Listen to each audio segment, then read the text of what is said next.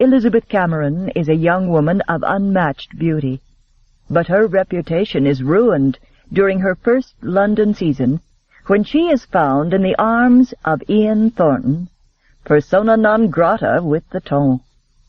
However, circumstances conspire to throw them together on several occasions, and soon their dislike for each other is vying with a passion that may be even stronger. Chapter 1. 15 servants, wearing the traditional blue and silver livery of the Earl of Cameron, left Havenhurst at dawn on the same day. All of them carried identical, urgent messages that Lady Elizabeth's uncle, Mr. Julius Cameron, had directed them to deliver at 15 homes throughout England. The recipients of these messages all had only one thing in common. They had once offered for Lady Elizabeth's hand in marriage. All 15 of these gentlemen, upon reading the message, exhibited shock at its contents. Some of them were incredulous, others derisive, and still others cruelly satisfied. 12 of them promptly wrote out replies declining Julius Cameron's outrageous suggestion. Then they hurried off in search of friends with whom they could share this unsurpassed, delicious piece of incredible gossip. 3 of the recipients reacted differently. Lord John Marchman had just returned from his favorite daily pastime of hunting when the Havenhurst servant arrived at his home, and a footman brought him the message. "I'll be damned," he breathed as he read. The message stated that Mr. Julius Cameron was desirous of seeing his niece, Lady Elizabeth Cameron, suitably and immediately wed. To that end, Mr. Cameron said he would now be willing to reconsider John's previously rejected offer for Lady Elizabeth's hand. Cognizant of the year and a half that had passed since they had been in each other's company, Julius Cameron volunteered to send his niece, properly chaperoned, to spend a se'nnight with John so that they might renew their acquaintance. Unable to believe what he was reading, Lord Marchman paced the floor and read the entire message twice more. "I'll be damned," he said again. Raking a hand through his sandy hair, he glanced distractedly at the wall beside him, which was completely covered with his most prized possessions, the heads of the animals he'd hunted in Europe and abroad. A moose stared back at him through glazed eyes. Beside it a wild boar snarled. Reaching up, he scratched the moose behind its antlers in an affectionate, if ludicrous, gesture that expressed his gratitude for the splendid day of hunting that particular prize had afforded him. A vision of Elizabeth Cameron danced enchantingly before his eyes. An incredibly lovely face, with green eyes, cameo skin, and soft, smiling lips. A year and a half ago, when he'd met her, he'd thought her the most beautiful girl he'd ever seen. After meeting her only twice, he'd been so taken with the charming, unaffected 17-year-old girl that he'd dashed off to her brother and offered for her, only to be coldly rejected. Evidently, Elizabeth's uncle, who was now her guardian, judged John by different standards. Perhaps the lovely Lady Elizabeth herself had been behind this decision. Perhaps their 2 meetings in the park had meant as much to her as they had to him. Getting up, John wandered over to the third wall, which held a variety of fishing poles, and thoughtfully selected one. The trout would be biting this afternoon, he decided as he remembered Elizabeth's magnificent honey-colored hair. Her hair had glistened in the sunlight, reminding him of the shimmering scales of a beautiful trout as it breaks the water. The analogy seemed so perfect and so poetic that Lord Marchman stopped, spellbound by his own phrasing, and put the fishing pole down. He would compliment Elizabeth's hair in exactly those words, he decided, when he accepted her uncle's offer, and she came to his home next month. Sir Francis Belhaven, the 14th recipient of Julius Cameron's message, read it while sitting in his bedchamber, wrapped in a satin dressing-gown, his mistress naked and waiting for him in his bed across the room. "Francis, darling," she purred, raking her long fingernails down the satin sheets, "what's important enough about that message to keep you over there instead of here?" He looked up and frowned at the sound her nails were making. "Don't scratch the sheets, love," he said. "They cost £30 apiece." "If you cared about me," she countered, careful not to sound as if she was whining, "you wouldn't give a thought to the cost." Francis Belhaven was so tight-fisted that there were times Eloise wondered if marrying him would gain her more than a gown or two a year. "If you cared about me," he countered smoothly, "you'd be more careful with my coin." At 45, Francis Belhaven had never been married, but he'd never lacked for feminine companionship. He enjoyed women immensely, their bodies, their faces, their bodies. Now, however, he needed a legitimate heir, and for that he needed a wife. During the last year he'd been giving a good deal of thought to his rather stringent requirements for the lucky young lady he would eventually choose. He wanted a young wife, as well as a beautiful wife, with money of her own, so she wouldn't squander his. Glancing up from Julius's message, he gazed hungrily at Eloise's breasts, and mentally added a new requirement for his future wife. She must be understanding about his sensual appetite and his need for variety on his sexual menu. It would not do for her to pucker up like a prune, merely because he was involved in one trivial little affair or another. At the age of 45, he had no intention of being ruled by some chit with pious notions of morality and fidelity. A vision of Elizabeth Cameron was superimposed against his naked mistress. What a lush little beauty she'd been when he'd offered for her nearly 2 years ago. Her breasts had been ripe, her waist tiny, her face unforgettable, her fortune adequate. Since then, gossip had it that she was practically destitute after her brother's mysterious disappearance, but her uncle had indicated that she would bring a sizable dowry, which meant the gossip was as wrong as always. "Francis!" Arising, he walked over to the bed and sat down beside Eloise.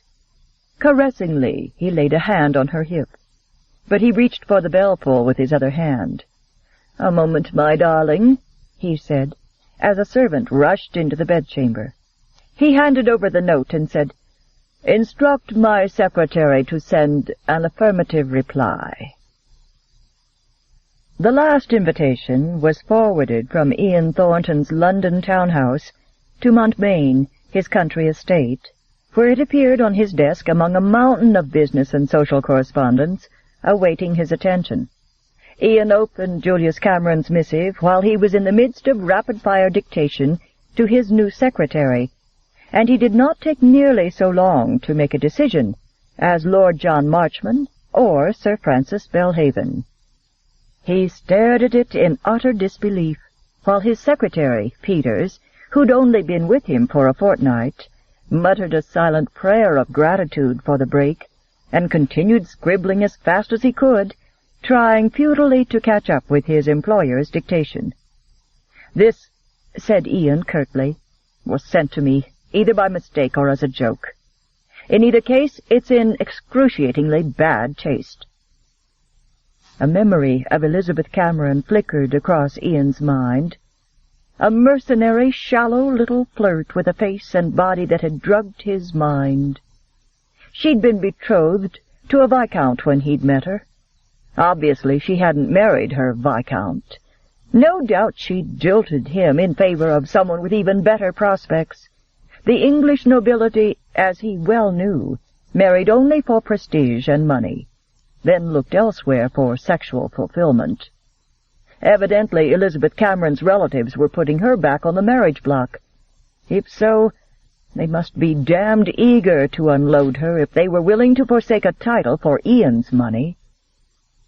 That line of conjecture seemed so unlikely that Ian dismissed it. This note was obviously a stupid prank, perpetrated no doubt by someone who remembered the gossip that had exploded over that weekend house party. Someone who thought he'd find the note amusing. Completely dismissing the prankster and Elizabeth Cameron from his mind, Ian glanced at his harassed secretary, who was frantically scribbling away. "No reply is necessary," he said. As he spoke, he flipped the message across his desk toward his secretary, but the white parchment slid across the polished oak and floated to the floor. Peters made an awkward dive to catch it, but as he lurched sideways, all the other correspondence that went with his dictation slid off his lap onto the floor. I'm sorry, sir," he stammered, leaping up and trying to collect the dozens of pieces of paper he'd scattered on the carpet. "Extremely sorry, Mr. Thornton," he added, frantically snatching up contracts, invitations, and letters, and shoving them into a disorderly pile. His employer appeared not to hear him. He was already rapping out more instructions and passing the corresponding invitations and letters across the desk. "Decline the first 3, accept the 4th. Decline the 5th. Send my condolences on this one. On this one, explain that I'm going to be in Scotland, and send an invitation to join me there, along with directions to the cottage." Clutching the papers to his chest, Peters poked his face up on the opposite side of the desk. "Yes, Mr. Thornton," he said, trying to sound confident. But it was hard to be confident when one was on one's knees. Harder still when one wasn't entirely certain which instructions of the morning went with which invitation or piece of correspondence. Ian Thornton spent the rest of the afternoon closeted with Peters, heaping more dictation on the inundated clerk. He spent the evening with the Earl of Melbourne, his future father-in-law, discussing the betrothal contract being drawn up between the Earl's daughter and himself. Peters spent part of his evening trying to learn from the butler which invitations his employer was likely to accept or reject. Chapter 2. With the help of her footman, who did double duty as a groom when the occasion required, which it usually did, Lady Elizabeth Cameron, Countess of Havenhurst, hopped down from her aging mare. "Thank you, Charles," she said, grinning affectionately at the old retainer. At the moment, the young countess did not remotely resemble the conventional image of a noblewoman, nor even a lady of fashion. Her hair was covered with a blue kerchief that was tied at the nape. Her gown was simple, unadorned, and somewhat outdated, and over her arm was the woven basket she used to do her marketing in the village. But not even her drab clothing, her ancient horse, or the market basket over her arm could make Elizabeth Cameron look common. Beneath her kerchief, her shining gold hair fell in a luxurious tumble over her shoulders and back. Left unbound, as it normally was, it framed a face of striking, flawless beauty. Her finely molded cheekbones were slightly high, her skin creamy and glowing with health, her lips generous and soft. But her eyes were her most striking feature. Beneath delicately winged eyebrows, long, curly lashes fringed eyes that were a vivid, startling green. Not hazel or aqua, but green. Wonderfully expressive eyes that sparkled like emeralds when she was happy, or darkened when she was pensive. The footman peered hopefully at the contents of the basket, which were wrapped in paper, but Elizabeth shook her head with a rueful grin. "There are no tarts in there, Charles. They were much too expensive, and Mr. Jenkins would not be reasonable. I told him I would buy a whole dozen, but he would not reduce the price by so much as a penny. So I refused to buy even one, on principle. Do you know," she confided with a chuckle, "last week, when he saw me coming into his shop, he hid behind the flour sacks." "He's a coward," Charles said, grinning, for it was a known fact among tradesmen and shopkeepers that Elizabeth Cameron pinched a shilling until it squeaked, and that when it came to bargaining for price, which it always did with her, They rarely came out the winner. Her intellect, not her beauty, was her greatest asset in these transactions, for she could not only add and multiply in her head, but she was so sweetly reasonable and so inventive when she listed her reasons for expecting a better price, that she either wore out her opponents or confused them into agreeing with her. Her concern with money didn't stop with tradesmen. At Havenhurst there was scarcely an economy she didn't practice, but her methods were successful. At 19 years old, with the burden of her small ancestral estate, and 18 of its original 90 servants on her youthful shoulders, she was managing, with limited financial help from her grudging uncle, to do the nearly impossible. She was keeping Havenhurst off the auctioneer's block, as well as feeding and clothing the servants who had remained there. The only luxury Elizabeth permitted herself was Miss Lucinda Throckmorton-Jones, who had been Elizabeth's duenna and was now her paid companion at severely reduced wages. Although Elizabeth felt perfectly capable of living alone at Havenhurst, she knew that, were she to do it, what little was left of her reputation would have been blackened beyond redemption. Elizabeth handed her basket to her footman and said cheerfully, "Instead of tarts, I bought strawberries. Mr. Thurgood is more reasonable than Mr. Jenkins. He agrees that when a person buys multiples of something, it is only reasonable that she should pay less per each." Charles scratched his head at these complicated notions, but he tried to look as if he understood. "Of course," he agreed as he led her horse away. "Any fool could understand that." "My feelings exactly," she said. Then she turned and ran lightly up the front steps, her mind set on going over the account books.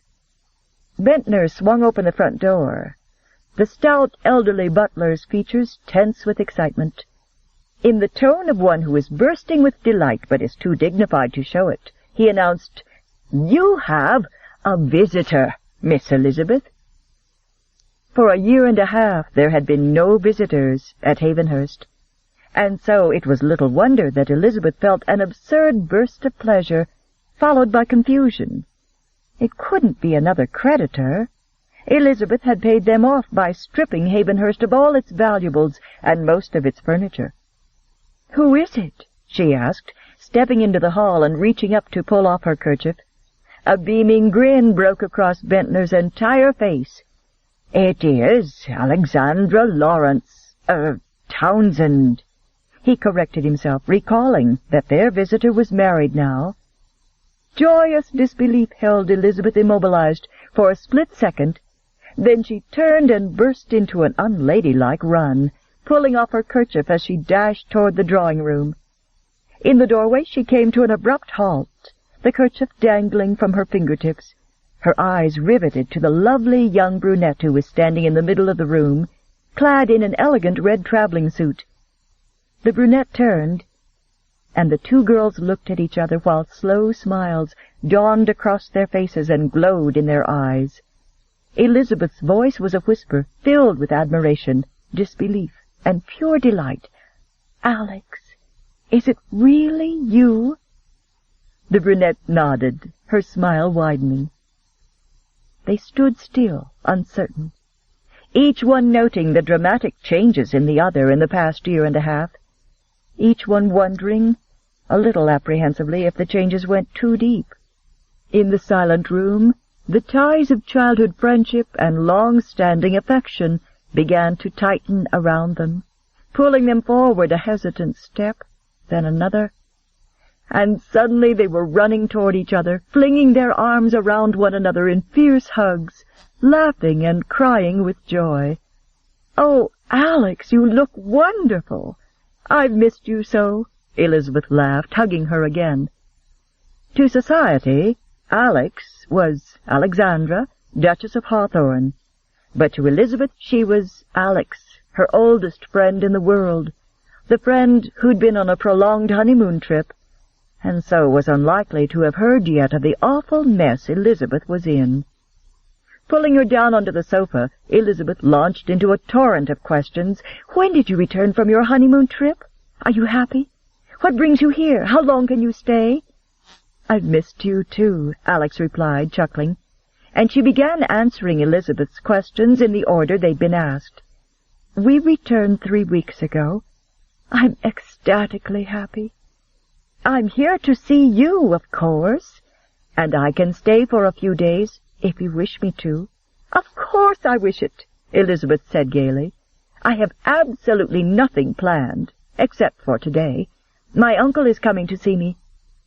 Actually, Elizabeth's social schedule was perfectly blank for the next 12 months. And her uncle's occasional visits were worse than having nothing to do. But none of that mattered any more. Elizabeth was so absurdly happy to see her friend that she couldn't stop smiling.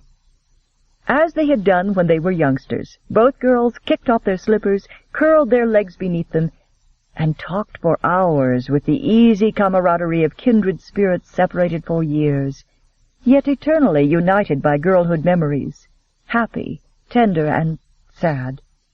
"Will you ever forget," Elizabeth laughingly asked 2 hours later, "those wonderful mock tournaments we used to have whenever Mary Ellen's family had a birthday?" "Never," Alex said feelingly, smiling with the memories.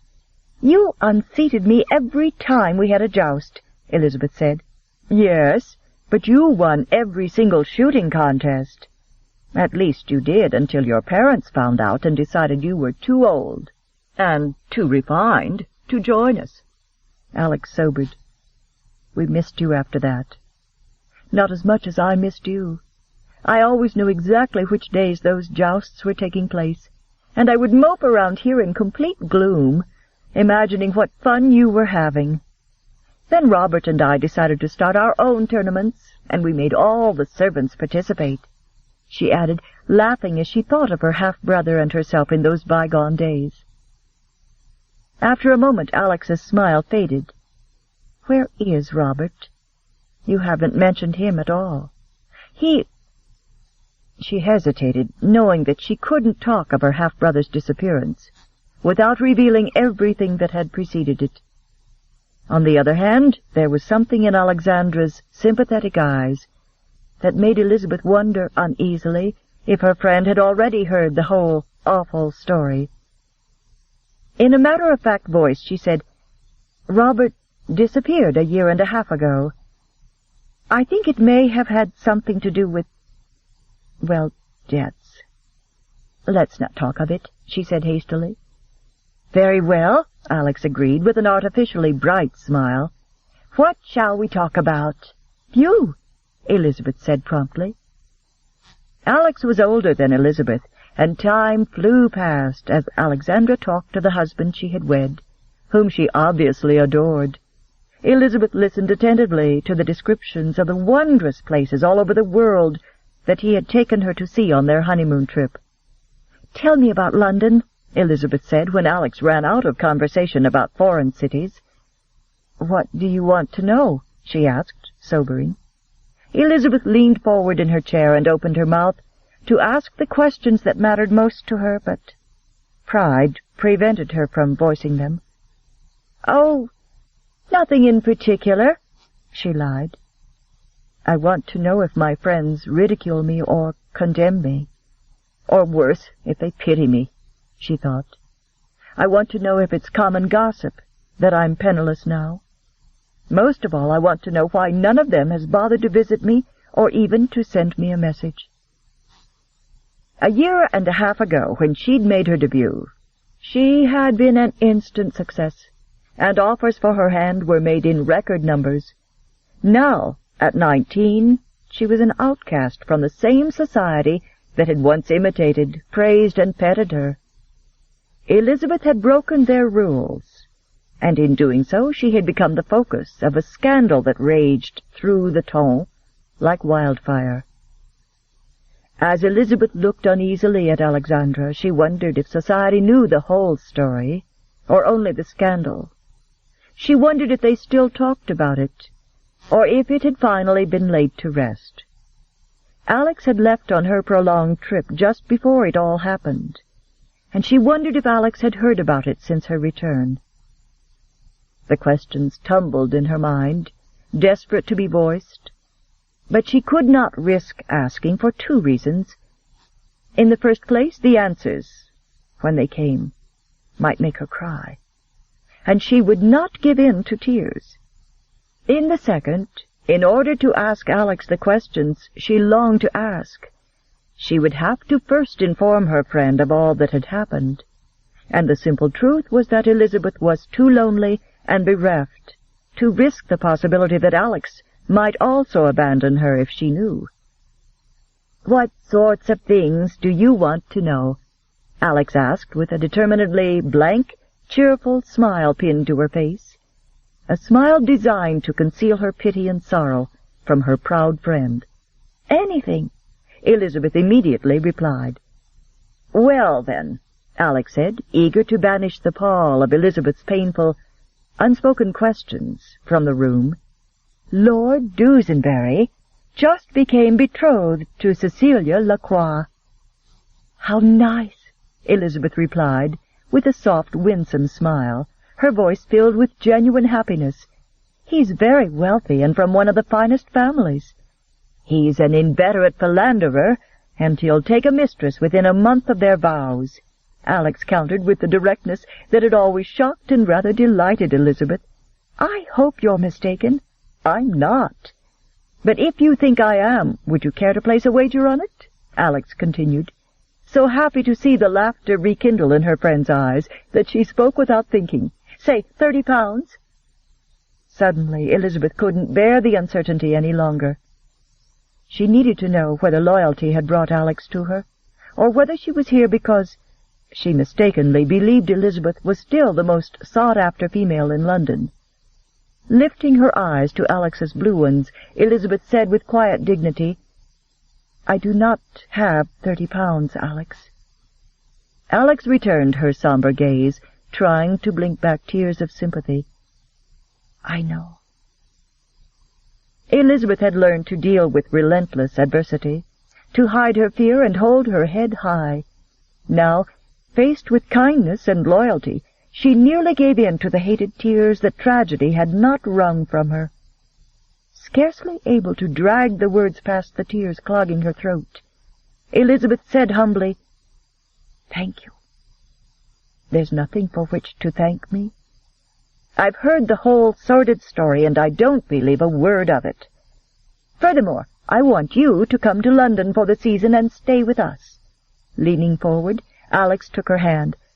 "For the sake of your own pride, you have to face them all down." "I'll help you. Better yet, I'll convince my husband's grandmother to lend her consequence to you.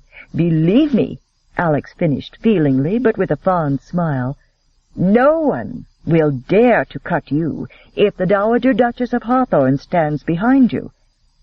"Please, Alex, stop. You don't know what you're saying. Even if I were willing, which I'm not, she would never agree. I don't know her, but she'll surely know all about me. About what people say about me, I mean." Alex held her gaze steadily. "You're right on one account. She had heard the gossip while I was away. I've talked the matter over with her, however, and she is willing to meet you and then make her own decision. She'll love you just as I do, and when that happens, she'll move heaven and earth to make society accept you." Elizabeth shook her head, swallowing back a constricting lump of emotion that was part gratitude, part humiliation. "I appreciate it, really I do, but I couldn't endure it." "I've quite made up my mind," Alex warned gently. "My husband respects my judgment, and he'll agree, I have no doubt. As to gowns for a season, I have many I've not yet worn. I'll lend—" "Absolutely not!" Elizabeth burst out. "Please, Alex," she implored, realizing how ungrateful she must sound. "At least leave me some pride. Besides," she added with a gentle smile, "I am not quite so unlucky as you seem to think. I have you. And I have Havenhurst."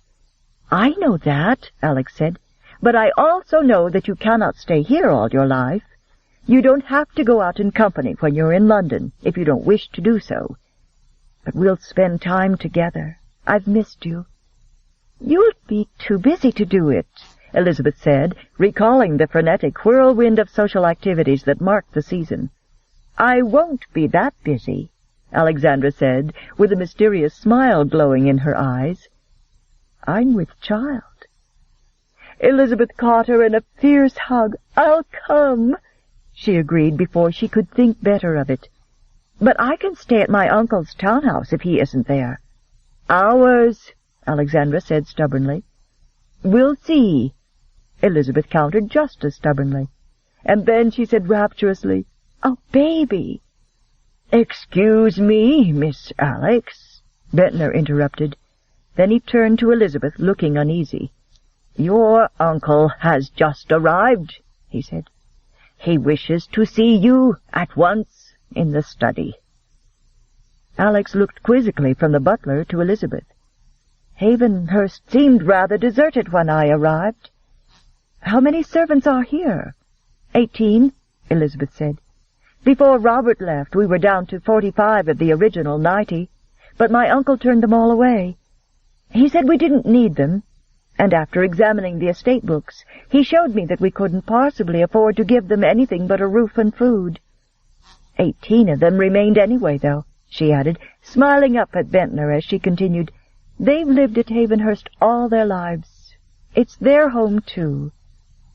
Standing up, Elizabeth stifled the spurt of dread that was nothing more than an automatic reflex at the prospect of confronting her uncle. "This shouldn't take long. Uncle Julius never likes to remain here any longer than he absolutely must." Bentner hung back, ostensibly gathering up the tea things, watching Elizabeth leave. When she was out of earshot, he turned to the Duchess of Hawthorne, whom he'd known when she was a dab of a girl running wild in boys' breeches. "Begging your pardon, Your Grace," he said formally, his kindly old face filled with concern, "but may I say how glad I am that you're here, especially now with Mr. Cameron just arriving?" "Why, thank you, Bentner. It's lovely to see you again, too. Is anything particularly amiss with Mr. Cameron?" "It looks like there might be." He paused to walk over to the doorway and steal a furtive glance down the hall. Then he returned to her and confided, "Aaron, our coachman, that is, and I both don't like the look of Mr. Cameron today. And there's one thing more," he stated, picking up the tea tray. "None of us who've stayed on here remained because of affection for Havenhurst." An embarrassed flush stole up his white cheeks, and his voice turned gruff with emotion. "We stayed for our young mistress. We are all she has left, you see." His gruffly spoken avowal of loyalty made Alex's eyes sting with tears, even before he added, "We must not let her uncle send her into the gloom, which is what he always does." "Is there a means to stop him?" Alex asked, smiling. Bentner straightened, nodded, and said with dignified force, "I, for one, am in favor of shoving him off London Bridge. Aaron favors poison." There was anger and frustration in his words, but no real menace, and Alex responded with a conspiratorial smile. "I think I prefer your method, Bentner. It's tidier."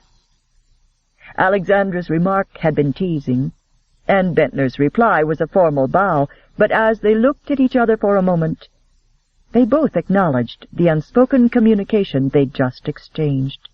The butler had informed her that, should the staff's help be needed in any way in future, the Duchess could depend upon their complete, unquestioning loyalty.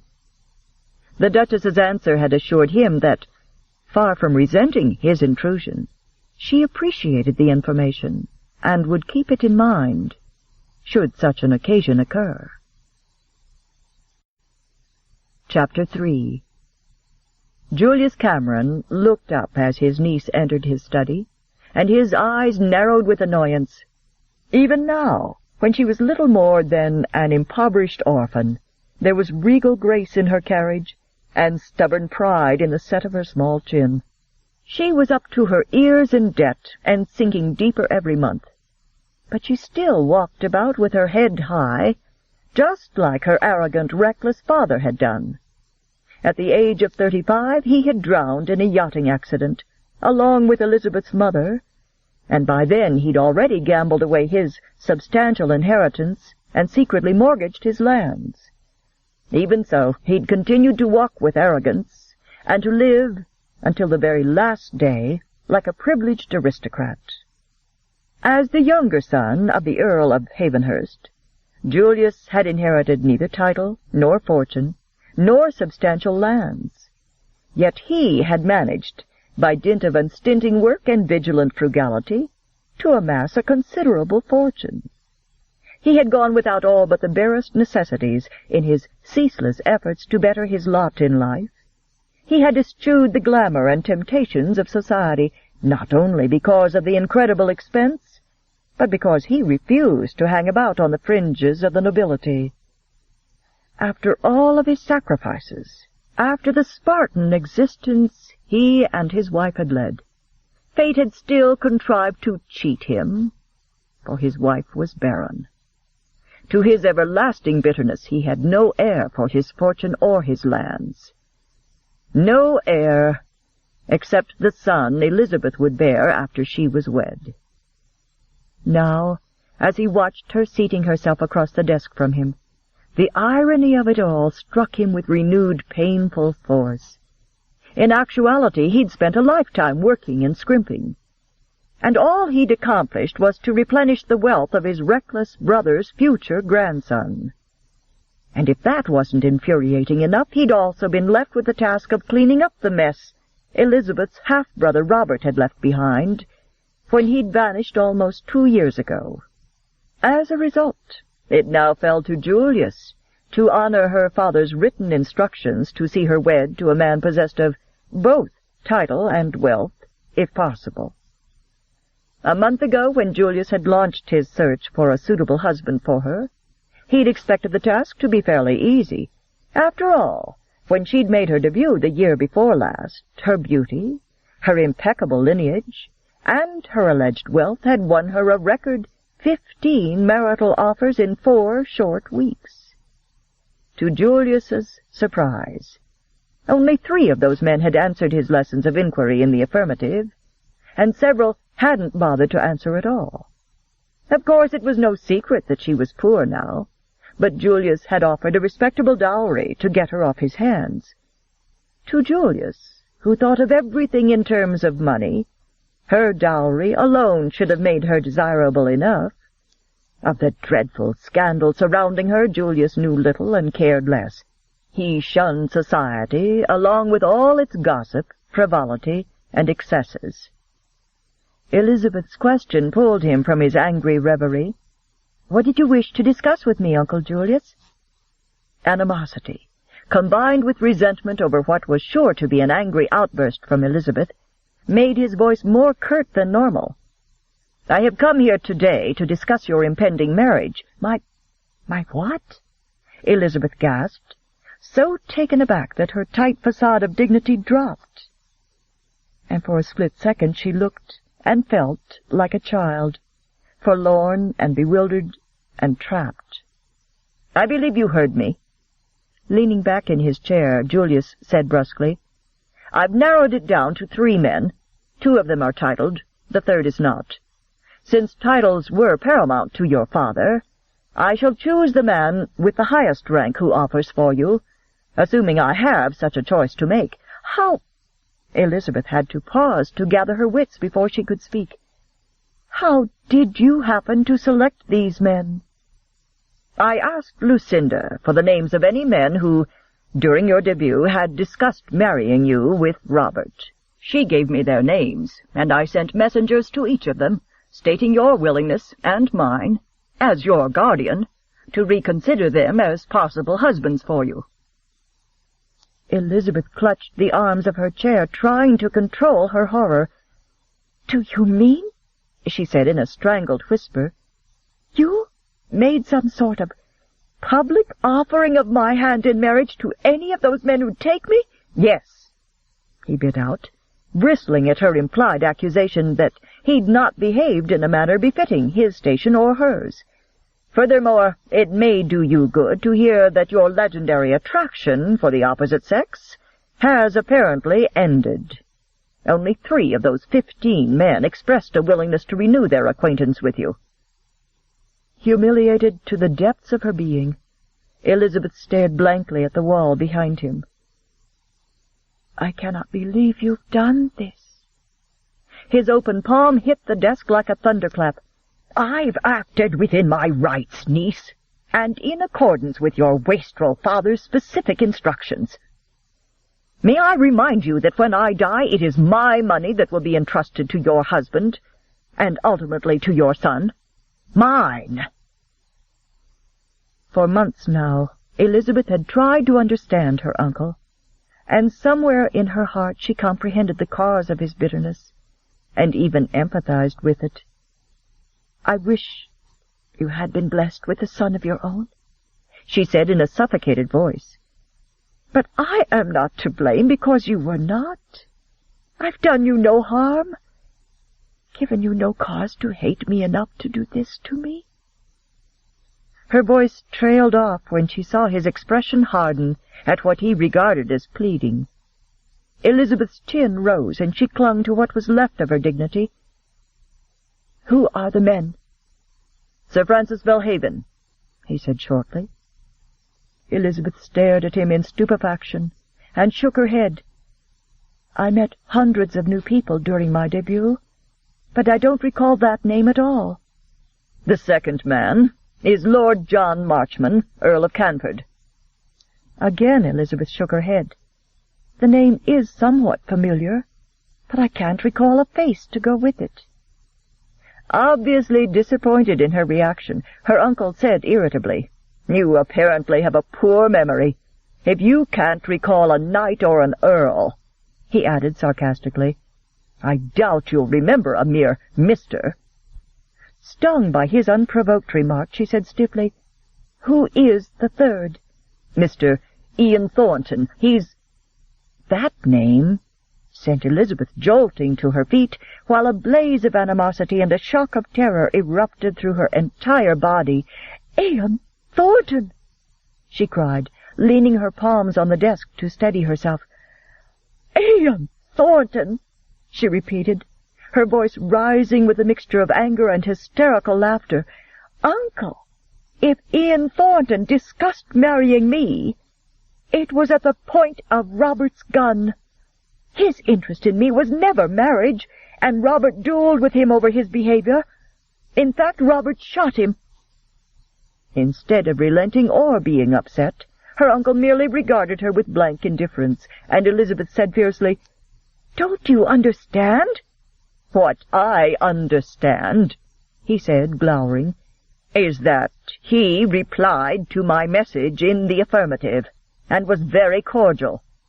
Perhaps he regrets his earlier behavior, and wishes to make amends." "Amends!" she cried.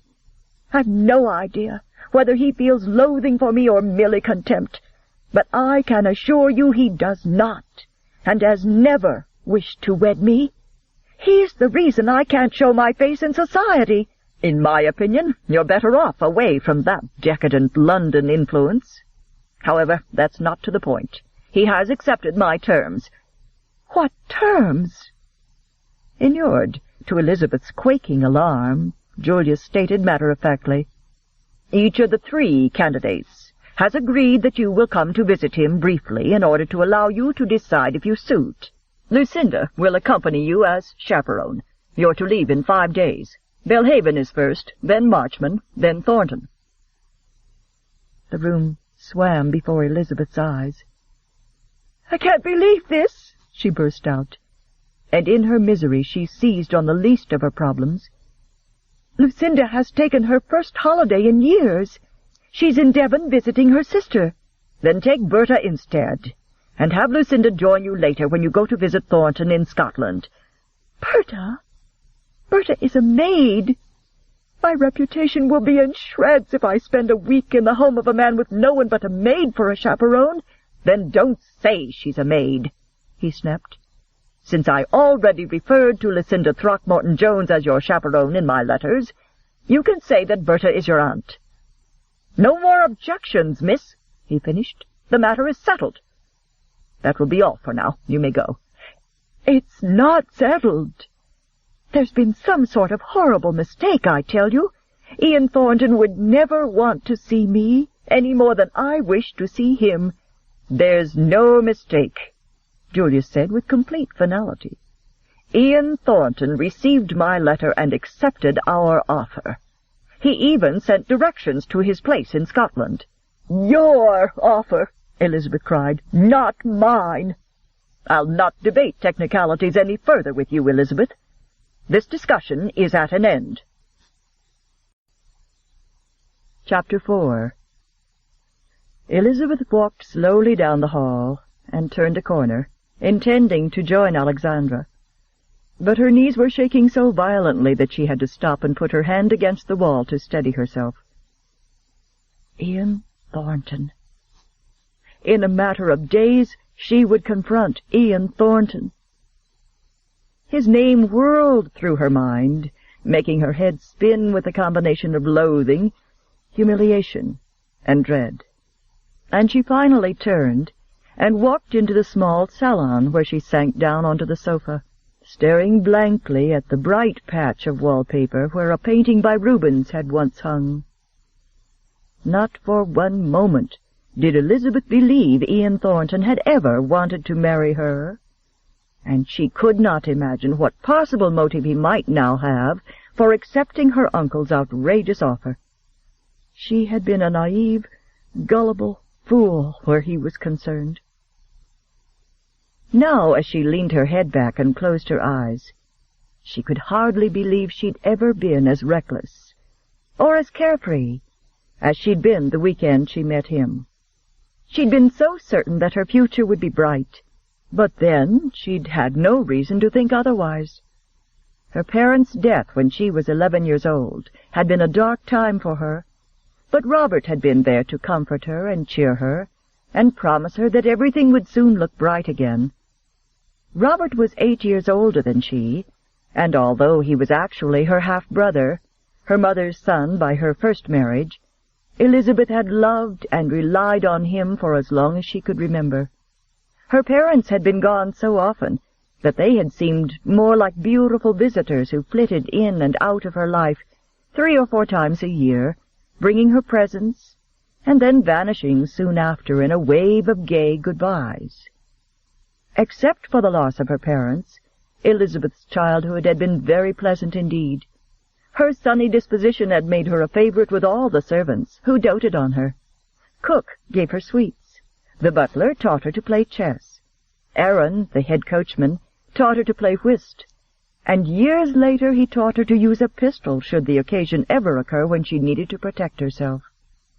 But of all her friends at Havenhurst, the one with whom Elizabeth spent the most time was Oliver, the head gardener, who'd come to Havenhurst when she was 11. A quiet man with gentle eyes, Oliver labored in Havenhurst's greenhouse and flower beds, talking softly to his cuttings and plants. Plants need affection, he'd explained when she surprised him one day in the greenhouse, speaking encouragements to a wilting violet. Just like people. Go ahead, he'd invited her, nodding toward the drooping violet. Give that pretty violet an encouraging word. Elizabeth had felt a little foolish, but she had done as instructed, for Oliver's expertise as a gardener was unquestionable. Havenhurst's gardens had improved dramatically in the months since he'd come there, and so she had leaned toward the violet and earnestly told it, "I hope you are soon completely recovered and your old, lovely self again." Then she had stepped back and waited expectantly for the yellowing, drooping leaves to lift toward the sun. "I've given her a dose of my special medicine," Oliver said, as he carefully moved the potted plant to the benches, for he kept all his ailing patients. "In a few days you come back, and See if she isn't anxious to show you how much better she feels."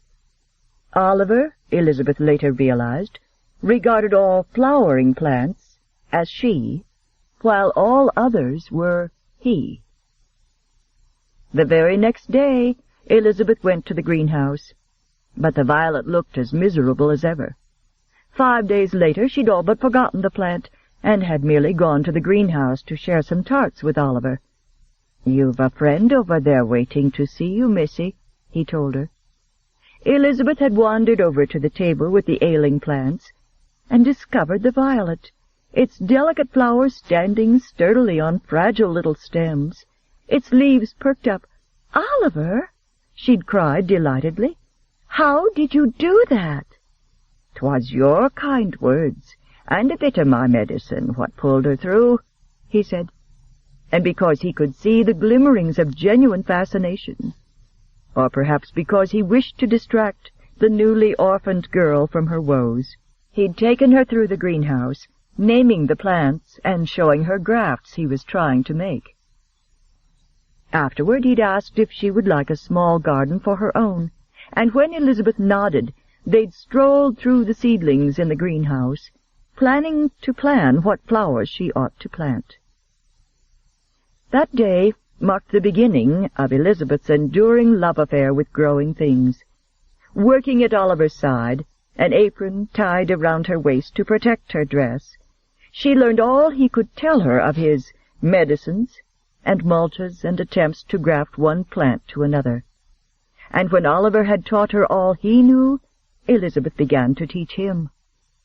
For she had a distinct advantage. Elizabeth could read, and Havenhurst's library had been the pride of her grandfather.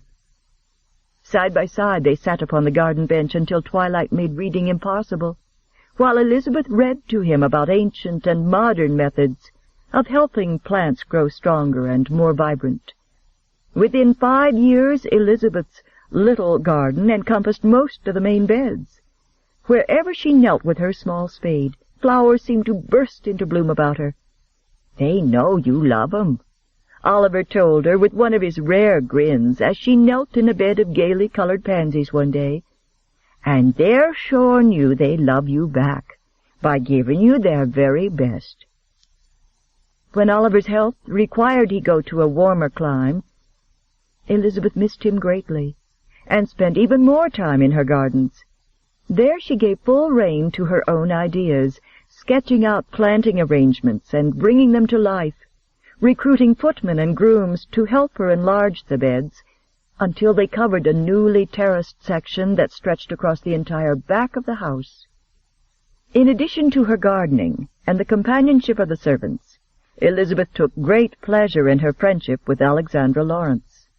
Alex was the closest neighbor of Elizabeth's approximate age, and although Alex was older, they shared the same exuberant pleasure in lying in bed at night, telling blood-chilling stories of ghosts until they were giggling with nervous fear, or sitting in Elizabeth's large tree-house, confiding girlish secrets and private dreams. Even after Alex had married and gone away, Elizabeth never regarded herself as lonely, because she had something else she loved that occupied all her plans and most of her time. She had Havenhurst. Originally a castle, complete with moat and high stone enclosures, Havenhurst had been the dower house of a 12th-century grandmother of Elizabeth's. The husband of that particular grandmother had taken advantage of his influence with the king to have several unusual codicils attached to Havenhurst's entailment, codicils to ensure that it would belong to his wife and their successors for as long as they wished to keep it, be those successors male or female. As a result, at the age of 11, when her father died, Elizabeth had become the Countess of Havenhurst, and although the title itself meant little to her, Havenhurst, with its colorful history, meant everything. By the time she was 17, she was as familiar with that history as she was with her own. She knew everything about the sieges it had withstood, complete with the names of the attackers, and the strategies the earls and countesses of Havenhurst had employed to keep it safe.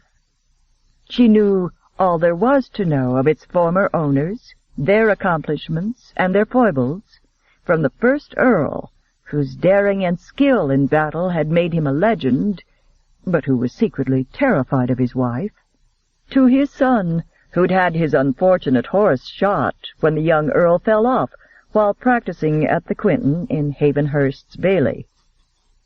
The moat had been filled in centuries before, the castle walls removed, and the house itself enlarged and altered until it now looked like a picturesque, rambling country house that bore little or no resemblance to its original self. But even so, Elizabeth knew from parchments and paintings in the library exactly where everything had been, including the moat, the wall, and probably the Quinton. As a result of all that, by the time she was 17, Elizabeth Cameron was very unlike most well-born young ladies, extraordinarily well-read, poised, and with a streak of practicality that was evidencing itself more each day. She was already learning from the bailiff about the running of her own estate. Surrounded by trusted adults for all her life, she was naively optimistic that all people must be as nice and as dependable as she and everyone else at Havenhurst. It was little wonder that on that fateful day when Robert unexpectedly arrived from London, dragged her away from the roses she was pruning, and, grinning broadly, informed her that she was going to make her debut in London in 6 months. Elizabeth had reacted with pleasure, and no concern at all about encountering any difficulties. "It's all arranged," he'd told her excitedly. "Lady Jameson has agreed to sponsor you, out of fondness for our mother's memory. The thing's going to cost a bloody fortune, but it'll be worth it." Elizabeth had stared at him in surprise. "You've never mentioned the cost of anything before. We aren't in any sort of financial difficulty, are we, Robert?" "Not any more," he'd lied. "We have a fortune right here, only I didn't realize it." "Where?" Elizabeth asked, completely baffled by everything she was hearing, as well as by the uneasy feeling she had. Laughing, he tugged her over to the mirror, cupped her face in his hands, and made her look at herself. After casting him a puzzled glance, she looked at her face in the mirror. Then she laughed. "Why didn't you just say I had a smudge?" she said, rubbing at the small streak on her cheek with her fingertips. "Elizabeth," he chuckled, "is that all you see in that mirror? A smudge on your cheek?" "No, I see my face," she answered. "How does it look to you?" "Like my face," she replied in amused exasperation. "Elizabeth, that face of yours is our fortune now," he cried. "I never thought of it until yesterday, when Bertie Crandall told me about the splendid offer his sister just got from Lord Cheverley." Elizabeth was stupefied. "What are you talking about?" "I'm talking about your marriage," he explained with his reckless grin. "You're twice as beautiful as Bertie's sister. With your face and Havenhurst as your dowry, you'll be able to make a marriage that will make all England buzz. That marriage will bring you jewels and gowns and beautiful homes, and it will bring me connections that will be worth more than money. Besides," he teased, "if I run short now and then, I know you'll throw a few £1,000 my way from your pin money." "We are short of money, aren't we?" Elizabeth persisted, too concerned about that to care about a London debut. Robert's gaze dropped from hers, and with a weary sigh he gestured toward the sofa. "We're in a bit of a fix," he admitted when she sat down beside him. Elizabeth might have been barely 17, but she knew when he was gulling her, and her expression made it clear she suspected he was doing exactly that. "Actually," he admitted reluctantly, "we're in a bad fix, very bad." "How can that be?" she asked, and despite the fear beginning to quake through her, she managed to sound calm. Embarrassment tinted his handsome face with a ruddy hue. "For one thing, Father left behind a staggering amount of debts, some of them from gaming. I've accumulated more than a few debts of that sort of my own. I've been holding his creditors and mine off for the last several years as best I can, but they're getting nasty now. And it's not just that. Havenhurst costs a bloody ransom to run, Elizabeth. Its income doesn't match its expenses by a long way, and it never has. The end result is that we're mortgaged up to our ears, you and I both. We're going to have to mortgage the contents of the house to pay off some of these debts, or neither of us will be able to show a face in London. And that's not the worst of it. Havenhurst is yours, not mine. But if you can't make a good marriage, it's going to end up on the auction block, and soon. Her voice shook only slightly, but inwardly Elizabeth was a roiling mass of bewilderment and alarm. You just said a London season would cost a fortune, and we obviously don't have it, she pointed out practically. The creditors will back away the minute they see you're betrothed to a man of means and consequence, and I promise you we won't have a problem finding one of those. Elizabeth thought the whole scheme sounded mercenary and cold, but Robert shook his head. This time he was the practical one. You're a female, love, and you have to wed. You know that. All women must wed. You're not going to meet anyone eligible cooped up at Havenhurst. And I'm not suggesting we accept an offer from just anyone. I'll choose someone you can develop a lasting affection for, and then, he promised sincerely, I'll bargain for a long engagement on the basis of your youth. No respectable man would want to rush a 17-year-old girl into matrimony before she was ready for it.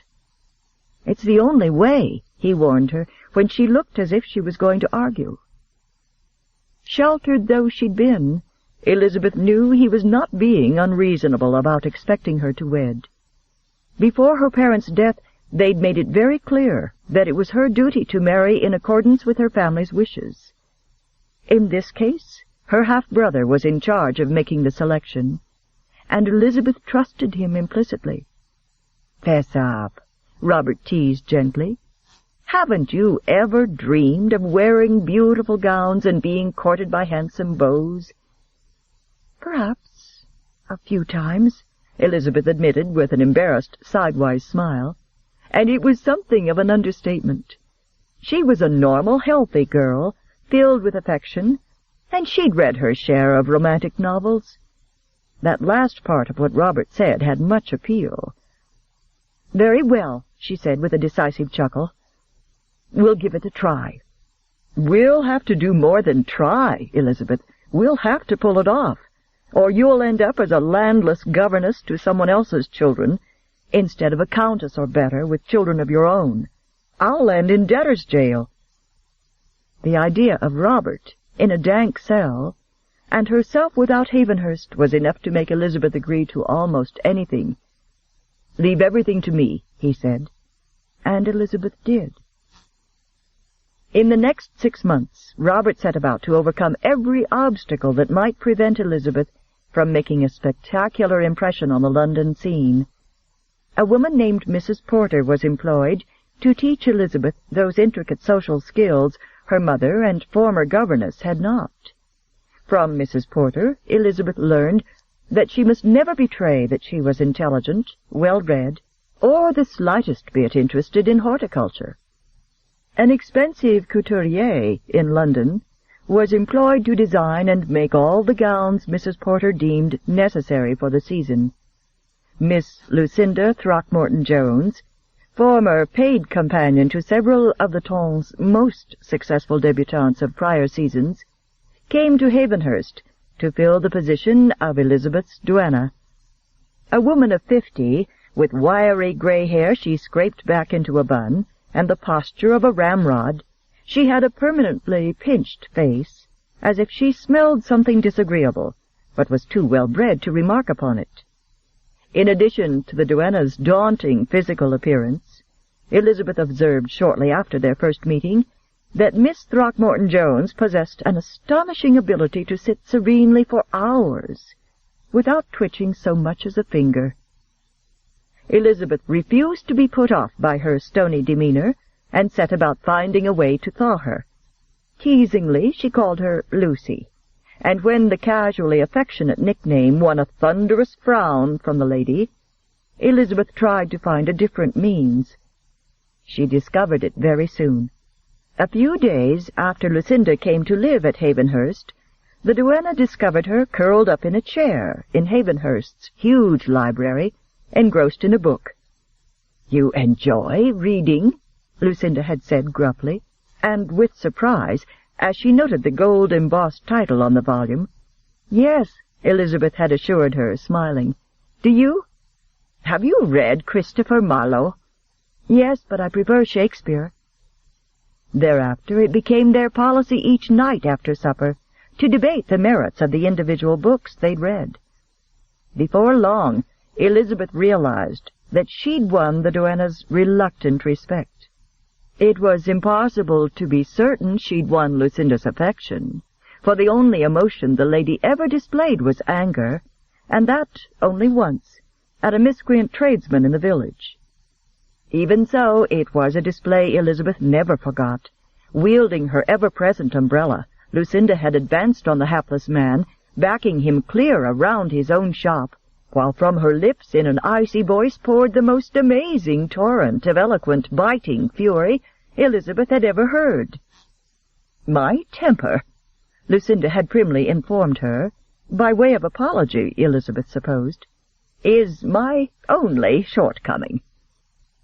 Privately, Elizabeth thought Lucy must bottle up all her emotions inside herself, as she sat perfectly still on sofas and chairs, for years at a time, until it finally exploded like one of those mountains she'd read about that poured forth molten rock when the pressure finally reached a peak. By the time the Camerons, along with Lucinda and the necessary servants, arrived in London for Elizabeth's debut, Elizabeth had learned all that Mrs. Porter could teach her, and she felt quite capable of meeting the challenges Mrs. Porter described. Actually, other than memorizing the rules of etiquette, she was a little baffled over the huge fuss being made. After all, she'd learned to dance in the 6 months she was being prepared for her debut, and she'd been conversing since she was 3 years old. And as closely as she could tell, her only duties as a debutante were to converse politely, on trivial subjects only, conceal her intelligence at all costs, and dance. The day after they settled into their rented townhouse, her sponsor into the ranks of the ton, Lady Jameson, called on Elizabeth and Robert. With her were 2 daughters, Valerie and Charisse. Valerie was a year older than Elizabeth, and had made her debut the year before. Charisse was 5 years older, the young widow of old Lord Dumont, who cocked up his toes a month after the nuptials, leaving his new wife wealthy, relieved, and entirely independent. In the 2 weeks before the season began, Elizabeth spent considerable time with the wealthy young debutantes who gathered in the Jameson drawing-room to gossip happily about everything and anyone. All of them had come to London with the same noble duty and familial objective, to marry, in accordance with their families' wishes, the wealthiest possible suitor, while at the same time increasing their family's wealth and social standing. It was in that drawing-room that Elizabeth's education was continued and completed. She discovered, to her shock, that Mrs. Porter had been right about name-dropping. She also discovered that it was apparently not considered bad manners among the ton to discuss another person's financial status, particularly the status and prospects of an unmarried gentleman. The very first day, it was all she could do not to betray her ignorance with a horrified gasp at the conversation swirling around her. "Lord Peters is an excellent catch. Why, he has an income of £20,000, and every prospect of being named heir to his uncle's baronetcy, if his uncle dies of his heart ailment, which there's every reason to expect he will," one of the girls had announced, and the others chimed in. "Shoreham has that splendid estate in Wiltshire, and Mama is living on tenterhooks waiting to see if he'll declare himself. Think of it, the Shoreham Emeralds. Robesley is driving a splendid blue barouche, but Papa said he's up to his ears in debt, and that I may on no account consider him. Elizabeth, wait until you meet Richard Shipley. Do not under any circumstances let his charm fool you. He's a complete scoundrel, and though he dresses to the nines, he hasn't a feather to fly with. That last advice came from Valerie Jameson, whom Elizabeth regarded as her very closest friend among the girls. Elizabeth had gladly accepted their collective friendship and, outwardly, their advice. However, she felt increasingly uneasy about some of their attitudes toward people they judged as their inferiors, which wasn't surprising from a young lady who regarded her butler and coachman as her equals. On the other hand, she was in love with London, with its bustling streets, manicured parks, and air of excited expectation, and she adored having friends who, when they weren't gossiping about someone, were merry companions. On the night of her first ball, however, much of Elizabeth's confidence and delight had suddenly vanished. As she walked up the Jameson staircase beside Robert, she felt suddenly more terrified than she'd ever felt in her life. Her head was whirling with all the do's and don'ts she'd not really bothered to memorize, and she was morbidly certain she was going to be the season's most notorious wallflower. But when she walked into the ballroom, the sight that greeted her made her forget all her self-conscious terrors, and made her eyes shine with wonder. Chandeliers sparkled with hundreds of thousands of candles. Handsome men and gorgeously gowned women strolled about in silks and satins. Oblivious to the young men turning to stare at her, she lifted her shining eyes to her smiling brother. "Robert," she whispered, her green eyes radiant, "have you ever imagined there were such beautiful people and such grand rooms in the entire world?" Clad in a filmy, gold-spangled white gauze gown, with white roses entwined in her golden hair, and her green eyes sparkling, Elizabeth Cameron looked like a fairy-tale princess. She was enchanted, and her enchantment lent her an almost ethereal glow, as she finally recovered herself enough to smile and acknowledge Valerie and her friends. By the end of the evening, Elizabeth felt as if she were in a fairy tale. Young men had flocked around her, begging for introductions and dances, and for the opportunity to bring her punch. She smiled and danced, but she never resorted to the flirtatious contrivances used by some of the other girls. Instead, she listened with genuine interest and a warm smile to the beaux who spoke to her. She made them comfortable, and drew them out as they led her to the dance floor. In truth, she was thrilled by the contagious gaiety, beguiled by the wondrous music, dazzled by so much attention, and all those emotions were displayed in her shining eyes and winsome smile. She was a mythical princess at her first ball, bewitching, entrancing, twirling around and around on the dance floor beneath glittering chandeliers, surrounded by charming princes with no thought that it would ever end. Elizabeth Cameron, with her angelic beauty, golden hair, and shining green eyes, had taken London by storm. She was not a rage, she was the rage. The callers began arriving at her house the next morning in an endless stream, and it was there, not in the ballrooms, where Elizabeth made her greatest conquests, for she was not merely lovely to look at. She was even easier to be with than she had been at the ball. Within 3 weeks, 14 gentlemen had offered for her, and London was abuzz with such an unprecedented occurrence. Not even Miss Mary Gladstone, the reigning beauty for 2 consecutive seasons, had received so many offers as that. 12 of Elizabeth's suitors were young, besotted and eligible. 2 were much older and equally besotted. Robert, with great pride and equal lack of tact, boasted of her suitors, and ruthlessly rejected them as unsuitable and inadequate. He waited, faithfully keeping his promise to Elizabeth to choose for her an ideal husband with whom she could be happy. The 15th applicant for her hand filled all his requirements. Extremely wealthy, handsome, and personable, Viscount Mondeville, at 25, was unquestionably one of the season's best catches. Robert knew it, and as he told Elizabeth that evening, he'd been so excited that he had nearly forgotten himself and leaped across his desk to congratulate the young Viscount on his impending nuptials.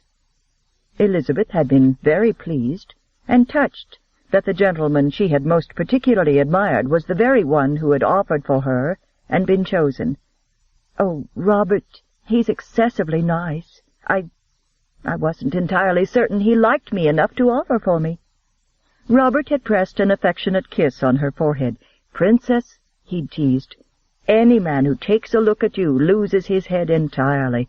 It's only a matter of time." Elizabeth had given him a brief smile and shrugged. She was heartily sick of people talking about her face, as if there were no mind behind it. Moreover, all the frantic activities and brittle gaiety of the season, which had originally enthralled her, were rapidly beginning to pall. In fact, the strongest emotion she felt at Robert's announcement was relief that her marriage was settled. "Mondeville plans to call on you this afternoon," Robert had continued, "but I don't mean to give him my answer for a week or two.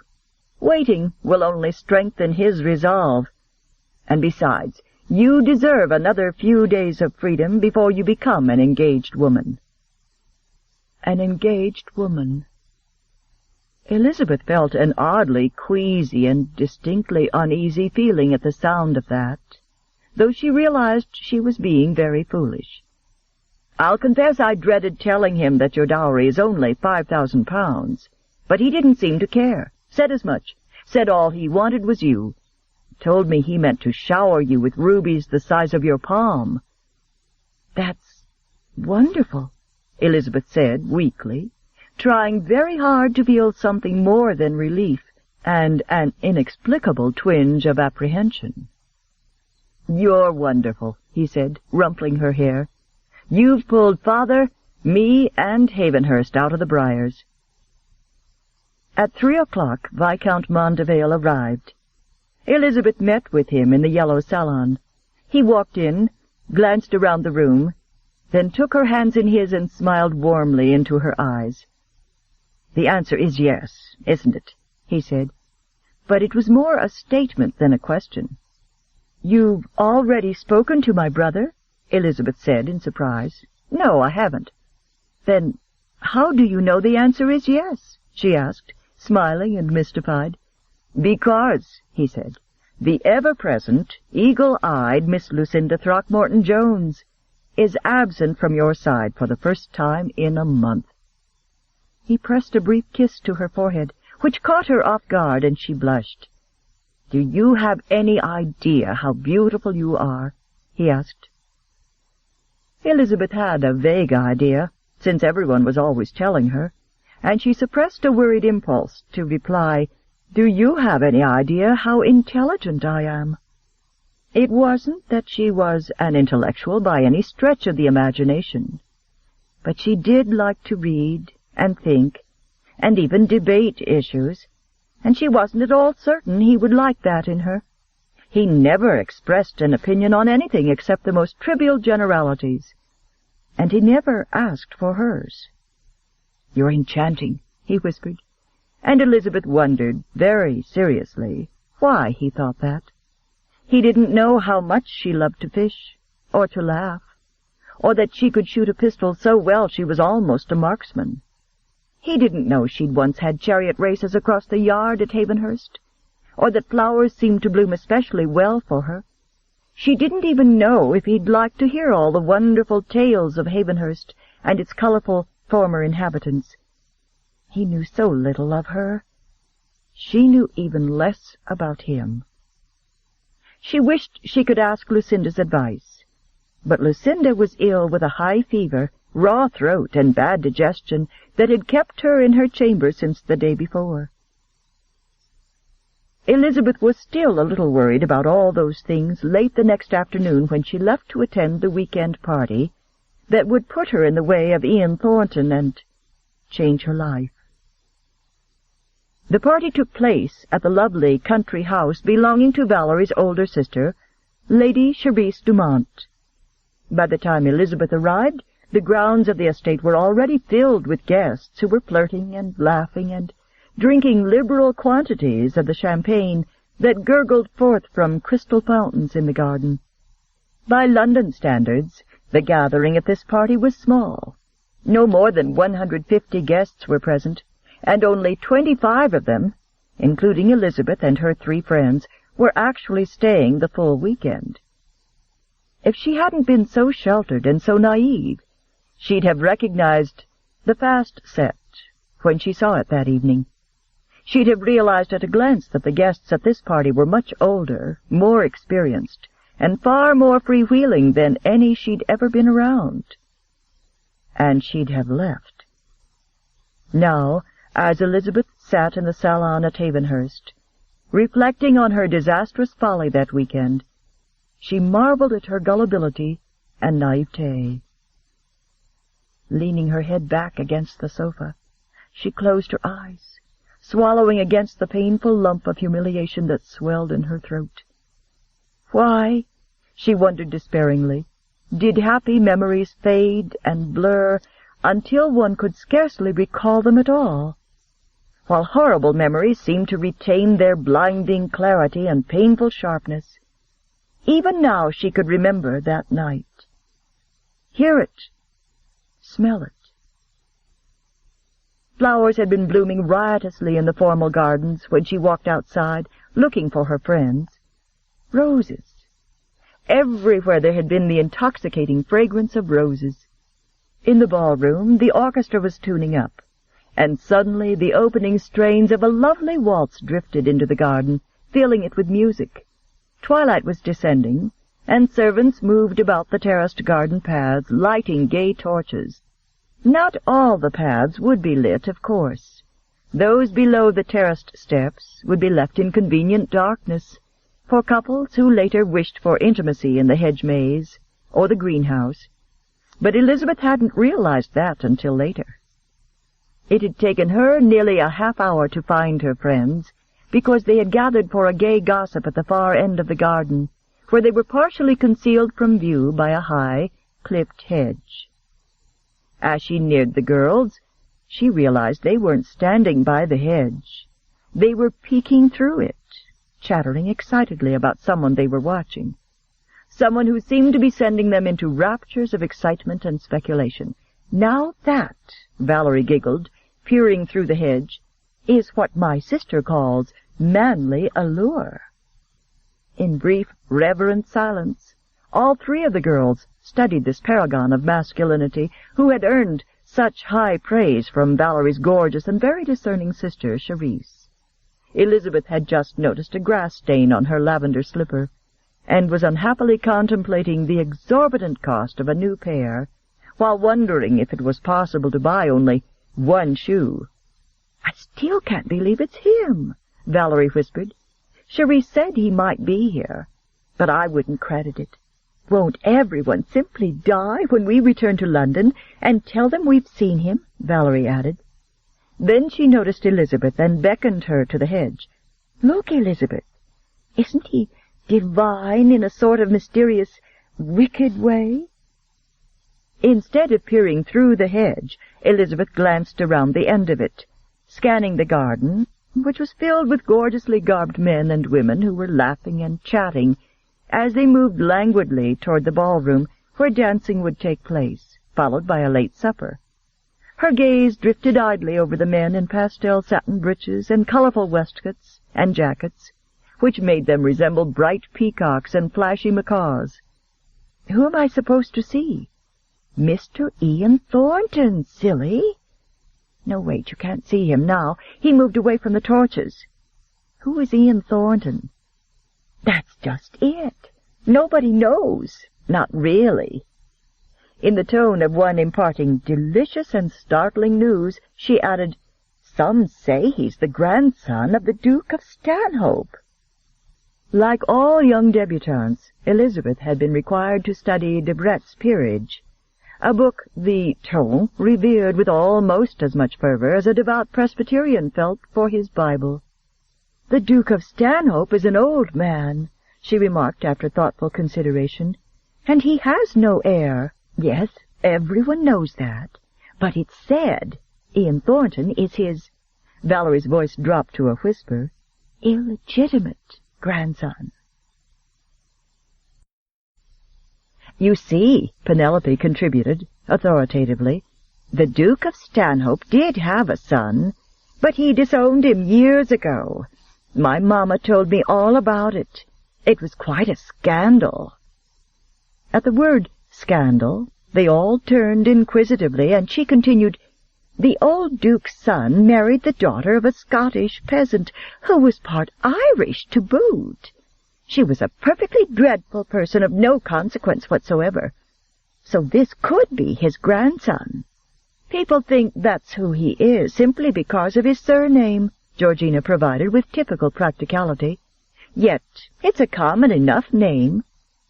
"I heard he's so rich," Valerie put in, "that he wagered £25,000 on a single hand of cards one night at a polite gaming hall in Paris."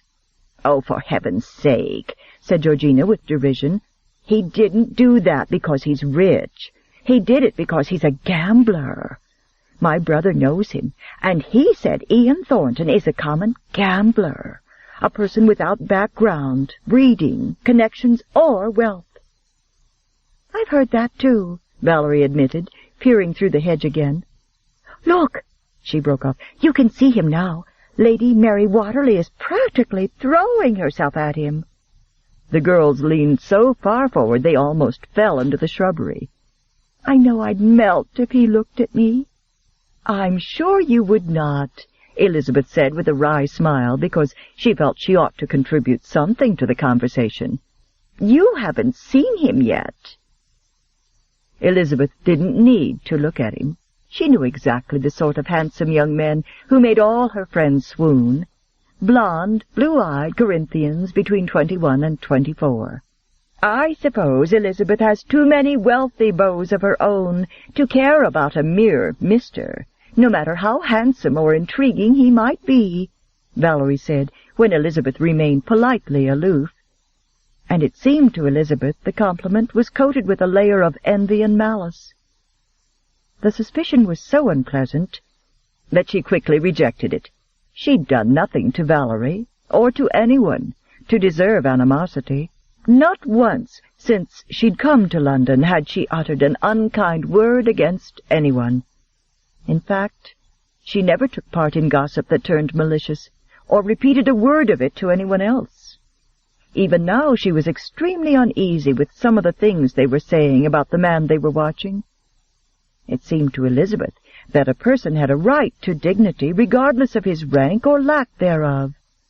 That, of course, was a minority opinion that verged on heresy in the Ton's eyes, and so she kept her odd notions to herself. At the time, Elizabeth had felt such thoughts were disloyal to her friends, and, moreover, that she was probably being churlish by not joining in their fun and trying to share their excitement with Mr. Ian Thornton. Trying to throw herself into the spirit of the moment, she smiled at Valerie and said, "I don't have as many beaux as that, and I'm sure if I could see him I'd be as intrigued as everyone else." For some reason, Elizabeth's words caused Valerie and Penelope to exchange pleased, conspiratorial glances. Then Valerie explained the reason for it. "Thank heavens you agree, Elizabeth, because the three of us are in a bit of a coil. We were counting on you to help us out of it." "What sort of coil?" "Well, you see," Valerie explained with a breathless exuberance that Elizabeth blamed on the glasses of heady wine the servants had been pressing on all the guests, including them. "I had to wheedle forever before Charisse would agree to let us be here this weekend." Since she already knew that, Elizabeth nodded and waited. The thing is, when Cherie said earlier today that Ian Thornton was really going to be here, we were all up in the boughs about it. But she said he wouldn't pay any of us the slightest notice because we're too young and not at all in his style. She's probably correct, Elizabeth said with an unconcerned smile. Oh, but he must.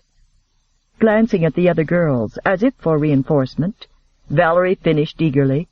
He absolutely must, because the three of us wagered our entire quarter's allowance with Charisse that he would ask one of us to dance tonight, and he's not likely to do that unless his interest is piqued beforehand. Your entire allowance? Elizabeth said, horrified at such an extravagant gamble. But you were planning to use it to buy those amethysts you saw at the jewelers on Westpool Street.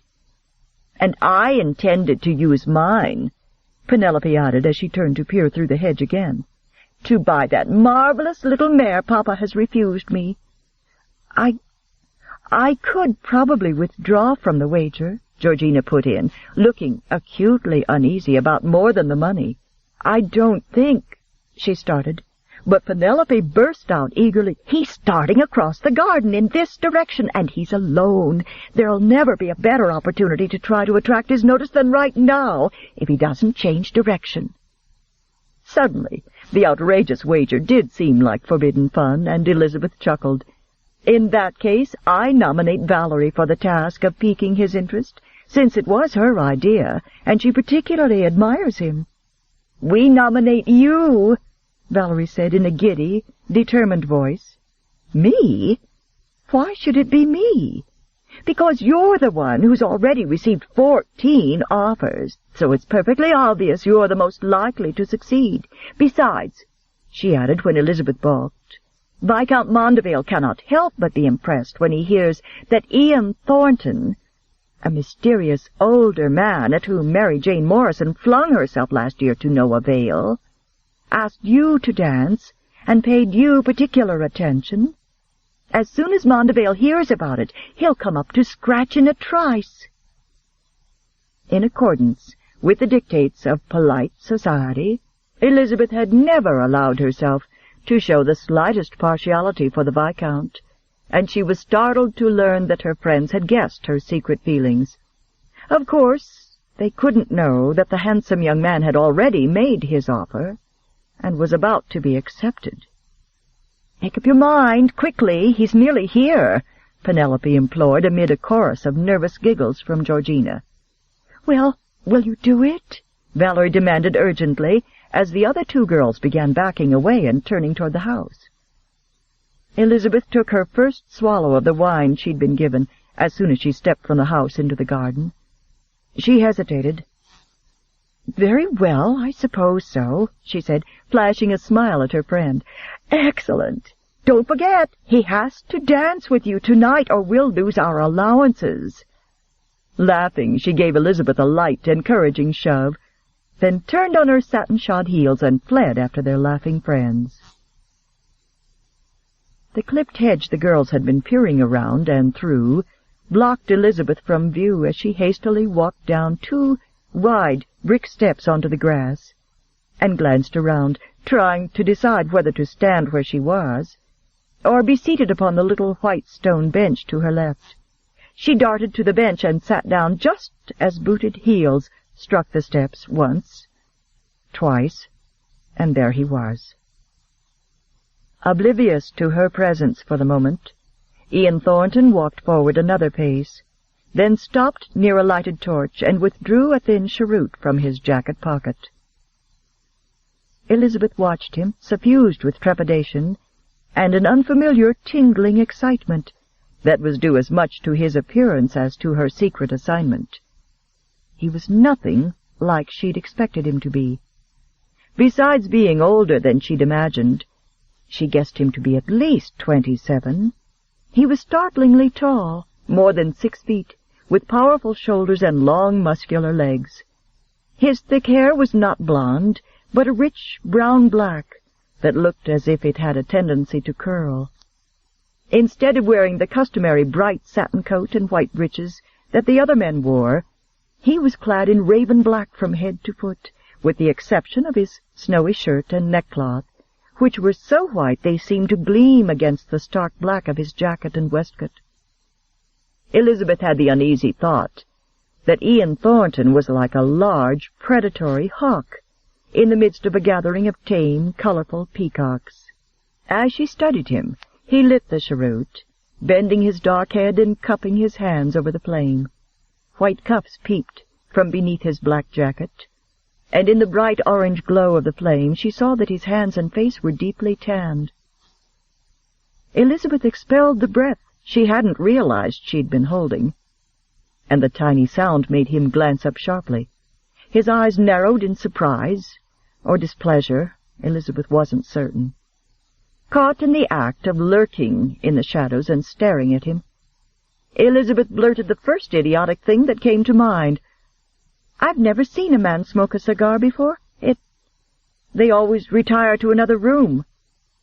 His dark brows lifted a fraction in bland inquiry.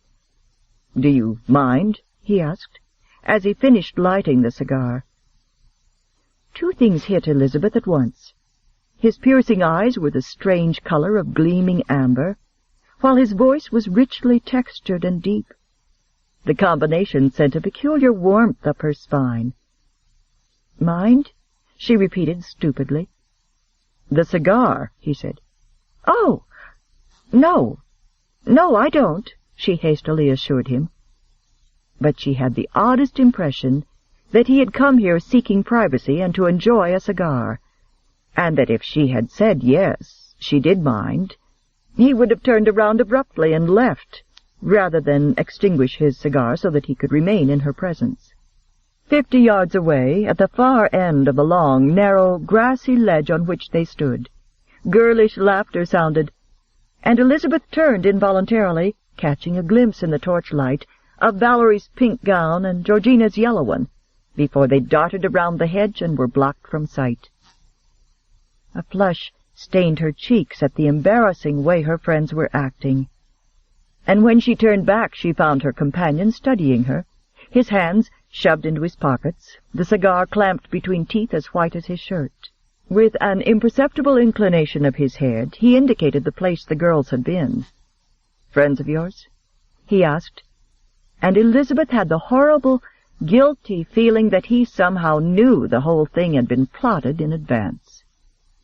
She considered telling a small fib, but she didn't like to lie, and those disturbing eyes of his were leveled on hers. "Yes, they are." Pausing to arrange her lavender skirts to their best advantage, she raised her face to his and smiled tentatively. It occurred to her that they hadn't been introduced, and since there was no one about to do the thing properly, she hastily and uneasily remedied the matter herself. "I am Elizabeth Cameron," she announced. Inclining his head in the merest mockery of a bow, he acknowledged her by saying simply, "Miss Cameron?" Left with no other choice, Elizabeth prodded, "And you are?" "Ian Thornton." "How do you do, Mr. Thornton?" she replied, and she extended her hand to him as was proper. The gesture made him smile suddenly, a slow, startlingly glamorous white smile as he did the only thing he could do, which was to step forward and take her hand. "A pleasure," he said, but his voice was lightly tinged with mockery. Already beginning to regret ever agreeing to this plan, Elizabeth racked her brain for an opening, which in the past she'd left to the besotted boys who desperately wanted to engage her in conversation, the subject of whom one knew was always appropriate among the tumult, and Elizabeth seized on that with relief. Gesturing with her fan toward the place they'd last seen her friends, she said, "The young lady in the pink gown was Miss Valerie Jameson, and Miss Georgina Granger was in the yellow one." When he showed no sign of recognition, she provided helpfully, "Miss Jameson is the daughter of Lord and Lady Jameson." When he merely continued to watch her with mild interest, Elizabeth added a little desperately, "They are the Herefordshire Jamesons. You know, the Earl and Countess." "Really?" he responded with amused indulgence. Yes, indeed, Elizabeth rambled, feeling more ill at ease by the second. And Miss Granger is the daughter of the Wiltshire Grangers, the Baron and Baroness of Grangerley. Really? He mocked, watching her in speculative silence. It hit her then, what the girls had said about his questionable parentage, and she felt faint with shame for thoughtlessly speaking of titles to someone who might have been cheated of his own. The palms of her hands grew damp. She rubbed them against her knees, realizing what she was doing, and hastily stopped. Then she cleared her throat, fanning herself vigorously. "We are all here for the season," she finished lamely. The cool amber eyes warmed suddenly with a mixture of amusement and sympathy, and there was a smile in his deep voice as he asked, "And are you enjoying yourselves?" "Yes, very much," Elizabeth said with a sigh of relief that he was finally participating a little in the conversation. "Miss Granger, though you couldn't see her at all well from here, is excessively pretty, with the sweetest manners imaginable. She has dozens of beaux, all titled, I imagine." Still thinking he might be longing for a ducal title he'd missed having, Elizabeth bit her lip and nodded in sublime discomfort. "I'm afraid so," she admitted abjectly. And to her astonishment, that made him grin. A slow, dazzling smile swept across his bronzed features, and its effect on his face was almost as dramatic as its effect on Elizabeth's nervous system. Her heart gave a hard bump, and she suddenly stood up, feeling unaccountably jumpy. "Miss Jameson is lovely also," she said, reverting to the discussion of her friends and smiling uncertainly at him. "How many contenders have there been for her hand?" Elizabeth finally realized he was teasing, and his irreverent view of what everyone else regarded as a matter of the utmost gravity startled an irrepressible, relieved chuckle from her. "I have it on the best authority," she replied, trying to match his grave, teasing tone, "that her beaux have paraded to her papa in record numbers." His eyes warmed with laughter, and as she stood there smiling back at him, her tension and nervousness evaporated. Suddenly and inexplicably she felt quite as if they were old friends, sharing the same secret irreverence. Only he was bold enough to admit his feelings, while she still tried to repress her own. "And what about you?" "What about me?" "How many offers have you had?" A bubble of startled laughter escaped her, and she shook her head. To have told him proudly about her friends' achievements was acceptable, but to boast about her own was beyond all bounds, and she had no doubt he knew it. "Now that," she admonished with laughing severity, "was really too bad of you." "I apologize," he said, inclining his head in a mocking little bow, the smile still lurking at his mouth. Darkness had fallen over the garden, and Elizabeth realized she ought to go inside, yet she lingered, somehow reluctant to leave the enveloping intimacy of the garden. Clasping her hands lightly behind her back, she gazed up at the stars beginning to twinkle in the night sky. "This is my favorite time of day," she admitted softly. She glanced sideways at him to see if he was bored with the topic, but he'd turned slightly and was looking up at the sky as if he, too, found something of interest there. She searched for the Big Dipper and located it. "Look," she said, nodding toward a particularly bright light in the sky. "There's Venus. Or is it Jupiter? I'm never completely certain." "It's Jupiter. Over there is Ursa Major." Elizabeth chuckled and shook her head, pulling her gaze from the sky and sending him a wry sideways glance.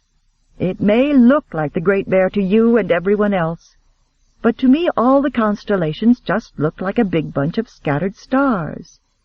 In the spring I can find Cassiopeia, but not because it looks like a lion to me, and in the autumn I can pick out Arcturus, but how they ever saw an archer in all that clutter is quite beyond my comprehension."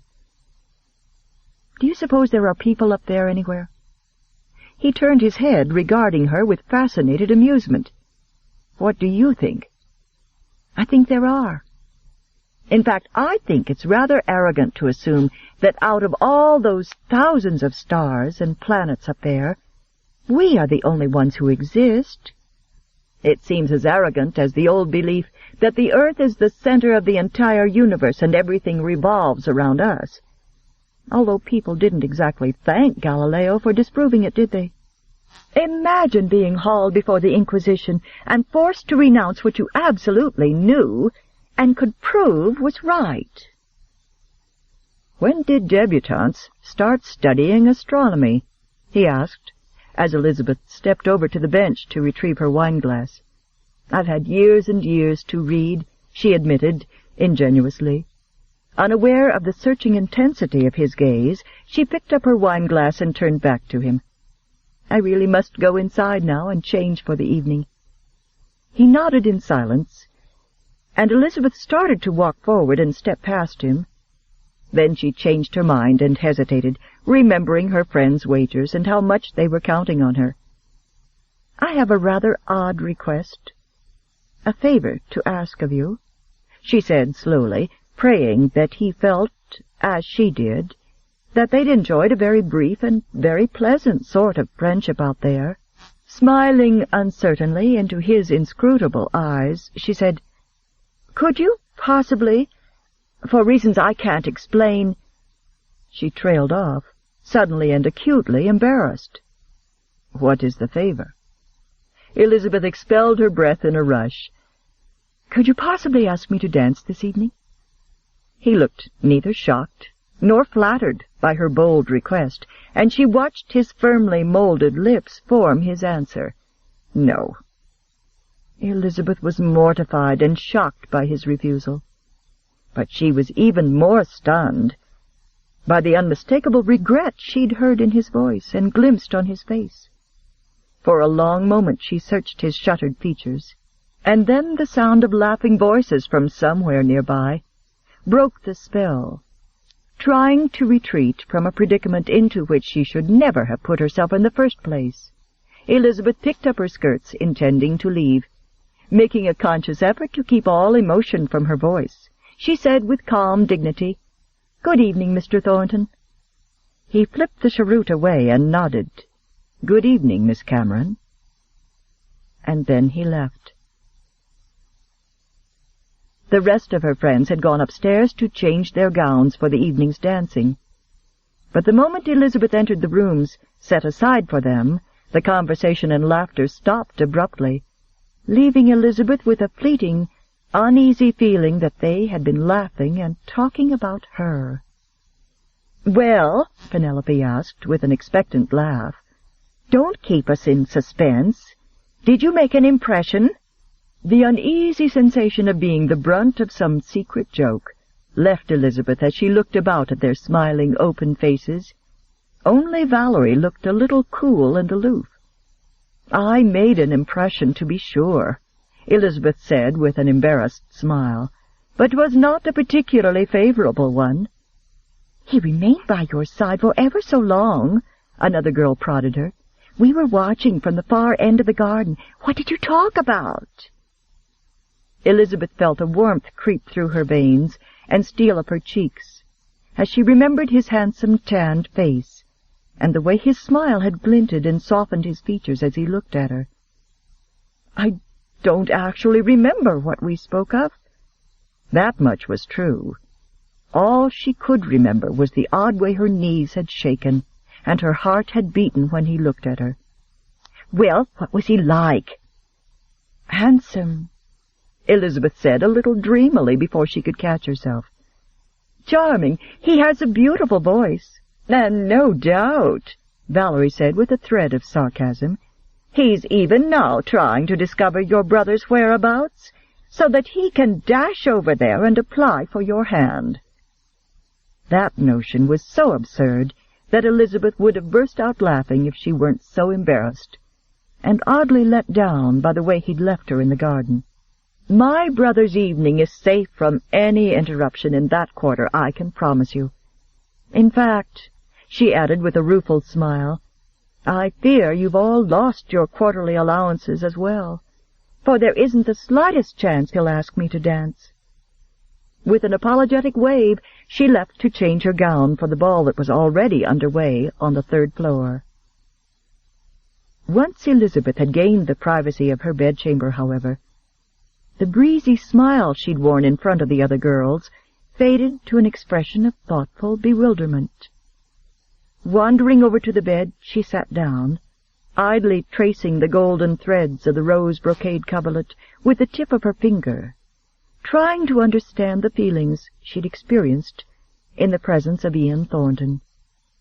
Standing with him in the garden, she'd felt frightened and exhilarated at the same time, drawn to him against her very will by a compelling magnetism that he seemed to radiate.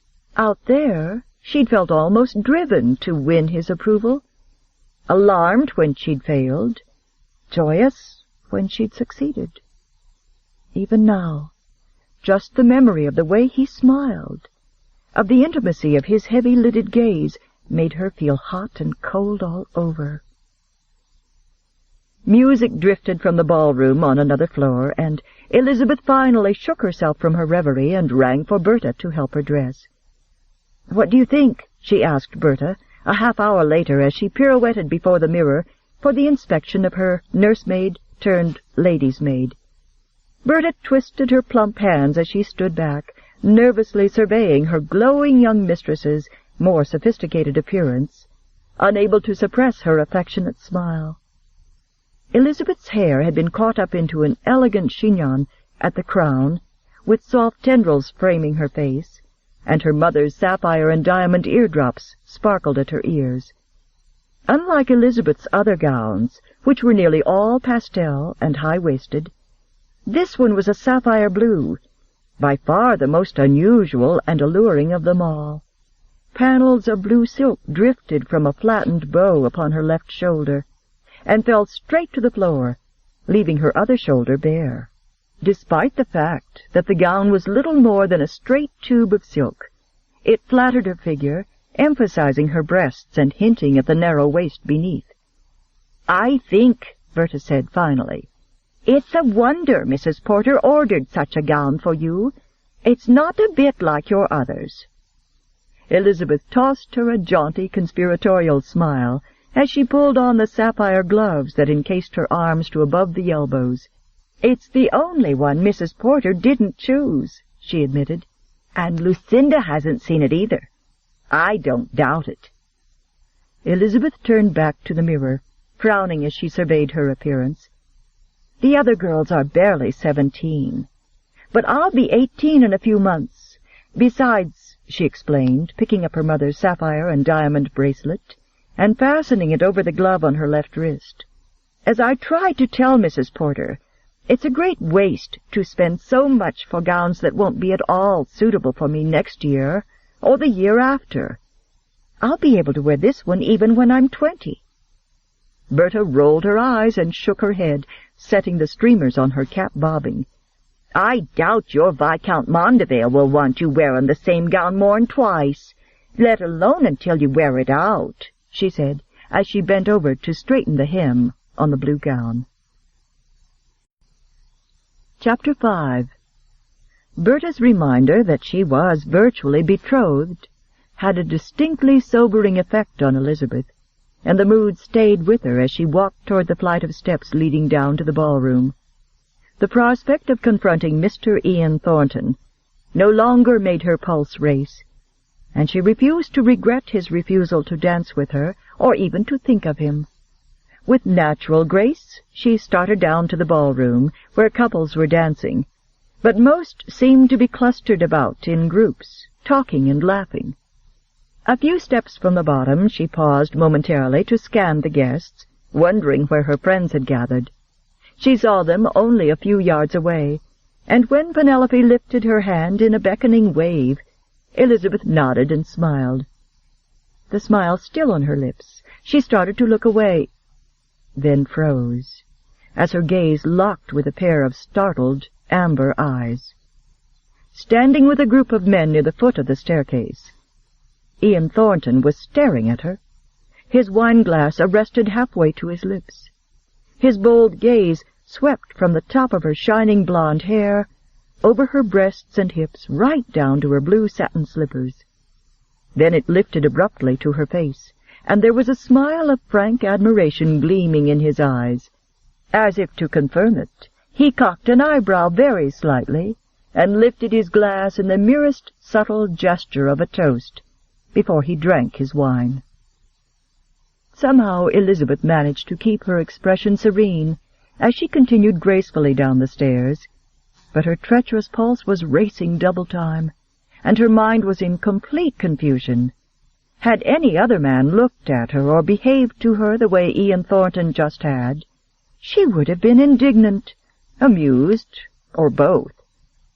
Instead, the smile in his eyes, the mocking little toast, had made her feel as if they were sharing some private, intimate conversation, and she had returned his smile. Lord Howard, who was Viscount Mondevale's cousin, was waiting at the bottom of the stairs. An urbane man with pleasing manners, he had never been one of her beaux, but he had become something of a friend, and he'd always done his utmost to further Viscount Mondevale's suit with her. Beside him was Lord Everley, one of Elizabeth's most determined suitors, a rash, handsome young man who, like Elizabeth, had inherited his title and lands as a youth. Unlike Elizabeth, he'd inherited a fortune along with them. "I say," Lord Everley burst out, offering Elizabeth his arm, "we heard you were here. You're looking ravishing tonight." "Ravishing," echoed Lord Howard. With a meaningful grin at Thomas Everley's outstretched arm, he said, "Everley, one usually asks a lady for the honor of escorting her forward. He does not thrust his arm in her way." Turning to Elizabeth, he bowed, said, "May I?" and offered his arm.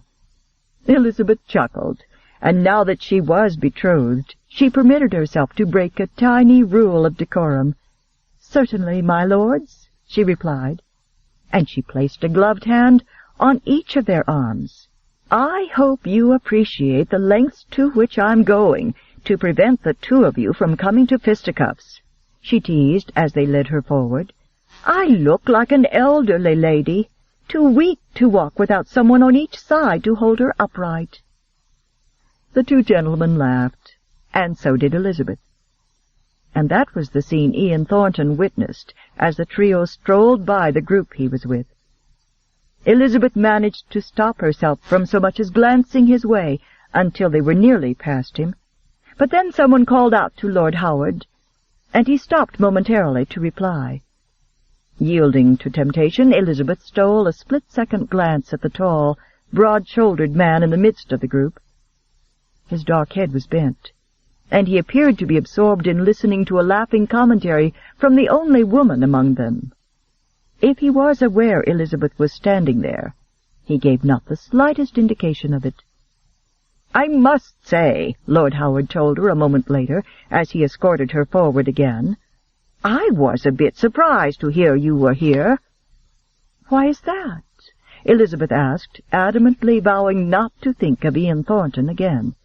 She was becoming quite obsessed with a man who was a complete stranger, and, moreover, she was very nearly an engaged woman. "Because Charisse Dumont runs with a bit of a fast set," he explained. Startled, Elizabeth turned her full attention on the attractive blonde man. "But Miss Throckmorton-Jones, my companion, has never raised the slightest objection in London to my visiting any member of the family. Besides, Charisse's mamma was a friend of my own mamma's." Lord Howard's smile was both concerned and reassuring. "In London," he emphasized, "Charisse is a model hostess. In the country, however, her soirees tend to be, shall we say, somewhat less structured and restricted." He paused to stop a servant who was carrying a silver tray with glasses of champagne. Then he handed one of the glasses to Elizabeth before continuing. "I never meant to imply your reputation would be ruined for being here. After all," he teased, "Everley and I are here, which indicates that at least a few of us are among the first stair of society.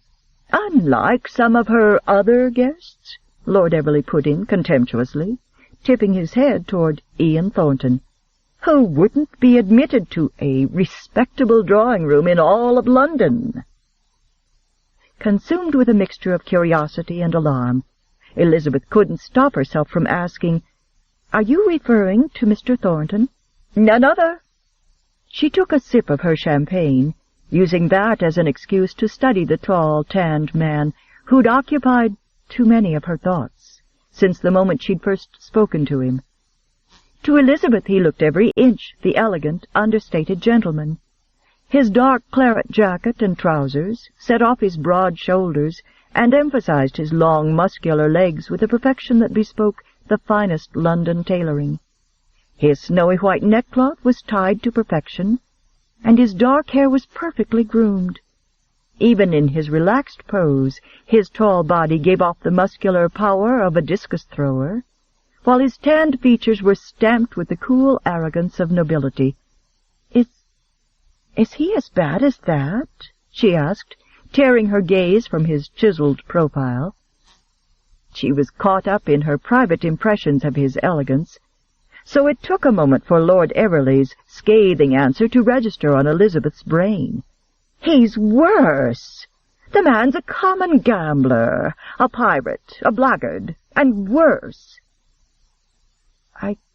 I can't believe all that," Elizabeth said, too stunned and disappointed to keep silent. Lord Howard shot a quelling glance at Everley, then smiled reassuringly at a stricken Elizabeth, misunderstanding the cause of her dismay. "Don't pay any heed to Lord Everley, my lady. He's merely put out because Thornton relieved him of £10,000 2 weeks ago in a polite gaming hall. Cease, Tom," he added, when the irate Earl started to protest. "You'll have Lady Elizabeth afraid to sleep in her bed tonight." Her mind still on Ian Thornton, Elizabeth only half heard what her girlfriends were talking about when her 2 escorts led her to them. "I don't know what men see in her," Georgina was saying. "She's no prettier than any of us."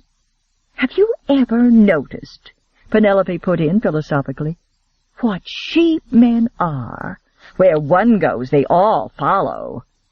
"I just wish she'd choose one to wed and leave the rest to us," said Georgina. "I think she's attracted to him." "She's wasting her time in that quarter," Valerie sneered, giving her rose gown an angry twitch.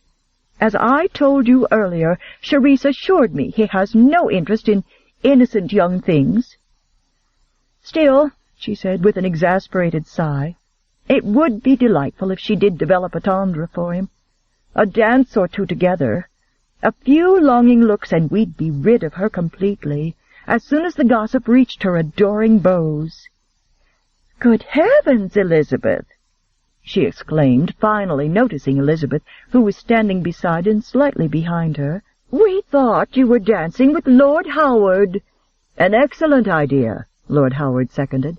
"I'd claim the next dance, Lady Cameron, but if you have no objection to this one instead—" "Before you usurp her completely," Lord Everley cut in with a dark look at Lord Howard, whom he mistakenly deemed his rival for Elizabeth's hand. Turning to Elizabeth, he continued, "There's to be an all-day jaunt to the village tomorrow, leaving in the morning. Would you do me the honor of permitting me to be your escort?" Uneasy around the sort of vicious gossip in which the girls had been indulging, Elizabeth gratefully accepted Lord Everley's offer, and then agreed to Lord Howard's invitation to dance. On the dance floor he smiled down at her and said, "I understand we're to become cousins."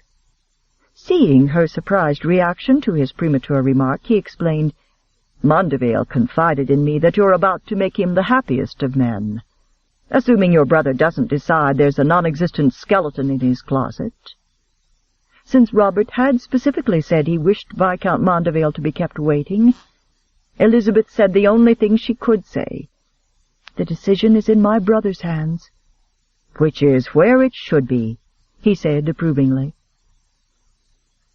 An hour later, Elizabeth realized that Lord Howard's almost continual presence at her side indicated that he'd evidently appointed himself her guardian at this gathering, which he deemed to be of questionable suitability for the young and innocent.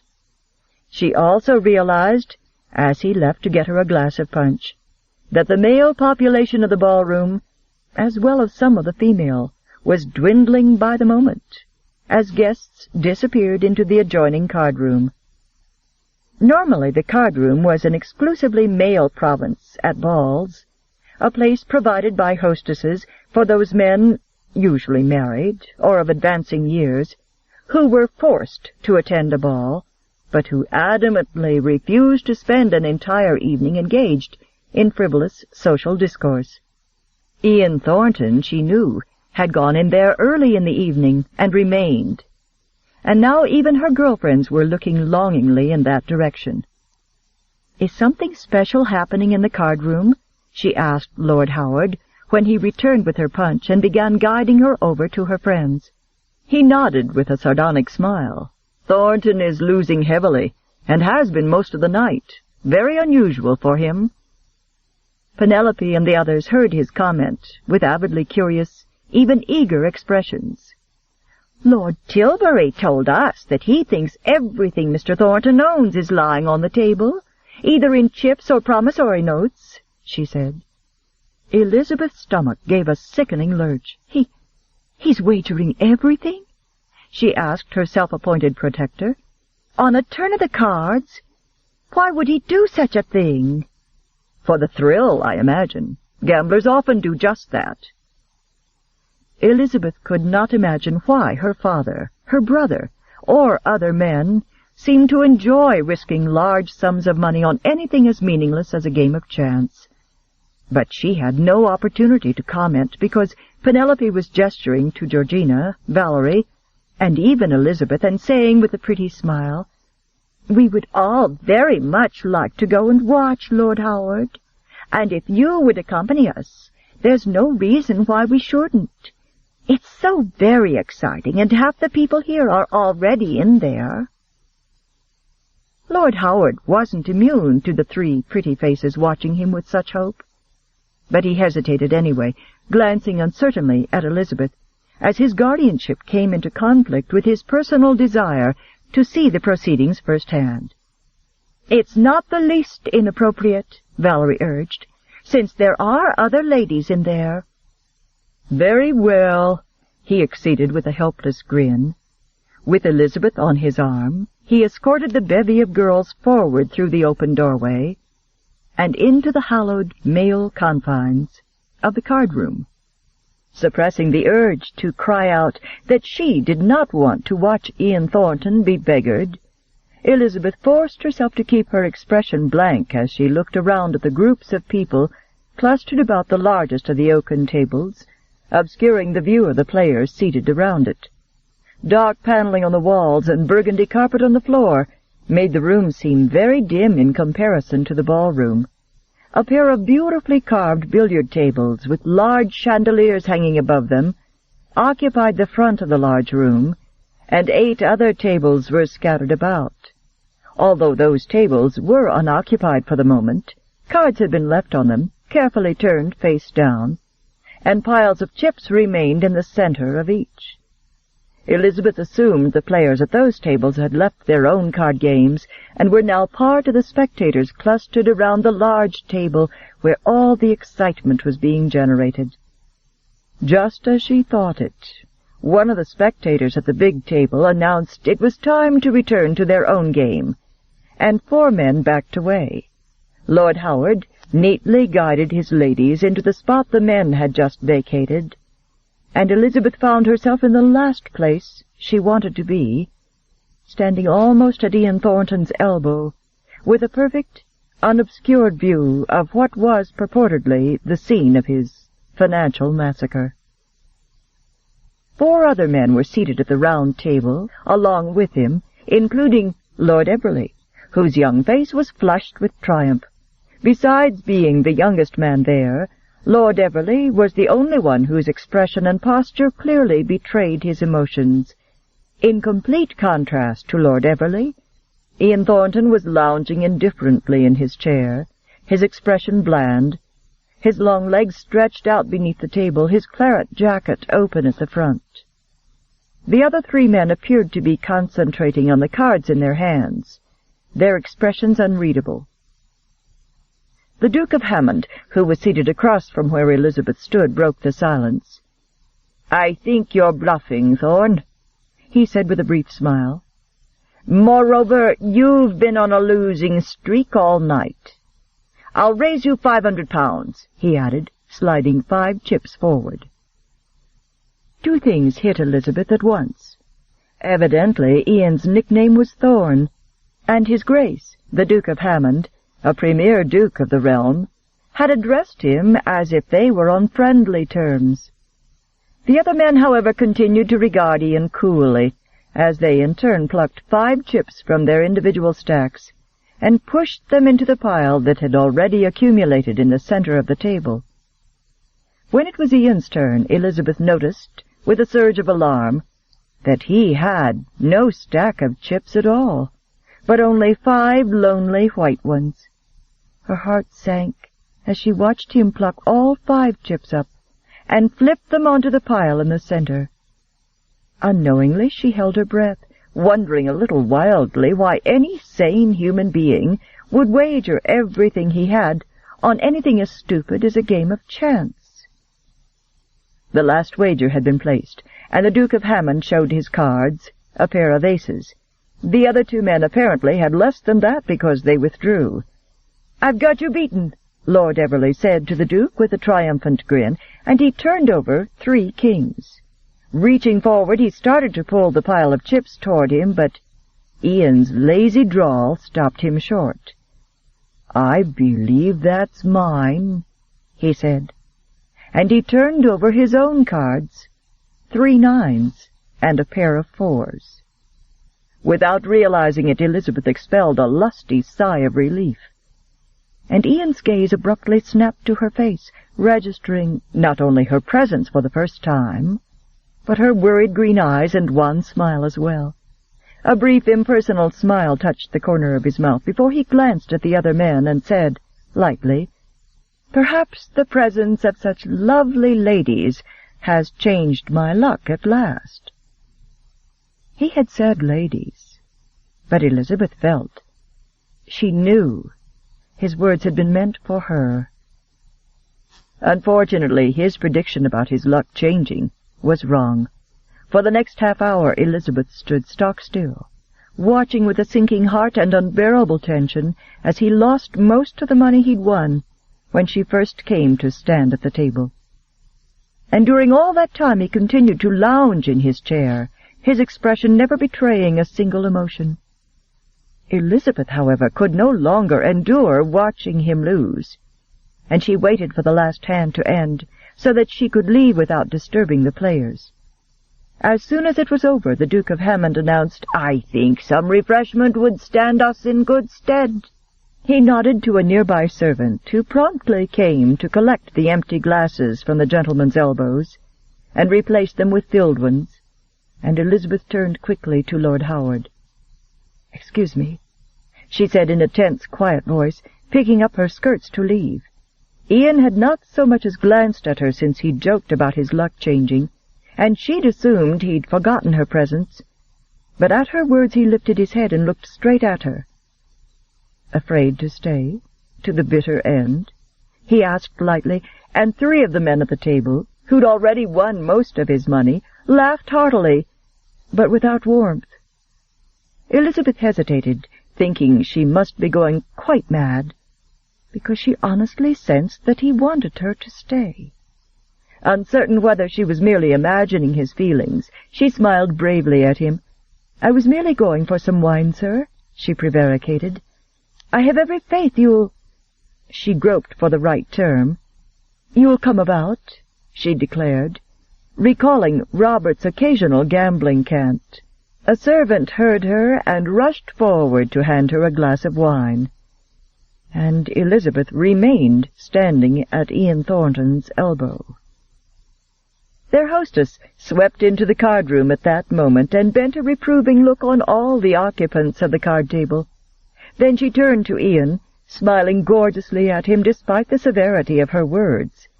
"Now really, Thorne, this has gone on too long. Do finish your play and rejoin us in the ballroom." As if it took an effort, she dragged her gaze from him and looked at the other men around the table. "Gentlemen," she warned laughingly, "I shall cut off your supply of cigars and brandy in 20 minutes. Several of the spectators followed her out, either from guilt at having neglected their roles as courteous guests, or from boredom at watching Ian lose everything. "I've had enough cards for one night," the Duke of Hammond announced. "So have I," another echoed. "One more game," Lord Everley insisted. "Thornton still has some of my money, and I aim to win it back on the next hand." The men at the table exchanged resigned glances. Then the Duke nodded agreement. "All right, Everley, one more game, and then we return to the ballroom." "No limit on the stakes, since it's the last game?" asked Lord Everley eagerly. All the men nodded, as if assent were natural, and Ian dealt the first round of cards to each player. The opening bet was £1,000. During the next 5 minutes, the amount represented by the pile of chips in the center escalated to £25,000. One by one the remaining players dropped out, until only Lord Everley and Ian were left, and only one card remained to be dealt after the wagers were placed. Silence stretched taut in the room, and Elizabeth nervously clasped and unclasped her hands as Lord Everley picked up his 4th card. He looked at it, then at Ian, and Elizabeth saw the triumph gleaming in the young man's eyes. Her heart sank to her stomach as he said, "Thornton, this card will cost you £10,000 if you want to stay in the game long enough to see it."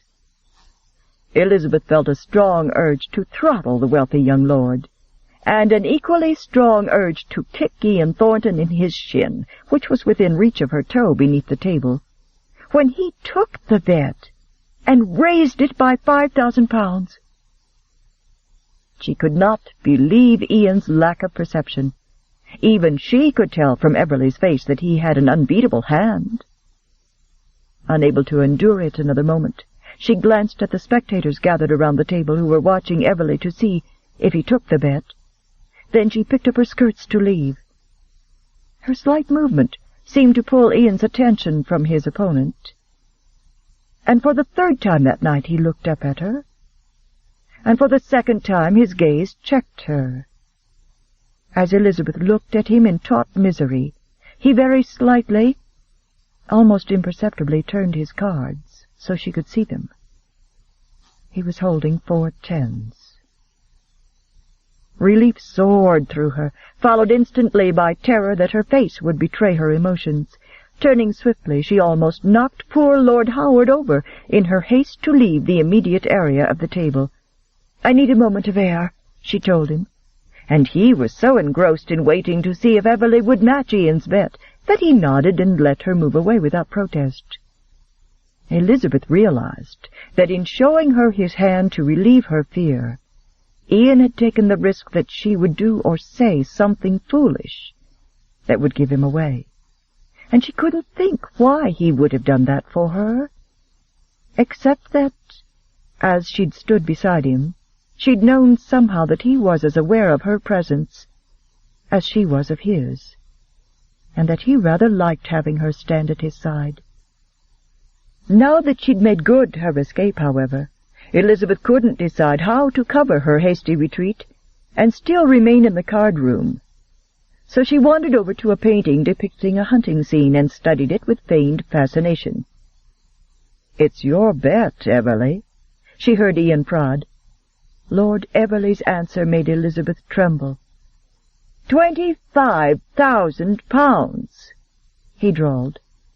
"Don't be a fool," the Duke told him. "That's too much to wager on one hand, even for you." Certain now that she had her facial expression under control, Elizabeth wandered back to the table. "I can afford it," Everley reminded them all smoothly. "What concerns me, Thornton, is whether or not you can cover your bet when you lose." Elizabeth flinched, as if the insult had been hurled at her. but Ian merely leaned back in his chair and regarded Everly in steady, glacial silence. After a long, tense moment, he said in a dangerously soft voice, "I can afford to raise you another £10,000.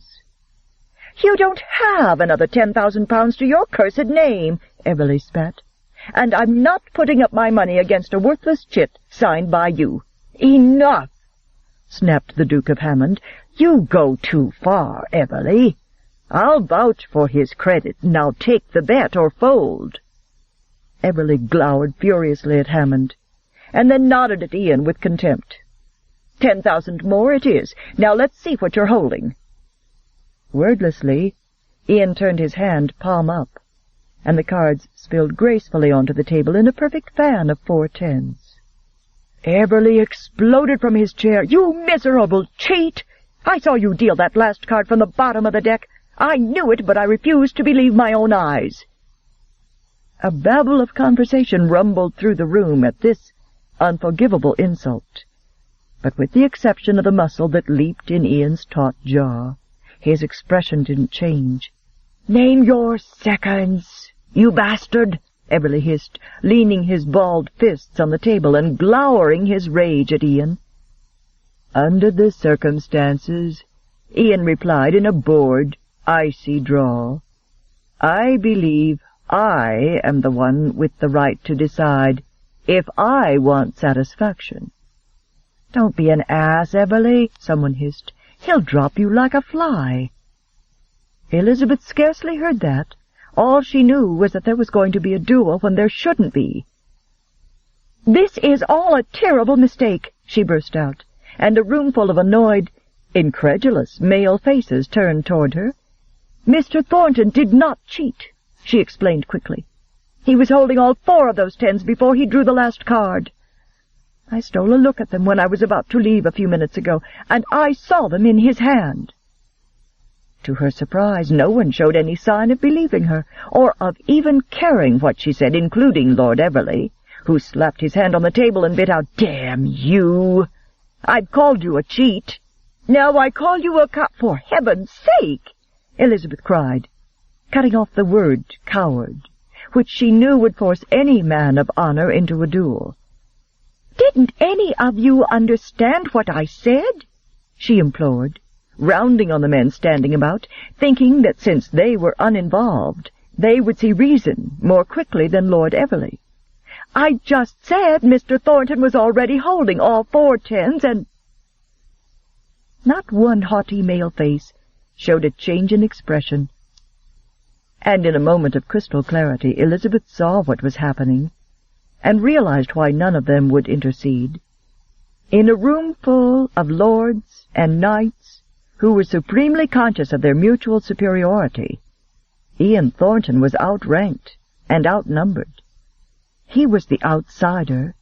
Everly was one of them, and they would never side with an outsider against one of their own. Moreover, by blandly refusing to accept Everly's challenge, Ian was subtly making it appear that the younger man wasn't worth his time or effort, and they were all taking that insult personally. Lord Everly knew it, and it made him more angry and more reckless as he glared murderously at Ian. "If you won't agree to a duel tomorrow morning, I'll come looking for you, you "You can't, my lord," Elizabeth burst out. Everly tore his gaze from Ian, to gape at her in angry surprise and with a presence of mind she didn't know she possessed. Elizabeth targeted the one man in the room likely to be vulnerable to her wiles. She smiled brightly at Thomas Everly, speaking to him in a light, flirtatious tone, counting on his infatuation with her to sway him. "What a silly you are, sir, to be contemplating a duel tomorrow, when you're already promised to me for a jaunt into the village. No, really, Lady Elizabeth, this is—" "No, I'm very sorry, my lord, but I insist," Elizabeth interrupted with a look of vapid innocence. "I shan't be pushed aside like a... I shan't," she finished desperately. It is very provoking of you to consider treating me so shabbily, and I'm shocked you would consider breaking your word to me." He looked as if he were caught on the tines of a fork, as Elizabeth focused the full force of her dazzling green gaze and entrancing smile on him. In a strangled voice he said fiercely, "I'll escort you to the village, after I have satisfaction at dawn from this cad." "Dawn?" Elizabeth cried in feigned dismay.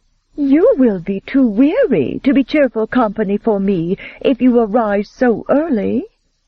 And besides, there isn't going to be a duel unless Mr. Thornton chooses to call you out, which I'm certain he won't wish to do because—" She turned to Ian Thornton as she finished triumphantly, "because he could not be so disagreeable as to shoot you when that would deprive me of your escort tomorrow."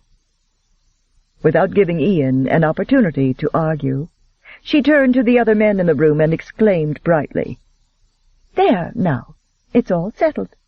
No one cheated at cards, and no one is going to shoot anyone." For her efforts, Elizabeth received angry, censorious looks from every male in the room, but two, the Duke of Hammond, who looked as if he was trying to decide if she were an imbecile or a gifted diplomat, and Ian, who was watching her with one eyebrow cocked, as if waiting to see what absurd stunt she might try next. When no one else seemed capable of moving, Elizabeth took the rest of the matter into her own hands. "Lord Everley, I believe this is a waltz, and you did promise me a waltz." Male guffaws at the back of the room, which Lord Everley mistook for being aimed at him, not Elizabeth, made him turn almost scarlet. With a glance of furious contempt at her, he turned on his heel and strode from the room, leaving her standing there, feeling both ridiculous and relieved. Lord Howard, however, finally recovered from his private shock, and calmly extended his arm to Elizabeth. "Allow me to stand in for Lord Everley," he said. Not until they entered the ballroom did Elizabeth permit herself to react, and then it was all she could do to stand upright on her quaking limbs. "You're new to town," Lord Howard said gently, "and I hope you won't take me in dislike for telling you that what you did in there, interfering in men's affairs, is not at all the thing." "I know," Elizabeth admitted with a sigh. "At least, I know it now. At the time I didn't stop to think."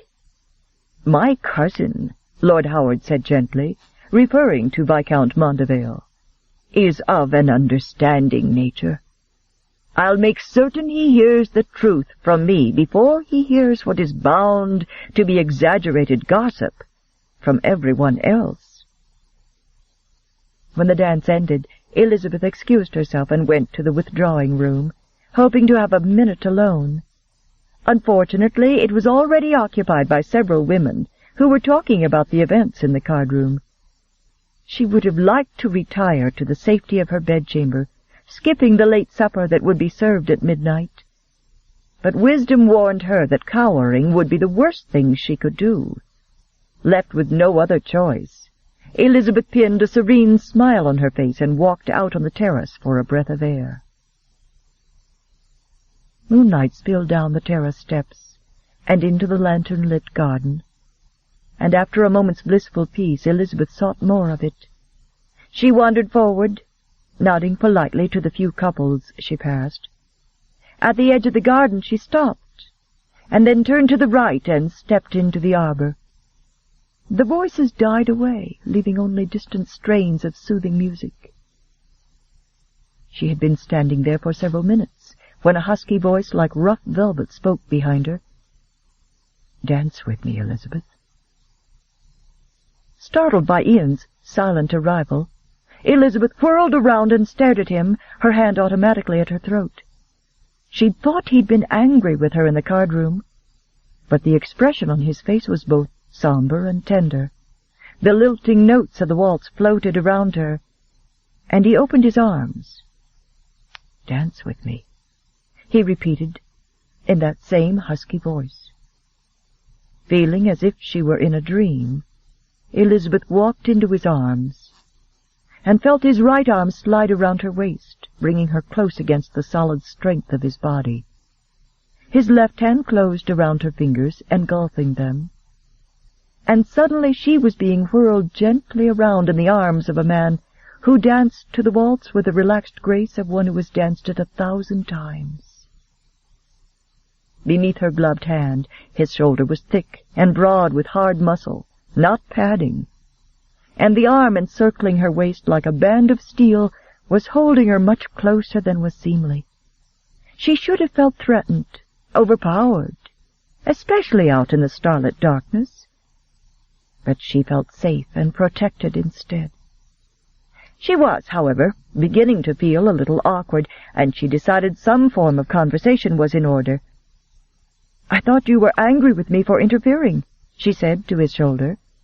There was a smile in his voice as he answered, "Not angry, stunned." "Well, I couldn't let them call you a cheat when I knew perfectly well you weren't." "I imagine I've been called worse," he said mildly, "particularly by your hot-headed young friend Everly." Elizabeth wondered what could be worse than being called a cheat, but good manners forbade her asking.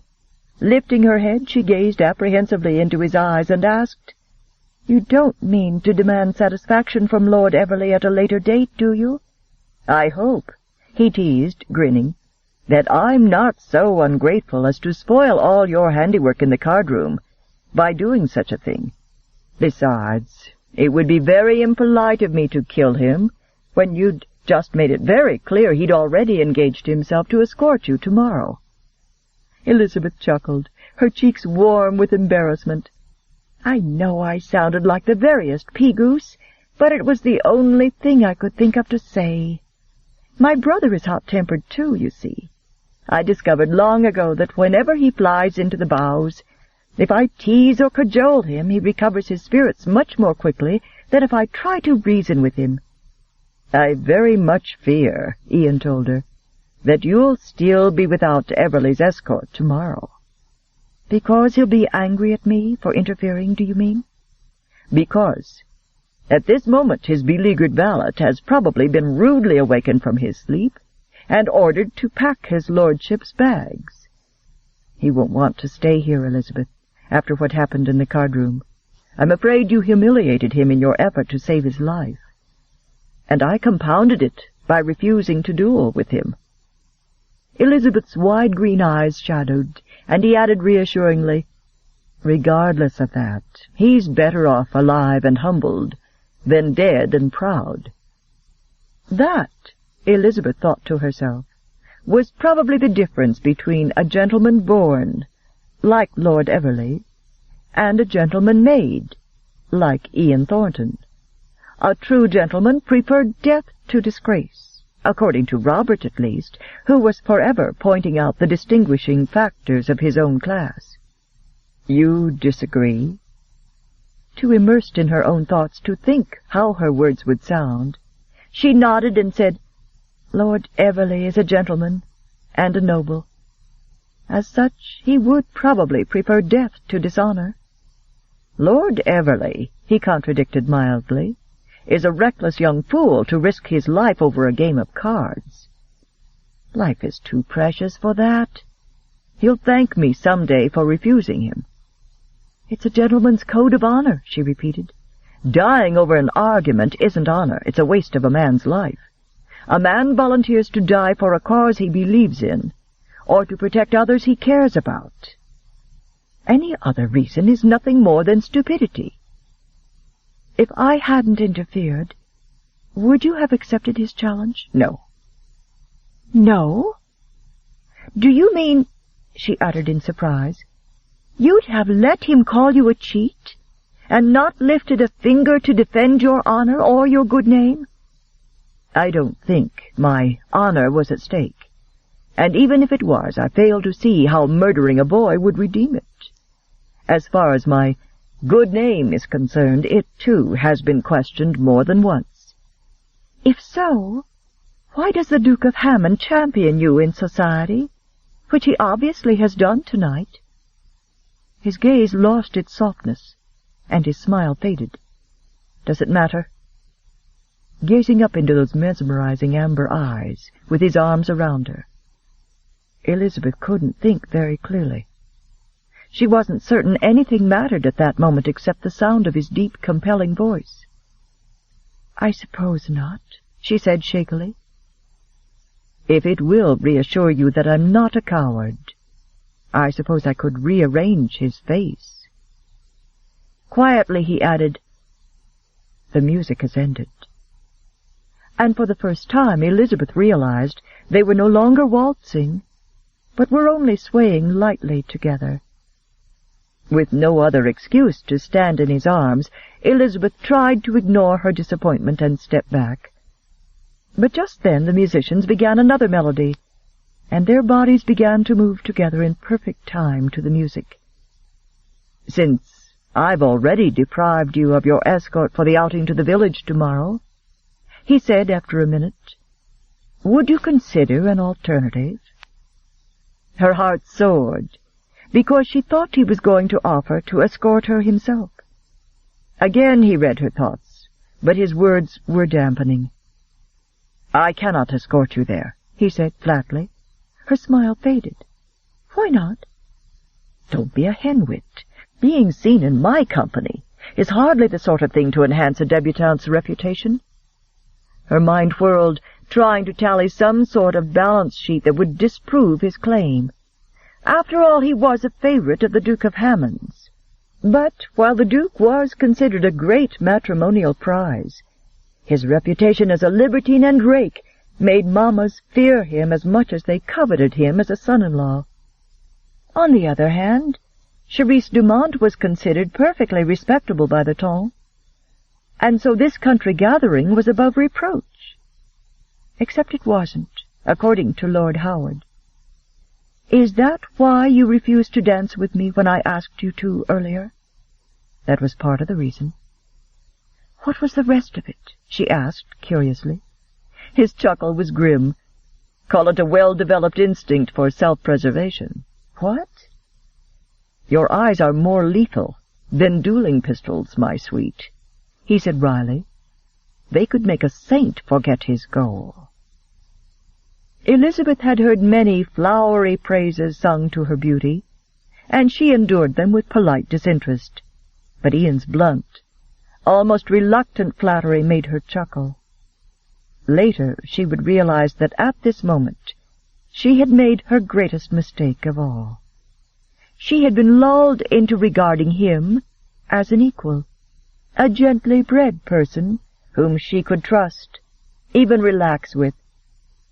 "What sort of alternative were you going to suggest for tomorrow?" "Luncheon," he said. "Somewhere private where we can talk, and where we won't be seen together." A cozy picnic luncheon for two was definitely not on Lucinda's list of acceptable pastimes for London debutantes. But even so, Elizabeth was reluctant to refuse. "Outdoors? By the lake?" she speculated aloud, trying to justify the idea by making it public. "I think it's going to rain tomorrow. And besides, we'd risk being seen together there." "Then where?" "In the woods. I'll meet you at the woodcutter's cottage, at the south end of the property near the stream, at 11. There's a path that leads to it 2 miles from the gate, off the main road." Elizabeth was too alarmed by such a prospect to stop to wonder how and when Ian Thornton had become so familiar with Charisse's property and all its secluded haunts. "Absolutely not," she said in a shaky, breathless voice. Even she was not naive enough to consider being alone with a man in a cottage, and she was terribly disappointed that he'd suggested it. Gentlemen didn't make such suggestions, and well-bred ladies never accepted them. Lucinda's warnings about such things had been eloquent and, Elizabeth felt, sensible. Elizabeth gave a sharp jerk, trying to pull out of his arms. His arms tightened just enough to keep her close, and his lips nearly brushed her hair as he said, with amusement, "Didn't anyone ever tell you that a lady never deserts her partner before the dance is over?" "It's over," Elizabeth said in a choked whisper. And they both knew she referred to more than just the dancing. "I'm not nearly the greenhead you must take me for," she warned, frowning darkly at his frilled shirt-front. A rupee winked back at her from the folds of his white neckcloth. "I give you my word," he said quietly, "not to force myself upon you tomorrow." Oddly, Elizabeth believed him. But even so, she knew she could never keep such an assignation. "I give you my word, as a gentleman," he said again. "If you were a gentleman, you'd never make me such a proposition," Elizabeth said, trying to ignore the dull ache of disappointment in her chest. "Now there's an unarguable piece of logic," he replied grimly. "On the other hand, it's the only choice open to us." "It's no choice at all. We shouldn't even be out here." "I'll wait for you at the cottage until noon tomorrow."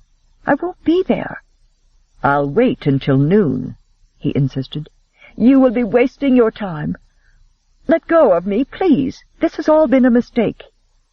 "Then we may as well make two of them," he said harshly, and his arm abruptly tightened, bringing her closer to his body. "Look at me, Elizabeth," he whispered, and his warm breath stirred the hair at her temple. Warning bells screamed through her, belated but loud. If she lifted her head, he was going to kiss her. "I do not want you to kiss me," she warned him. But it wasn't completely true. "Then say goodbye to me now." Elizabeth lifted her head, dragging her eyes past his finely sculpted mouth to meet his gaze. "Goodbye," she told him, amazed that her voice didn't shake. His eyes moved down her face, as if he were memorizing it. Then they fixed on her lips. His hands slid down her arms and abruptly released her as he stepped back. "Goodbye, Elizabeth." Elizabeth turned and took a step, but the regret in his deep voice made her turn back. Or perhaps it had been her own heart that had twisted, as if she was leaving something behind, something she'd regret. Separated by less than 2 feet physically and a chasm socially, they looked at each other in silence. "They've probably noticed our absence," she said lamely, and she wasn't certain whether she was making excuses for leaving him there or hoping he'd convince her to remain. Possibly. His expression was impassive, his voice coolly polite, as if he was already beyond her reach again. "I really must go back, of course." "You do understand, don't you?" Elizabeth's voice trailed off as she looked at the tall, handsome man whom society deemed unsuitable merely because he wasn't a blue-blood. And suddenly she hated all the restrictions of the stupid social system that was trying to enslave her. Swallowing, she tried again, wishing that he'd either tell her to go or open his arms to her as he had when he'd asked her to dance. "You do understand that I can't possibly be with you tomorrow?" "Elizabeth," he interrupted in a husky whisper. And suddenly his eyes were smiling again as he held out his hand, sensing victory before Elizabeth ever realized she was defeated. "Come here." Of its own accord, Elizabeth's hand lifted, his fingers closed around it, and suddenly she was hauled forward, arms like steel bands encircled her, and a warm, searching mouth descended on hers. Parted lips, tender and insistent, stroked hers, molding and shaping them to fit his. And then the kiss deepened abruptly while hands tightened on her back and shoulders, caressing and possessive. A soft moan interrupted the silence, but Elizabeth didn't know the sound came from her. She was reaching up, her hands grasping broad shoulders, clinging to them for support in a world that had suddenly become dark and exquisitely sensual, where nothing mattered except the body and mouth locked hungrily to hers. When he finally dragged his mouth from hers, Ian kept his arms around her, and Elizabeth laid her cheek against his crisp white shirt, feeling his lips brush the hair atop her head. "That was an even bigger mistake than I feared it would be," he said, and then he added almost absently, "God help us both." Strangely, it was that last remark that frightened Elizabeth back to her senses. The fact that he thought they'd gone so far that they'd both need some sort of divine assistance hit her like a bucket of ice water. She pulled out of his arms and began smoothing creases from her skirt. When she felt able, she lifted her face to his and said with a poise born of sheer terror, "None of this should have happened. However, if we both return to the ballroom and contrive to spend time with others, perhaps no one will think we were together out here. Goodbye, Mr. Thornton." "Good night, Miss Cameron." Elizabeth was too desperate to escape, to remark on his gentle emphasis on the words "good night," which he'd deliberately used instead of "goodbye. Nor did she notice at the time that he didn't seem to realize she was correctly Lady Cameron, not Miss Cameron. Choosing one of the side doors off the balcony rather than the ones entering directly into the ballroom, Elizabeth tried the handle and gave a sigh of relief when the door opened. She slipped into what looked to be a small salon, with a door at the opposite end leading, she hoped, into an empty hallway. After the relative silence of the night, the house seemed to be a crashing cacophony of laughter, voices, and music that rubbed on her raw nerves as she tiptoed across the little salon.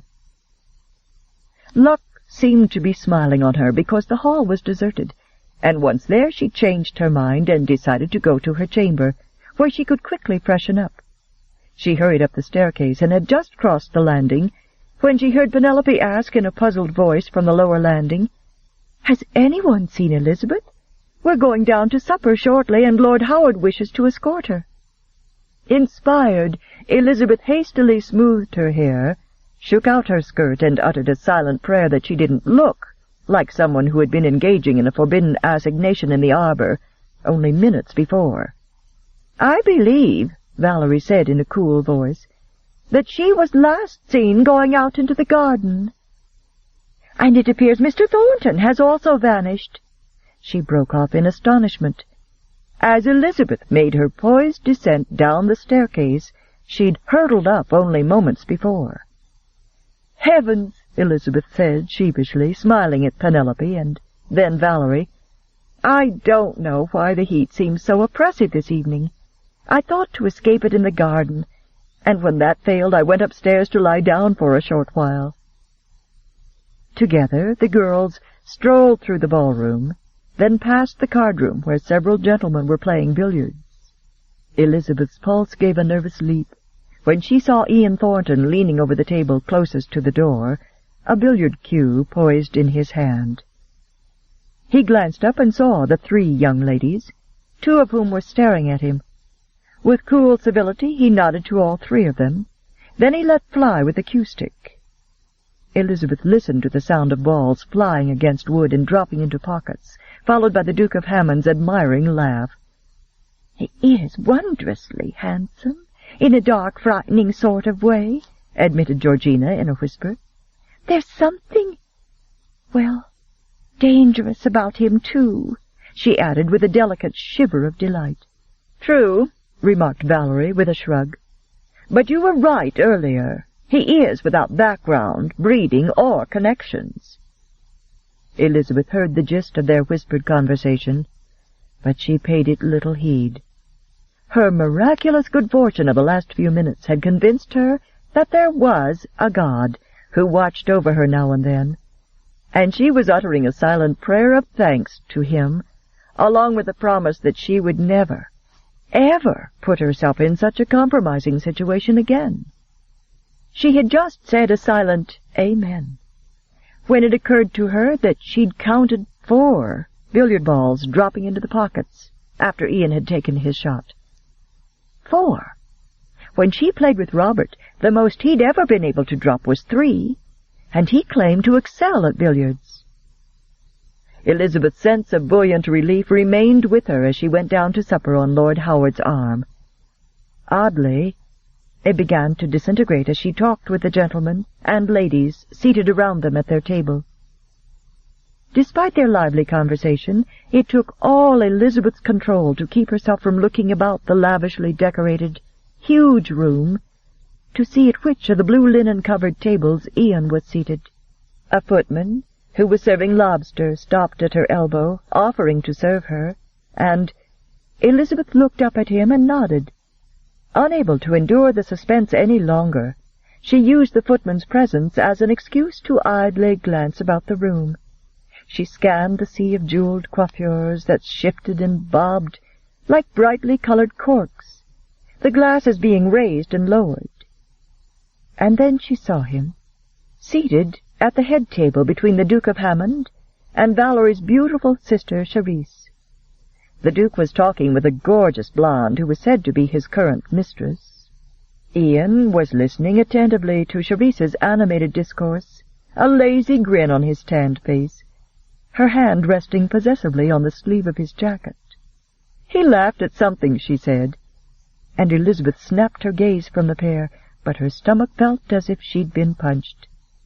They seemed so right together, both of them sophisticated, dark-haired and striking. No doubt they had much in common, she thought a little dismally as she picked up her knife and fork and went to work on her lobster. Beside her, Lord Howard leaned close and teased, "It's dead, you know." Elizabeth glanced blankly at him, and he nodded to the lobster she was still sawing needlessly upon. "It's dead," he repeated. "There's no need to try to kill it twice." Mortified, Elizabeth smiled and sighed, and thereafter made an all-out effort to ingratiate herself with the rest of the party at their table. As Lord Howard had forewarned, the gentlemen, who by now had all seen or heard about her escapade in the card-room, were noticeably cooler, and so Elizabeth tried ever harder to be her most engaging self. It was only the second time in her life she'd actually used the feminine wiles she was born with, the first time being her first encounter with Ian Thornton in the garden, and she was a little amazed by her easy success. One by one, the men at the table unbent enough to talk and laugh with her. During that long, trying hour, Elizabeth repeatedly had the strange feeling that Ian was watching her, and toward the end, when she could endure it no longer, she did glance at the place where he was seated. His narrowed amber eyes were leveled on her face, and Elizabeth couldn't tell whether he disapproved of this flirtatious side of her, or whether he was puzzled by it. "Would you permit me to offer to stand in for my cousin tomorrow?" Lord Howard offered, as the endless meal came to an end and the guests began to arise, "and escort you to the village." It was the moment of reckoning, the moment when Elizabeth had to decide whether she was going to meet Ian at the cottage or not. Actually, there was no real decision to make, and she knew it. With a bright, artificial smile, Elizabeth said, "Thank you.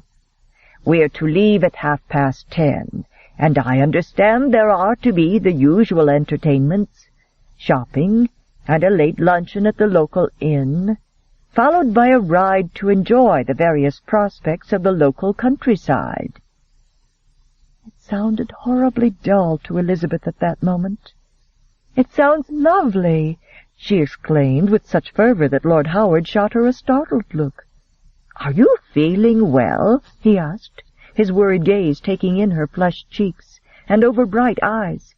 "I've never felt better," she said, her mind on getting away, upstairs to the sanity and quiet of her bedchamber. "And now, if you'll excuse me, I have the headache and should like to retire," she said, leaving behind her a baffled Lord Howard. She was part way up the stairs before it dawned on her what she'd actually said. She stopped in mid-step, then gave her head a shake and slowly continued on. She didn't particularly care what Lord Howard, her fiancé's own cousin, thought, and she was too miserable to stop and consider how very odd that was. "Wake me at 8, please, Berta," she said, as her maid helped her undress. Without answering, Berta bustled about, dropping objects onto the dressing-table and floor. A sure sign the nervous maid was in a taking over something. "What's wrong?" Elizabeth asked, pausing as she brushed her hair.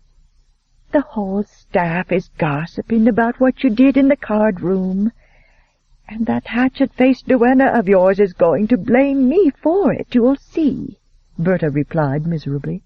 "She'll say the first time she let you out of her sight and left you in my charge, you got yourself in the briars." "I'll explain to her what happened," Elizabeth promised wearily. "Well, what did happen?" Berta cried, almost wringing her hands in dismayed anticipation of the tongue-lashing she anticipated from the formidable Miss Throckmorton-Jones.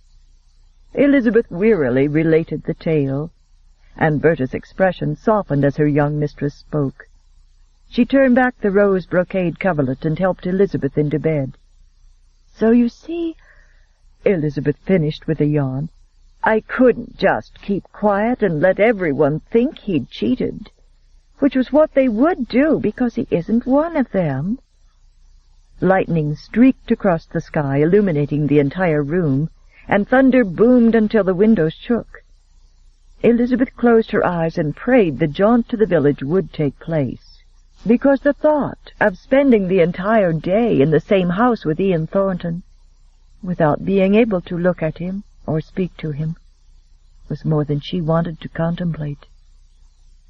"I'm almost obsessed," she thought to herself, and exhaustion overtook her. She dreamed of wild storms, of strong arms reaching out to rescue her, drawing her forward, then pitching her into the storm-tossed sea. Chapter 6. Watery sunlight filled the room, and Elizabeth rolled reluctantly onto her back. No matter how much or how little sleep she got, she was the sort of person who always woke up feeling dazed and disoriented. While Robert could bound out of bed feeling fit and alert, she had to drag herself up onto the pillows, where she usually spent a full half-hour staring vacantly at the room, forcing herself to wakefulness. On the other hand, when Robert was stifling yawns at 10 p.m., Elizabeth was wide awake and ready to play cards or billiards or read for hours more. For that reason she was ideally suited to the London season, during which one slept until noon at least, and then stayed out until dawn. Last night had been the rare exception. Her head felt like a leaden weight upon the pillow as she forced her eyes open. On the table beside her bed was a tray with her customary breakfast, a small pot of hot chocolate and a slice of buttered toast. Sighing, Elizabeth forced herself to go through the ritual of waking up. Bracing her hands on the bed, she shoved herself upright until she was sitting back against the pillows. Then she stared blankly at her hands, willing them to reach for the pot of hot, restorative chocolate.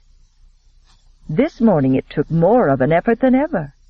Her head ached dully, and she had the uneasy feeling that something disturbing had happened. Still caught somewhere between sleep and awareness, she removed the quilted cover from the porcelain pot and poured chocolate into the delicate cup beside it. And then she remembered, and her stomach plummeted. Today a dark-haired man would be waiting for her in the woodcutter's cottage. He would wait for an hour, and then he would leave. Because Elizabeth wasn't going to be there. She couldn't. She absolutely could not. Her hands trembled a little as she lifted the cup and saucer and raised it to her lips. Over the cup's rim she watched Berta bustle into the room with a worried look on her face that faded to a relieved smile "Oh, good. I was worried you'd taken ill." "Why?" Elizabeth asked, as she took a sip of the chocolate. It was cold as ice. "Because I couldn't wake—" "What time is it?" Elizabeth cried. "Nearly 11. 11? But I told you to wake me at 8. How could you let me oversleep this way?" she said, her sleep-drugged mind already groping wildly for a solution. She could dress quickly and catch up with everyone. "Or I did try," Berta exclaimed, hurt by the uncharacteristic sharpness in Elizabeth's tone. "But you didn't want to wake up." "I never want to awaken, Berta. You know that." "But you were worse this morning than normal. You said your head ached." "I always say things like that. I don't know what I'm saying when I'm asleep. I'll say anything to bargain for a few minutes more sleep. You've known that for years. And you always shake me awake anyway." "But you said," Berta persisted, tugging unhappily at her apron, "that since it rained so much last night you were sure the trip to the village wouldn't take place. So you didn't have to arise at all." "Berta, for heaven's sake!" Elizabeth cried, throwing off the covers and jumping out of bed with more energy than she'd ever shown after such a short period of wakefulness. "I've told you I'm dying of diphtheria to make you go away, and that didn't succeed." "Well," Berta shot back, marching over to the bell pull and ringing for a bath to be brought up, "when you told me that, your face wasn't pale and your head didn't feel hot to my touch, and you hadn't dragged yourself into bed as if you could hardly stand when it was but 1:30 in the morning." Contrite, Elizabeth slumped down on the bed. "It's not your fault that I sleep like a hibernating bear. And besides, if they didn't go to the village, it makes no difference at all that I overslept." She was trying to resign herself to the notion of spending the day in the house with a man who could look at her across a room full of diners and make her heart leap. When Berta said, "They did go to the village. Last night's storm was more noise and threat than rain." Closing her eyes for a brief moment, Elizabeth emitted a long sigh. It was already 11, which meant Ian had already begun his useless vigil at the cottage. "Very well. I'll ride to the village and catch up with them there." "There's no need to hurry," she said firmly when Berta rushed to the door to admit the maids carrying buckets of hot water for Elizabeth's bath. It was already noon when Elizabeth descended the stairs, clad in a festive peach riding habit. A matching bonnet with a feather curling at her right ear hid her hair, and riding gloves covered her hands to the wrists. A few masculine voices could be heard in the game-room, testifying to the fact that not all the guests had chosen to make the jaunt to the village. Elizabeth's steps faltered in the hallway as she deliberated whether or not to take a peek into the room to see if Ian Thornton had already returned from the cottage. Certain that he had, and unwilling to see him, she turned in the opposite direction and left the house by the front door. Elizabeth waited at the stable while the grooms saddled a horse for her. But her heart seemed to be beating in heavy time to the passing minutes, and her mind kept tormenting her with a picture of a solitary man who'd waited alone in the cottage for a woman who hadn't come. "Will you be wanting a groom to ride with you, my lady?" the stable-keep asked. "We're short-handed, what with so many of them being needed by the party what went for the days out into the village. Some of 'em ought to be coming back here in an hour or less, if you'd want to wait. If not, the road is safe, and no harm will come to you. Her ladyship rides alone to the village all the time." The thing Elizabeth wanted most was to gallop hell-bent down a country lane and leave everything else behind her. "I'll go alone," she said, smiling at him with the same friendly candor to which she treated Havenhurst's grooms. "We passed the village the day we arrived. It's straight down the main road, about 5 miles, isn't it?" "Aye," he said. A flash of heat lightning lit up the pale sky, and Elizabeth cast an anxious glance overhead. She did not want to stay there. Yet the prospect of being caught in a summer downpour wasn't pleasant either. "I doubt it'll rain till tonight," the stable-keep told her when she hesitated. We gets this kind of lightning here about this time of year. Did it all night, it did, and nary a drop of rain fell." It was all the encouragement Elizabeth needed.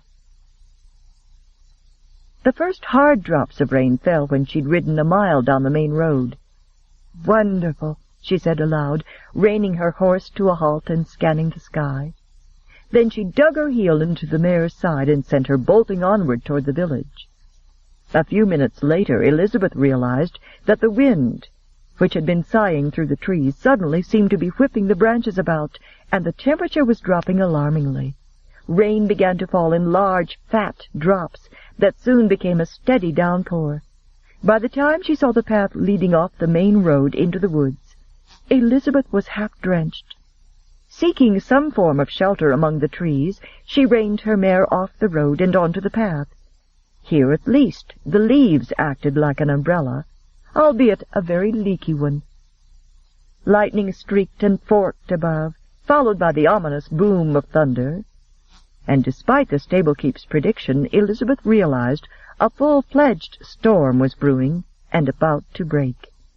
The little mare sensed it too, but though she flinched with the thunder, she remained docile and obedient. "What a little treasure you are," Elizabeth said softly, patting her satiny flank. But her mind was on the cottage she knew would be at the end of the path. She bit her lip with indecision, trying to judge the time. It was surely after 1 o'clock, so Ian Thornton would be long gone. In the few additional moments Elizabeth sat there, contemplating her alternatives, she reached the obvious conclusion that she was vainly putting far too much emphasis on her importance to Ian. Last night she'd seen how easily he had been able to flirt with Charisse, only an hour after he'd kissed her in the arbor. No doubt she'd been nothing but a momentary diversion to him. How melodramatic and stupid she'd been to imagine him pacing the cottage floor, watching the door. He was a gambler, after all. A gambler, and probably a skilled flirt. No doubt he'd left at noon and gone back to the house in search of more willing company, which he'd be able to find without the slightest problem. On the other hand, if, by some outlandish chance, he was still there, she would be able to see his horse, and then she would simply turn around and ride back to the manor house. The cottage came into view several minutes later. Set deep in the steamy woods, it was a welcome sight, and Elizabeth strained her eyes to see through the dense trees and rising fog, looking for signs of Ian's horse. Her heart began to pound in expectation and alarm as she scanned the front of the little thatched cottage. But as she soon realized, she had no reason for excitement or alarm. The place was deserted. So much for the depth of his sudden attachment to her, she thought, refusing to acknowledge the funny little ache she felt. She dismounted and walked her horse around the back, where she found a lean-to under which she could tie the little mare. "Did you ever notice how very fickle males are?" she asked the horse, "and how very foolish females are about them?" she added, aware of how inexplicably deflated she felt. She realized as well that she was being completely irrational. She had not intended to come here, had not wanted him to be waiting, and now she felt almost like crying because he wasn't. Giving the ribbons of her bonnet an impatient jerk, she untied them.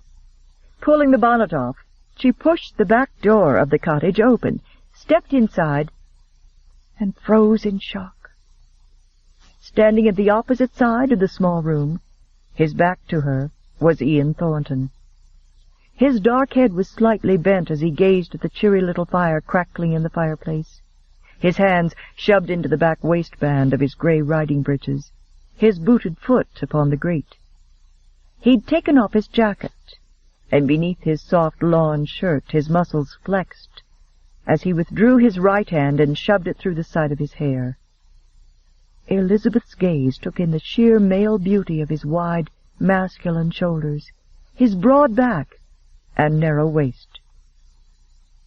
Something in the somber way he was standing, added to the fact that he'd waited more than 2 hours for her, made her doubt her earlier conviction that he hadn't truly cared whether she came or not.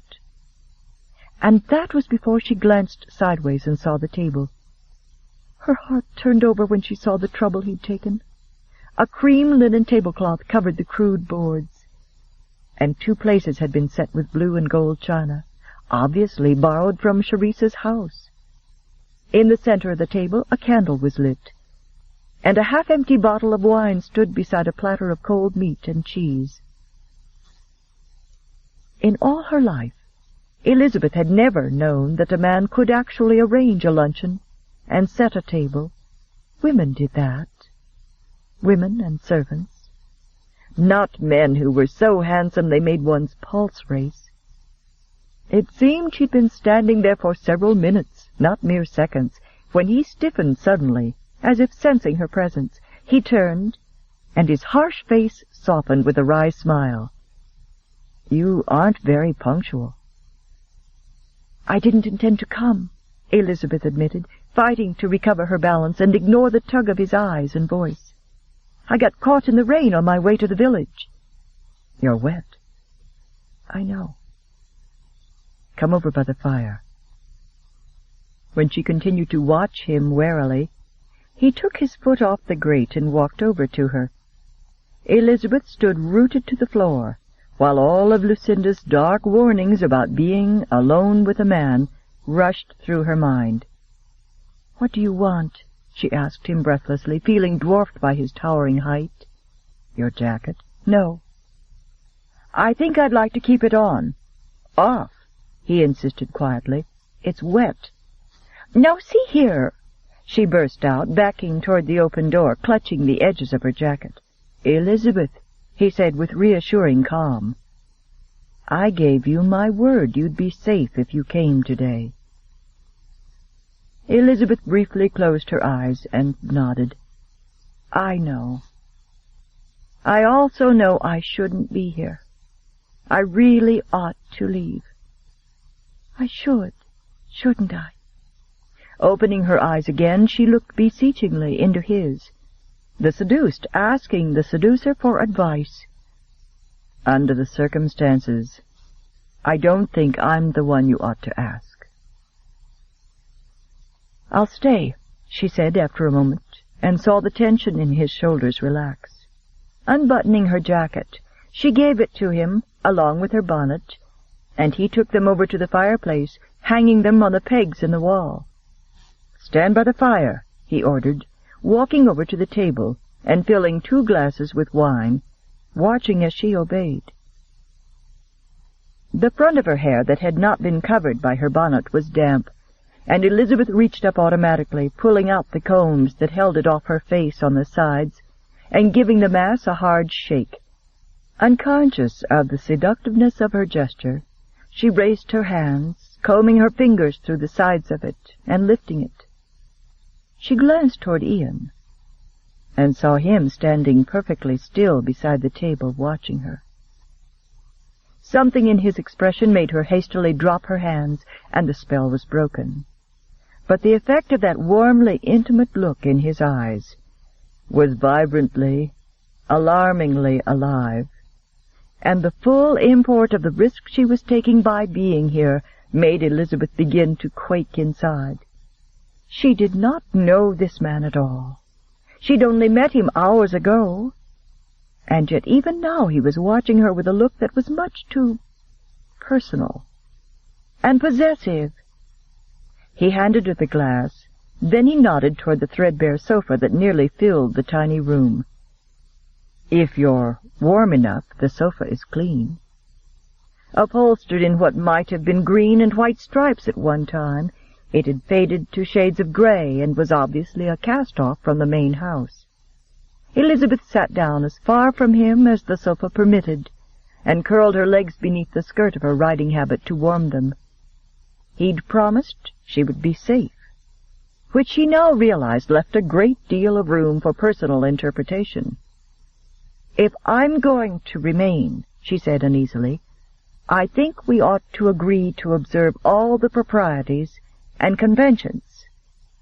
"Such as?" "Well, For a beginning, you really shouldn't be calling me by my given name.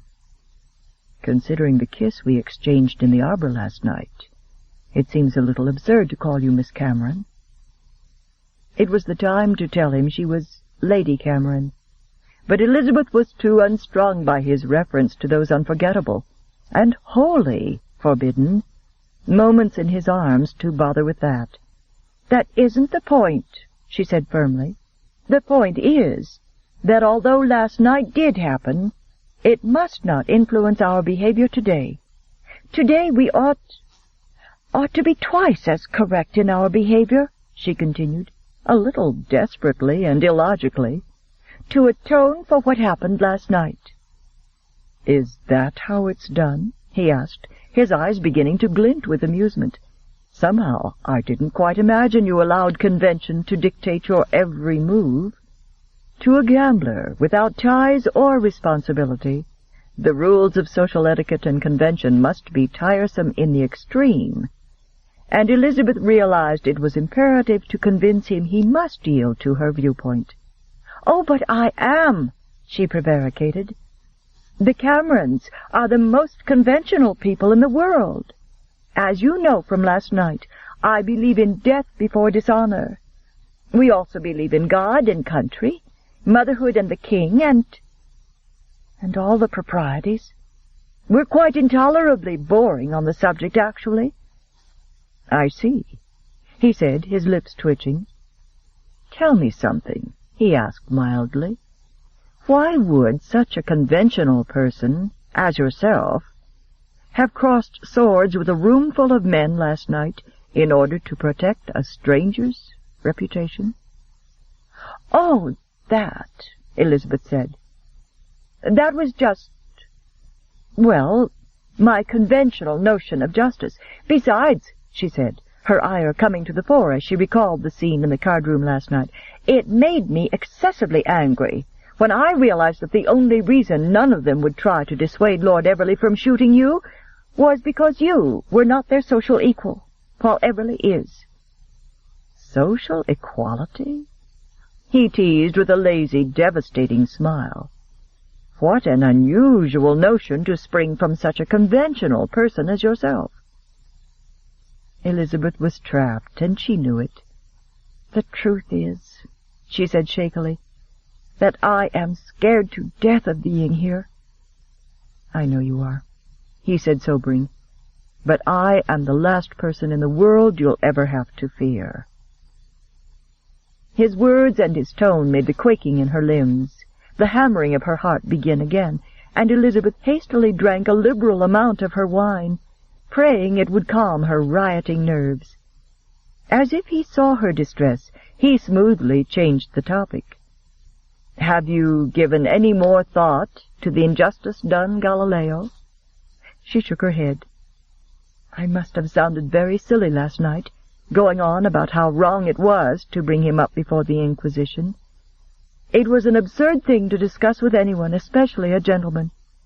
"I thought it was a refreshing alternative to the usual insipid trivialities." "Did you really?" Elizabeth asked, her eyes searching his with a mixture of disbelief and hope, unaware that she was being neatly distracted from her woes and drawn into a discussion she'd find easier. "I did." "I wish society felt that way." He grinned sympathetically. "How long have you been required to hide the fact that you have a mind?" 4 weeks, she admitted, chuckling at his phrasing. "You cannot imagine how awful it is to mouth platitudes to people when you're longing to ask them about things they've seen and things they know. If they're male, they wouldn't tell you, of course, even if you did ask." "What would they say?" he teased. "They would say," she said wryly, "that the answer would be beyond a female's comprehension, or that they fear offending my tender sensibilities." "What sorts of questions have you been asking?" Her eyes lit up with a mixture of laughter and frustration. "I asked Sir Elston Greeley, who had just returned from extensive travels, if he had happened to journey to the colonies, and he said that he had.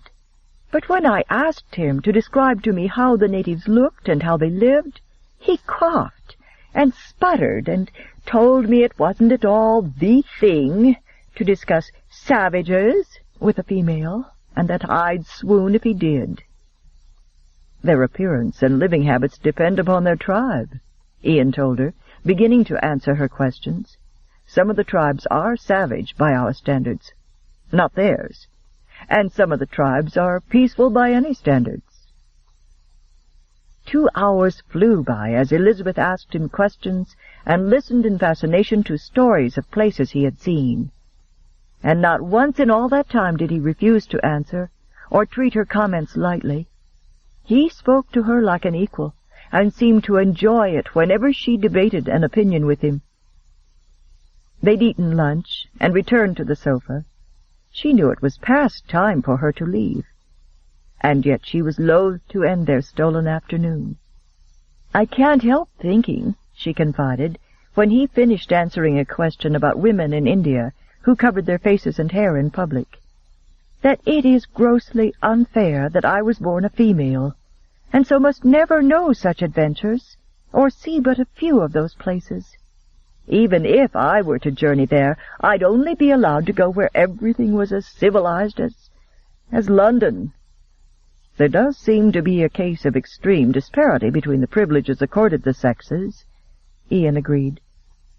"Still, we each have our duty to perform," she informed him with sham solemnity, "and there's said to be great satisfaction in that." "How do you view your, duty?" he countered, responding to her teasing tone with a lazy white smile. "That's easy. It is a female's duty to be a wife who is an asset to her husband in every way. It is a male's duty to do whatever he wishes, whenever he wishes, so long as he is prepared to defend his country, should the occasion demand it in his lifetime, which it very likely won't. Men," she informed him, "gain honor by sacrificing themselves on the field of battle, while we sacrifice ourselves on the altar of matrimony." He laughed aloud then, and Elizabeth smiled back at him, enjoying herself hugely, which, when one considers it, only proves that our sacrifice is by far the greater and more noble. "How is that?" he asked, still chuckling. "It's perfectly obvious. Battles last mere days or weeks, months at the very most, while matrimony lasts a lifetime. Which brings to mind something else I've often wondered about," she continued gaily, giving full rein to her innermost thoughts. "And that is," he prompted, grinning, watching her as if he never wanted to stop, "why do you suppose, after all that, they call us the weaker sex?" Their laughing gazes held, and then Elizabeth realized how outrageous he must be finding some of her remarks. "I don't usually go off on such tangents," she said ruefully. "You must think I'm dreadfully ill-bred." "I think," he softly said, "that you are magnificent." The husky sincerity in his deep voice snatched her breath away. She opened her mouth, thinking frantically for some light reply that could restore the easy camaraderie of a minute before, but instead of speaking she could only draw a long, shaky breath. "And," he continued quietly, "I think you know it." This was not the sort of foolish, flirtatious repartee she was accustomed to from her London beaux, and it terrified her as much as the sensual look in those golden eyes. Pressing imperceptibly back against the arm of the sofa, she told herself she was only overreacting to what was nothing more than empty flattery. "I think," she managed with a light laugh that stuck in her throat, "that you must find whatever female you're with magnificent." "Why would you say a thing like that?" Elizabeth shrugged. "Last night at supper, for one thing." When he frowned at her as if she were speaking in a foreign language, she prodded, "You remember Lady Charisse Dumont, our hostess? The same lovely brunette on whose every word you were hanging at supper last night?" His frown became a grin. "Jealous?" Elizabeth lifted her elegant little chin and shook her head. "No more than you were of Lord Howard." She felt a small bit of satisfaction as his amusement vanished. "The fellow who couldn't seem to talk to you without touching your arm?" he inquired in a silky, soft voice. "That Lord Howard? As a matter of fact, my love, I spent most of my meal trying to decide whether I wanted to shove his nose under his right ear or his left." Startled, musical laughter erupted from her before she could stop it. "You did nothing of the sort," she chuckled. "Besides, if you wouldn't duel with Lord Everley when he called you a cheat, you certainly wouldn't harm poor Lord Howard merely for touching my arm." "Wouldn't I?" he asked softly. "Those are two very different issues." Not for the first time, Elizabeth found herself at a loss to understand him. Suddenly his presence was vaguely threatening again. Whenever he stopped playing the amusing gallant, he became a dark, mysterious stranger. Raking her hair off her forehead, she glanced out the window. "It must be after 3 already. I really must leave." She surged to her feet, smoothing her skirts. "Thank you for a lovely afternoon. I don't know why I remained. I shouldn't have, but I am glad I did." She ran out of words and watched in wary alarm as he stood up. "Don't you?" he asked softly. "Don't I what?" "Know why you're still here with me?"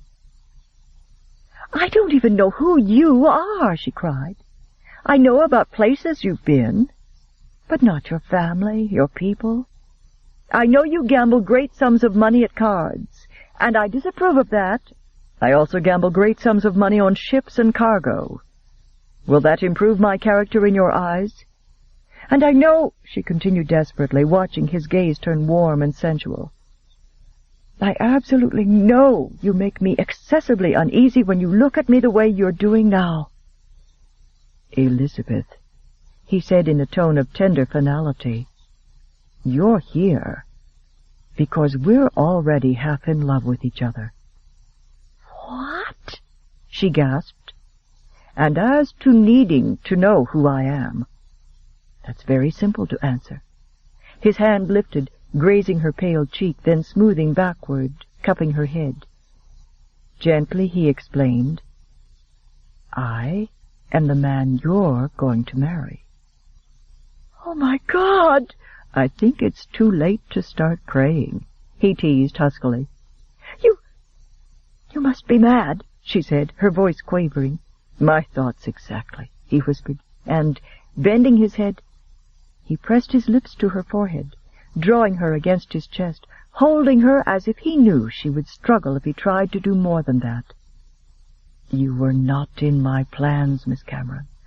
"Oh, please," Elizabeth implored helplessly, "don't do this to me. I don't understand any of this. I don't know what you want." "I want you." He took her chin between his thumb and forefinger and lifted it, forcing her to meet his steady gaze as he quietly added, "And you want me." Elizabeth's entire body started to tremble as his lips began descending to hers, and she sought to forestall what her heart knew was inevitable by reasoning with him. "A gently bred Englishwoman," she shakily quoted Lucinda's lecture, "feels nothing stronger than affection. We do not fall in love." His warm lips covered hers. "I'm a Scot," he murmured huskily. "We do." "A Scot!" she uttered when he lifted his mouth from hers. He laughed at her appalled expression. "I said Scot, not axe-murderer." A Scot who was a gambler to boot. Havenhurst would land on the auction block, the servants turned off, and the world would fall apart. "I cannot marry you." "Yes, Elizabeth," he whispered as his lips trailed a hot path over her cheek to her ear. "You can." His lips brushed back and forth across her ear. Then his tongue touched the lobe and began delicately tracing each curve, slowly probing each crevice, until Elizabeth shivered with the waves of tension shooting through her. The instant he felt her trembling response, his arm tightened, supporting her, while his tongue plunged boldly into her ear. His hand curved round her nape, sensually stroking it, and he began trailing scorching kisses down her neck to her shoulder. His warm breath stirred her hair, and his whisper was achingly gentle as his mouth began retracing its stirring path to her ear again. "Don't be afraid. I'll stop whenever you tell me to." Imprisoned by his protective embrace, reassured by his promise, and seduced by his mouth and caressing hands, Elizabeth clung to him, sliding slowly into a dark abyss of desire where he was deliberately sending them both. He dragged his mouth roughly across her cheek, and when his lips touched the corner of hers, Elizabeth helplessly turned her head to fully receive his kiss. The sweet offering of her mouth wrung a half-groan, half-laugh from him, and his lips seized hers in a kiss of melting hunger that deepened to scorching demand. Suddenly Elizabeth was being lifted and lowered onto his lap, then shifted down onto the sofa, his mouth locked fiercely to hers as he leaned over her. His tongue traced a hot line between her lips, coaxing, urging them to part, and then insisting. The moment they yielded, his tongue plunged into her mouth, stroking and caressing. Her body jerked convulsively with the primitive sensations jarring through her entire nerve stream, and Elizabeth surrendered mindlessly to the stormy splendor of the pagan kiss. Her hands shifted restlessly over his heavily muscled shoulders and forearms, her lips moving against his with increasing abandon as she fed his hunger and unwittingly increased it. When he finally pulled his mouth from hers an eternity later, their breaths were coming in mingled gasps. Feeling almost bereft, Elizabeth surfaced slightly from the sensual Eden where he had sent her, and forced her heavy eyelids to open so that she could look at him. Stretched out beside her on the sofa, he was leaning over her, his tanned face hard and flushed with passion, his amber eyes smoldering. Lifting his hand, he tenderly brushed a golden lock of hair off her cheek, and he tried to smile, but his breathing was as ragged as hers. Unaware of the effort he was making to keep their passion under control, Elizabeth let her gaze drop to his finely chiseled mouth, and she watched him draw an unsteady breath. "Don't," he warned her in a husky, tender voice. "Look at my mouth, unless you want it on yours again." Too naive to know how to hide her feelings, Elizabeth lifted her green eyes to his, and her longing for his kiss was in their soft depths. Ian drew a steadying breath and yielded to temptation again, gently telling her how to show him what she wanted. "Put your hand around my neck," he whispered tenderly. Her long fingers lifted to his nape, and he lowered his mouth to hers, so close their breaths mingled. Understanding finally dawned, and Elizabeth put firmer pressure on his nape, and even though she was braced for it, the shock of his parted lips on hers again was wild, indescribable sweetness. This time it was Elizabeth who touched her tongue to his lips, and when she felt him shudder, instinct told her she was doing something right. It told him the same thing, and he jerked his mouth from hers. "Don't do this, Elizabeth," he warned. In answer, she tightened her hand at his nape, and at the same time turned into his arms. His mouth came down hard on hers, but instead of struggling, her body arched against him, and she drew his tongue into her mouth. Against her breasts, she felt his heart slam into his ribs, and he began kissing her with unleashed passion, his tongue tangling with hers, then plunging, and slowly retreating in some wildly exciting, forbidden rhythm that made the blood roar in Elizabeth's ears. His hand slid up her side to her breast, covering it possessively. And Elizabeth jumped in shocked protest. "Don't," he whispered against her lips. "God, don't. Not yet." Stunned into stillness by the harsh need in his voice, Elizabeth gazed up into his face as he lifted his head, his eyes moving restlessly over the bodice of her dress. Despite his protest, his hand was still, and in her befuddled senses she finally realized he was honoring his promise to stop whenever she asked him to stop. Helpless to stop or encourage him, she looked at the masculine fingers, still and tanned against her white shirt. Then she dragged her eyes to his. Heat was beating behind them. And with a silent moan, Elizabeth curled her hand behind his head and turned into his body.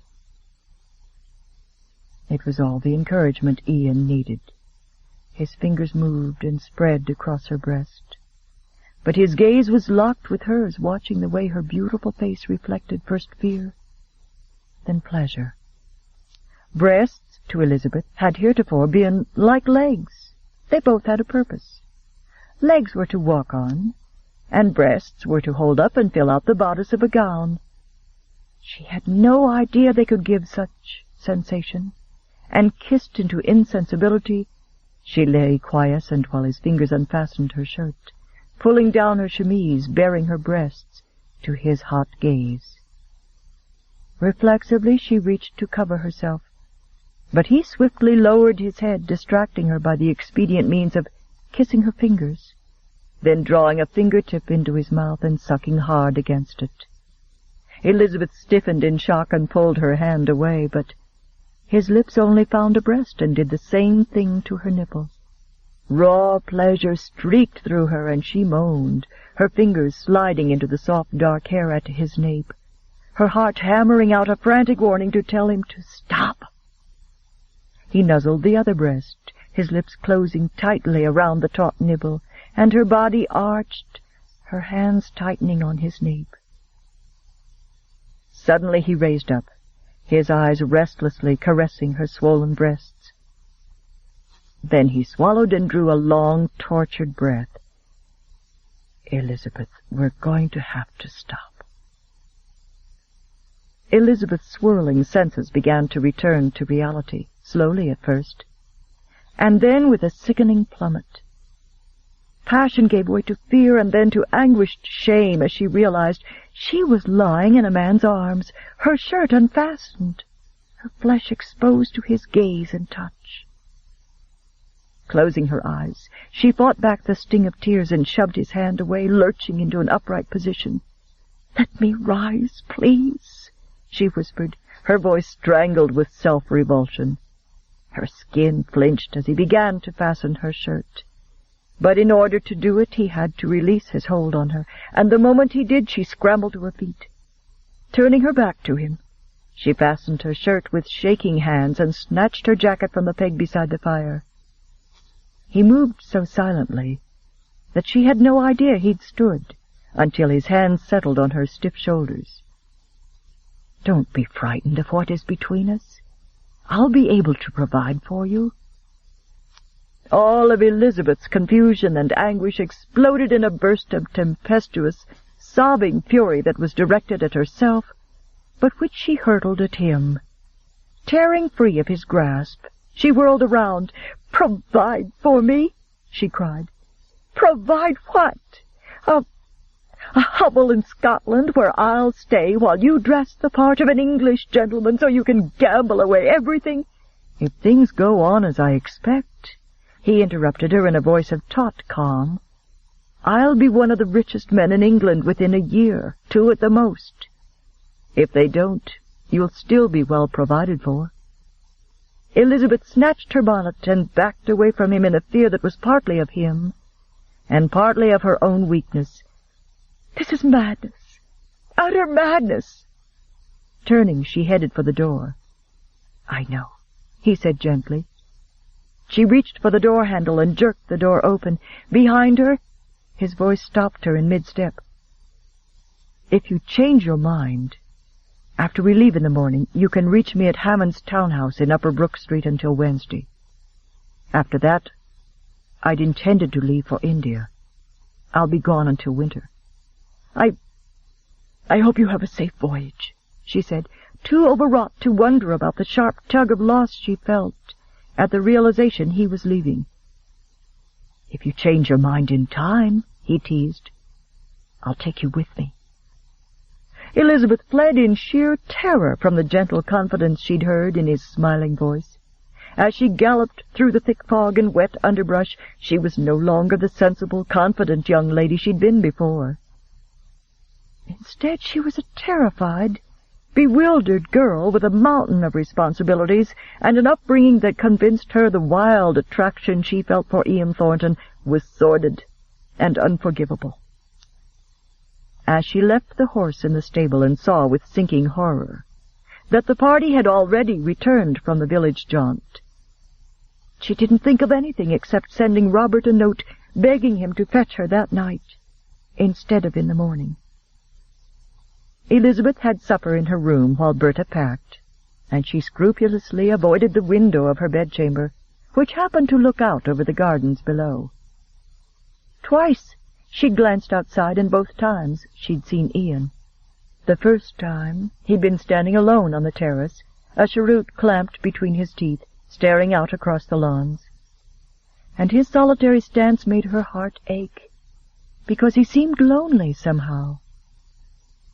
The next time she saw him, he was surrounded by females who'd not been there last night.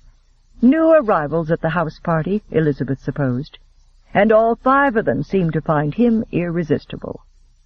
She told herself it didn't matter, could not matter to her. She had responsibilities to Robert and Havenhurst, and they had to come first. Despite what Ian obviously thought, she could not link her future with that of a reckless gambler, even if he was probably the handsomest Scotsman ever born, and the gentlest. Elizabeth closed her eyes, trying to shut out these thoughts. It was incredibly silly to think of Ian in this way. Silly and dangerous, for Valerie and some of the others seemed to suspect where she'd been all afternoon, and with whom. Wrapping her arms around herself, Elizabeth shivered as she remembered how neatly she'd been trapped by her own guilt that afternoon as soon as she'd walked into the house. "Good heavens, you're wet!" Valerie had exclaimed in a cry of sympathy. "The stable said you'd been gone all afternoon. Don't say you were lost and in the rain all that time." "No, I came upon a cottage in the woods and stayed there until the rain let up a little while ago." It had seemed the wisest thing to say, since Ian's horse had been nowhere in sight, and hers had been perfectly visible should anyone have cared to look. "What time was that?"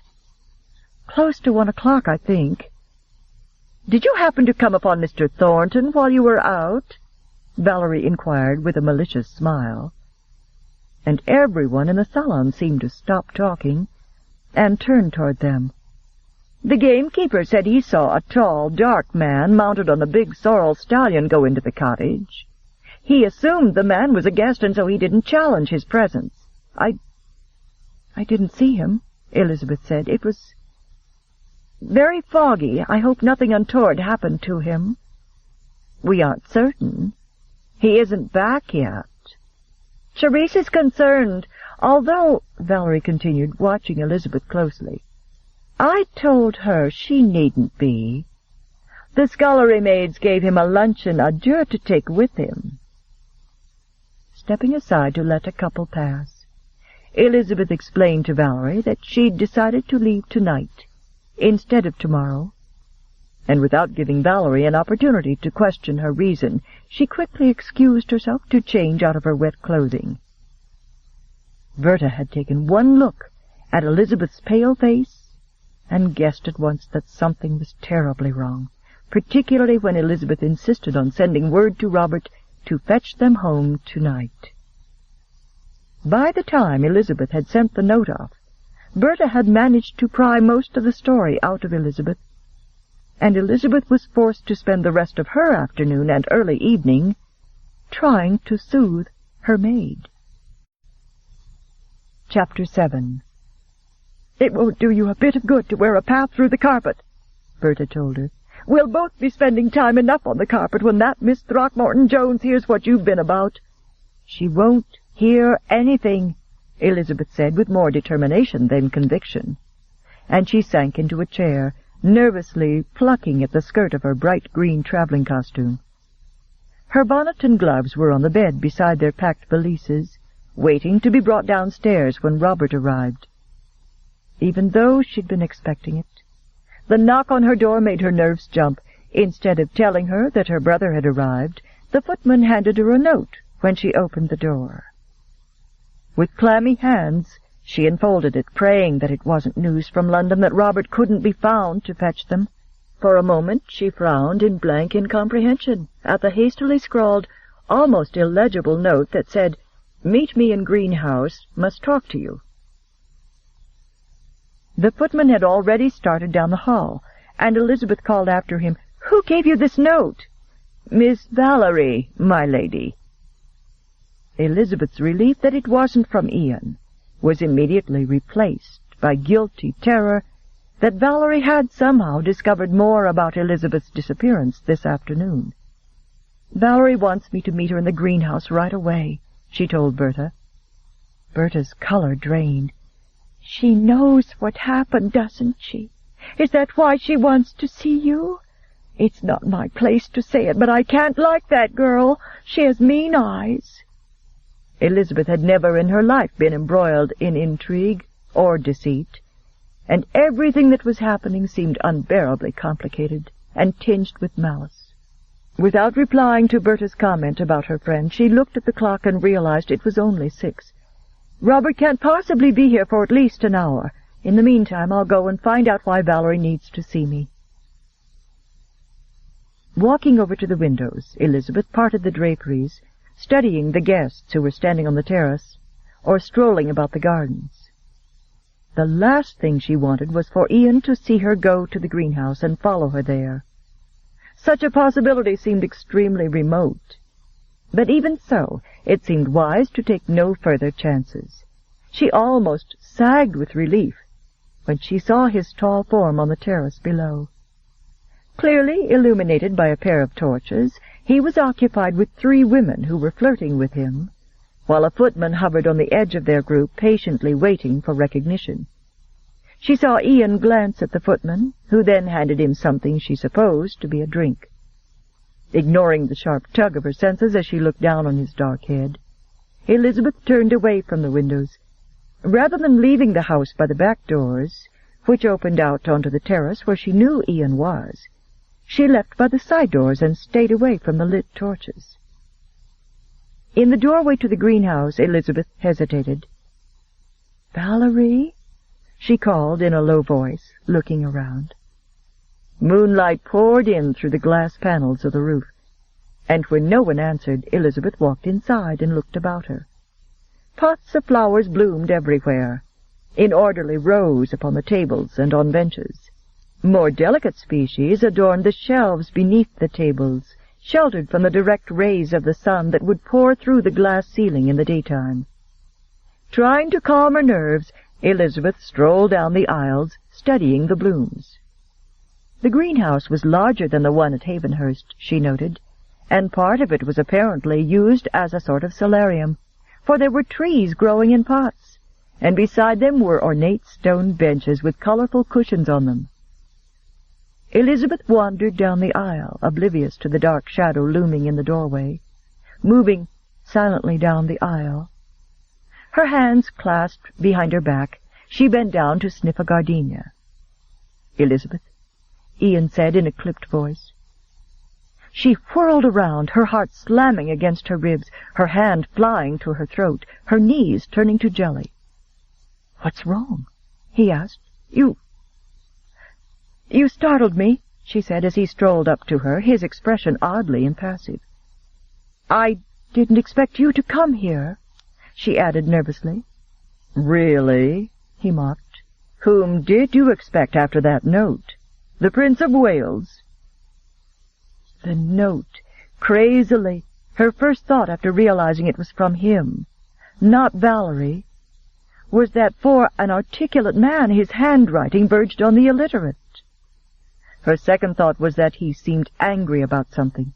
He didn't keep her long in doubt as to the reason. "Suppose you tell me how, during the entire afternoon we spent together, you neglected to mention that you are Lady Elizabeth?"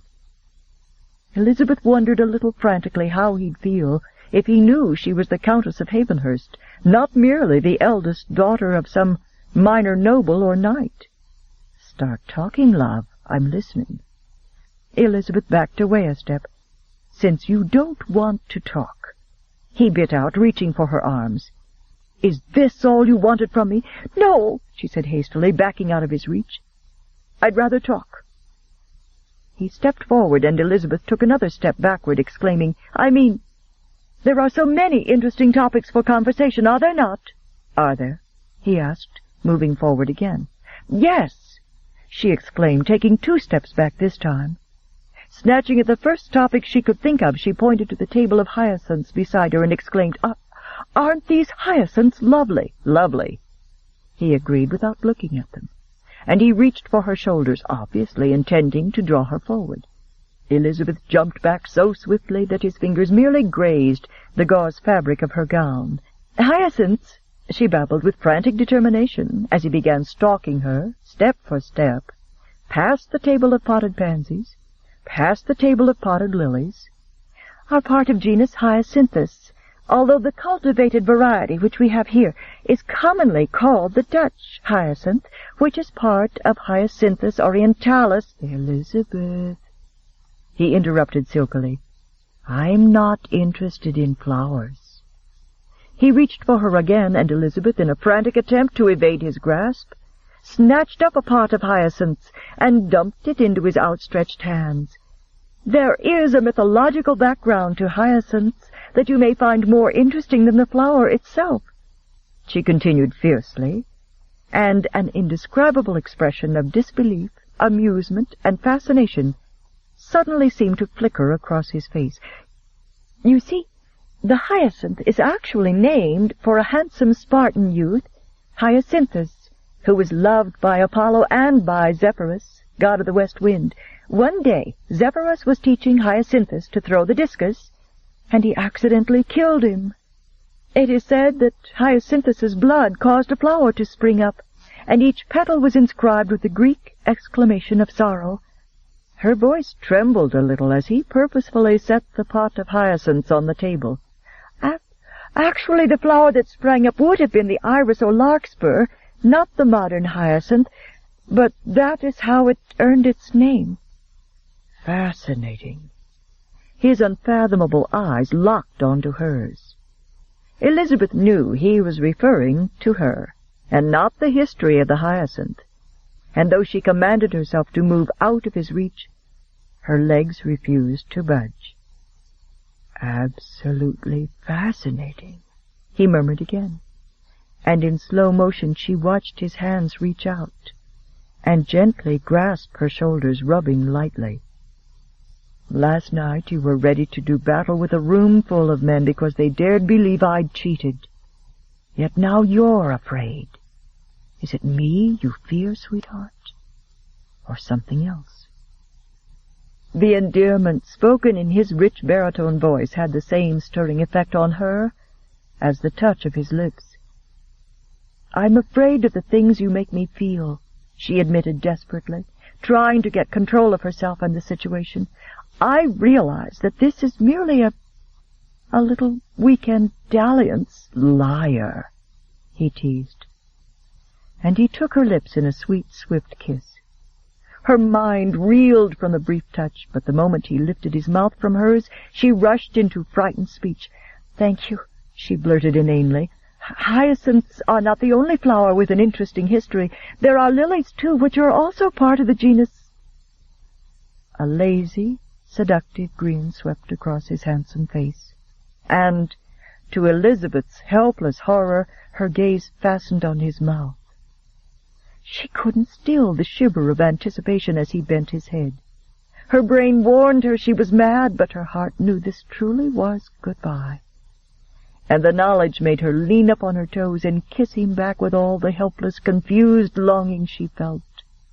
The sweetness of her yielding, combined with the way her hand slid up his chest and rested against his heart, while her other hand curved around his nape, would have seemed to any man to be either the actions of a woman who was falling in love, or else those of an experienced flirt.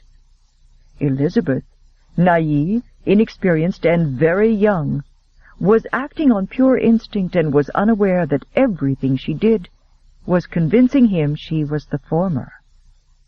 She was, however, not so lost as to the ramifications of her actions that she forgot about Robert's impending arrival. Unfortunately, she had never imagined Robert might have been on his way there before her note ever arrived. "Please listen to me," she whispered desperately. "My brother is coming to take me home." "Then I'll talk to him. Your father may have some objections, even after he understands that I'll be able to provide for your future." "My future!" Elizabeth interrupted in genuine terror at the way he was taking charge. A gambler, just like her father. She thought of the rooms at Havenhurst, stripped almost bare of valuables. The servants counting on her. The ancestors counting on her. At that moment she would have said anything to make him stop pursuing her before she lost control completely and gave in to the mindless, wicked weakness he seemed to inspire in her. She leaned back in his arms, trying to make her shaking voice sound cool and amused. "And what will you provide, sir? Will you promise me a ruby large enough to cover my palm, as Viscount Mondevale has? Sables to cover my shoulders and mink to carpet the floor, as Lord Seabury has?" "Is that what you want?" "Of course," she said with brittle gaiety, but she was choking back a sob. "Isn't that what all females want, and all gentlemen promise?" His face hardened into an expressionless mask, but his eyes were probing hers like daggers, looking for answers, as if he couldn't completely believe that jewels and furs mattered to her more than feelings. "Oh, please let me go," she cried on a choked sob, shoving hard at his chest. So intent were they that neither of them noticed the man striding swiftly down the aisle. "You miserable bastard!" Robert thundered. "You heard what she said. Take your filthy hands off my sister." Ian's arms started to tighten protectively, but Elizabeth tore free of his grasp and ran to Robert, tears streaking down her face. "Robert, listen to me. It's not what you think." Robert put his arm around her shoulder, and Elizabeth started to launch into explanations. "This is Mr. Ian Thornton," she began. And despite the way this looks," Ian interrupted with amazing calm, "my intentions toward Miss Cameron are perfectly honorable." "You arrogant son of a bitch!" Robert exploded, his voice vibrating with fury and contempt. "My sister is Countess Cameron to the likes of you, and I don't need an introduction. I know all about you.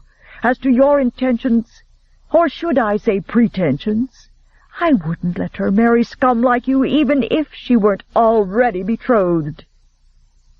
At those words, Ian's gaze jerked to Elizabeth. He saw the truth on her guilt-stricken face, and Elizabeth almost cried out at the cynical contempt blazing in his eyes. "You've compromised my sister, you misbegotten pig, and you'll answer for it." Pulling his gaze from Elizabeth, Ian looked at Robert, his hard face wiped clean of all expression now. Acceding to Robert's demand for a duel, he nodded curtly and said almost politely, "Of course." Then he moved as if to leave. "No!" Elizabeth cried wildly, clutching at Robert's arm. And for the second time in 24 hours she found herself trying to stop someone from spilling Ian Thornton's blood. "I won't permit this, Robert. Do you hear me? It wasn't all his." "This is none of your affair, Elizabeth," Robert snapped, too enraged to listen to her. Removing her hand from his arm, he said, "Berta is already in my carriage in the drive. Go around the far side of the house and get in with her. This man, he said with scathing sarcasm, and I have some things to discuss. You can't. Elizabeth tried again. But Ian Thornton's murderous voice stopped her cold. Get out of here, he said between his teeth.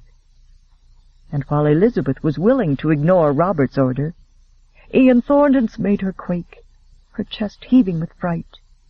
She looked at his rigid face, at the muscle leaping in his jaw, and then at Robert. Not certain whether her presence was making things worse, or forestalling a calamity, she tried once again to appeal to Robert. Please, promise me you won't do anything until tomorrow, when you've had time to think and we've talked. Elizabeth watched him make a Herculean effort not to further terrify her, and to agree with what she asked. Fine, he bit out. I'll be only a moment behind you, he promised. Now go on to my carriage before that crowd out there who's been watching this whole scene decides to come in here where they can hear as well as see. Elizabeth felt physically ill when she stepped out of the greenhouse and saw many of the people from the ballroom gathered outdoors. Penelope was there, and Georgina and the others, and the expressions on their faces ranged from amusement among the older people to icy condemnation among the younger. A short while later, her brother strode to the chaise and climbed inside. His manner was more rigidly controlled than it had been. The matter is settled, he said, but regardless of how much she pleaded, he would not say more. In helpless misery, Elizabeth leaned back against the squabs, listening to Berta, who was sniffling in anticipation of the blame she felt she would ultimately receive from Lucinda Throckmorton-Jones.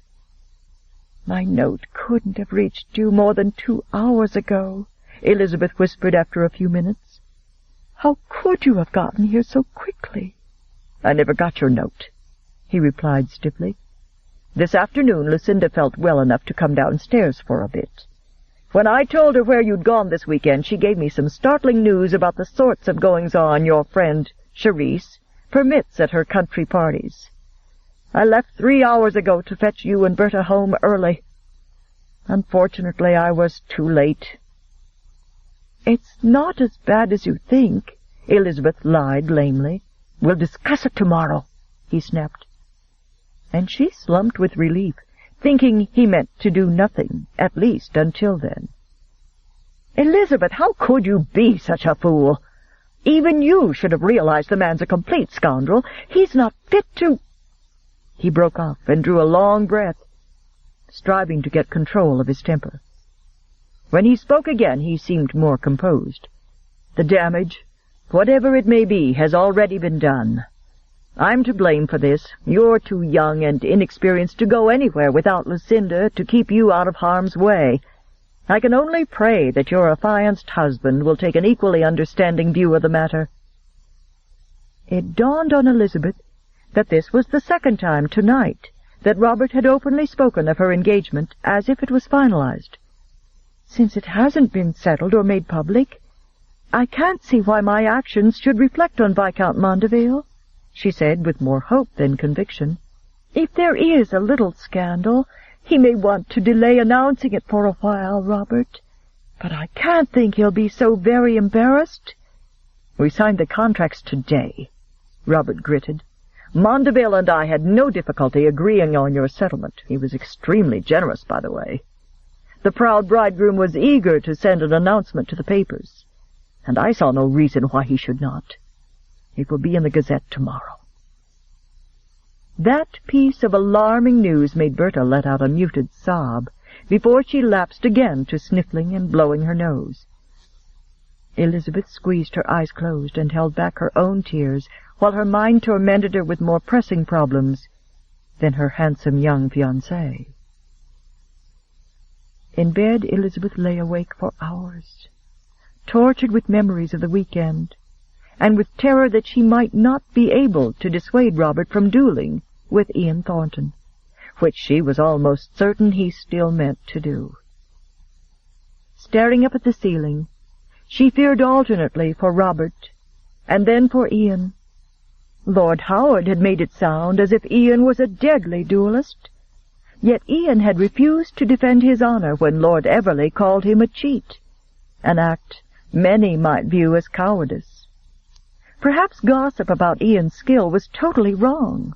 Robert was a fair shot, and Elizabeth's body grew clammy thinking of Ian, proud and alone, being felled by a ball from Robert's pistol. No, she told herself she was thinking hysterically. The possibility of either of them actually shooting the other was outlandish. Dueling was illegal, and in this instance the code of honor would dictate that Ian appear, which he'd already agreed to do in the greenhouse, and that Robert would delope, fire in the air. In so doing, Ian would be tentatively admitting his guilt by putting his life in Robert's hands, which would give Robert the satisfaction a duel provided without the bloodshed, and Robert could then delope. That was the way gentlemen usually dealt with such matters these days. Usually, Elizabeth's terrified mind reminded her. But Robert's temper was explosive, and he was so infuriated tonight that instead of raging, he'd been coldly, murderously silent, and that alarmed Elizabeth more than his outburst would have done. Shortly before dawn she fell into an uneasy slumber, only to wake, what seemed like minutes later, to the sound of someone moving down the hall. A servant, she thought, glancing at the window where pale rays of gray were tinting the inky night sky. She was about to drift off to sleep again, when she heard the front door downstairs open and then close. Dawn. Duels. Robert had promised to talk to her today before doing anything, she thought hysterically, and for once Elizabeth had no trouble waking up. Fear sent her bolting from beneath the covers. Still pulling on a dressing robe, she ran flying down the stairs and jerked open the front door in time to see Robert's carriage rounding the corner. "Oh, my God!" she said to the empty hall. And because she was too overwrought to wait and wonder alone, she went upstairs to awaken the one person whose good judgment could be depended upon, no matter how chaotic the world became. Lucinda had been waiting up for them last night, and she knew most of what had happened this weekend, with the exception, of course, of the interlude in the gamekeeper's cottage. "Lucinda?" she whispered, and the gray-haired woman's eyes opened, their pale hazel orbs alert and unclouded. "Robert has just left the house. I'm certain he means to duel with Mr. Thornton."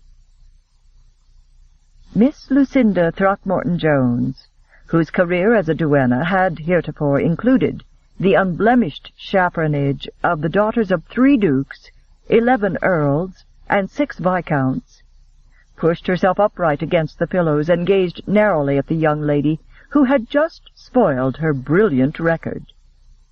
"Inasmuch as Robert is not an early riser," she said, "that would seem to be an obvious conclusion." "Whatever shall I do?"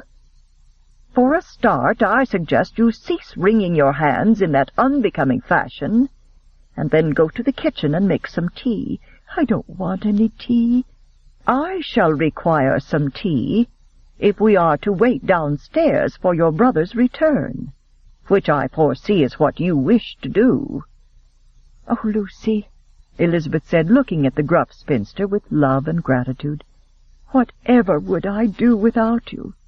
"You would get yourself into a deal of trouble, which you have already done."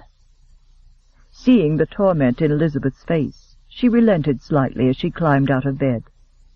"Custom dictates that Thornton present himself, and that your brother have the satisfaction of seeing him do so, and then Robert must elope. There's nothing else that can happen." It was the first time in Elizabeth's acquaintance with Lucinda that the stalwart duenna was wrong. The clock was just chiming the hour of 8 a.m. when Robert returned with Lord Howard. He stalked past the drawing-room, saw Elizabeth huddled on the sofa across from Lucinda, who was doing needlework, paused and stepped back. "What are you doing up so early?" he asked her tersely. "Waiting for you," Elizabeth told him, hurtling out of her chair. Lord Howard's presence confused her for a moment, and then it hit her.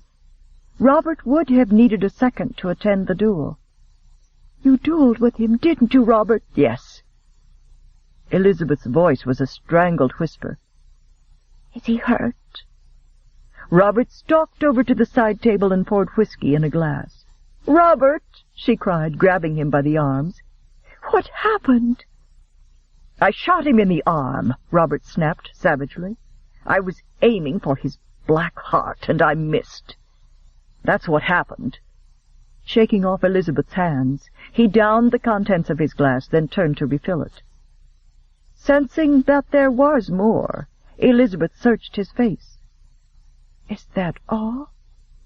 "No, that's not all," Robert exploded. "After I wounded him, that bastard lifted his pistol and stood there, making me sweat. Then he blew the tassel off the top of my goddamned boot." He what?" Elizabeth said, recognizing Robert's roiling fury and unable to understand it. "Surely you aren't angry because he missed?" "Damn it, don't you understand anything? He didn't miss. It was an insult. He stood there with blood pouring down his arm, his pistol aimed at my heart. Then he changed his aim at the last possible second and shot the tassel off my boot instead. He meant to show me he could have killed me if he'd chosen. And everyone who was there saw it. It was the final insult.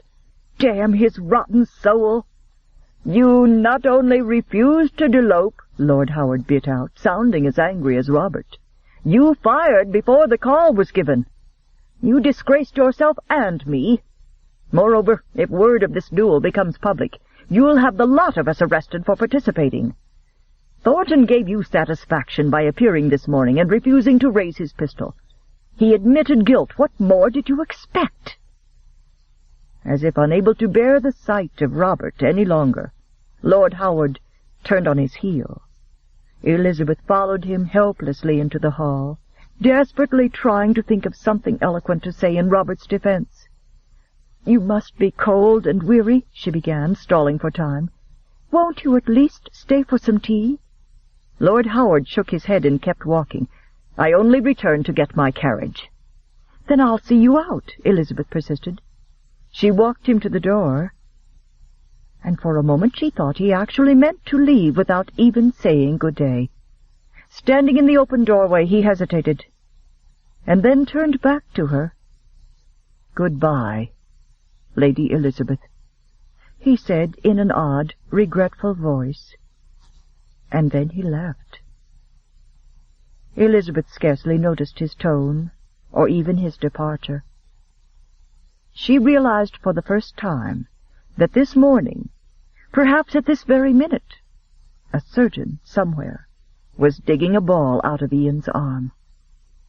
Sagging against the door, she swallowed convulsively, fighting the urge to vomit at the thought of the pain she'd caused him. Last night she'd been too terrified by the prospect of a duel to consider how Ian must have felt when Robert told him she was engaged. Now it was finally beginning to hit her, and her stomach clenched. Ian had spoken of marrying her, had kissed and held her with tender, possessive passion, and told her he was falling in love with her. In return for that, Robert had barged in on him and contemptuously told him she was beyond his touch socially and already engaged besides. And this morning he had shot him for daring to reach too high. Leaning her head back against the door, Elizabeth stifled a moan of contrition. Ian might not have a title, nor any claim to being a gentleman, in the Ton's interpretation of the term, but Elizabeth sensed instinctively that he was a proud man. That pride had been stamped on his bronzed features, in the way he carried himself, in his every movement. And she and Robert had trampled it to pieces. They had made a fool of him in the greenhouse last night and forced him into a duel today.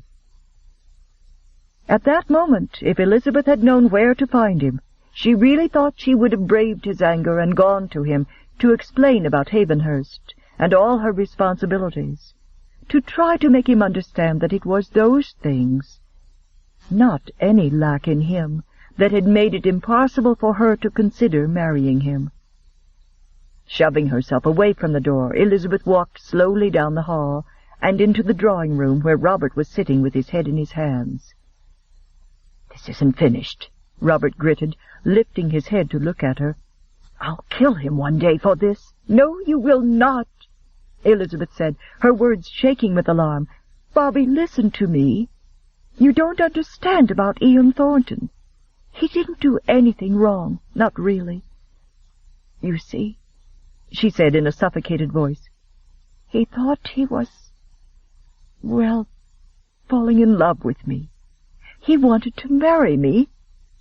Robert's sharp bark of derisive laughter rang through the room. "Is that what he told you?" he sneered, his face purpling with fury at her lack of familial loyalty. "Well, then let me set you straight, you little idiot. To put it bluntly, and in his own words, all he wanted from you was a tumble between the sheets." Elizabeth felt the blood drain from her face. Then she slowly shook her head in denial. "No, you're wrong. When you first found us, he said his intentions were honorable. Remember? He changed his mind damned quick when I told him you are penniless." Robert flung back, looking at her with a mixture of pity and scorn. Too weak to continue standing, Elizabeth sank down on the sofa beside her brother, crushed by the full weight of responsibility for her stupidity, her gullibility, and all that those two traits had brought down on them. "I'm sorry," she whispered helplessly. "I'm so sorry. You risked your life for me this morning, and I haven't even thanked you for caring enough to do that." Because she couldn't think of anything else to say or do, she put her arm around his slumped shoulders. "Things will work out for us. They always have," she promised unconvincingly. "Not this time," he said, his eyes harsh with despair. "I think we're ruined, Elizabeth." "I can't believe it's as bad as that. There's a chance none of this will come out," she continued, not believing her own words. "And Lord Mondeville cares for me, I think. Surely he'll listen to reason." "In the meantime," Lucinda said at last, with typical cool practicality, "Elizabeth must go out as usual, as if nothing untoward has happened. If she hides in the house, gossip will feed on itself. You, sir, will have to escort her." "It won't matter, I tell you," Robert said. "We're ruined." He was right.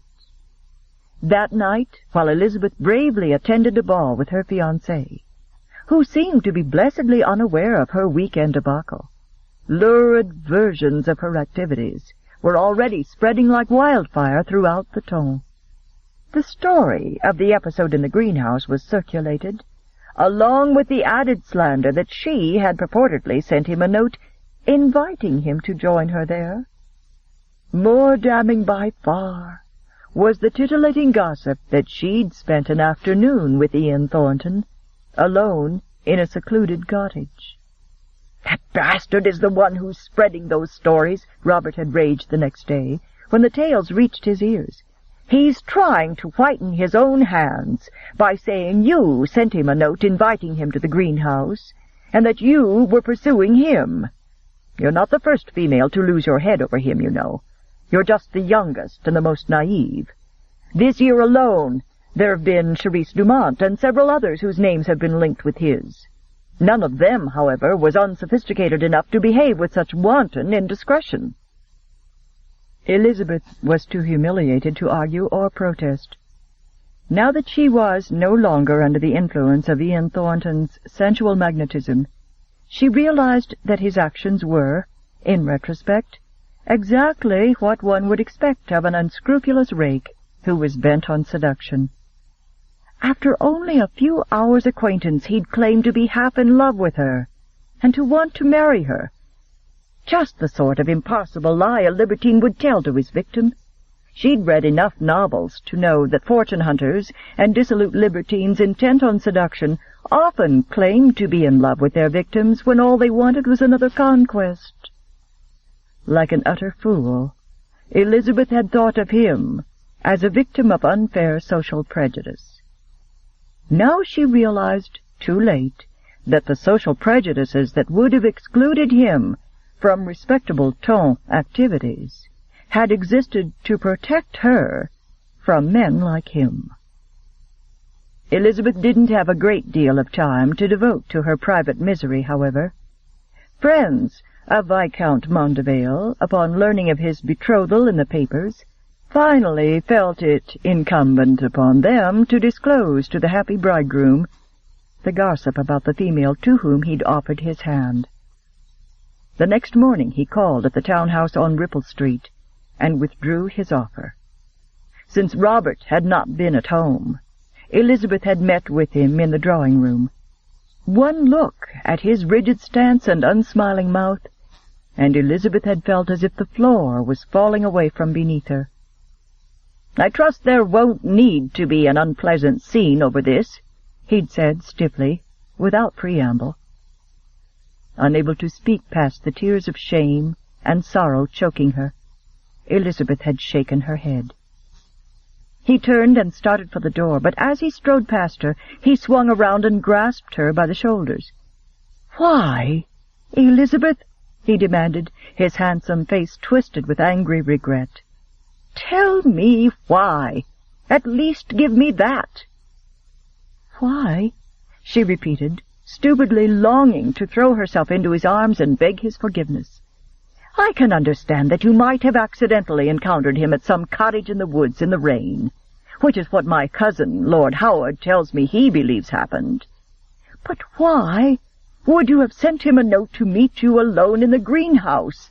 "I didn't," she cried, and only her stubborn pride kept her from collapsing in a sobbing heap at his feet. "You're lying," he said flatly, his hands falling away. "Valerie saw the note after he tossed it away and went looking for you." "She's mistaken," Elizabeth choked. But he was already walking out of the room. Elizabeth had thought she could not feel more humiliated than she did at that moment. But she soon discovered she was mistaken. Viscount Mondeville's desertion was taken as proof that she was guilty, and from that day onward no more invitations or callers arrived at the townhouse on Ripple Street. At Lucinda's insistence, Elizabeth finally got up the courage to attend the one function she'd been invited to before the scandal became public, a ball at Lord and Lady Hinton's home. She stayed for 15 minutes, and then she left, because no one, except the host and hostess, who had no choice, would speak to her or acknowledge her in any way. In the eyes of the ton, she was a shameless wanton, soiled and used, unfit company for unsullied young ladies and gullible young heirs, unfit to mingle in polite society. She had broken the rules governing moral conduct, and not even with someone of her own class, but with a man whose reputation was black, his social standing non-existent. She hadn't merely broken the rules, she'd flung them in their faces. 1 week after the duel, Robert disappeared without word or warning. Elizabeth was terrified for his safety, unwilling to believe he would desert her because of what she'd done, and unable to think of any other, less tormenting explanation. The actual explanation, however, was not long in coming. While Elizabeth sat alone in the drawing-room, waiting and praying for his return, news of his disappearance was spreading all over the city. Creditors began arriving on her doorstep, demanding payment for huge debts that had accrued not only for her debut, but over many years for Robert's gambling, and even that of her father. 3 weeks after Charisse Dumont's party, on a brilliantly sunny afternoon, Elizabeth and Lucinda closed the door on the rented townhouse for the last time and climbed into their carriage. As her carriage drove past the park, the same people who had flattered her and sought her out saw her and coldly turned their backs. Through the blur of her hot, humiliated tears, Elizabeth saw a handsome young man with a pretty girl in his carriage. Viscount Mondeville was taking Valerie for a drive, and the look she gave Elizabeth was meant to be pitying. But Elizabeth, in her private torment, thought it was tinged with triumph. Her fear that Robert had met with foul play had already given way to the far more believable possibility that he had fled to avoid debtor's jail. Elizabeth returned to Havenhurst and sold off every valuable she owned to pay off Robert's gaming debts, her father's gaming debts, and those from her debut. And then she picked up the threads of her life. With courage and determination, she devoted herself to preserving Havenhurst and to the well-being of the 18 servants who elected to stay with her for only a home, food, and new livery once each year. Slowly her smiles returned, and the guilt and confusion receded. She learned to avoid looking back on her grievous mistakes during her season, because it hurt too much to remember them and the awful retribution that had followed. At 17 years old she was her own mistress, and she had come home, where she had always belonged. She resumed her chess games with Ventnor, and her target practice with Aaron. She lavished her love on this peculiar family of hers, and on Havenhurst, and they returned it. She was contented and busy, and she adamantly refused to think of Ian Thornton, or of the events that had led up to her self-imposed exile. Now her uncle's actions were forcing her not only to think of him, but to see him. Without her uncle's modest financial support for 2 more years, there was no way Elizabeth could avoid giving up Havenhurst. Until she could accumulate the money to have Havenhurst properly irrigated, as it should have been long ago, it could never be productive enough to attract cottagers and support itself. With a reluctant sigh, Elizabeth opened her eyes and gazed blankly at the empty room. Then she slowly stood up. She'd confronted more difficult problems than this, she told herself bracingly. Wherever there was a problem, there were solutions. One simply had to look carefully for the best one. And Alex was here now. Between the two of them, they could surely think of a way to circumvent Uncle Julius. She would take it as a challenge, she decided firmly as she headed off in search of Alex. At 19, she still enjoyed challenges, and life at Havenhurst had become a little bit routine. A few short trips, 2 of the 3 at least, might be exciting. By the time she finally located Alex in the garden, Elizabeth had almost convinced herself of all those things. Chapter 8. Alexandra took one look at Elizabeth's carefully composed features and fixed smile, and was not fooled for a moment. Nor was Bender, who'd been entertaining Alex with stories about Elizabeth's efforts in the gardens. They both turned to her with matched expressions of alarm. "What's wrong?" Alex asked, anxiety already driving her to her feet. "I don't quite know how to tell you," Elizabeth admitted frankly, sitting down beside Alex, while Bentner hovered worriedly about, pretending to pluck withered roses from their stems, so that he might hear and, if needed, lend advice or assistance. The more Elizabeth considered what she had to tell Alex, the more bizarre, almost comical, it began to seem to her dazed mind. "My uncle," she explained, "has endeavored to find a willing husband for me." "Really?" Alex said, her gaze searching Elizabeth's bemused expression. "Yes. In fact, I think it's safe to say he's gone to rather extraordinary lengths to accomplish that feat." "What do you mean?" Elizabeth swallowed a completely unexpected bubble of hysterical laughter. "He sent messages to all 15 of my former suitors asking if they were still interested in marrying me." "Oh, my God," Alex breathed. "And if they were, he volunteered to send me to them for a sennight properly chaperoned by Lucinda," Elizabeth recited in that same strangled tone, "so that we could both discover if we still suit." "Oh, my God," Alex said again, with more force. 12 of them declined, she continued, and she watched Alex wince in embarrassed sympathy. "But 3 of them agreed, and now I am to be sent off to visit them, since Lucinda can't return from Devon until I go to visit the 3rd suitor, who's in Scotland," she said, almost choking on the word as she applied it to Ian Thornton. "I shall have to pass Berta off as my aunt to the first 2. "Berta!" Bentner burst out in disgust. "Your aunt? The silly widgeon's afraid of her shadow." Threatened by another uncontrollable surge of mirth, Elizabeth looked at both her friends. "Berta is the least of my problems. However, do continue invoking God's name, for it's going to take a miracle to survive this." "Who are the suitors?" Alex asked, her alarm increased by Elizabeth's odd smile as she replied, "I don't recall 2 of them. It's quite remarkable, isn't it?"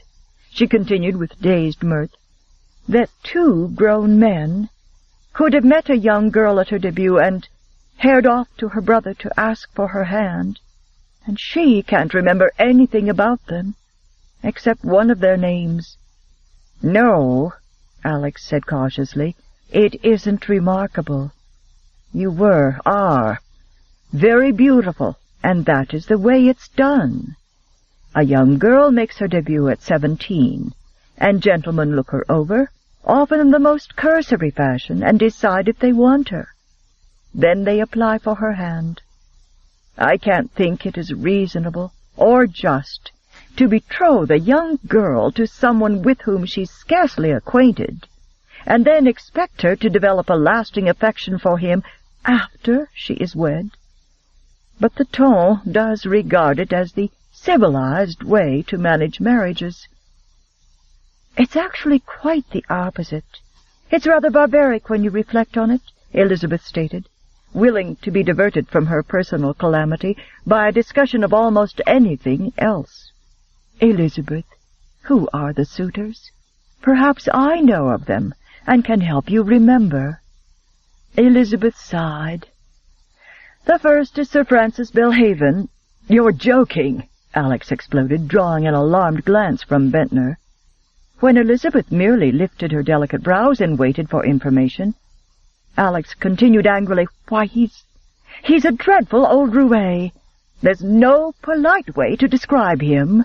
He's stout and balding, and his debauchery is a joke among the ton because he's so flagrant and foolish. He's an unparalleled pinchpenny to boot, a nip-squeeze." "At least we have that last in common," Elizabeth tried to tease. But her glance was on Bentner, who, in his agitation, was deflowering an entire healthy bush. "Bentner," she said gently, touched by how much he obviously cared for her plight, "you can tell the dead blooms from the live ones by their color." "Who's the second suitor?" Alex persisted in growing alarm. "Lord John Marchman." When Alex looked blank, Elizabeth added, "The Earl of Canford." Comprehension dawned, and Alex nodded slowly. "I'm not acquainted with him, but I have heard of him." "Well, don't keep me in suspense," Elizabeth said, choking back a laugh, because everything seemed more absurd, more unreal by the moment. "What do you know of him?" "That's just it. I can't recall, but there was—" "Wait, I have it. She shot a discouraged look at Elizabeth. "He's an inveterate sportsman, who rarely comes near London. He's said to have entire walls of his home covered in the stuffed heads of animals he's hunted and fish he's caught. I remember some joking remarks being made, that the reason he'd never married was that he couldn't tear himself away from his sport long enough to look for a wife. He doesn't sound at all suitable for you, Alex added miserably, glaring absently at the toe of her red kid slipper. Suitability hasn't anything to do with it, since I haven't any intention of wedding anyone, if I can possibly avoid it. If I can just hold out for 2 more years, my grandmother's trust will come to me. With that money, I should be able to manage here on my own for a long time. The problem is that I can't hold ends together until then without my uncle's support, and he threatens to withdraw it almost weekly. If I don't at least appear to go along with this mad scheme of his, I've no doubt he'll do exactly that. Elizabeth, Alex ventured cautiously, I could help, if you'd let me. My husband— Don't, please, Elizabeth interrupted. You know I could never take money from you. Among other things, I wouldn't be able to pay it back. The trust should cover Havenhurst's expenses, but only barely. For now, my most pressing problem is to find some way out of this coil my uncle has created. What I cannot understand is how your uncle could consider these 2 men suitable when they aren't. Not one whit. We know that, Elizabeth said wryly, bending down to pull a blade of grass from between the flagstones beneath the bench. But evidently my suitors do not, and that's the problem. As she said the words, a thought began to form in her mind. Her fingers touched the blade, and she went perfectly still. Beside her on the bench, Alex drew a breath as if to speak, then stopped short, and in that pulse beat of still silence the same idea was born in both their fertile minds. "Alex?" Elizabeth breathed. "All I have to—" "Elizabeth?" Alex whispered. "It's not as bad as it seems. All you have to—" Elizabeth straightened slowly and turned. In that prolonged moment of silence, 2 longtime friends sat in a rose garden, looking raptly at each other, while time rolled back and they were girls again, lying awake in the dark, confiding their dreams and troubles and inventing schemes to solve them that always began with, "If only." "If only," Elizabeth said as a smile dawned across her face and was matched by the one on Alex's, "I could convince them that we don't suit." "Which shouldn't be hard to do," Alex cried enthusiastically, "because it's true." The joyous relief of having a plan, of being able to take control of a situation that minutes before had threatened her entire life, sent Elizabeth to her feet, her face aglow with laughter. "Poor Sir Francis," she chuckled, looking delightedly from Bentner to Alex, as both grinned at her. "I greatly fear he's in for the most disagreeable surprise when he realizes what a—" She hesitated, thinking of everything an old roué would most dislike in his future wife. "A complete prude I am. And," Alex added, "what a shocking spendthrift you are." "Exactly," Elizabeth agreed, almost twirling around in her glee. Sunlight danced off her gilded hair and lit her green eyes as she looked delightedly at her friends. "I shall make perfectly certain to give him glaring evidence I am both." "Now then, as to the Earl of Canford." "What a pity," Alex said in a voice of exaggerated gloom. "You won't be able to show him what a capital hand you are with a fishing pole." "Fish?" Elizabeth returned with a mock shudder. "Why, the mere thought of those scaly creatures positively makes me swoon." "Except for that prime one you caught yesterday," Bentner put in wryly. "You're right," she returned with an affectionate grin at the man who'd taught her to fish. "Will you find Berta and break the news to her about going with me? By the time we come back to the house, she ought to be over her hysterics, and I'll reason with her."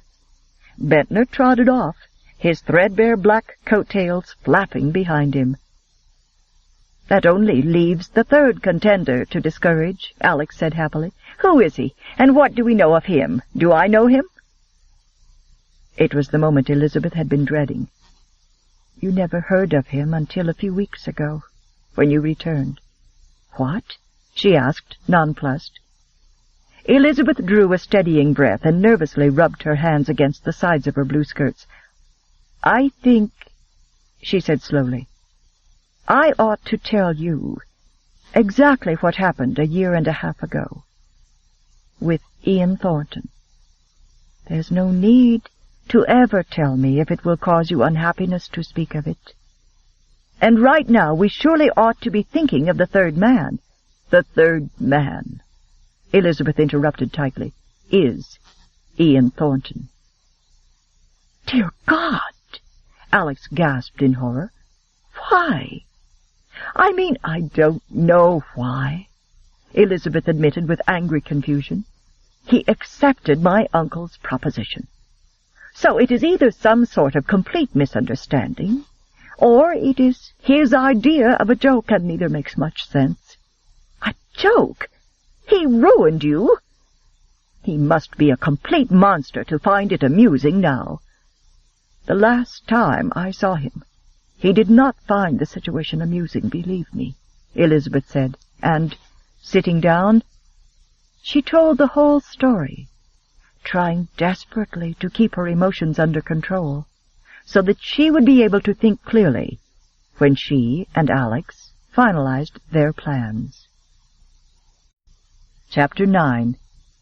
Berta, we've arrived, Elizabeth said, as their travelling chaise drew up before the expansive estate belonging to Sir Francis Belhaven. Berta's eyes had been squeezed closed for the last hour, but Elizabeth saw her bosom rising and falling with rapid, shallow breaths, and knew she was not asleep. Berta had been terrified at the prospect of playing the role of Elizabeth's aunt, and none of Elizabeth's soothing or promises had eased her fear one bit in the last several days. She had not wanted to come, and now that she was there, she was still praying for deliverance. "Aunt Berta!" she said forcefully as the front door of the great rambling house was swung open. The butler stepped aside, and footmen hurried forward. "Aunt Berta!" she said urgently, and in desperation Elizabeth reached for the maid's tightly clenched eyelid. She pried it open and looked straight into a frightened brown orb. "Please do not do this to me, Berta. I'm counting on you to act like an aunt, not a timid mouse. They're almost upon us." Berta nodded, swallowed, and straightened in her seat. Then she smoothed her black bombazine skirts. "How do I look?" Elizabeth whispered urgently. "Dreadful," said Berta, eyeing the severe, high-necked black linen gown Elizabeth had carefully chosen to wear at this, her first meeting with the prospective husband whom Alexandra had described as a lecherous old roué. To add to her nun-like appearance, Elizabeth's hair was scraped back off her face, pinned into a bun à la Lucinda, and covered with a short veil. Around her neck she wore the only piece of jewelry she intended to wear for as long as she was here, a large, ugly iron crucifix she'd borrowed from the family chapel. "Completely dreadful, milady," Berta added with more strength to her voice.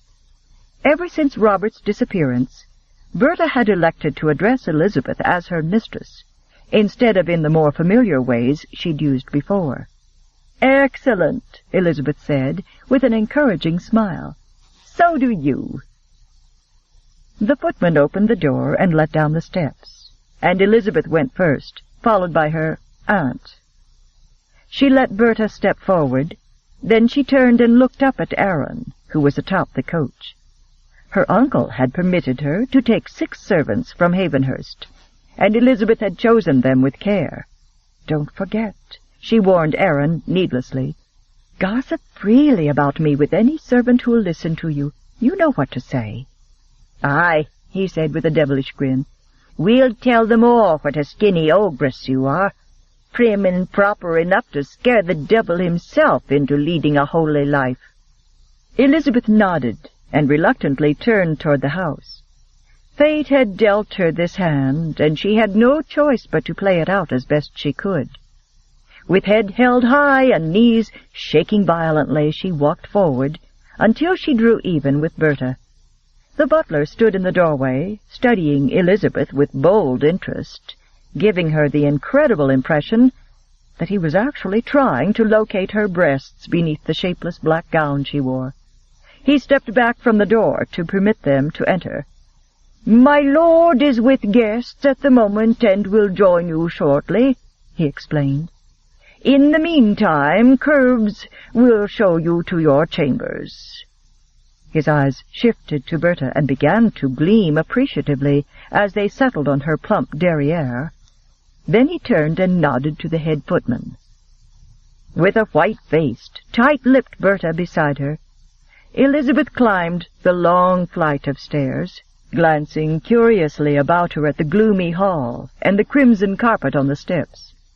The carpet was thick and soft at the edges, attesting to its original cost, but it was threadbare beneath her feet and in immediate need of being replaced. There were gilt sconces on the wall with candles in them, but they had not been lit, and the staircase and landing above it were shrouded in darkness.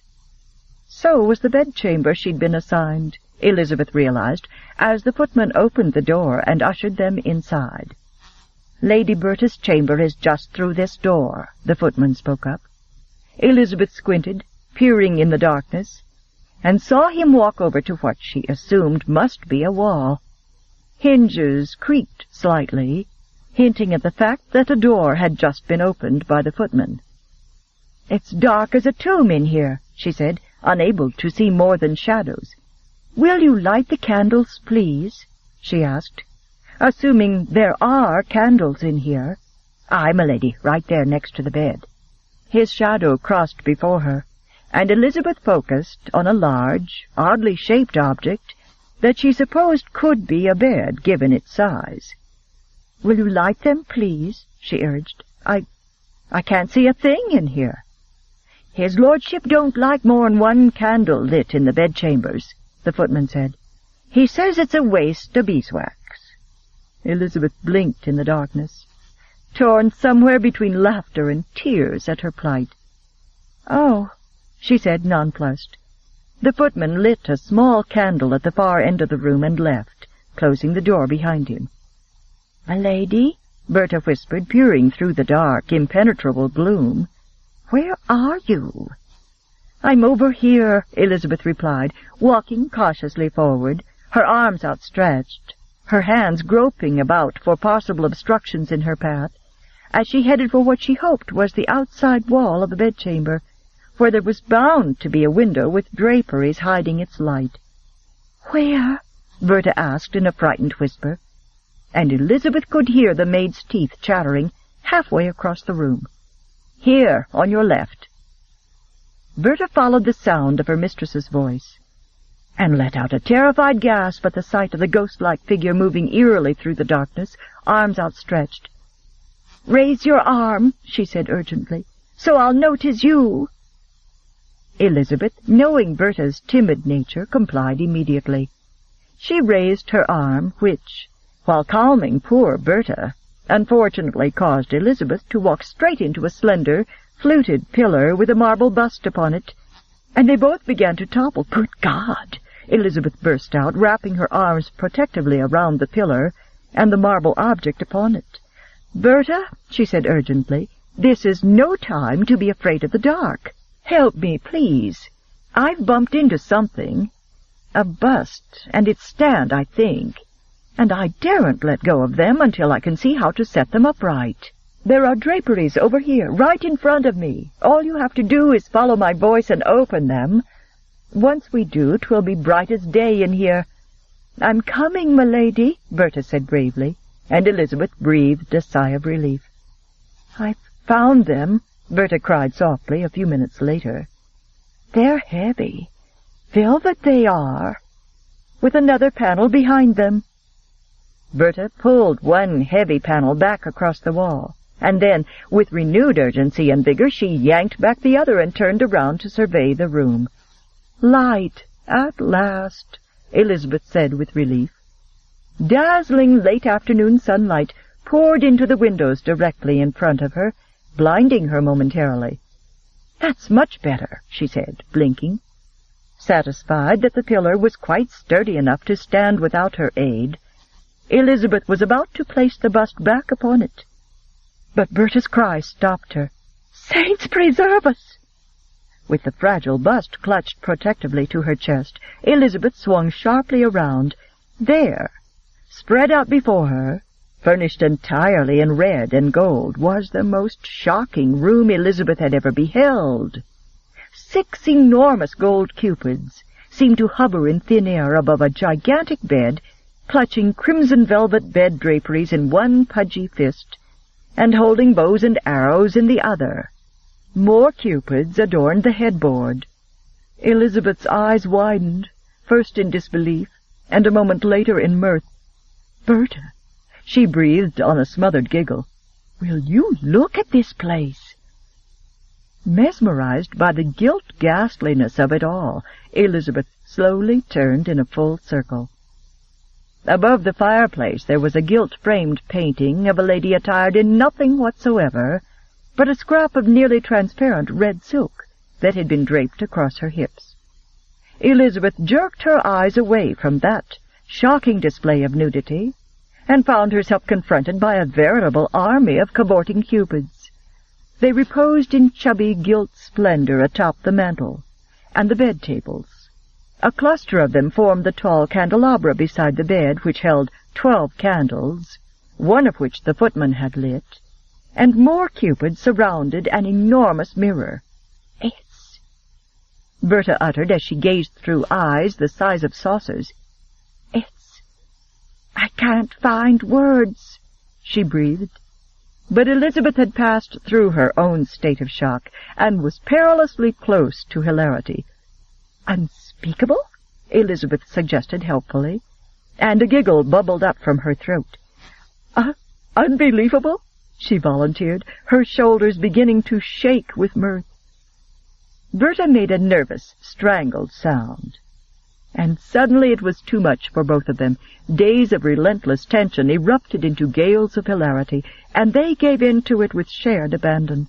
Great gusty shouts of laughter erupted from them, sending tears trickling down their cheeks. Berta snatched for her missing apron, then remembered her new, elevated station in life, and instead withdrew a handkerchief from her sleeve, dabbing at the corners of her eyes. Elizabeth simply clutched the forgotten bust to her cheek, perched her chin upon its smooth head, and laughed until she ached. So complete was their absorption that neither of them realized their host was entering the bedchamber, until Sir Francis boomed enthusiastically, "Lady Elizabeth and Lady Berta." Berta let out a muffled scream of surprised alarm, and quickly shifted her handkerchief from the corners of her eyes to her mouth. Elizabeth took one look at the satin-clad figure who rather resembled the cupids he obviously admired, and the dire reality of her predicament hit her like a bucket of icy water, banishing all thoughts of laughter.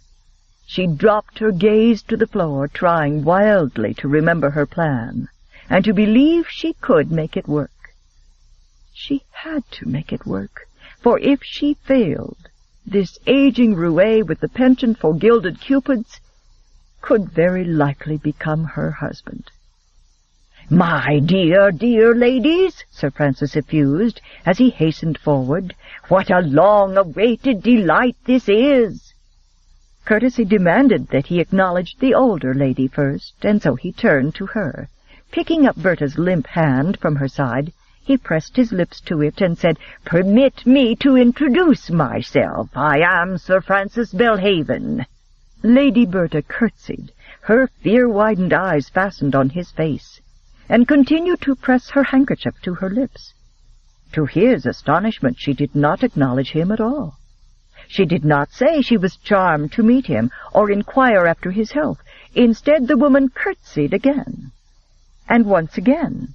"There's hardly a need for all that," he said, covering his puzzlement with forced joviality. I'm only a knight, you know, not a duke, or even an earl." Lady Berta curtsied again, and Elizabeth nudged her sharply with her elbow. "How do?" burst out the plump lady. "My aunt is a trifle shy with strangers," Elizabeth managed weakly. The sound of Elizabeth Cameron's soft, musical voice made Sir Francis's blood sing. He turned with unhidden eagerness to his future bride, and realized that it was a bust of himself that Elizabeth was clutching so protectively, so very affectionately, to her bosom. He could scarcely contain his delight. "I knew it would be this way between us. No pretense, no maidenly shyness," he burst out, beaming at her blank, wary expression, as he gently took the bust of himself from Elizabeth's arms. "But, my lovely, there's no need for you to caress a hunk of clay when I am here in the flesh." Momentarily struck dumb, Elizabeth gaped at the bust she'd been holding, as he first set it gently upon its stand, then turned expectantly to her, leaving her with the horrifying and accurate thought that he now expected her to reach out and draw his balding head to her bosom. She stared at him, her mind in paralyzed chaos. I would ask a favor of you, Sir Francis," she burst out finally. "Anything, my dear," he said huskily. "I would like to rest before supper." He stepped back, looking disappointed. But then he recalled his manners and reluctantly nodded. "We don't keep country hours. Supper is at 8:30. For the first time, he took a moment to really look at her. His memories of her exquisite face and delicious body had been so strong, so clear, that until then he'd been seeing the Lady Elizabeth Cameron he'd met long ago. Now he belatedly registered the stark, unattractive gown she wore, and the severe way her hair was dressed. His gaze dropped to the ugly iron cross that hung about her neck, and he recoiled in shock. "Oh, and, my dear, I've invited a few guests," he added pointedly, his eyes on her unattractive gown. "I thought you would want to know in order to attire yourself more appropriately." Elizabeth suffered that insult with the same numb paralysis she'd felt since she set eyes on him. Not until the door closed behind him did she feel able to move. "Berta!" she burst out, flopping disconsolately onto the chair beside her. "How could you curtsy like that? He'll know you for a lady's maid before the night is out. We'll never pull this off." "Well," Berta exclaimed, hurt and indignant, "'twasn't I who was clutching his head to my bosom when he came in." "We'll do better after this," Elizabeth vowed, with an apologetic glance over her shoulder, and the trepidation was gone from her voice, replaced by steely determination and urgency. "We have to do better. I want us both out of here tomorrow, the day after at the very latest." "The butler stared at my bosom," Berta complained. "I saw him." Elizabeth sent her a wry, mirthless smile. "The footman stared at mine. No woman is safe in this place. We only had a bit of stage fright just now. We're new to play acting, but tonight I'll carry it off. You'll see. No matter what it takes, I'll do it." When Elizabeth finally descended the stairs on her way to the dining room, she was 2 hours late. Deliberately. "Good heavens! You're tardy, my dear," Sir Francis said, shoving back his chair and rushing to the doorway, where Elizabeth had been standing, trying to gather her courage to do what needed to be done. "Come and meet my guests," he said, drawing her forward, after a swift, disappointed look at her drab attire and severe coiffure. "We did as you suggested in your note and went ahead with supper. What kept you up upstairs so long?" "I was at prayer," Elizabeth said, managing to look him straight in the eye. Sir Francis recovered from his surprise, in time to introduce her to the 3 other people at the table, 2 men who resembled him in age and features, and 2 women of perhaps 5 and 30, who were both attired in the most shockingly revealing gowns Elizabeth had ever seen. Elizabeth accepted a helping of cold meat to silence her protesting stomach, while both women studied her with unhidden scorn. "That is a most unusual ensemble you're wearing, I must say," remarked the woman named Eloise.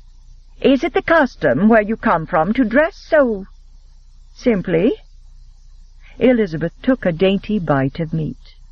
"Not really. I disapprove of too much personal adornment." She turned to Sir Francis with an innocent stare. "Gowns are expensive. I consider them a great waste of money." Sir Francis was suddenly inclined to agree, particularly since he intended to keep her naked as much as possible. "Quite right," he beamed, eyeing the other ladies with pointed disapproval. "No point in spending all that money on gowns. No point in spending money at all." "My sentiments exactly," Elizabeth said, nodding. "I prefer to give every shilling I can find to charity instead." "Give it away?" he said in a muted roar, half rising out of his chair. Then he forced himself to sit back down and reconsider the wisdom of wedding her. She was lovely, her face more mature than he remembered it, but not even the black veil and scraped-back hair could detract from the beauty of her emerald-green eyes with their long, sooty lashes. Her eyes had dark circles beneath them, shadows he didn't recall seeing there earlier in the day. He put the shadows down to her far too serious nature. Her dowry was creditable, and her body beneath that shapeless black gown. He wished he could see her shape. Perhaps it, too, had changed, and not for the better in the past few years. "I had hoped, my dear," Sir Francis said, covering her hand with his and squeezing it affectionately, "that you might wear something else down to supper, as I suggested you should." Elizabeth gave him an innocent stare. "This is all I brought." "All you brought?" he uttered. But I distinctly saw my footman carrying several trunks upstairs." "They belong to my aunt. Only one of them is mine," she fabricated hastily, already anticipating his next question and thinking madly for some satisfactory answer. "Really?" He continued to eye her gown with great dissatisfaction. And then he asked exactly the question she'd expected.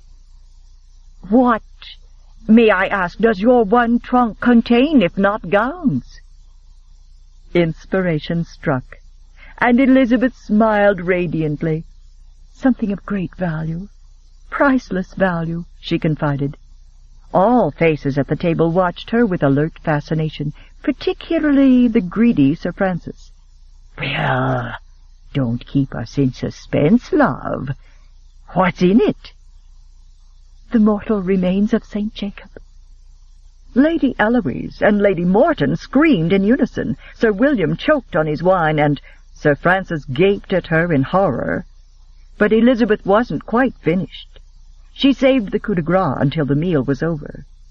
As soon as everyone arose, she insisted that they sit back down so a proper prayer of gratitude could be said. Raising her hands heavenward, Elizabeth turned a simple grace into a stinging tirade against the sins of lust and promiscuity that rose to a crescendo, as she called down the vengeance of doomsday on all transgressors, and culminated in a terrifyingly lurid description of the terrors that awaited all who strayed down the path of lechery. Terrors that combined dragon lore with mythology, a smattering of religion, and a liberal dash of her own vivid imagination. When it was done, Elizabeth dropped her eyes, praying in earnest that tonight would loose her from her predicament. There was no more she could do. She'd played out her hand with all her might. She'd given it her all. It was enough. After supper, Sir Francis escorted her to her chamber, and, with a poor attempt at regret, announced that he greatly feared they wouldn't suit. Not at all. Elizabeth and Berta departed at dawn the following morning, an hour before Sir Francis's servants stirred themselves. Clad in a dressing-robe, Sir Francis watched from his bedchamber window as Elizabeth's coachman helped her into her conveyance. He was about to turn away, when a sudden gust of wind caught Elizabeth's black gown, exposing a long and exceptionally shapely leg to Sir Francis's riveted gaze. He was still staring at the coach as it circled the drive. Through its open window he saw Elizabeth laugh and reach up, unpinning her hair. Clouds of golden tresses whipped about the open window, obscuring her face, and Sir Francis thoughtfully wet his lips. Chapter 10. The country seat of Lord John Marchman, Earl of Canford, was a place of such unhampered, unplanned, raw beauty that Elizabeth temporarily forgot the purpose of her visit as she stared out the window. The house was the largest she'd ever seen, a sprawling, half-timbered Tudor structure, but it was the grounds that held her enthralled. Weeping willows marched along a stream that ran through a park at the front of the property, and lilacs bloomed unhampered and untamed beside the willows, their soft colors blending in natural splendor with blue columbine and wild lilies. Before their chaise drew to a complete halt in front of the house, a door was already being flung open, and a tall, stocky man was bounding down the steps. "It would appear that our greeting here is going to be far more enthusiastic than the one we received at our last stop," Elizabeth said in a resolute voice that still shook with nerves as she drew on her gloves, bravely preparing to meet and defy the next obstacle to her happiness and independence. The door of their chaise was wrenched open with enough force to pull it from its hinges, and a masculine face poked inside. "Lady Elizabeth!" boomed Lord Marchman, his face flushed with eagerness. Or drink. Elizabeth wasn't certain. "This is indeed a long-awaited surprise." And then, as if dumbstruck by his inane remark, he shook his large head and hastily said, "A long-awaited pleasure, that is. The surprise is that you've arrived early." Elizabeth firmly repressed a surge of compassion for his obvious embarrassment, along with the thought that he might be rather likable. "I hope we haven't inconvenienced you overmuch," she said. "Not overmuch. That is," he corrected, gazing into her wide eyes and feeling himself drowning, "not at all." Elizabeth smiled and introduced Aunt Berta, then allowed their exuberant host to escort them up the steps. Beside her, Berta whispered with some satisfaction, "I think he's as nervous as I am." The interior of the house seemed drab and rather gloomy after the sunny splendor outside. As their host led her forward, Elizabeth glimpsed the furnishings in the salon and drawing-room, all of which were upholstered in dark leathers that appeared to have once been maroon and brown.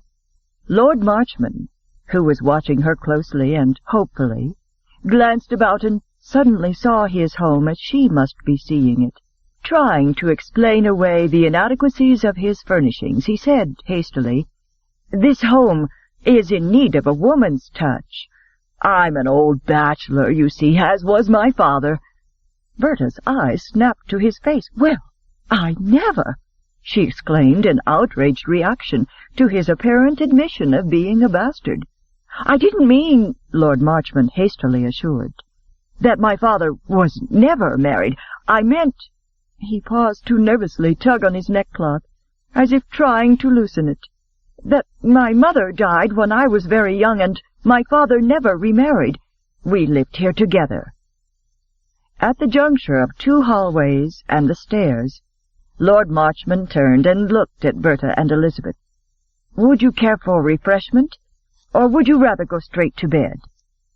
Elizabeth wanted a rest, and she particularly wanted to spend as little time in his company as was possible. "The latter, if you please." "In that case," he said with a sweeping gesture of his arm toward the staircase, "let's go." Berta let out a gasp of indignant outrage at what she perceived to be a clear indication that he was no better than Sir Francis. "Now see here, my lord, I've been putting her to bed for nigh on to 20, and I don't need help from the likes of you." And then, as if she realized her true station, she ruined the whole magnificent effect by curtsying and adding in a servile whisper, "If you don't mind, sir." "Mind? No, It finally occurred to John Marchman what she thought, and he colored up clear to the roots of his hair. I only meant to show you how—" he began, and then he leaned his head back and briefly closed his eyes as if praying for deliverance from his own tongue. "How to find the way," he finished with a gusty sigh of relief.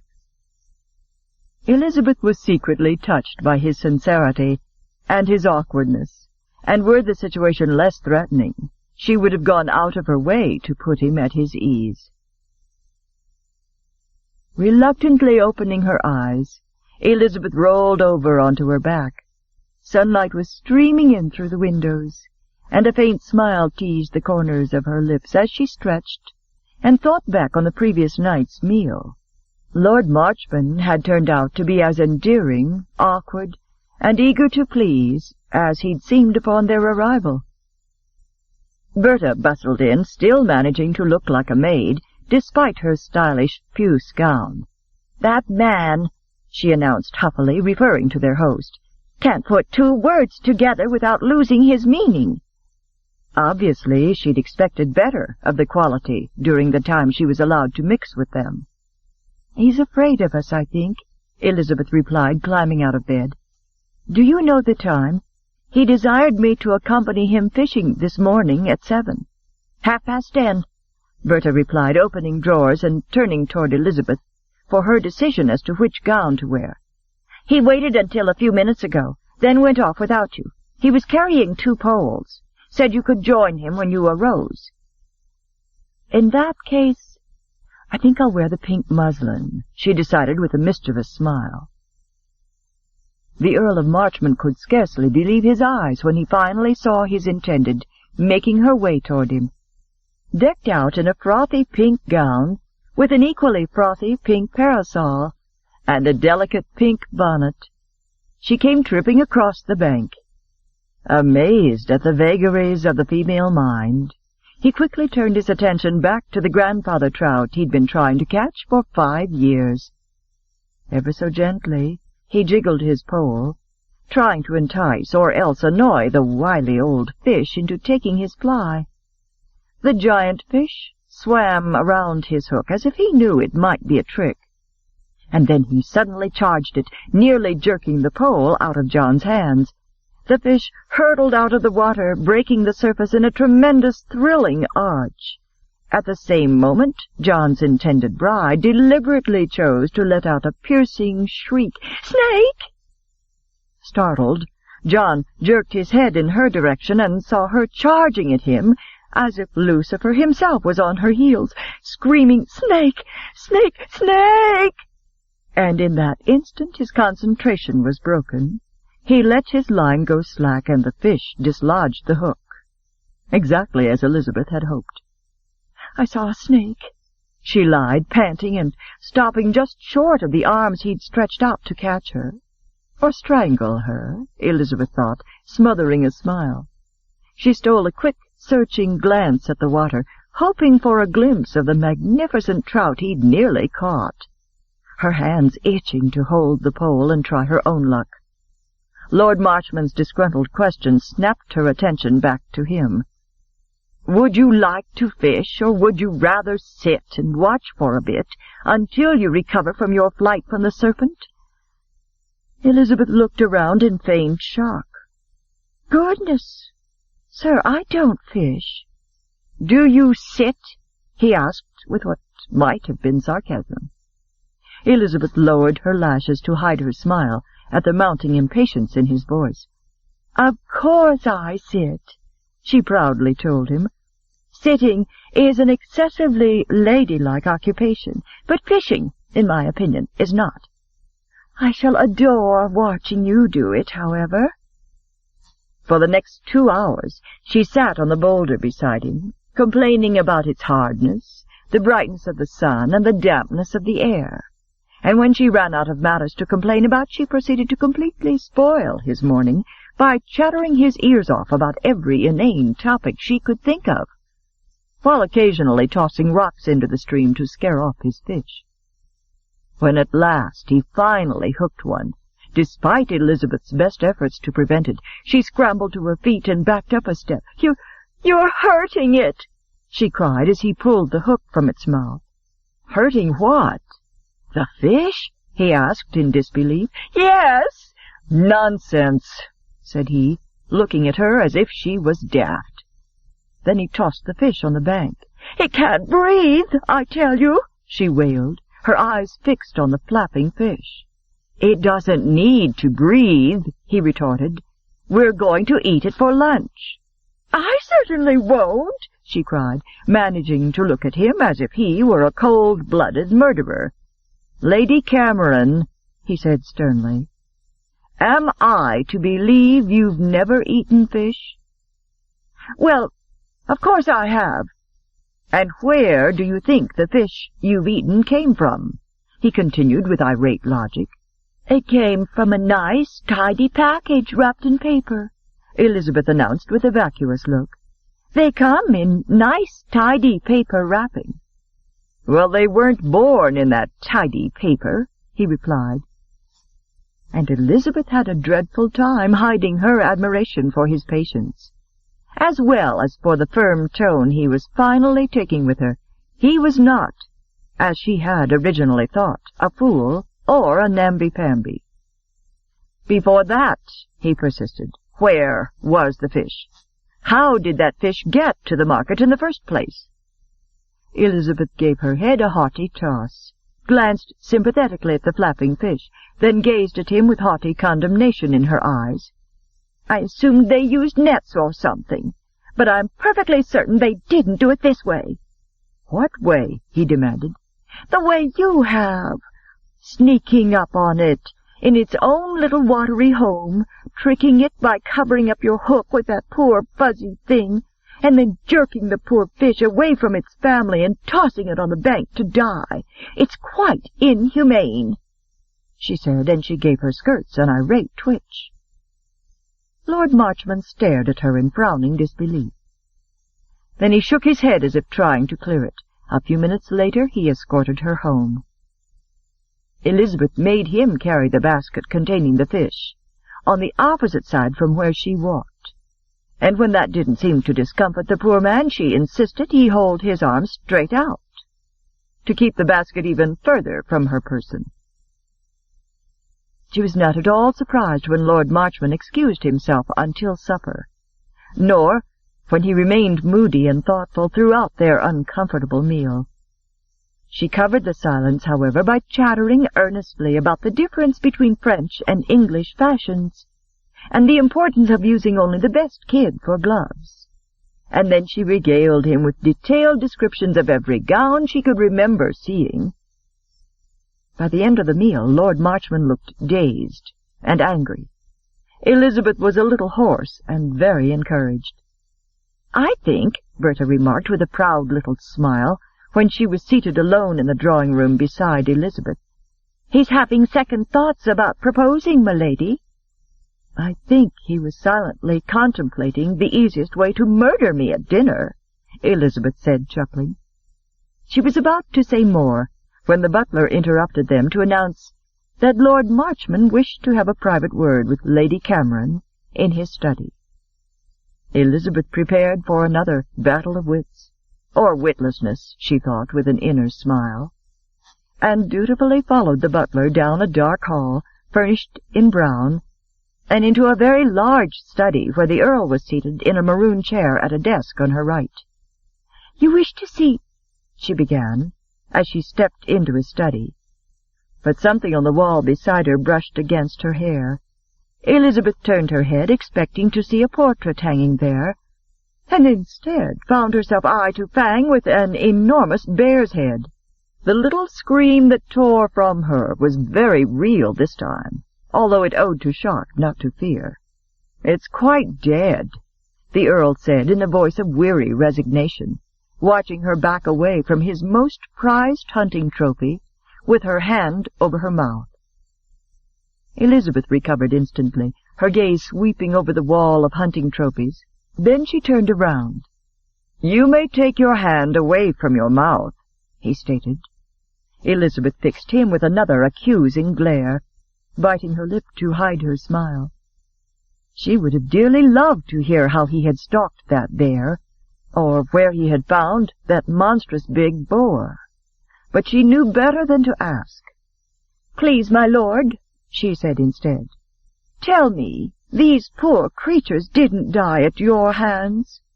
"I'm afraid they did. Or, more correctly, at the point of my gun. Please sit down." He nodded toward an overstuffed leather wing-back chair in front of his desk, and Elizabeth settled into its enveloping comfort. "Tell me, if you will," he inquired, his eyes softening as he gazed upon her upturned face. "In the event we were wed, how would you envision our lives together?" Elizabeth hadn't expected such a frontal attack, and she both respected him for it and was disconcerted by it. Taking a long breath, she tried systematically to describe the sort of life she knew he'd probably loathe. "Naturally, we'd live in London," she began, leaning forward in her chair in a pose of eager enthusiasm. "I do so adore the city and its amusements."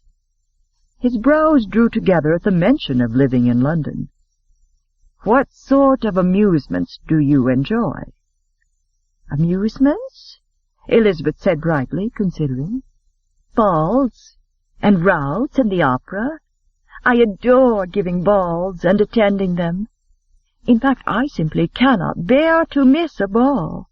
Why, during my season, there were days I managed to make it to as many as 15 different balls. And I adore gambling," she added, trying to give him the impression that she would cost him a great deal more than the dowry she would bring. "I have dreadful luck, however, and am forever having to borrow money."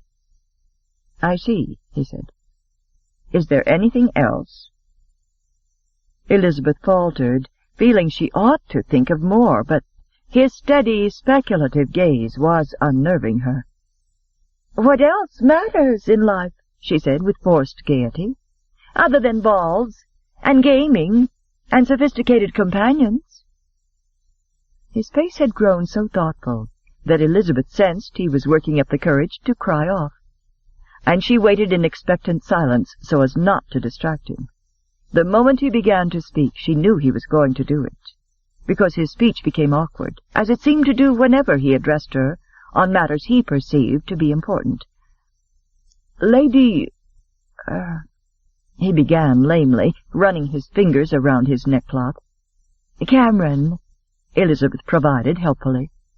"Yes, Cameron," he agreed, and he fell silent for a moment, regathering his thoughts.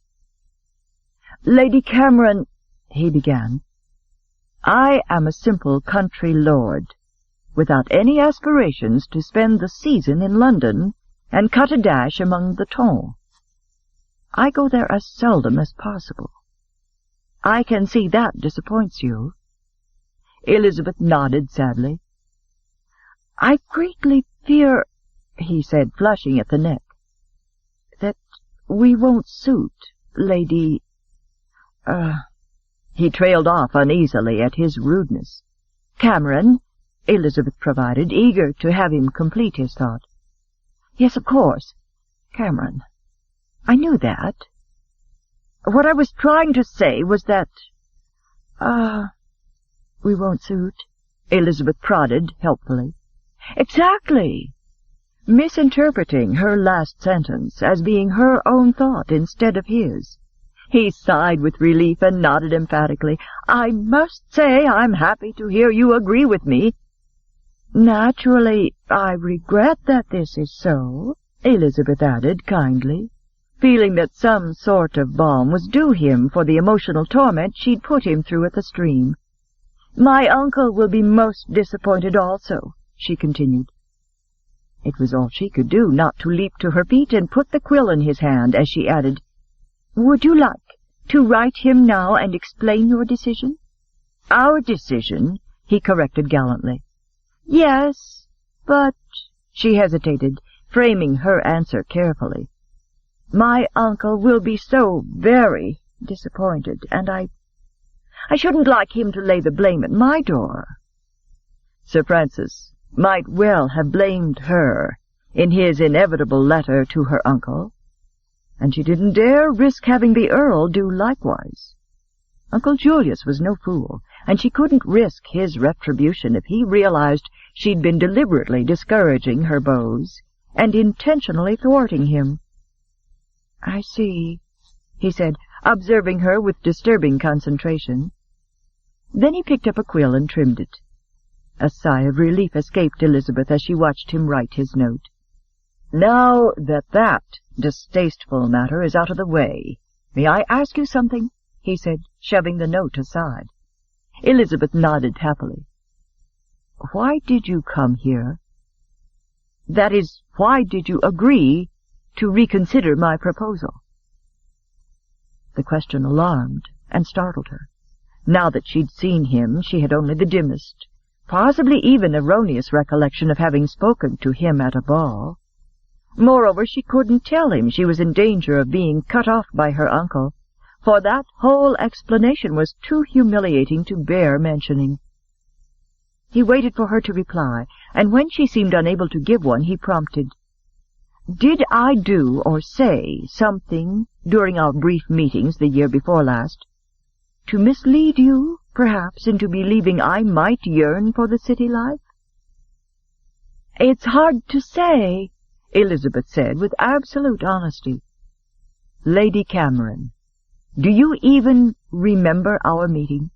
Oh, yes, of course. Certainly, Elizabeth replied, belatedly recalling a man who looked very like him being presented to her at Lady Markham's. That was it. We met at Lady Markham's ball. His gaze never left her face. We met in the park. In the park? Elizabeth repeated in sublime embarrassment. You had stopped to admire the flowers, and the young gentleman who was your escort that day introduced us. I see, Elizabeth replied, her gaze skating away from his. Would you care to know what we discussed that day, and the next day when I escorted you back to the park?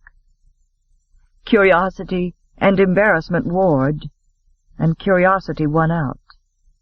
Yes, I would. Fishing. Fishing, Elizabeth gasped. He nodded. Within minutes after we were introduced, I mentioned that I had not come to London for the season, as you supposed, but that I was on my way to Scotland to do some fishing, and was leaving London the very next day. An awful feeling of foreboding crept over Elizabeth as something stirred in her memory.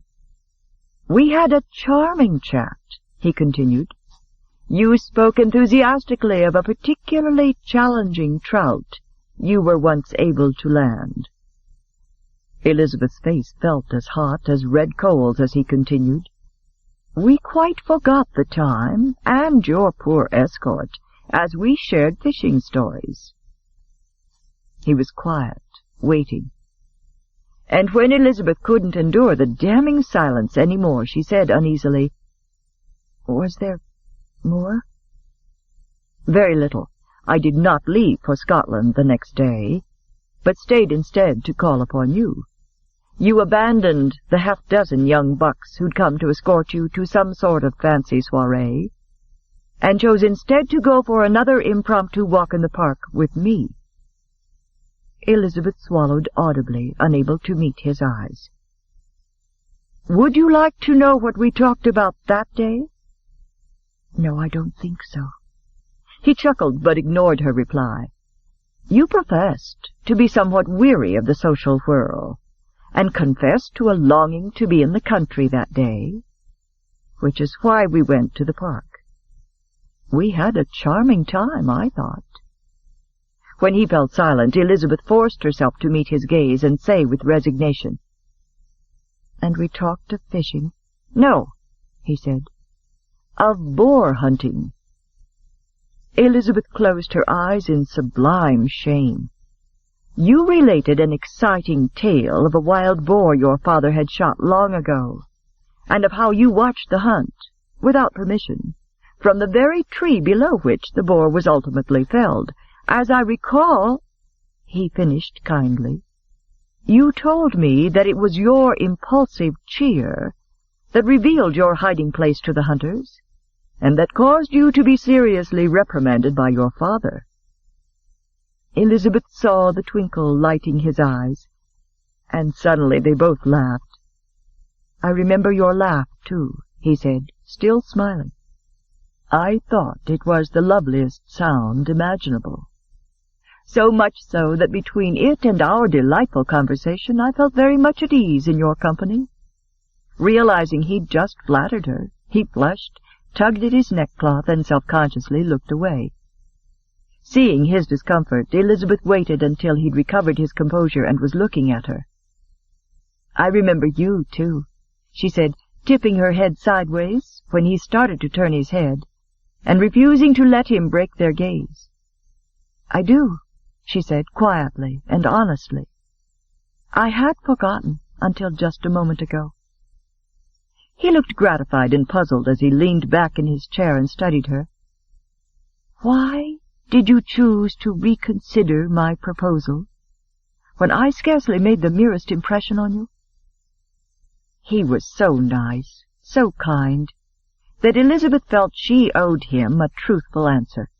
Moreover, she was rapidly revising her opinion of Lord Marchmont's acuity. Now that the possibility of romantic involvement had vanished, his speech had become incisive, and his perception alarmingly astute. "You might as well confide the whole of it to me, you know," he urged, smiling as he read her thoughts. "I'm not quite the simpleton I'm sure I've seemed to be. It is only that I am not comfortable around females in a courtship situation. Since I am not going to be your husband, however," he said with only a twinge of regret, "perhaps we could be friends." Elizabeth knew instinctively that he would not mock her situation if she explained it, and that he would continue probing until she did. "It was my uncle's decision," she said with an embarrassed smile, trying to gloss matters over and still explain to him why he'd been put through this inconvenience. "My uncle has no children, you see, and he is most determined, that is, concerned, to see me well wed. He knew of those gentlemen who'd offered for me, and so my uncle, that is to say—" Elizabeth trailed off helplessly. It was not so easy to explain as she'd hoped. "Selected me," the Earl suggested. Elizabeth nodded. "Amazing. I distinctly recall hearing that you'd had many offers of marriage the season we met. Yet your uncle chose me. I must say I'm flattered, and very surprised, considering the substantial difference in our ages, not to mention our interests. I should have expected him to choose a younger man." "I apologize for prying," he said, studying her very closely. Elizabeth almost bolted out of her chair in dismay when he asked bluntly, "Who else did he choose?" Biting her lip, she looked away, unaware that Lord Marchmont could see from her stricken expression that although the question embarrassed her, the answer distressed her terribly. "Whoever he is, he must be even less suited to you than I, from the look on your face," he said, watching her. "Shall I guess? Or shall I tell you frankly that an hour ago, when I returned, I overheard your aunt and your coachman laughing about something that occurred at the home of Sir Francis Belhaven?" "Is Belhaven the other man?" he asked gently. The color drained from Elizabeth's face. and it was answer enough. "Damnation!" expostulated the Earl, grimacing in revulsion. "The very thought of an innocent like yourself being offered to that old—" "I've dissuaded him," Elizabeth hastily assured him, but she was profoundly touched that the Earl, who knew her so slightly, was angered on her behalf. "You're certain?" "I think so." After a moment's hesitation he nodded and leaned back in his chair, his disturbingly astute gaze on her face, while a slow smile drifted across his own. "May I ask how you accomplished it?" "I'd truly rather you wouldn't." Again he nodded, but his smile widened and his blue eyes lit with amusement. "Would I be far off the mark if I were to assume you used the same tactics on Marchman that I think you've used here?" "I'm not certain I understand your question," Elizabeth replied warily. But his grin was contagious, and she found herself having to bite her lip to stop from smiling back at him. "Well, either the interest you exhibited in fishing 2 years ago was real, or it was your courteous way of putting me at ease and letting me talk about the things that interested me. If the former is true, then I can only assume your terror of fish yesterday isn't quite, shall we say, as profound as you would have had me believe."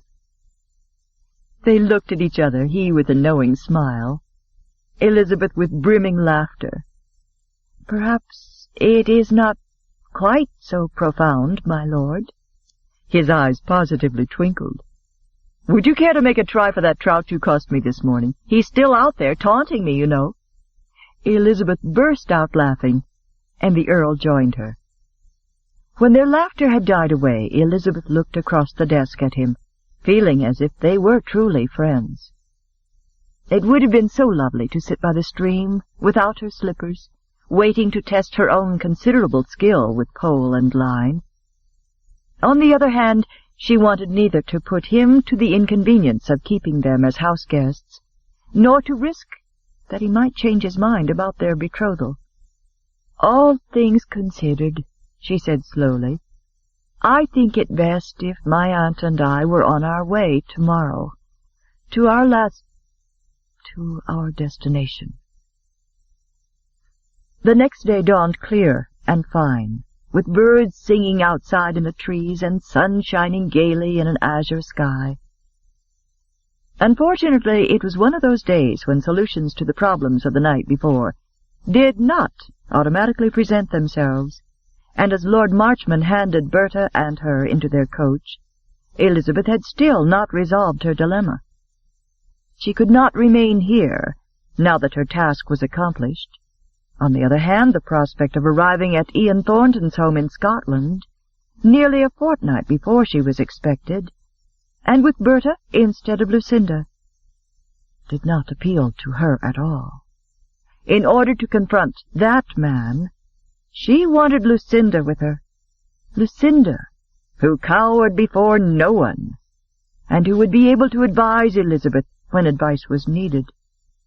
The obvious solution was, therefore, to proceed to the inn where Lucinda was to meet them, and to remain there until she arrived. Uncle Julius, with typical reverence for a shilling and unswerving practicality, had worked out what he called a budget, and had given her only enough extra money to cover emergencies. Elizabeth told herself this was an emergency, and resolved to spend the money and worry about explanations later. Aaron was still waiting for instruction as to where to go, and Elizabeth made up her mind. "To Carrington, Aaron," she said. "We'll wait for Lucinda at the inn there." Turning, she smiled with genuine affection at Lord Marchman, and offered him her hand through the open window of the coach. "Thank you," she said shyly, but with great sincerity, "for being all the things you are, my lord." His face scarlet with pleasure at her compliment, John Marchman stepped back and watched her coach pull out of his drive. He watched it until the horses turned onto the road. Then he slowly walked back toward the house and went into his study. Sitting down at his desk, he looked at the note he'd written her uncle, and idly drummed his fingers upon his desk, recalling her disturbing answer when he asked if she'd dissuaded old Belhaven from pressing his suit. "I think I have," she'd said. And then John made his decision, feeling rather like an absurd knight in shining armor, rushing to save an unwilling damsel in the event of future distress. He took out a fresh sheet of paper and wrote out a new message to her uncle. As it always happened the moment courtship was involved, Lord Marchmont lost his ability to be articulate. His note read, "If Belhaven asks for her, please advise me of it. I think I want her first." Chapter 11. Ian Thornton stood in the centre of the large cottage in Scotland where he had been born. Now he used it as a hunting box, but it was much more than that to him. It was the place where he knew he could always find peace and reality, the one place where he could escape for a while the hectic pace of his life. With his hands thrust deep in his pockets, he looked about him, seeing it again through the eyes of an adult. "Every time I come back it's smaller than I remembered," he told the ruddy-faced, middle-aged man who was trudging through the front doors with heavy sacks of provisions slung over his shoulder. "Things always look bigger when you're little," Jake said, unceremoniously dumping the sacks onto the dusty sideboard. "That's the lot o' it, 'cept my gear," he said. He pulled his pistol out of his belt and put it on the table. "I'll put the horses away." Ian nodded absently, but his attention was on the cottage. An aching nostalgia swelled inside him as he remembered the years he'd lived here as a child. In his heart he heard his father's deep voice and his mother's answering laughter. To his right was the hearth where his mother had once prepared their meals before the arrival of their stove. At right angles to the hearth were the two tan, high-backed chairs in which his parents had spent long, cozy evenings before the fire, talking in low voices so that Ian and his younger sister wouldn't be disturbed in their bedrooms above. Across from that was a sofa upholstered in a sturdy tan and brown plaid. It was all here, just as Ian remembered. Turning, he looked down at the dust-covered table beside him, and with a smile he reached out and touched the surface, his long fingers searching the surface for a specific set of scratches. It took several seconds of rubbing, but slowly they came into view. 4 clumsily formed letters, I-G-B-T, his initials, scratched into the surface when he was a little over 3 years old. That piece of mischief had nearly gotten him a good shaking, until his mother realized he'd been teaching himself his letters without her help. His lessons had begun the next day, and when his mother's considerable learning had been exhausted, his father took over, teaching him geometry and physics, and everything he'd learned at Eton and Cambridge. When Ian was 14, Jake Wiley had joined the household as a jack-of-all-trades, and from him Ian had learned firsthand of the sea and ships, and mysterious lands on the other side of the world.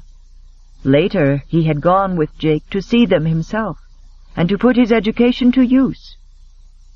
He'd returned home 3 years afterward, eager to see his family, only to discover that a few days earlier they had died in a fire at an inn, where they had gone to await his impending return.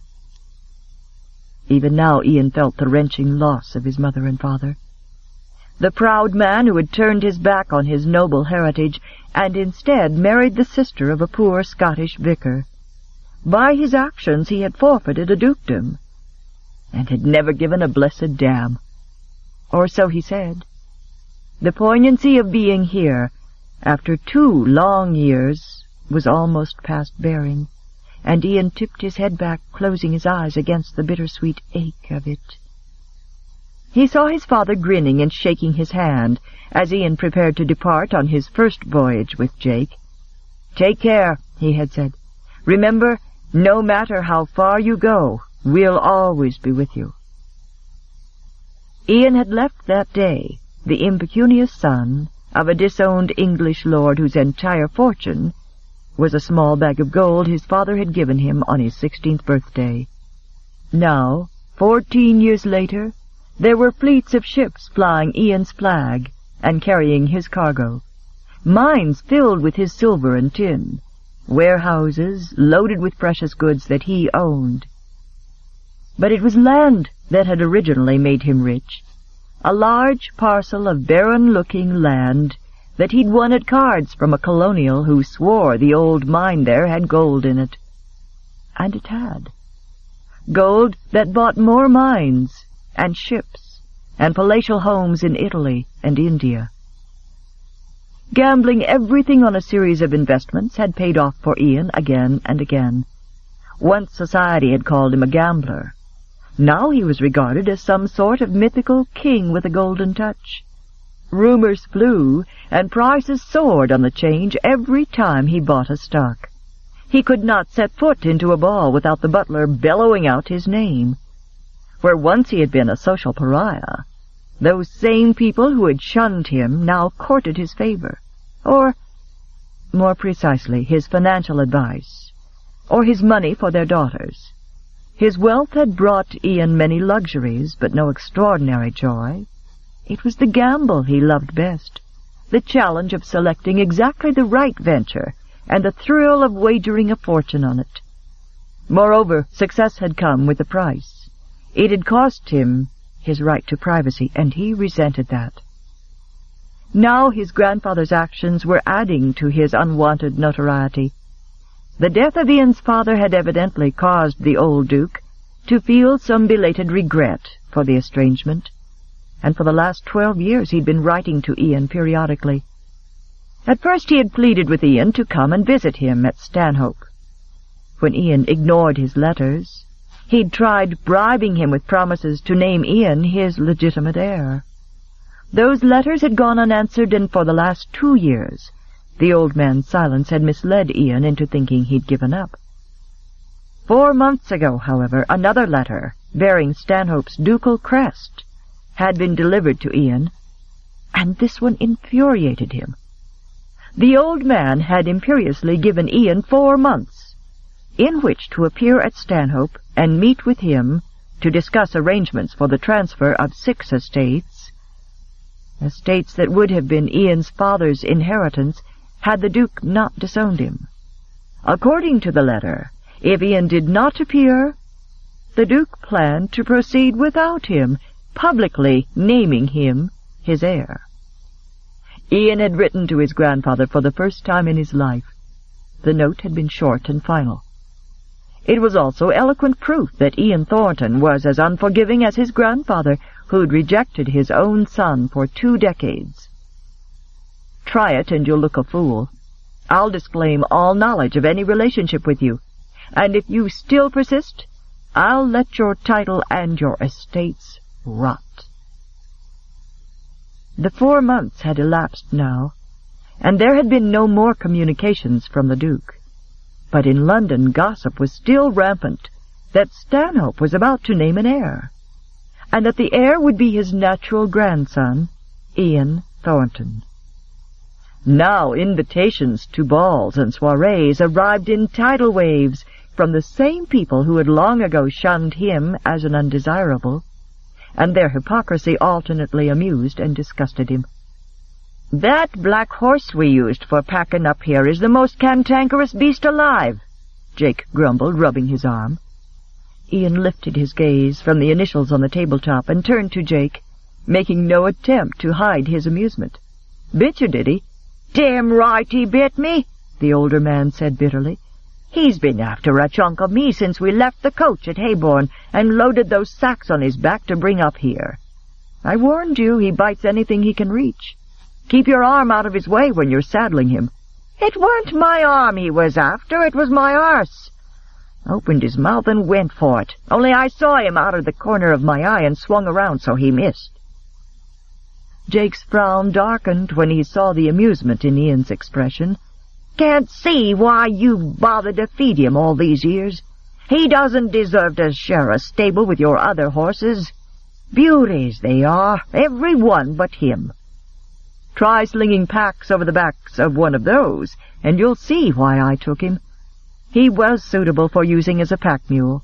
None of my other cattle would have been, Ian said, frowning, as he lifted his head and looked about at the months of accumulated dirt covering everything. He's slower'n a pack mule, Jake replied. Mean and stubborn and slow, he concluded. But he, too, was frowning a little as he looked around at the thick layers of dust coating every surface. "Thought you said you'd arranged for some village wenches to come up here and clean and cook for us. This place is a mess." "I did. I dictated a message to Peters for the caretaker, asking him to stock the place with food and to have 2 women come up here to clean and cook. The food is here, and there are chickens out in the barn. He must be having difficulty finding 2 women to stay up here." "Comely women, I hope," Jake said. "Did you tell him to make the wenches comely?" Ian paused in his study of the spider webs strewn across the ceiling and cast him an amused look. "You wanted me to tell a 70-year-old caretaker who's half-blind to make certain the wenches were comely?" "Couldn't have hurt to mention it," Jake grumbled, but he looked chastened. "The village is only 12 miles away. You can always stroll down there if you've urgent need of a woman while we're here. Of course the trip back up here may kill you," he joked, referring to the winding path up the cliff that seemed to be almost vertical. "Never mind women," Jake said, in an abrupt change of heart, his tanned, weathered face breaking into a broad grin. "I'm here for a fortnight of fishing and relaxing, and that's enough for any man. It'll be like the old days, Ian. Peace and quiet and naught else. No hoity-toity servants hearing every word what's spoke. No carriages and barouches and matchmaking mammas arriving at your house. I tell you, my boy, though I've not wanted to complain about the way you've been living this past year, I don't like these servants of yours above half. That's why I didn't come to visit you very often. Your butler at Montmain holds his nose so far in tear. It's amazing he gets any oxygen. And that French chef of yours practically threw me out of his kitchens." "That's what he called 'em, his kitchens, and—" The old seaman abruptly broke off, his expression going from irate to crestfallen. "Ian," he said anxiously, "did you ever learn to cook while we was apart?" "No, did you?" "Hell and damnation, no," Jake said, appalled at the prospect of having to eat anything he fixed himself. "Lucinda," Elizabeth said for the 3rd time in an hour, "I cannot tell you how sorry I am about this." 5 days ago Lucinda had arrived at the inn at the Scottish border, where she joined Elizabeth for the journey to Ian Thornton's house. This morning their hired coach broke an axle, and they were now ignominiously ensconced on the back of a hay wagon belonging to a farmer, their trunks and valises tipping precariously to and fro along the rutted path that evidently passed for a road in Scotland. The prospect of arriving in a hay wagon on Ian Thornton's doorstep was so horrible that Elizabeth preferred to concentrate on her guilt rather than her forthcoming meeting with the monster who had ruined her life. "As I said the last time you apologized, Elizabeth," Lucinda replied, "it is not your fault, and therefore not your responsibility to apologize for the deplorable lack of roads and conveyances in this heathen country." "Yes, but if it weren't for me, you wouldn't be here." Lucinda sighed impatiently, clutched the side of the hay wagon as it made a particularly sharp lurch, and righted herself.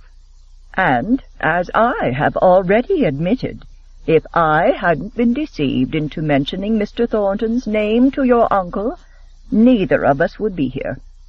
You are merely experiencing some nervousness at the disagreeable prospect of confronting the man, and there is no reason in the world—" The wagon tipped horribly, and they both clutched at the sides of it for leverage. "No reason in the world to continue apologizing. Your time would be better spent preparing yourself for the unhappy occasion." "You're right, of course." "Of course," Lucinda agreed unhesitatingly.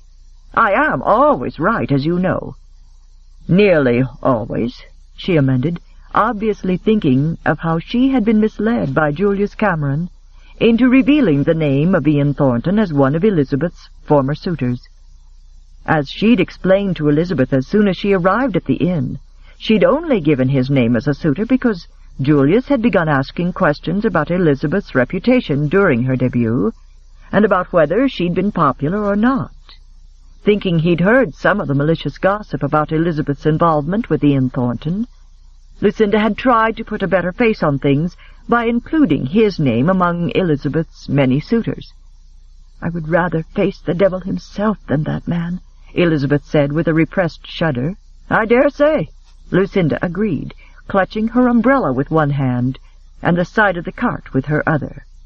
The nearer the time came, the more angry and confused Elizabeth became about this meeting. For the first 4 days of their journey, her attention had been greatly allayed by the scenic grandeur of Scotland, with its rolling hills and deep valleys carpeted in bluebells and hawthorn. Now, however, as the hour of confronting him drew near, not even the sight of the mountains decked out in spring flowers, or the bright blue lakes below, could calm her mounting tension. "Furthermore, I cannot believe he has the slightest desire to see me. We shall soon find out."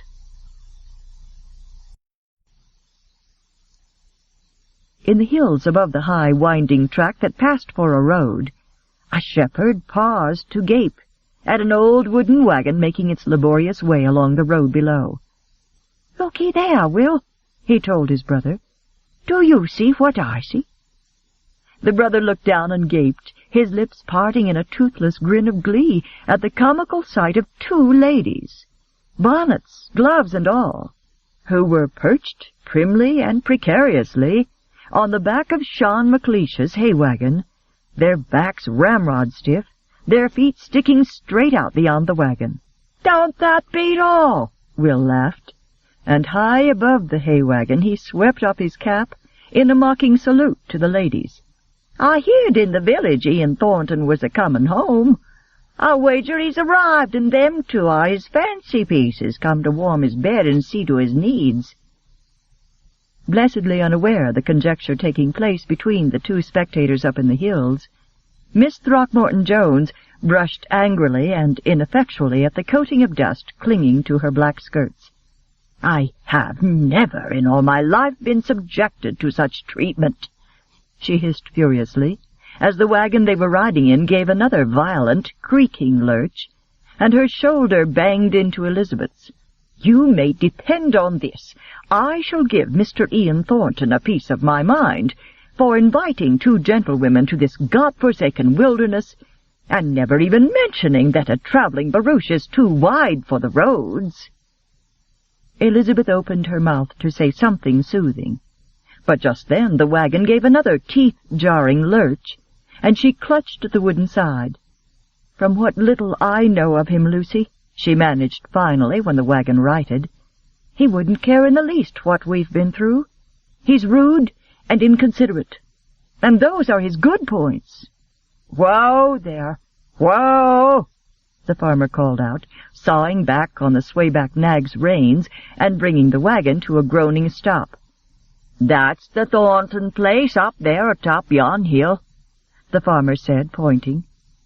Lucinda gazed in mounting anger at the large but unimpressive cottage that was barely visible through the thick trees. Then she turned the full force of her authority on the hapless farmer. "You're mistaken, my good man," she said stoutly.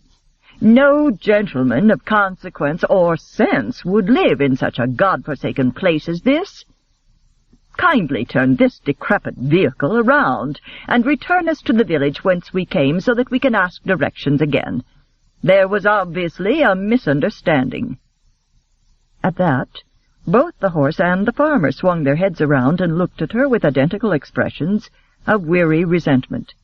The horse remained silent, but the farmer had heard Lucinda's irate complaints for the last 12 miles, and he was heartily sick of them.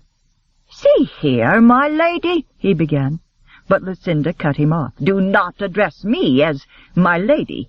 Miss Throckmorton-Jones will do very well." "Aye, well, whoever ye be, this is as far as I'm taking ye, and that there is the Thornton cottage."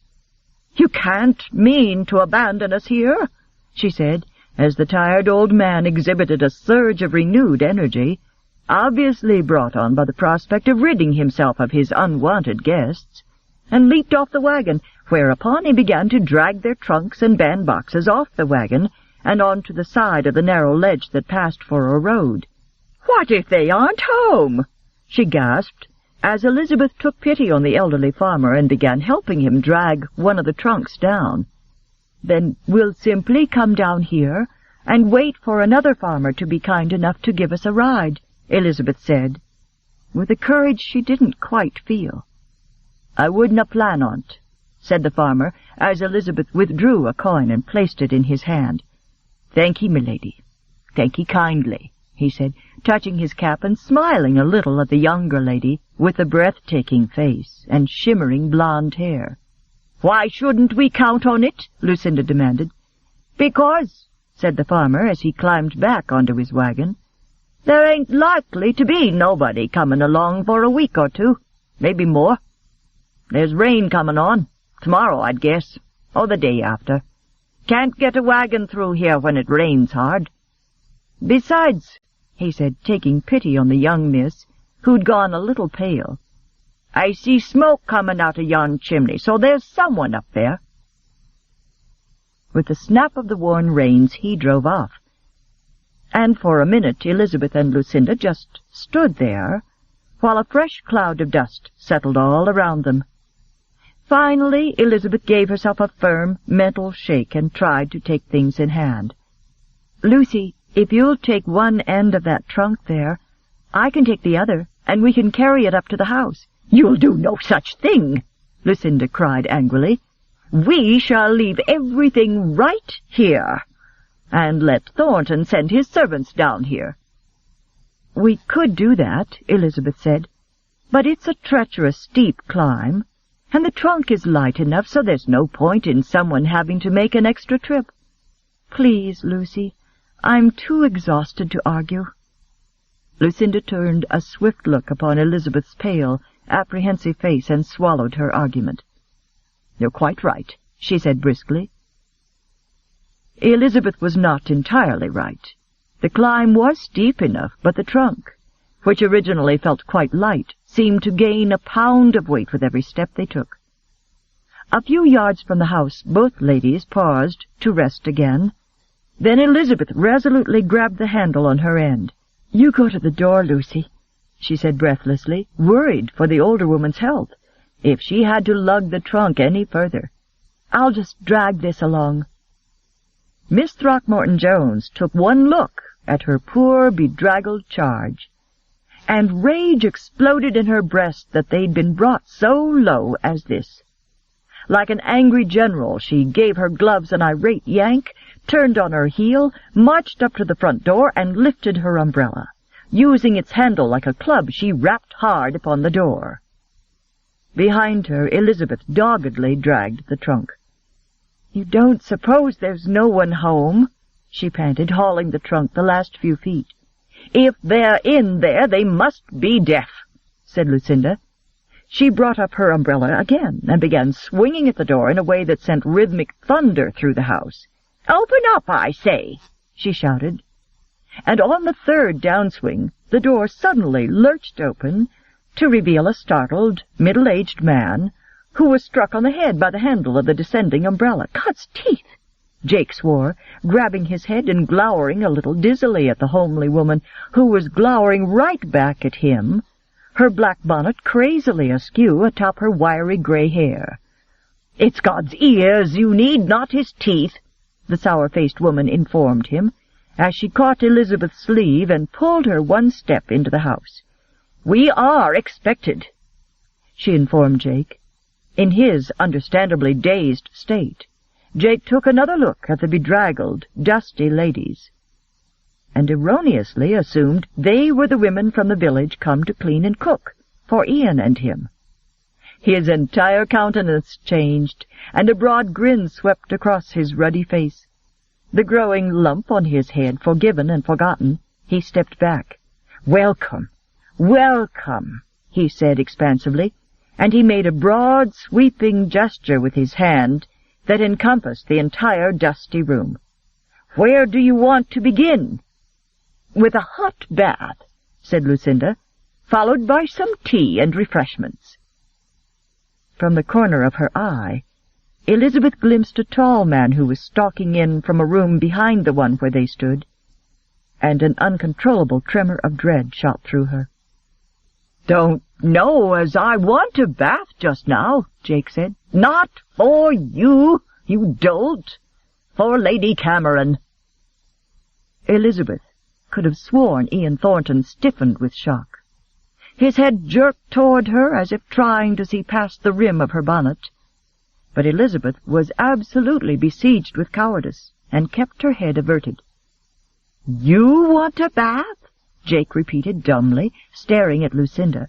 "Indeed. But Lady Cameron's must come first. Don't just stand there," she snapped, threatening his midsection with her umbrella. "Send servants down to the road to fetch our trunks at once." The point of the umbrella swung meaningfully toward the door, then returned to jab Jake's middle. "But before you do that, inform your master that we have arrived." "His master," said a biting voice from a rear doorway, "is aware of that." Elizabeth swung around at the scathing tone of Ian's voice, and her fantasy of seeing him fall to his knees in remorse the moment he set eyes on her collapsed the instant she saw his face. It was as hard and forbidding as a granite sculpture.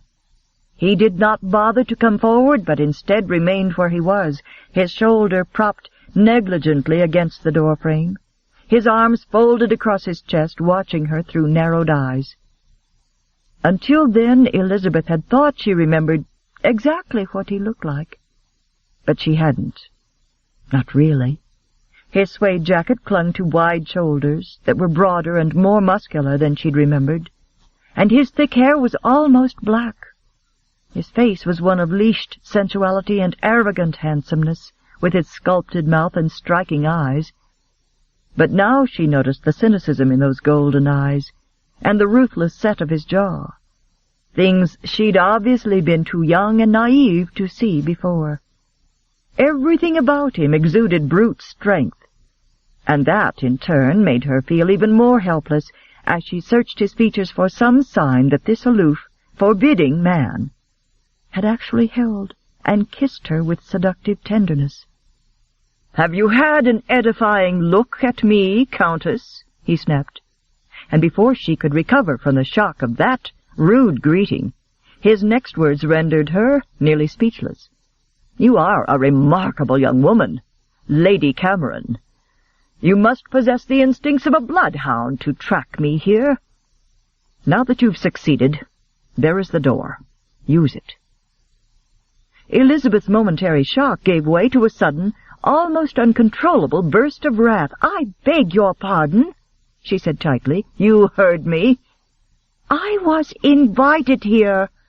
"Of course you were," Ian mocked, realizing in a flash of surprise that the letter he'd had from her uncle must not have been a prank, and that Julius Cameron had obviously decided to regard Ian's lack of reply as willingness, which was nothing less than absurd and obnoxious. In the last months, since news of his wealth and his possible connection to the Duke of Stanhope had been made public, he'd become accustomed to being pursued by the same socialites who had once cut him. Normally he found it annoying. From Elizabeth Cameron he found it revolting. He stared at her in insolent silence, unable to believe the alluring, impulsive girl he remembered had become this coolly aloof, self-possessed young woman. Even with her dusty clothes and the smear of dirt on her cheek, Elizabeth Cameron was strikingly beautiful. But she'd changed so much that, except for the eyes, he scarcely recognized her. One thing hadn't changed. She was still a schemer and a liar. Straightening abruptly from his stance in the doorway, Ian walked forward, I've had enough of this charade, Miss Cameron.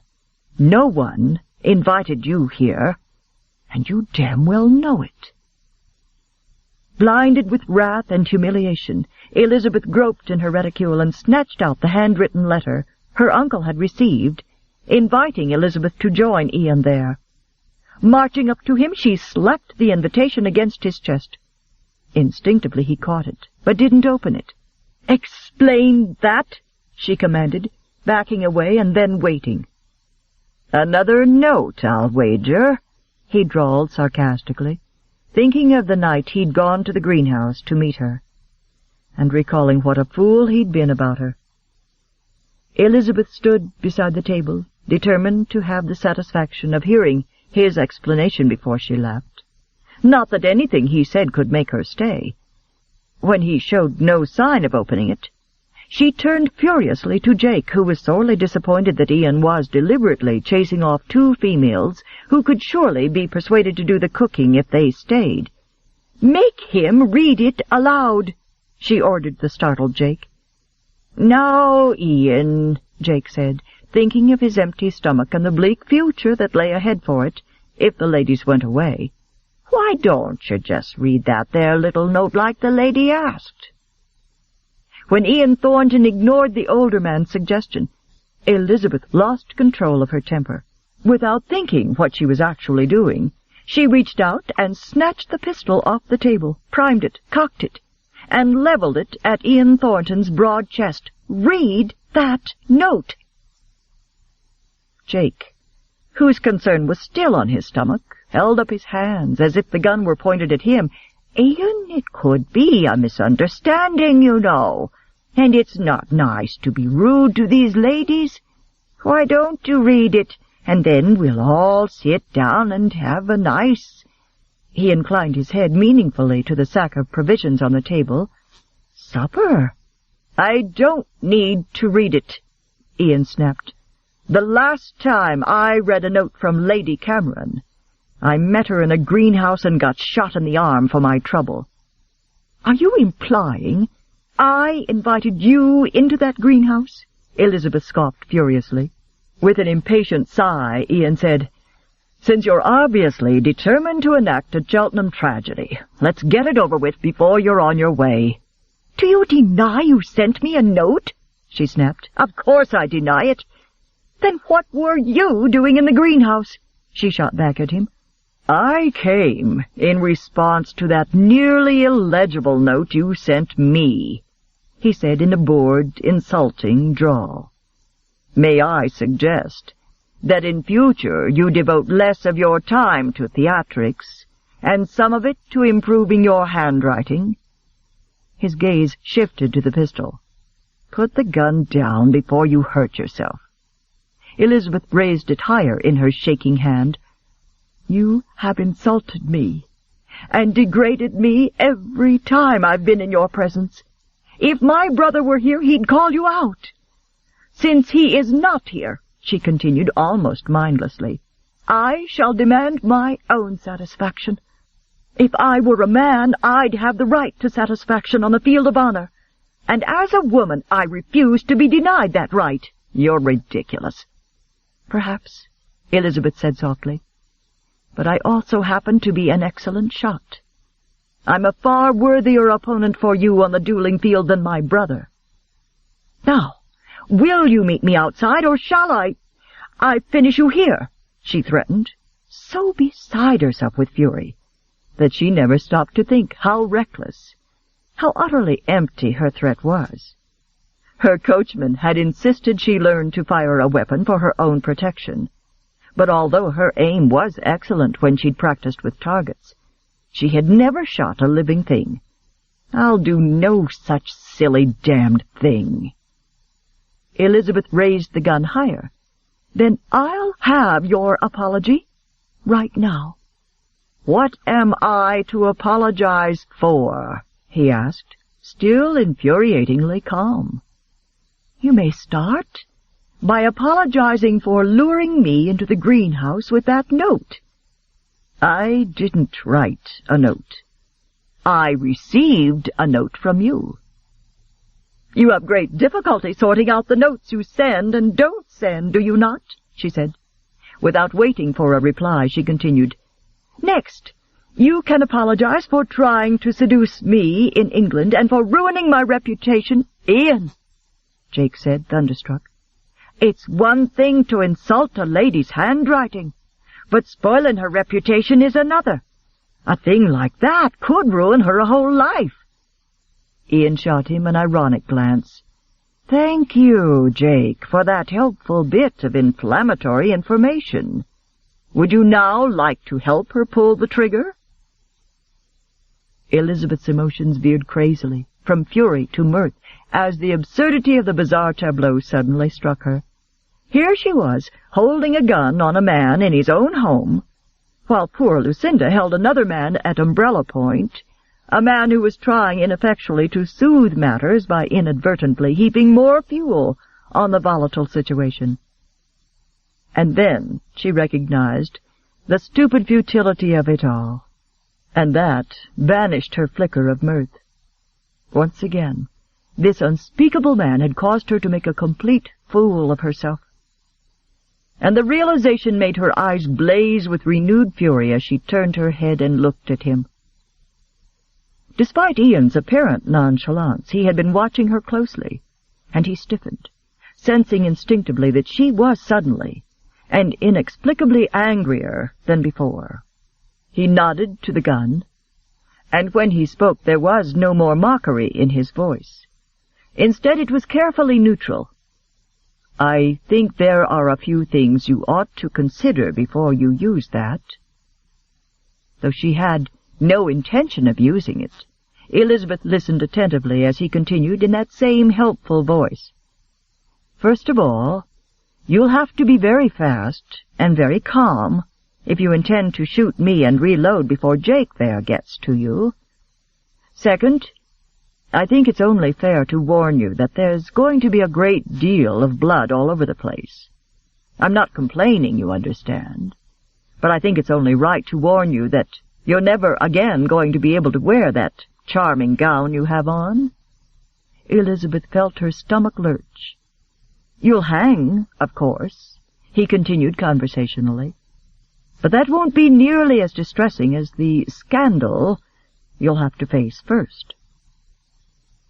Too disgusted with herself and with him to react to that last mocking remark, Elizabeth put her chin up and managed to say with great dignity, I've had enough of this, Mr. Thornton. I did not think anything could equal your swinish behavior at our prior meetings, but you've managed to do it.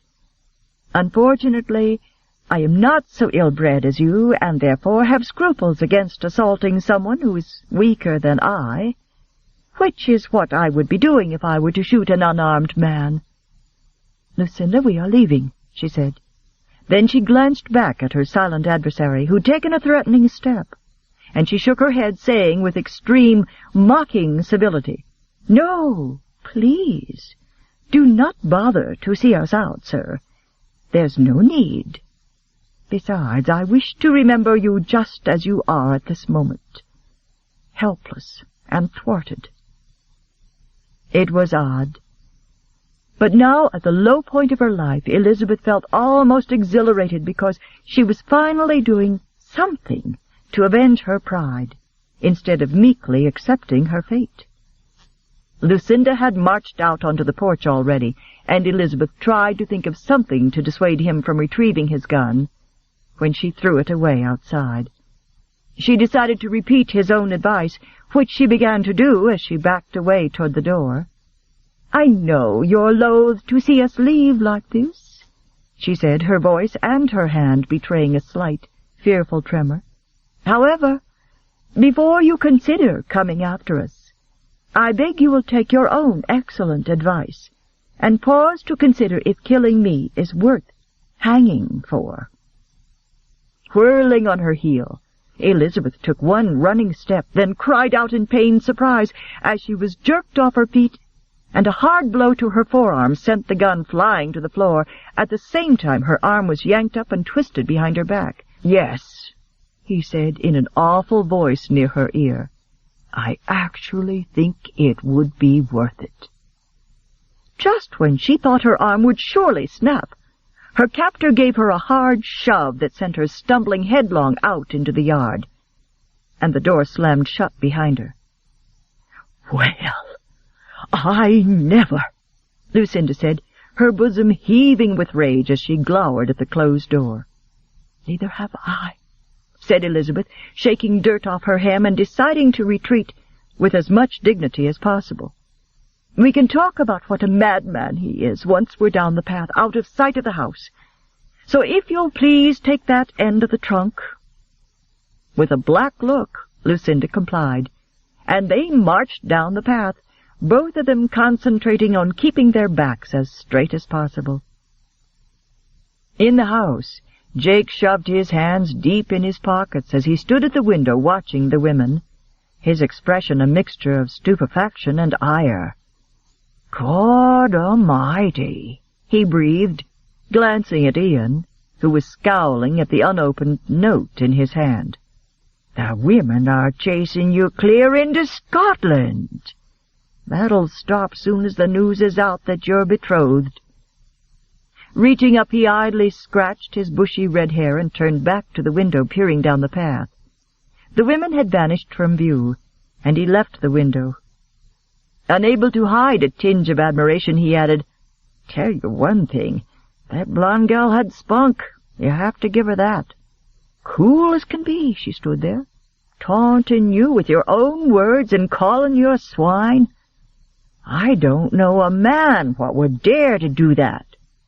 "She'd dare anything," Ian said, remembering the young temptress he'd known. When most girls her age were blushing and simpering, Elizabeth Cameron had asked him to dance at their first meeting. That same night she'd defied a group of men in the card-room. The next day she'd risked her reputation to meet him in a cottage in the woods. And all that merely to indulge in what she'd described in the greenhouse as a little weekend dalliance. Since then she must have been indulging in more of those, and indiscriminately, or else her uncle wouldn't be sending out letters offering to marry her off to virtual strangers. That was the only possible explanation for her uncle's action, an action that struck Ian as unprecedented in its flagrant lack of tact and taste.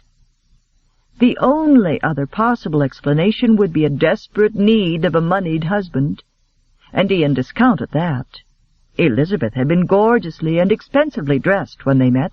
Moreover, the gathering at the country house had been composed almost exclusively of the social elite, and what few snatches of gossip he'd heard of her shortly after that fateful weekend had indicated that she moved among the highest circles of the ton, as befitted her rank.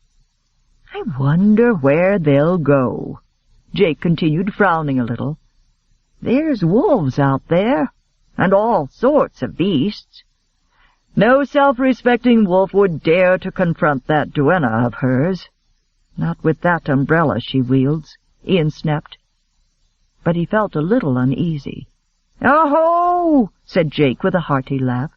"So that's what she was. I thought they'd come to court you together.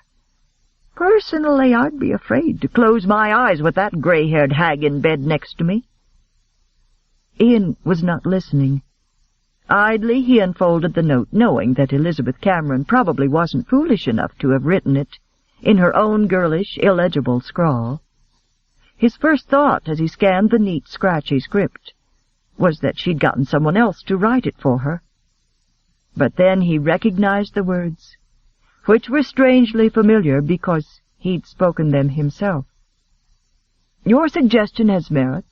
I'm leaving for Scotland on the 1st of next month, and cannot delay the trip again. Would prefer the meeting take place there in any case. A map is enclosed for direction to the cottage. Cordially, Ian." "God help that silly bastard if he ever crosses my path," Ian said savagely. "Who do you mean?" "Peters." "Peters?" Jake said, gaping. "Your secretary? The one you sacked for mixing up all your letters? I should have strangled him. This is the note I meant for Dickinson Burley. He sent it to Cameron instead." In furious disgust, Ian raked his hand through his hair. As much as he wanted Elizabeth Cameron out of his sight and out of his life, he could not cause two women to spend the night in their carriage or whatever vehicle they'd brought, when it was his fault they'd come here. He nodded curtly to Jake. "Go and get them." "Me? Why me?" "Because," Ian said bitterly, walking over to the cabinet and putting away the gun, "it's starting to rain, for one thing. For another, if you don't bring them back, you'll be doing the cooking. If I have to go after that woman, I want a stout glass of something fortifying first. They're carrying a trunk, so they won't get much ahead of me." "On foot?" Ian asked in surprise. "How did you think they got up here?" "I was too angry to think." At the end of the lane, Elizabeth put down her side of the trunk and sank down wearily beside Lucinda upon its hard top, emotionally exhausted. A wayward chuckle bubbled up inside her, brought on by exhaustion, fright, defeat, and the last remnants of triumph over having gotten just a little of her own back from the man who'd ruined her life. The only possible explanation for Ian Thornton's behavior today was that he was a complete madman. With a shake of her head, Elizabeth made herself stop thinking of him. At the moment, she had so many new worries, she hardly knew how to begin to cope. She glanced sideways at her stalwart duenna, and an amused smile touched her lips as she recalled Lucinda's actions at the cottage. On the one hand, Lucinda rejected all emotional displays as totally unseemly, yet at the same time she herself was possessed of the most formidable temper Elizabeth had ever witnessed. It was as if Lucinda did not regard her own outbursts of ire as emotional. Without the slightest hesitation or regret, Lucinda could verbally flay a wrongdoer into small, bite-sized pieces, and then mentally stamp him into the ground and grind him beneath the heel of her sturdy shoe. On the other hand, were Elizabeth to exhibit the smallest bit of fear right now over their daunting predicament, Lucinda would instantly stiffen up with disapproval and deliver one of her sharp reprimands. Cognizant of that, Elizabeth glanced worriedly at the sky, where black clouds were rolling in, heralding a storm. But when she spoke, she sounded deliberately and absurdly bland. "I believe it's starting to rain, Lucinda," she remarked, while cold drizzle began to slap the leaves of the tree over their heads. "So it would seem," said Lucinda. She opened her umbrella with a smart snap, holding it over them both. "It's fortunate you have your umbrella. I always have my umbrella. We aren't likely to drown from a little rain. I shouldn't think so." Elizabeth drew a steadying breath, looking around at the harsh Scottish cliffs. In the tone of one asking someone's opinion on a rhetorical question, Elizabeth said, "Do you suppose there are wolves out here?" "I believe," Lucinda replied, "they probably constitute a larger threat to our health at present than the rain." The sun was setting, and the early spring air had a sharp bite in it. Elizabeth was almost positive they'd be freezing by nightfall. "It's a bit chilly, rather. We have warmer clothes in the trunks, though. I dare say we won't be too uncomfortable in that case." Elizabeth's wayward sense of humor chose that unlikely moment to assert itself. "No, we shall be snug as can be while the wolves gather around us. Quite." Hysteria, hunger, and exhaustion, combined with Lucinda's unswerving calm and her earlier unprecedented entry into the cottage with umbrella flailing, were making Elizabeth almost giddy. "Of course, if the wolves realize how hungry we are, there's every chance they'll give us a wide berth. A cheering possibility." "We'll build a fire," Elizabeth said, her lips twitching. "That will keep them at bay, I believe," when Lucinda remained silent for several moments, occupied with her own thoughts. Elizabeth confided with an odd surge of happiness, "Do you know something, Lucinda? I don't think I would have missed today for anything." Lucinda's thin grey brows shot up, and she cast a dubious, sideways glance at Elizabeth.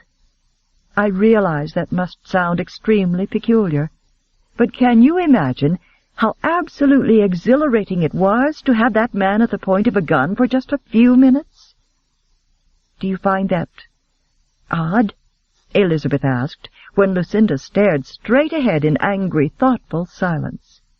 "What I find odd," she said in a tone of frosty disapproval mingled with surprise, "is that you evoke such animosity in that man."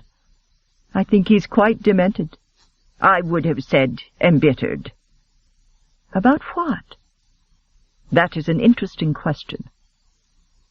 Elizabeth sighed. When Lucinda decided to work out a problem that puzzled her, she would not leave it alone. She could not countenance behavior of any sort that she didn't understand. Rather than wonder about Ian Thornton's motivations, Elizabeth decided to concentrate on what they ought to do in the next few hours. Her uncle had adamantly refused to waste a coach and coachman in idleness, while she spent the requisite time here. At his instructions, they'd send Aaron back to England as soon as they reached the Scottish border, where they'd then hired a coach at the Wakeley Inn. In a se'nnight Aaron would come here to fetch them. They could, of course, return to the Wakeley Inn and wait for Aaron's return. But Elizabeth didn't have enough money to pay for a room for Lucinda and herself. She might be able to hire a coach at the inn and pay for it when she reached Havenhurst, but the cost might be more than she could manage, even if she did her most brilliant bargaining. And worse than all of that was the problem of her Uncle Julius. He was bound to be furious if she returned in 2 weeks less time than she was to have been gone, providing she could manage to return. And once she arrived home, what would he say? At the moment, however, she had an even larger problem. What to do now, when 2 defenseless women were completely lost in the wilds of Scotland, at night, in the rain and cold? Shuffling footsteps sounded on the gravel path, and both women straightened, both suppressing the hopes soaring in their breasts, and keeping their faces carefully expressionless. "Well, well, well," Jake boomed. "Glad I caught up with you, and—" He lost his thought as he beheld the utterly comic sight of 2 stiff-backed women seated on a trunk together, prim and proper as you please, beneath a black umbrella in the middle of nowhere. Where are your horses?" "We have no horses," Lucinda informed him, in a disdainful voice that implied such beasts would have been an intrusion on their tete-a-tete. "No? How did you get here?" "A wheeled conveyance carried us to this God-forsaken place." "I see." He lapsed into daunted silence, and Elizabeth started to say something at least slightly pleasant, when Lucinda lost patience. "You have, I collect, come to urge us to return?" Yes. Yes, I have." "Then do so. We haven't all night." Lucinda's words struck Elizabeth as a bald lie. When Jake seemed at a loss as to how to go about it, Lucinda stood up and assisted him.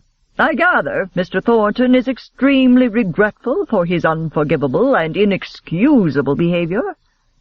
"Well, yes. I guess that's the way it is, in a way."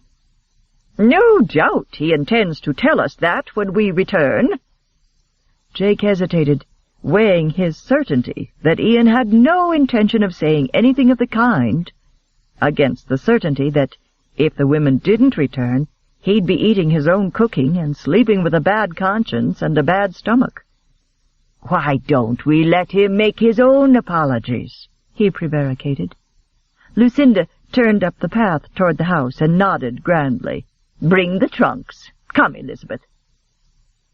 By the time they reached the house, Elizabeth was torn between relishing an apology and turning to flee. A fire had been lit in the fireplace, and she was vastly relieved to see that their unwilling host was absent from the room. He reappeared within moments, however, minus his jacket, carrying an armload of firewood, which he dumped beside the hearth. Straightening, he turned to Elizabeth, who was watching him with a carefully blank expression on her face. "It appears a mistake has been made," he said shortly. "Does that mean you've remembered sending the message?" "It was sent to you in error. Another man was being invited up here to join us. Unfortunately, his message went to your uncle." Until that moment, Elizabeth wouldn't have believed she could feel more humiliated than she already did.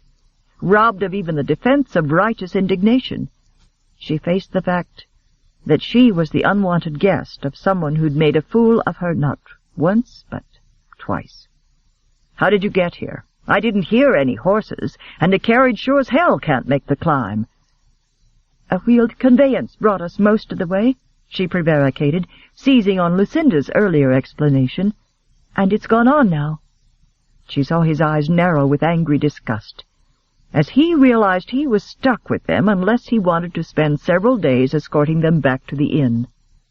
Terrified that the tears burning the backs of her eyes were going to fall, Elizabeth tipped her head back and turned it, pretending to be inspecting the ceiling, the staircase, the walls, anything.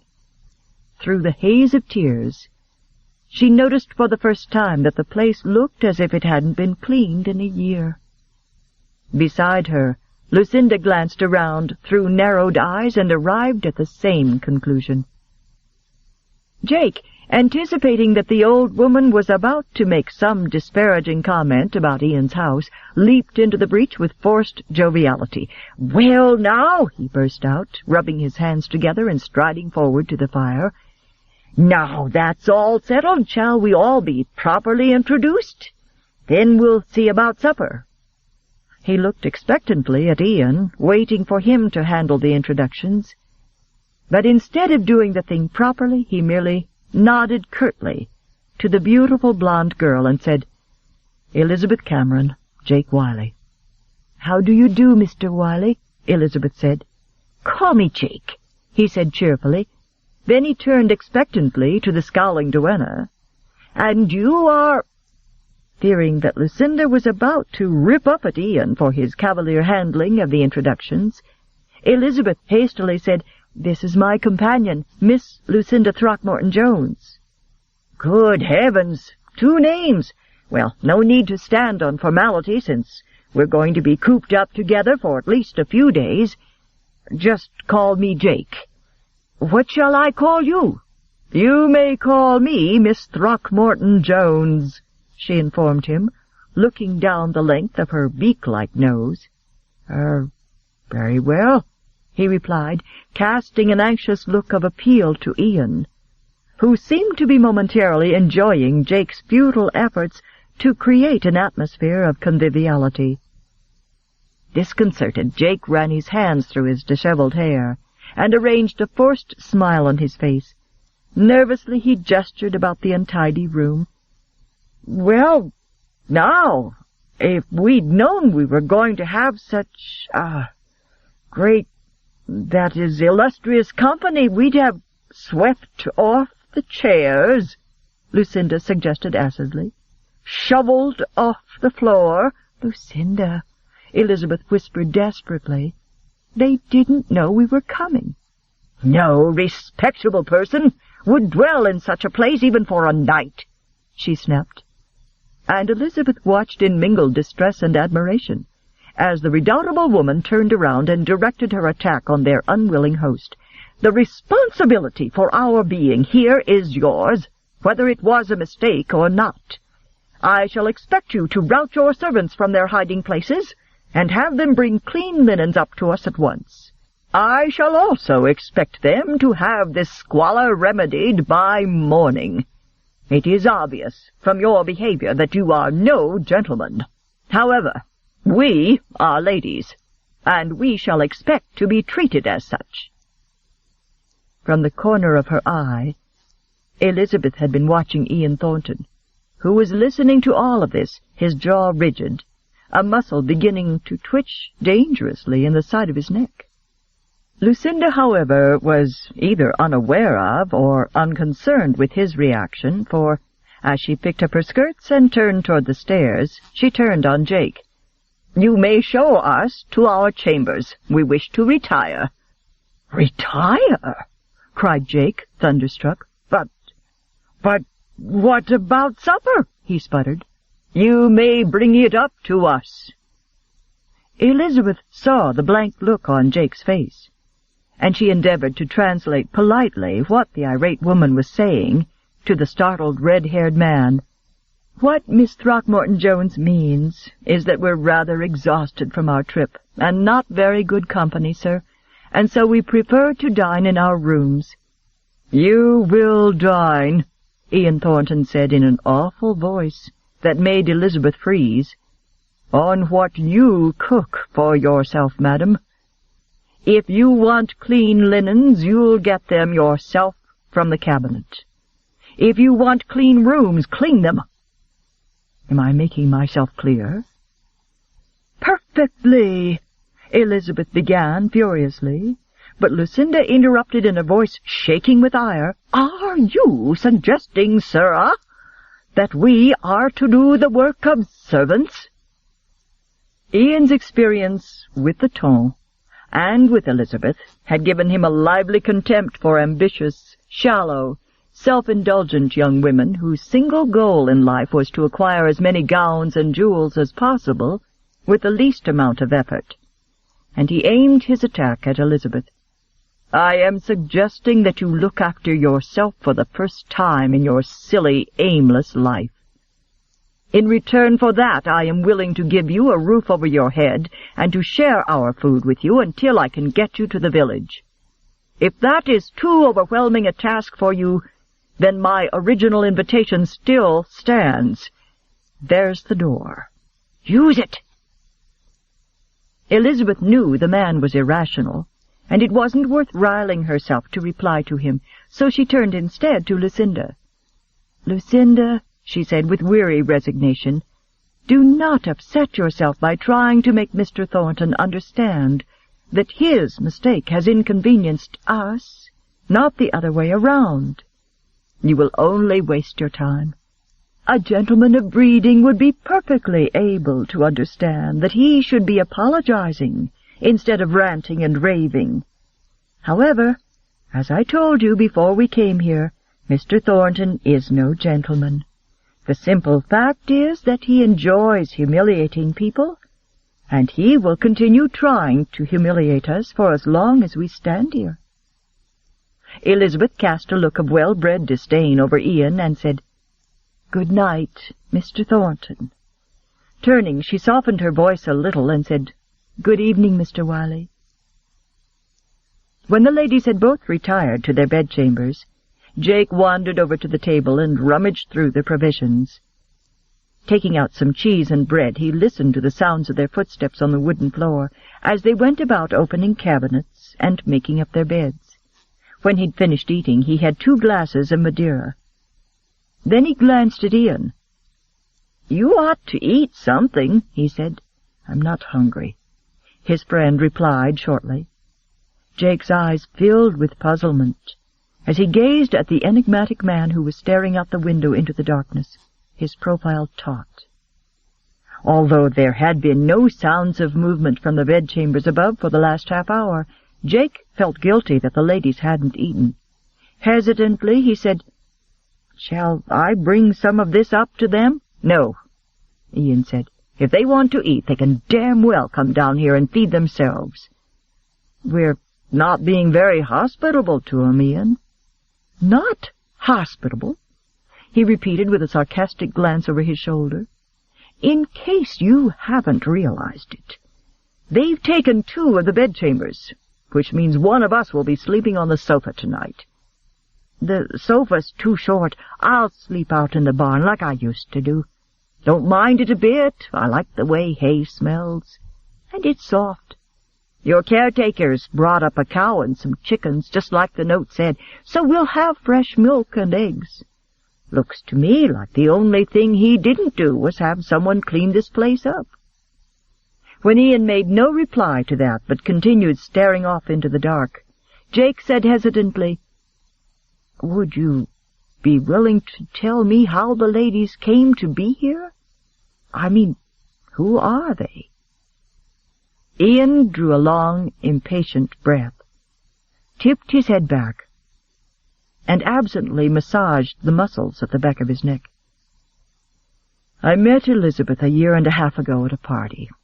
She'd just made her debut, was already betrothed to some unfortunate nobleman, and was eager to test her wiles on me."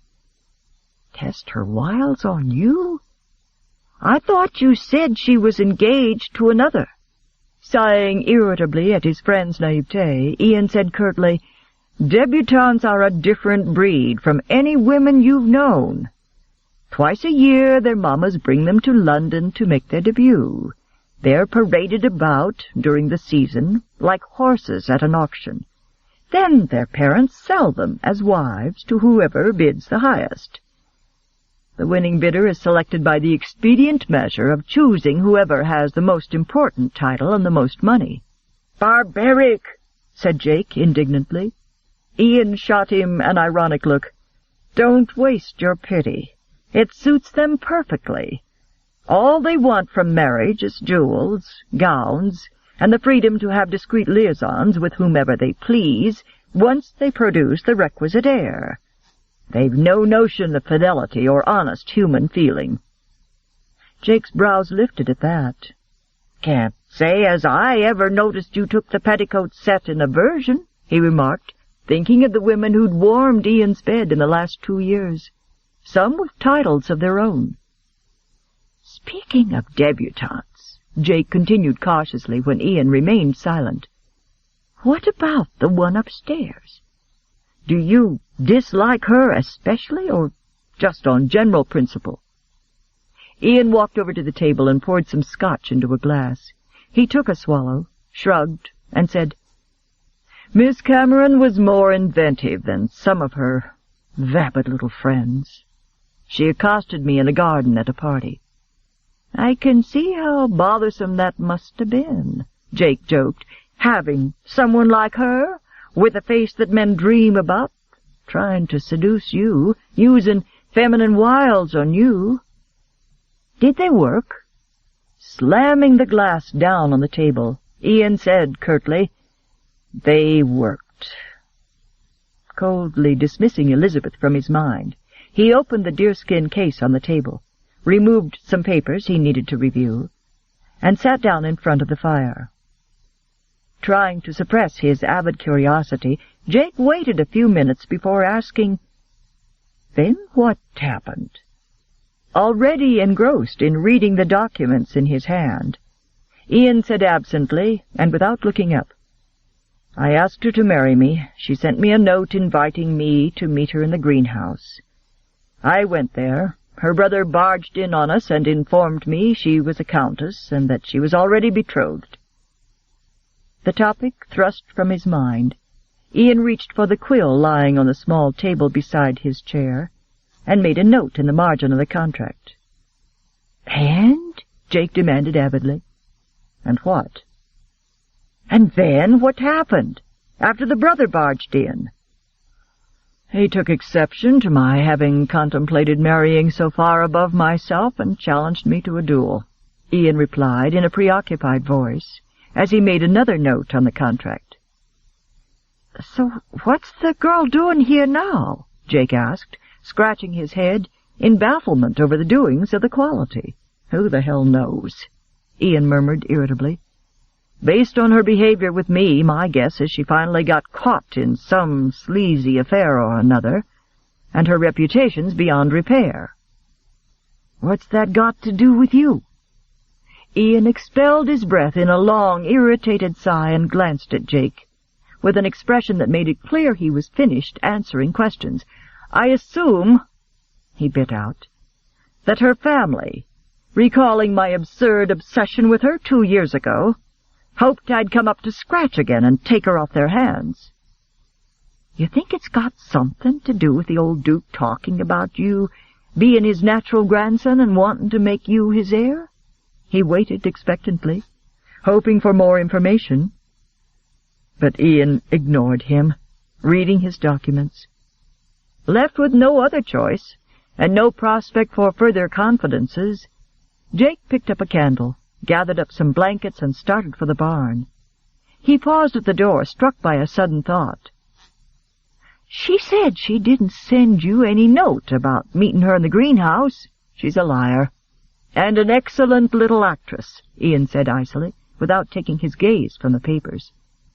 "Tomorrow I'll think of some way to get her out of here and off my hands." Something in Ian's face made Jake ask, "Why the hurry?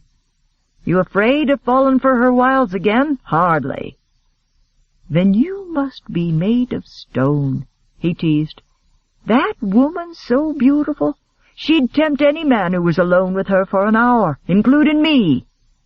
And you know I ain't in the petticoat line at all." "Don't let her catch you alone," Ian replied mildly. "I don't think I'd mind," Jake laughed as he left. Upstairs, in the bedchamber at the end of the hall over the kitchen, Elizabeth had wearily pulled off her clothes, climbed into bed, and fallen into an exhausted slumber.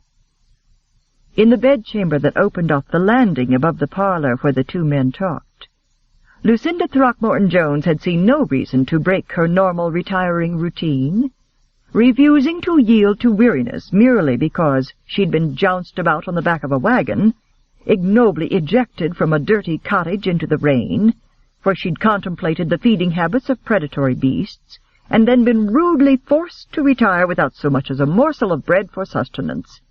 She nevertheless prepared for bed exactly as she would have done had she spent the day over her embroidery.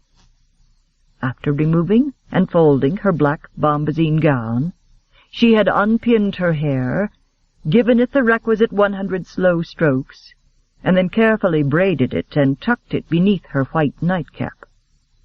Two things, however, put Lucinda so out of countenance that once she had climbed into bed and pulled the scratchy blankets up to her chin, she actually could not sleep. First and foremost, there had not been a ewer and basin in her crude bedchamber that she could use to wash her face and body, which she always did before retiring. Second, the bed upon which her bony frame was expected to repose had lumps in it. Those two things had resulted in her still being awake when the men below began to talk, and their voices had drifted up between the floorboards, muted but distinct. Because of that, she had been forced to be an eavesdropper. In her entire 56 years, Lucinda Throckmorton-Jones had never stooped to eavesdropping. She deplored eavesdroppers, a fact of which the servants in every house where she had ever dwelt were well aware. She ruthlessly reported any servant, no matter how high in the household hierarchy, if she caught him or her listening at doors or looking through keyholes. Now, however, she had been relegated to their lowly level, for she had listened. She had heard. And now she was mentally going over every word Ian Thornton had spoken, examining it for truth, weighing each thing he'd said to that socially inept man who'd mistaken her for a menial. Despite her inner turmoil as she lay upon her pallet, Lucinda was perfectly composed, perfectly still. Her eyes were closed, her soft white hands folded across her flat bosom atop the coverlet. She did not fidget or pluck at the covers. She did not glower and frown at the ceiling. So still was she that had anyone peeked into the moonlit room and seen her lying there, they might well have expected to find candles lit at her feet and a crucifix in her hands. That impression, however, was no reflection on the activity in her mind. With scientific precision, she was examining everything she'd heard and considering what, if anything, could or ought to be done.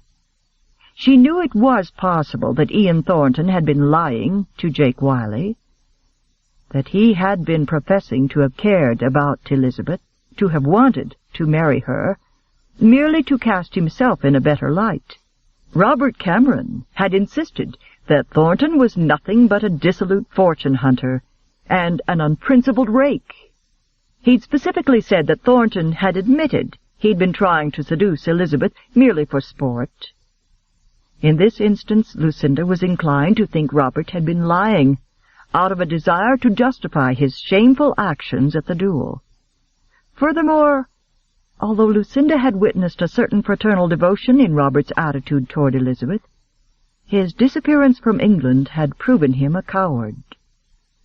For more than an hour, Lucinda lay awake, weighing everything she'd heard for truth. The only thing she accepted unequivocally was the one thing that other people of inferior knowledge and intuition had wondered about and refused to believe for years.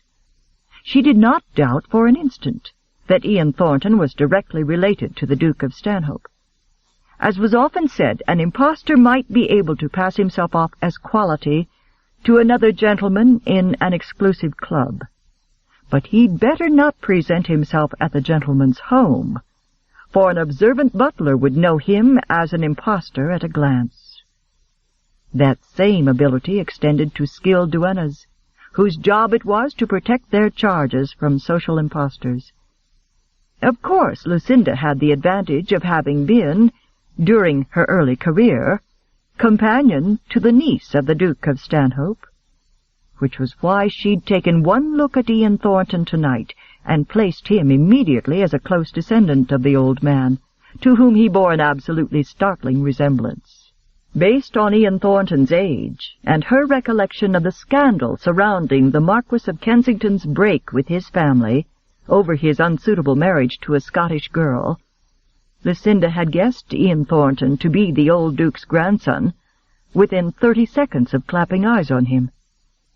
In fact, the only thing she hadn't been able to deduce within a moment of meeting him downstairs was whether or not he was legitimate, but only because she had not been present at his conception, and so could not know whether he had been conceived before or after his parents' unsanctioned marriage 30 years before. But if Stanhope was trying to make Ian Thornton his heir, which was the rumor she'd heard time and again, then there was no question whatever of Thornton's parentage. Given all that, Lucinda had only 2 more matters to contemplate. The first was whether Elizabeth would benefit from marriage to a future peer of the realm, not a mere earl or count, but a man who would some day bear the title of duke, the loftiest of all noble titles. Since Lucinda had made it her life's work to ensure that her charges made the best possible matches, it took her less than 2 seconds to decide that the answer to that was an emphatic affirmative. The second matter gave her a trifle more difficulty. As things stood, she was the only one in favor of the match, and time was her enemy. Unless she was wrong, and Lucinda was never wrong in such matters, Ian Thornton was about to become the most sought-after bachelor in all Europe. Although she'd been locked away with poor Elizabeth at Havenhurst, Lucinda kept up correspondence with 2 other duennas. Their letters had often included casual mentions of him at various social functions. His desirability, which apparently had been increasing apace with news of his wealth, would increase 100-fold when he was called by the title that had been his father's, the Marquis of Kensington. That title was rightfully his, and considering the trouble he'd caused Lucinda's charge, Lucinda felt he owed it to Elizabeth to bestow a coronet and marriage ring upon her without further delay. Having decided that, she was faced with only one remaining problem, and it posed something of a moral dilemma. After a lifetime devoted to keeping unmarried persons of the opposite sex apart, she was now considering bringing them together. She contemplated Jake Wiley's last remark about Elizabeth. That woman's so beautiful she'd tempt any man who was alone with her for an hour. As Lucinda knew, Ian Thornton had once been tempted by Elizabeth, and although Elizabeth was no longer a young girl, she was even more beautiful now than she'd been then. Elizabeth was also wiser. Therefore she would not be so foolish as to let him carry things too far, if and when they were left alone for a very few hours. Of that Lucinda was certain. In fact, the only things of which Lucinda wasn't certain were whether or not Ian Thornton was now as immune to Elizabeth as he'd claimed to be, and how on earth she was going to contrive to see that they had those few hours alone. She entrusted those last two difficulties to the equally capable hands of her Creator, and finally fell into her usual peaceful slumber. Chapter 12. Jake opened one eye and blinked confusedly at the sunlight pouring through the window high above. Disoriented, he rolled over on a lumpy, unfamiliar bed and found himself staring up at an enormous black animal who flattened his ears, bared his teeth, and tried to bite him through the slats of his stall. "You damned cannibal!" he swore at the evil-tempered horse. "Spawn of Lucifer," Jake added, and for good measure he aimed a hard kick at the wooden slats, by way of retaliation for the attempted bite.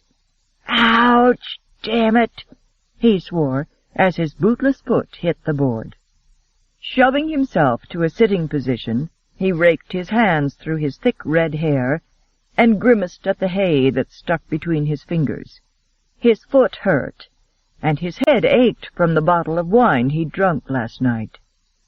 Heaving himself to his feet, he pulled on his boots and brushed off his woolen shirt, shivering in the damp chill. 15 years ago, when he'd come to work on the little farm, he'd slept in this barn every night. Now, with Ian successfully investing the money Jake made when they sailed together, he'd learned to appreciate the comforts of feather mattresses and satin covers, and he missed them sorely. "From palaces to a damned cowshed," he grumbled, walking out of the empty stall he'd slept in. As he passed Attila's stall, a hoof punched out with deadly aim, narrowly missing Jake's thigh. "That'll cost you an early breakfast, you miserable piece of living glue," he spat, and then he took considerable pleasure in feeding the other 2 horses, while the black looked on. "You've put me in a sour mood," he said cheerfully as the jealous horse shifted angrily while the other 2 steeds were fed.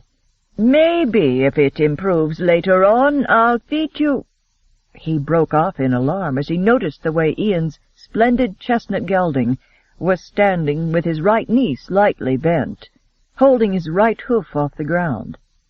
"Here now, Mayhem," he crooned softly, patting the horse's satiny neck. "Let's see that hoof." The well-trained animal, who'd won every race he'd ever run, and who'd sired the winner of the last races at Heathton, put up no resistance when Jake lifted his hoof and bent over it. "You've picked up a stone," Jake told the animal, who was watching him with ears attentively forward, his brown eyes bright and intelligent.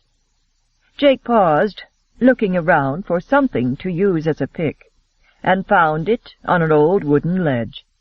"It's lodged in there good," he murmured to the horse, as he lifted the hoof and crouched down, bracing the hoof on his knee.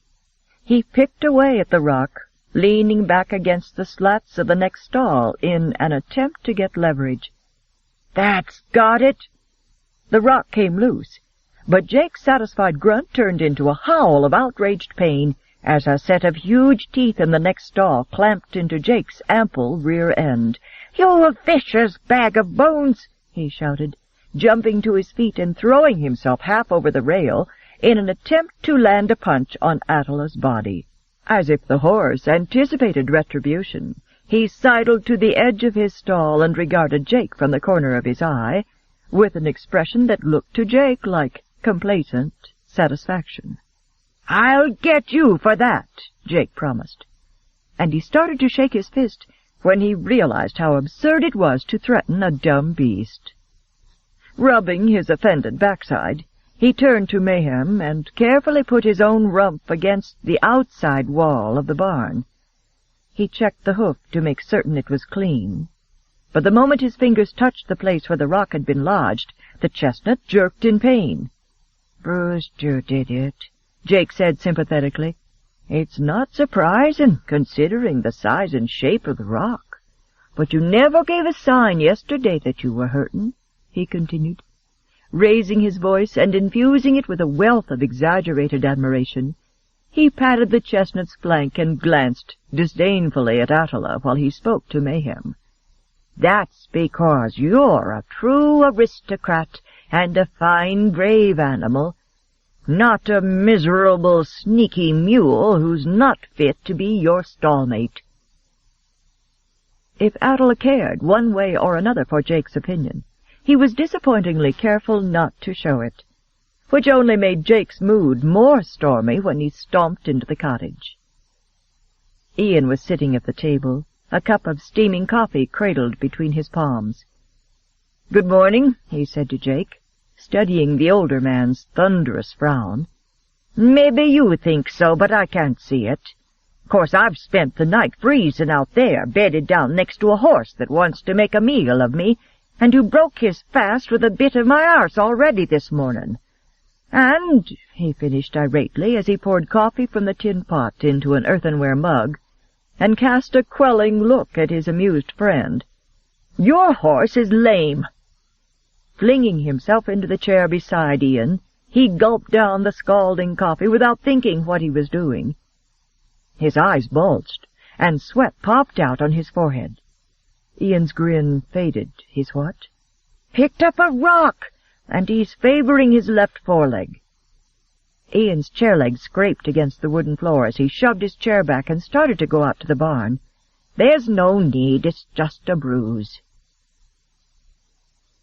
As she finished washing, Elizabeth heard the indistinct murmur of masculine voices below. Wrapped in a thin towel, she went over to the trunks her unwilling host had carried upstairs and left outside her door this morning, along with 2 large pitchers of water. Even before she dragged them into her bedchamber, she knew the gowns they contained were all a little fancy and fragile to wear in a place like this. Elizabeth chose the least flamboyant, a high-waisted white lawn gown with a wide band of pink roses and green leaves embroidered at the hem, and at the fitted cuffs of its full, billowy sleeves. A matching white ribbon with roses and leaves embroidered on it lay atop the gown, and she pulled it out, uncertain how to wear it, if at all.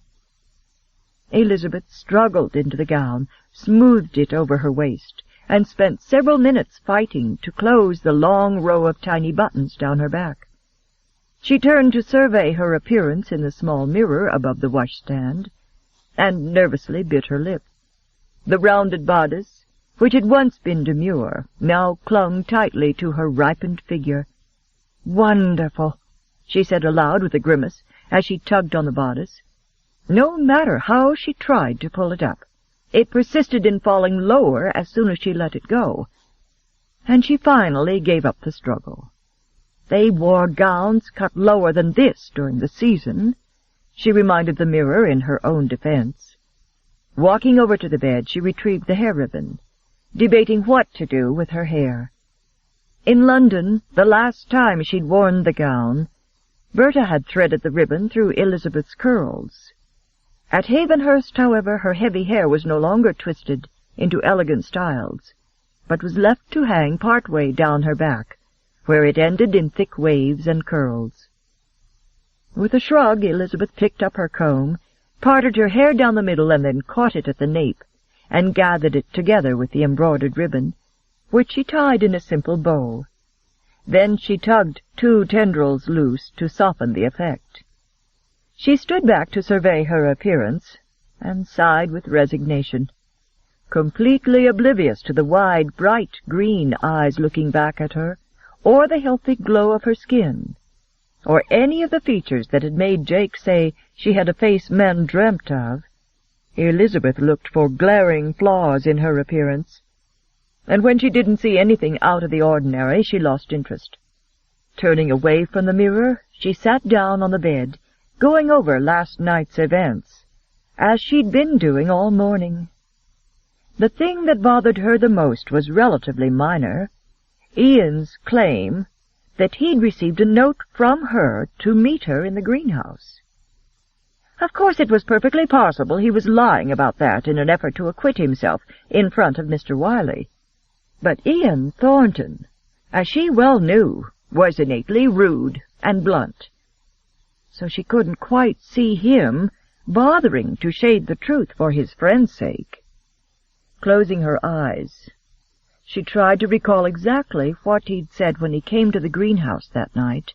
Something like, "Who were you expecting after that note? The Prince Regent?" At the time, she'd thought he was talking about the note he'd sent her. But he claimed he'd received one, and he had jabbed at her about her handwriting, which her tutors had described as both scholarly and precise, a credit to an Oxford gentleman. Why would Ian Thornton think he knew what her handwriting looked like, unless he truly believed he'd received such a note from her?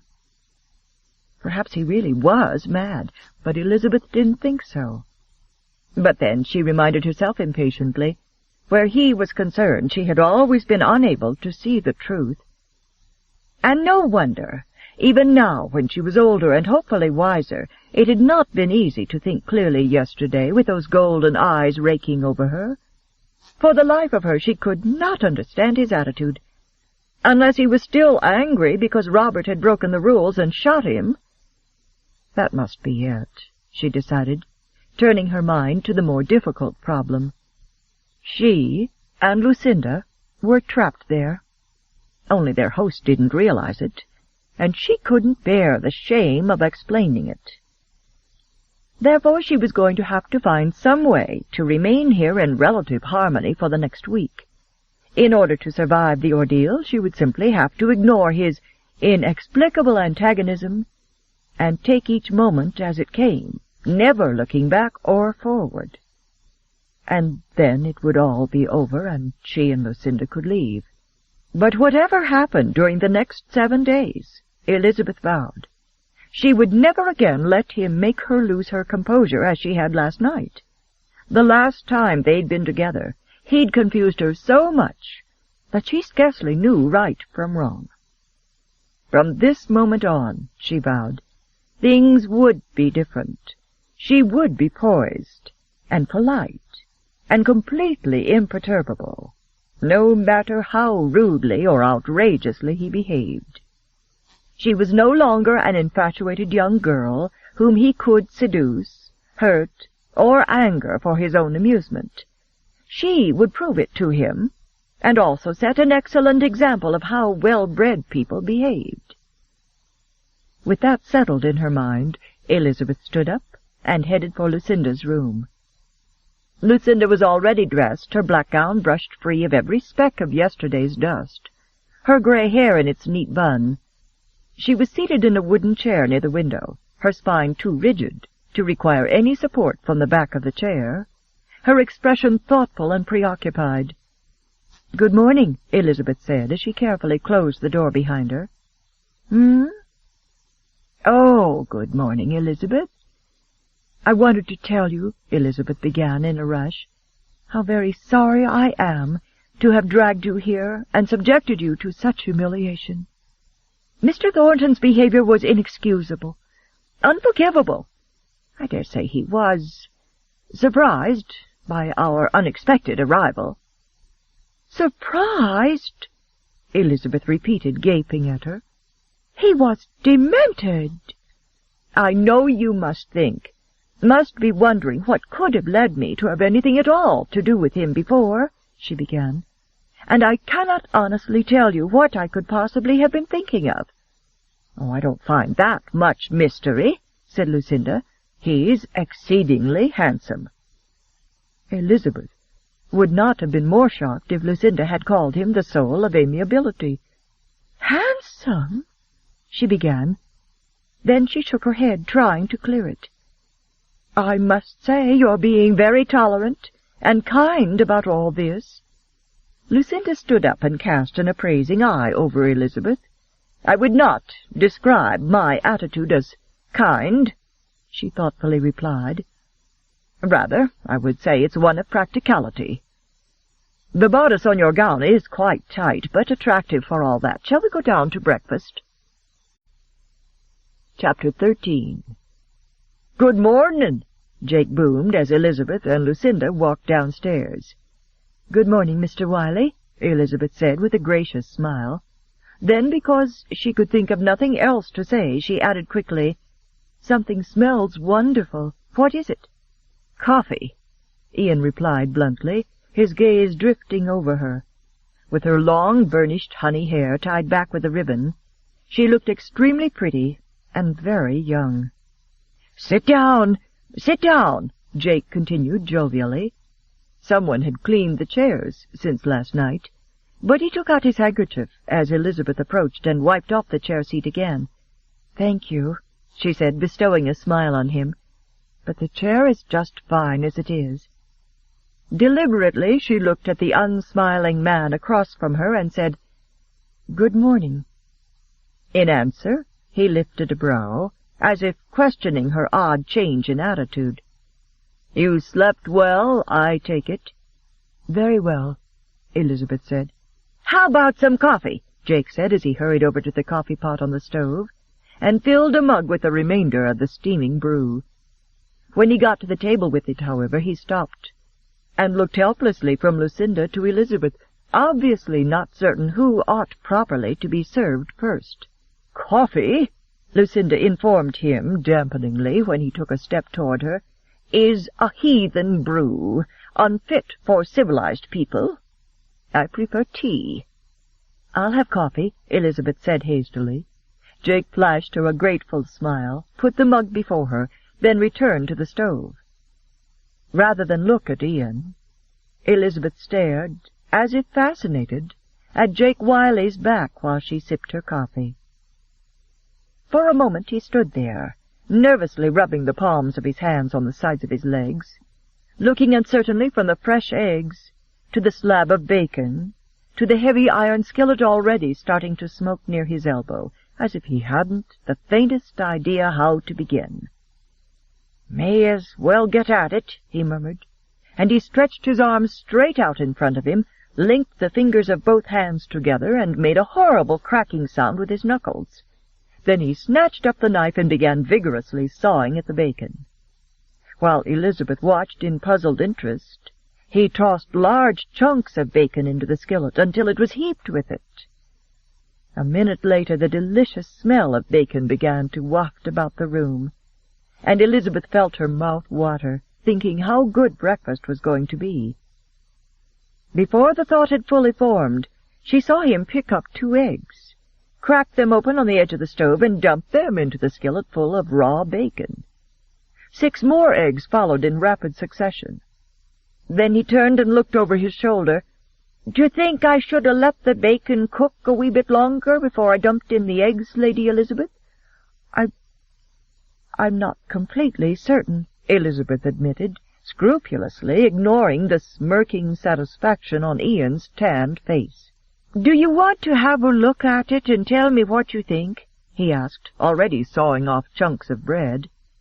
With no choice but to offer her uneducated advice, or submit to Ian's relentlessly mocking stare, Elizabeth chose the former, got up and went to peer over Mr. Wiley's shoulder.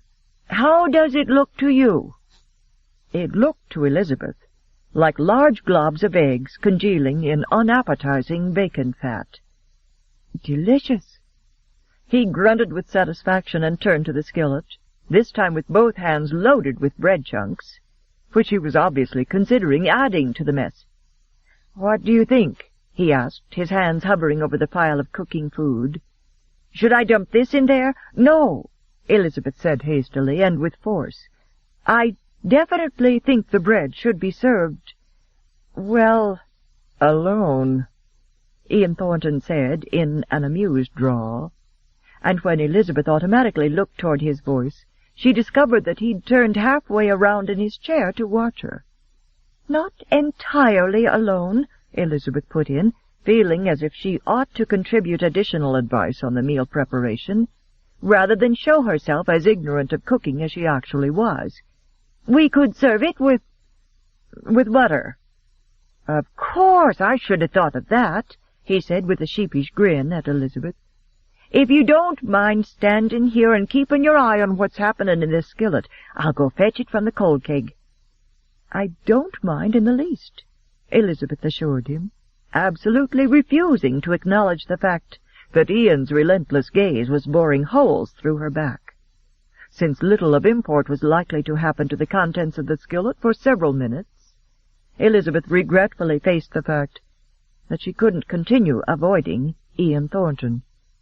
Not when she desperately needed to smooth things over enough to convince him to let her and Lucinda remain for the allotted week. Straightening reluctantly, she strolled about the room with forced nonchalance, her hands clasped behind her back, looking blindly at the cobwebs in the corner of the ceiling, trying to think what to say. And then inspiration struck. The solution was demeaning, but practical, and properly presented it could appear she was graciously doing him a favor. She paused a moment to arrange her features into what she hoped was the right expression of enthusiasm and compassion. Then she wheeled around abruptly. "Mr. Thornton!" Her voice seemed to explode in the room at the same time his startled amber gaze riveted on her face, then drifted down her bodice, roving boldly over her ripened curves. Unnerved, but determined, Elizabeth forged shakily ahead. "It appears as if no one has occupied this house in quite some time." "I commend you on that astute observation, Miss Cameron," Ian mocked lazily, watching the tension and emotion play across her expressive face. For the life of him, he could not understand what she was doing here, or why she seemed to be trying to ingratiate herself this morning. Last night the explanation he'd given Jake had made sense. Now, looking at her, he couldn't quite believe any of it. Then he remembered that Elizabeth Cameron had always robbed him of the ability to think rationally. "Houses do have a way of succumbing to dirt when no one looks after them," she stated with a bright look. "Another creditable observation. You've certainly a quick mind." "Must you make this so very difficult?" Elizabeth exclaimed. "I apologize," he said with mocking gravity. "Do go on. You were saying—" "Well, I was thinking, since we're quite stranded here, Lucinda and I mean, with absolutely nothing but time on our hands, that this house could certainly use a woman's touch." "Capital idea!" burst out Jake, returning from his mission to locate the butter, and casting a highly hopeful look at Lucinda. He was rewarded with a glare from her that could have pulverized rock. "It could use an army of servants carrying shovels and wearing masks on their faces," the duenna countered ruthlessly. "You needn't help, Lucinda," Elizabeth explained, aghast. "I never meant to imply you should. But I could.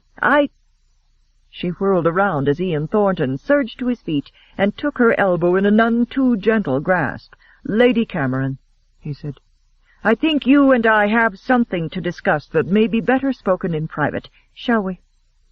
He gestured to the open door, and then practically dragged her along in his wake. Outdoors in the sunlight, he marched her forward several paces, then dropped her arm. "Let's hear it," he said. "Hear what?" Elizabeth said nervously. "An explanation. The truth, if you're capable of it. Last night you drew a gun on me, and this morning you're awash with excitement over the prospect of cleaning my house.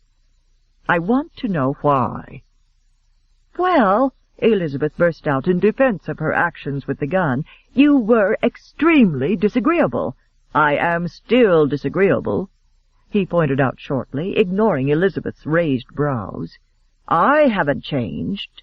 I am not the one who's suddenly oozing goodwill this morning." Elizabeth turned her head to the lane, trying desperately to think of an explanation, that wouldn't reveal to him her humiliating circumstances. "The silence is deafening, Lady Cameron, and somewhat surprising. As I recall, the last time we met you could scarcely contain all the edifying information you were trying to impart to me." Elizabeth knew he was referring to her monologue on the history of hyacinths in the greenhouse. "I just don't know where to begin," she admitted. "Let's stick to the salient points. What are you doing here?"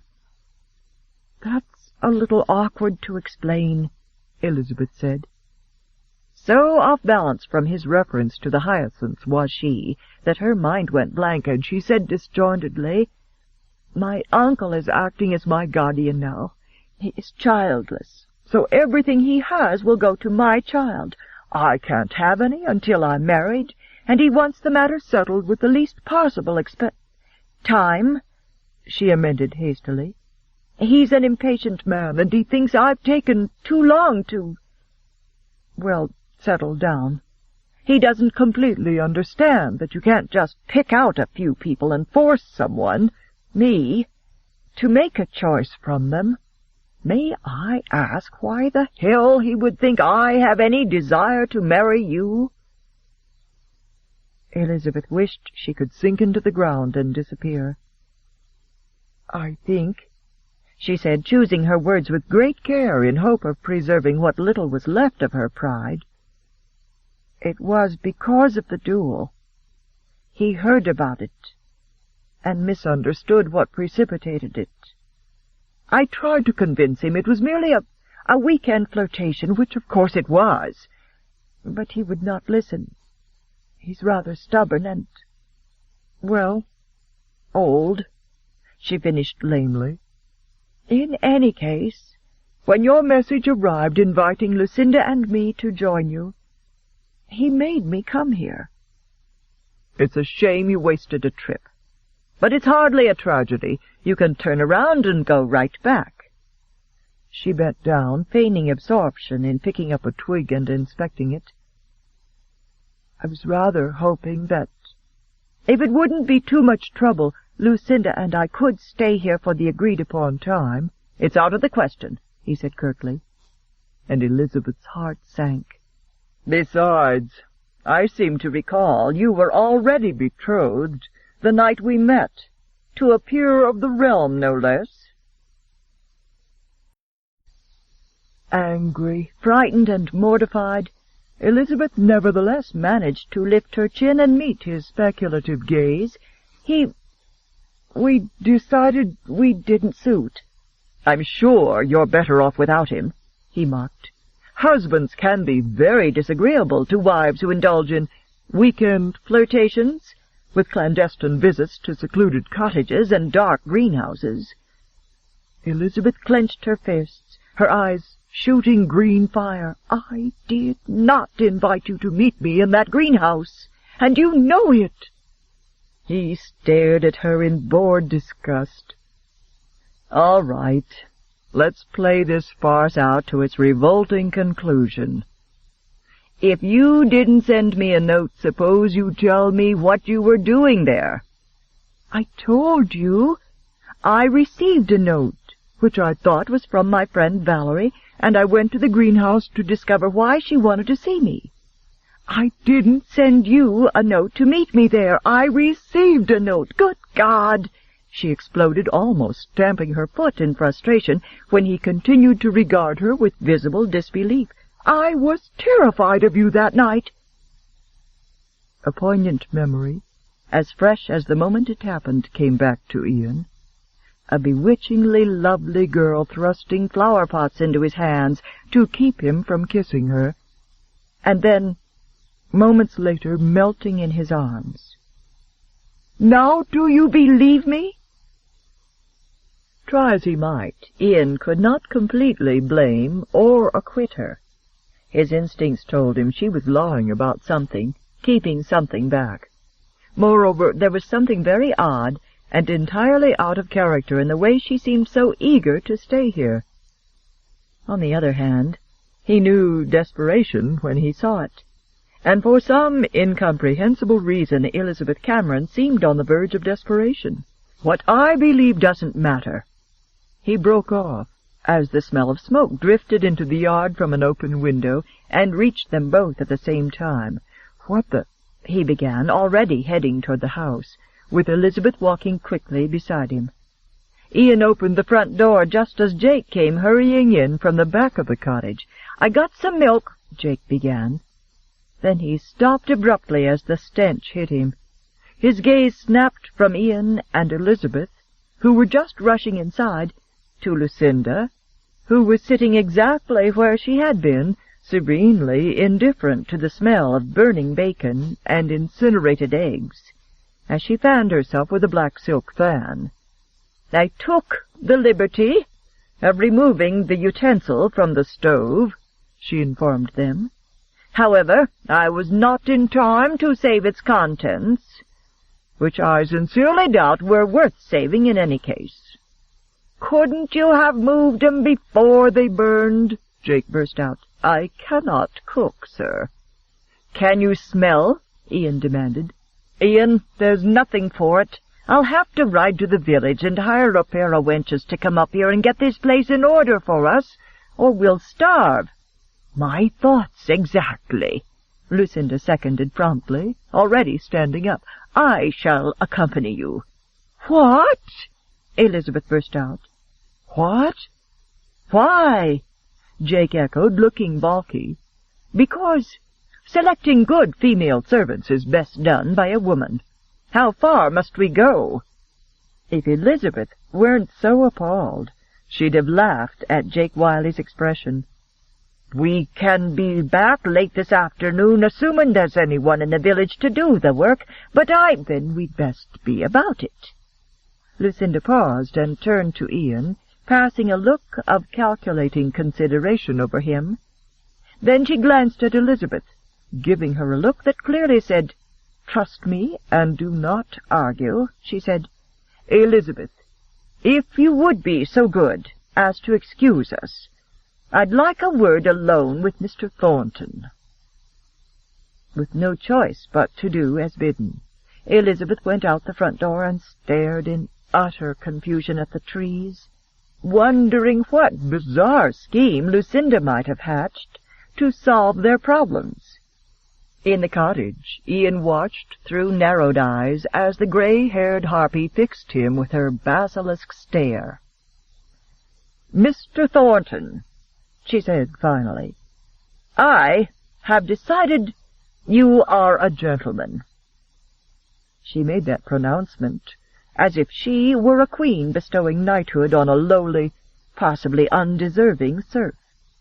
Fascinated and irritated at the same time, Ian leaned his hip against the table, waiting to discover what game she was playing by leaving Elizabeth alone here, unchaperoned. "Don't keep me in suspense," he said coolly. "What have I done to earn your good opinion?" "Absolutely nothing," she said, without hesitation. "I'm basing my decision on my own excellent intuitive powers, and on the fact that you were born a gentleman." "What gave you that idea?" he inquired in a bored tone. "I am not a fool. I'm acquainted with your grandsire, the Duke of Stanhope. I was a member of his niece's household when news of your parents' unsanctioned marriage caused a furor. Other, less informed persons may need to conjecture on your ancestry, but I do not. It's apparent in your face, your height, your voice, even your mannerisms. You are his grandson."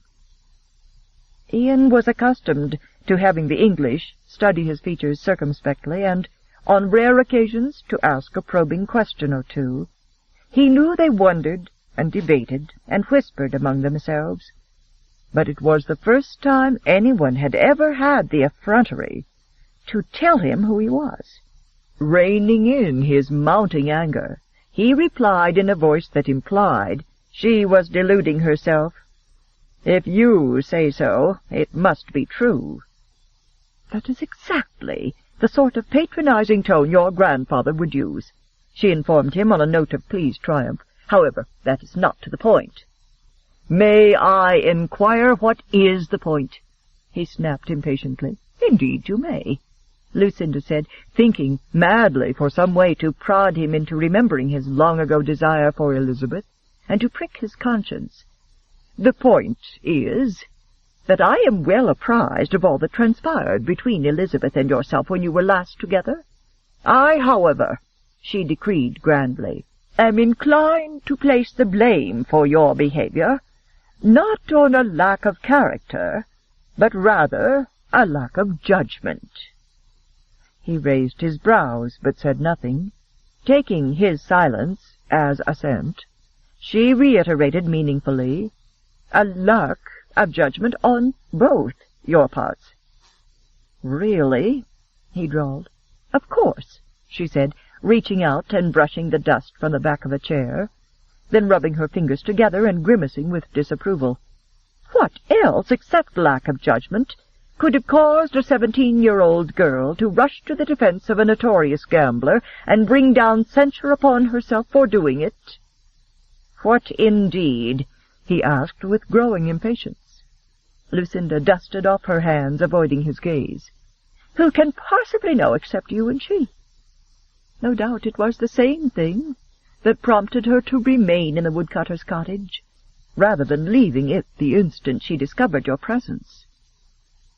Satisfied that she'd done the best she was able to on that score, she became brusque again, an attitude that was more normal and therefore far more convincing. "In any case, that is all water under the bridge. She has paid dearly for her lack of judgment, which is only right, and even though she is now in the most dire straits because of it, that, too, is justice." She smiled to herself when his eyes narrowed with what she hoped was guilt, or at least concern.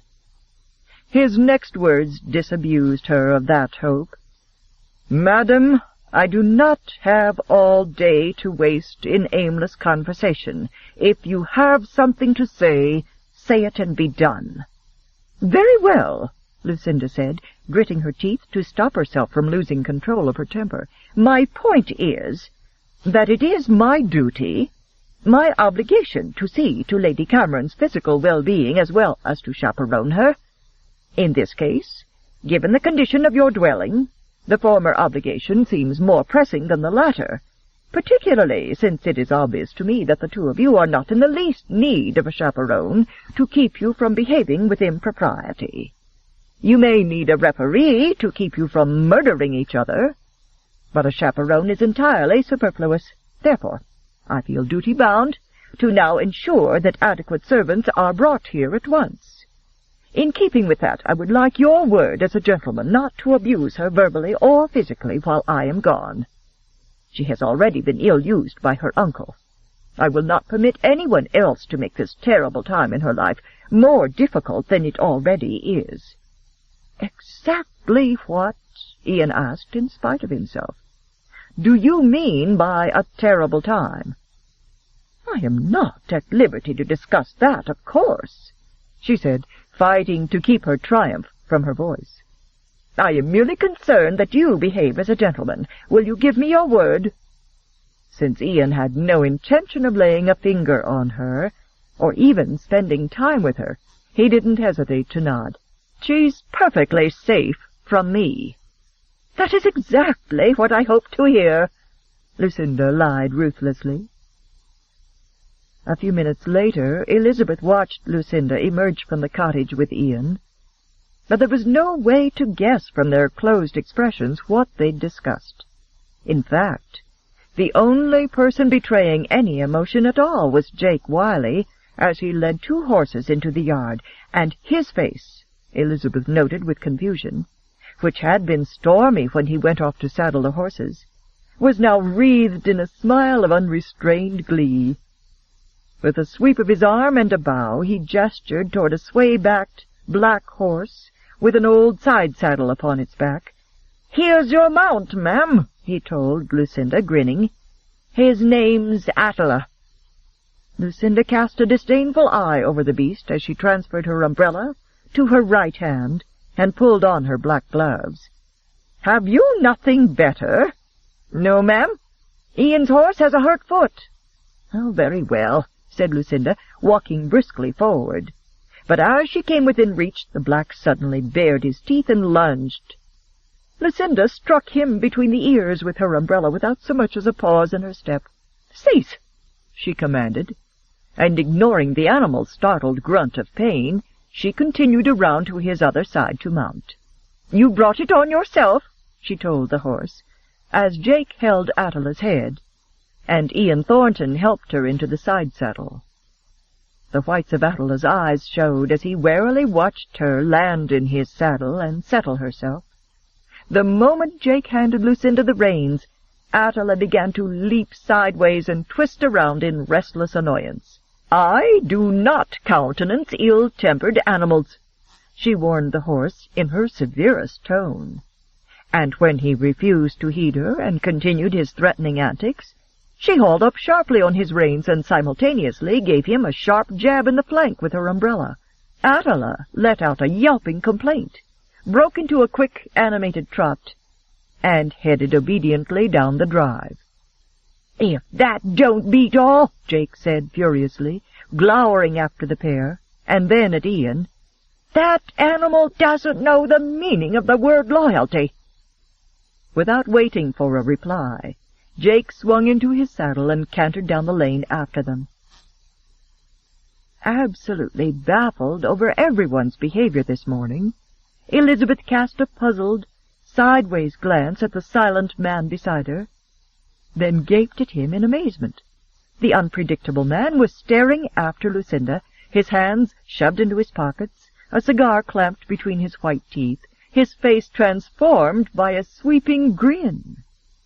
Drawing the obvious conclusion that these odd reactions from the men were somehow related to Lucinda's skillful handling of an obstinate horse, Elizabeth commented, "Lucinda's uncle raised horses, I believe." Almost reluctantly, Ian transferred his admiring gaze from Lucinda's rigid back to Elizabeth. His brows rose. "An amazing woman," he stated. "Is there any situation of which she can't take charge?" "None that I've ever seen," Elizabeth said with a chuckle. Then she felt self-conscious because his smile faded abruptly and his manner became detached and cool. Drawing a long breath, Elizabeth clasped her shaking hands behind her back and decided to try for a truce. "Mr. Thornton," she began quietly, "must there be enmity between us? I realize my coming here is an inconvenience.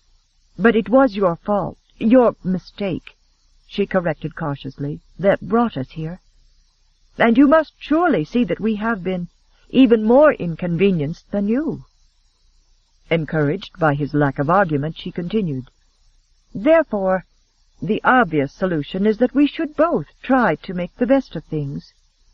"The obvious solution," he countered, "is that I should apologize for inconveniencing you, and then you should leave as soon as I can get you to a carriage or a wagon." "I can't," she cried, fighting to recover her calm. "Why the hell not?" "Because, well, my uncle is a harsh man who won't like having his instructions countermanded. I was supposed to stay a full sennight." "I'll write him a letter and explain." "No!" Elizabeth burst out, imagining her uncle's reaction. If the third man also sent her packing straight away, he was no fool. He'd suspect. "He'll blame me, you see." Despite Ian's resolution not to give a damn what her problems were, he was a little unnerved by her visible fright, and by her description of her uncle as harsh. Based on her behavior 2 years ago, he had no doubt Elizabeth Cameron had done much to earn a well-deserved beating from her unfortunate guardian. Even so, Ian had no wish to be the cause of the old man laying a strap to that smooth white skin of hers. What had happened between them was folly on his part, but it had been over long ago. He was about to wed a beautiful, sensual woman who wanted him and who suited him perfectly. Why should he treat Elizabeth as if he harbored any feelings for her, including anger? Elizabeth sensed that he was wavering a little, and she pressed home her advantage, using calm reason. Surely nothing that happened between us should make us behave badly to each other now. I mean, when you think on it, it was nothing to us but a harmless weekend flirtation, wasn't it? Obviously. Neither of us was hurt, were we? No. Well, then, there's no reason why we should not be cordial to each other now, is there? She demanded with a bright, beguiling smile. Good heavens, if every flirtation ended in enmity, no one in the town would be speaking to anyone else. She had neatly managed to put him in the position of either agreeing with her, or else, by disagreeing, admitting that she had been something more to him than a flirtation. And Ian realized it. He'd guessed where her calm arguments were leading. But even so, he was reluctantly impressed with how skillfully she was maneuvering him into having to agree with her. Flirtations, he reminded her smoothly, don't normally end in duels. I know, and I am sorry my brother shot you. Ian was simply not proof against the appeal in those huge green eyes of hers. Forget it, he said with an irritated sigh, capitulating to all she was asking. Stay the 7 days. Suppressing the urge to twirl around with relief, she smiled into his eyes. Then, could we have a truce for the time I'm here? That depends. On what? His brows lifted in mocking challenge. On whether or not you can make a decent breakfast. Let's go in the house and see what we have. With Ian standing beside her, Elizabeth surveyed the eggs and cheese and bread, and then the stove. I shall fix something right up, she promised with a smile that concealed her uncertainty. Are you sure you're up to the challenge? Ian asked. But she seemed so eager, and her smile was so disarming that he almost believed she knew how to cook. I shall prevail, you'll see, she told him brightly, reaching for a wide cloth and tying it around her narrow waist. Her glance was so jaunty that Ian turned around to keep himself from grinning at her. She was obviously determined to attack the project with vigor and determination, and he was equally determined not to discourage her efforts. You do that, he said, and he left her alone at the stove. An hour later, her brow damp with perspiration, Elizabeth grabbed the skillet, burned her hand, and yelped as she snatched a cloth to use on the handle. She arranged the bacon on a platter and then debated what to do with the 10-inch biscuit that had actually been 4 small biscuits when she'd placed the pan in the oven. Deciding not to break it into irregular chunks, she placed the entire biscuit neatly in the center of the bacon and carried the platter over to the table where Ian had just seated himself. Returning to the stove, she tried to dig the eggs out of the skillet, but they wouldn't come loose. So she brought the skillet and spatula to the table. I thought you might like to serve, she offered formally, to hide her growing trepidation over the things she had prepared. Certainly, Ian replied, accepting the honor with the same grave formality with which she'd offered it. Then he looked expectantly at the skillet. What have we here? He inquired sociably. Scrupulously keeping her gaze lowered, Elizabeth sat down across from him. Eggs, she answered, making an elaborate production of opening her napkin and placing it on her lap. I'm afraid the yolks broke. It doesn't matter. When he picked up the spatula, Elizabeth pinned a bright, optimistic smile on her face and watched as he first tried to lift, and then began trying to pry the stuck eggs from the skillet. They're stuck, she explained, needlessly. No, they're bonded, he corrected, but at least he didn't sound angry. After another few moments, he finally managed to pry a strip loose, and he placed it on her plate. A few moments more, and he was able to gouge another piece loose, which he placed on his own plate. In keeping with the agreed-upon truce, they both began observing all the polite table rituals with scrupulous care. First, Ian offered the platter of bacon, with the biscuit centerpiece, to Elizabeth. "Thank you," she said, choosing 2 black strips of bacon. Ian took 3 strips of bacon and studied the flat, brown object reposing on the center of the platter.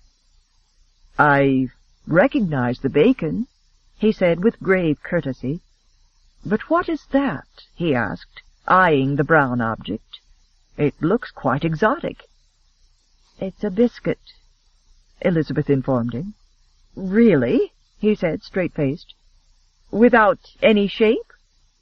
"I call it a pan biscuit," Elizabeth fabricated hastily. "Yes, I can see why you might," he agreed. "It rather resembles the shape of a pan." Separately, they surveyed their individual plates, trying to decide which item was most likely to be edible. They arrived at the same conclusion at the same moment. Both of them picked up a strip of bacon and bit into it. Noisy crunching and cracking sounds ensued, like those of a large tree breaking in half and falling. Carefully avoiding each other's eyes, they continued crunching away until they'd both eaten all the bacon on their plates. That finished, Elizabeth summoned her courage and took a dainty bite of egg. The egg tasted like tough, salted wrapping paper, but Elizabeth chewed manfully on it, her stomach churning with humiliation, and a lump of tears starting to swell in her throat. She expected some scathing comment at any moment from her companion, and the more politely he continued eating, the more she wished he'd revert to his usual unpleasant self, so that she'd at least have the defense of anger. Lately everything that happened to her was humiliating, and her pride and confidence were in tatters. Leaving the egg unfinished, she put down her fork and tried the biscuit. After several seconds of attempting to break a piece off with her fingers, she picked up her knife and sawed away at it. A brown piece finally broke loose. She lifted it to her mouth and bit, but it was so tough her teeth only made grooves in the surface. Across the table she felt Ian's eyes on her, and the urge to weep doubled. "Would you like some coffee?" she asked in a suffocated little voice. "Yes, thank you." Relieved to have a moment to compose herself, Elizabeth arose and went to the stove, but her eyes blurred with tears as she blindly filled a mug with freshly brewed coffee. She brought it over to him, then sat down again.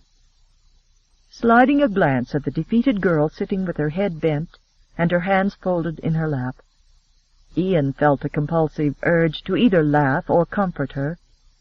But since chewing was requiring such an effort, he couldn't do either. Swallowing the last piece of egg, he finally managed to say, "That was, quite filling." Thinking perhaps he hadn't found it so bad as she had, Elizabeth hesitantly raised her eyes to his. "I haven't had a great deal of experience with cooking," she admitted in a small voice. She watched him take a mouthful of coffee, saw his eyes widen with shock, and he began to chew the coffee. Elizabeth lurched to her feet, squared her shoulders, and said hoarsely, "I always take a stroll after breakfast. Excuse me." Still chewing, Ian watched her flee from the house. Then he gratefully got rid of the mouthful of coffee grounds. Chapter 14. Elizabeth's breakfast had cured Ian's hunger. In fact, the idea of ever eating again made his stomach churn as he started for the barn to check on Mayhem's injury. He was part way there when he saw her off to the left, sitting on the hillside amid the bluebells, her arms wrapped around her knees, her forehead resting atop them. Even with her hair shining like newly minted gold in the sun, she looked like a picture of heartbreaking dejection. He started to turn away and leave her to moody privacy. Then, with a sigh of irritation, he changed his mind and started down the hill toward her. A few yards away he realized her shoulders were shaking with sobs, and he frowned in surprise. Obviously, there was no point in pretending the meal had been good. So he injected a note of amusement into his voice and said, "I applaud your ingenuity. Shooting me yesterday would have been too quick." Elizabeth started violently at the sound of his voice. Snapping her head up, she stared off to the left, keeping her tear-streaked face averted from him.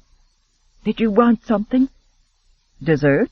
Ian suggested wryly, leaning slightly forward, trying to see her face. He thought he saw a morose smile touch her lips, and he added, "I thought we could whip up a batch of cream and put it on the biscuit.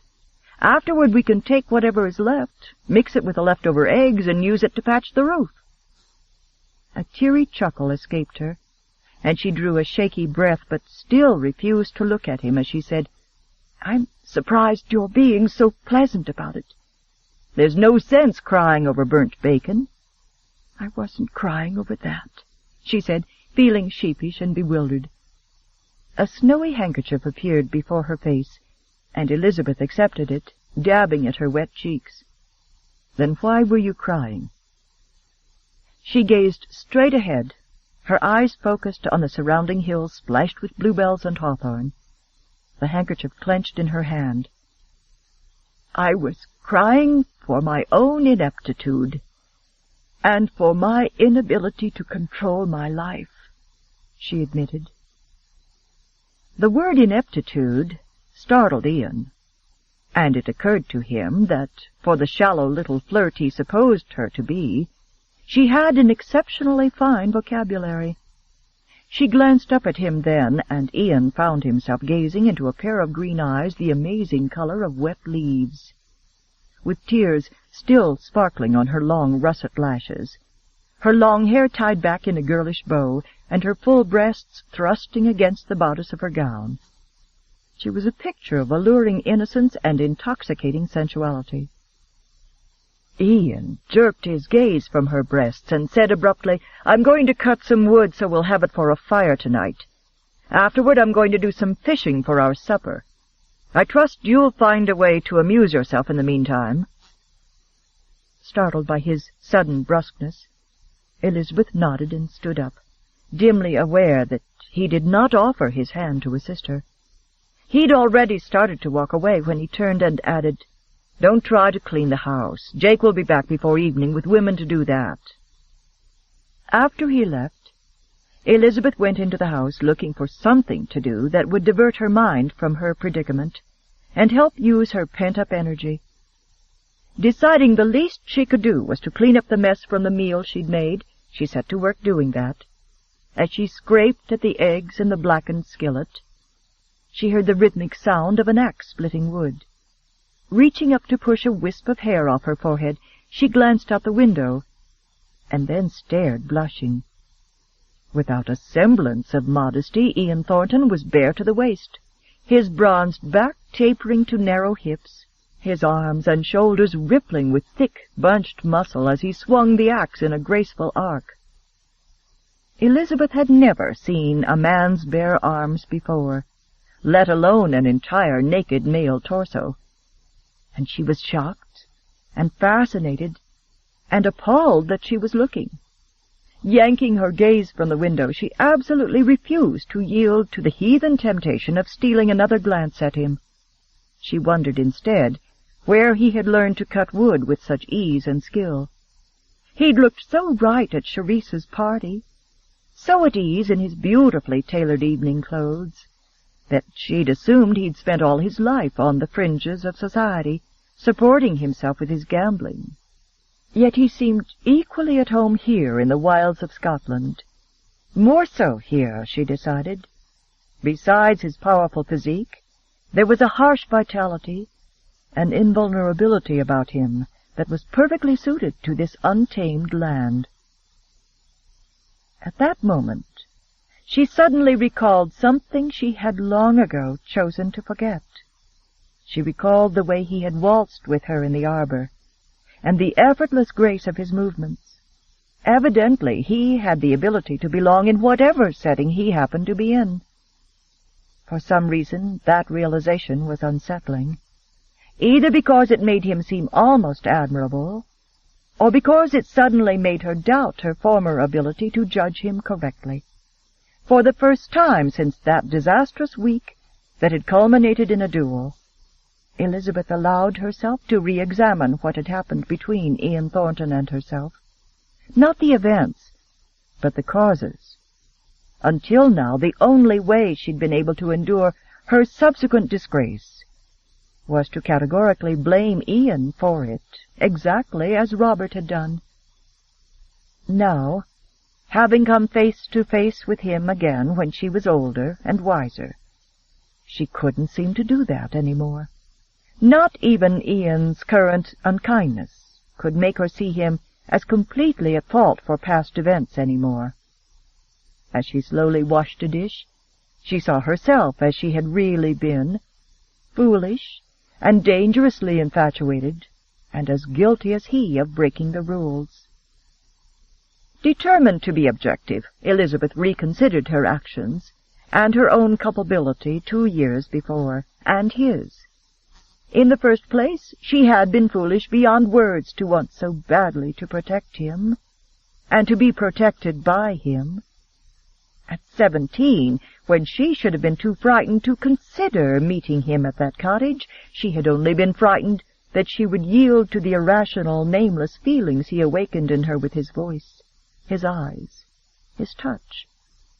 When she should rightfully have been terrified of him, she had only been terrified of herself, of throwing away Robert's future and Havenhurst. And she would have done it, Elizabeth realized bitterly, if she'd spent another day, a few more hours alone with Ian Thornton that weekend. She would have flung caution and reason to the winds and married him. She'd sensed it even then, and so she'd sent for Robert to come for her early. No, Elizabeth corrected herself. She'd never really been in danger of marrying Ian. Despite what he'd said 2 years before about wanting to marry her, marriage was not what he'd intended.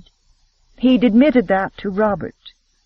And just when that memory started to make her genuinely angry, she remembered something else that had an oddly calming effect. For the first time in almost 2 years, Elizabeth recalled the warnings Lucinda had given her before she made her debut. Lucinda had been emphatic that a female must, by her every action, make a gentleman understand that he would be expected to act like a gentleman in her presence. Obviously, Lucinda had realized that although the men Elizabeth was going to meet were technically gentlemen, their behavior could, on occasion, be ungentlemanly. Allowing that Lucinda was right on both counts, Elizabeth began to wonder if she wasn't rather to blame for what had happened that weekend.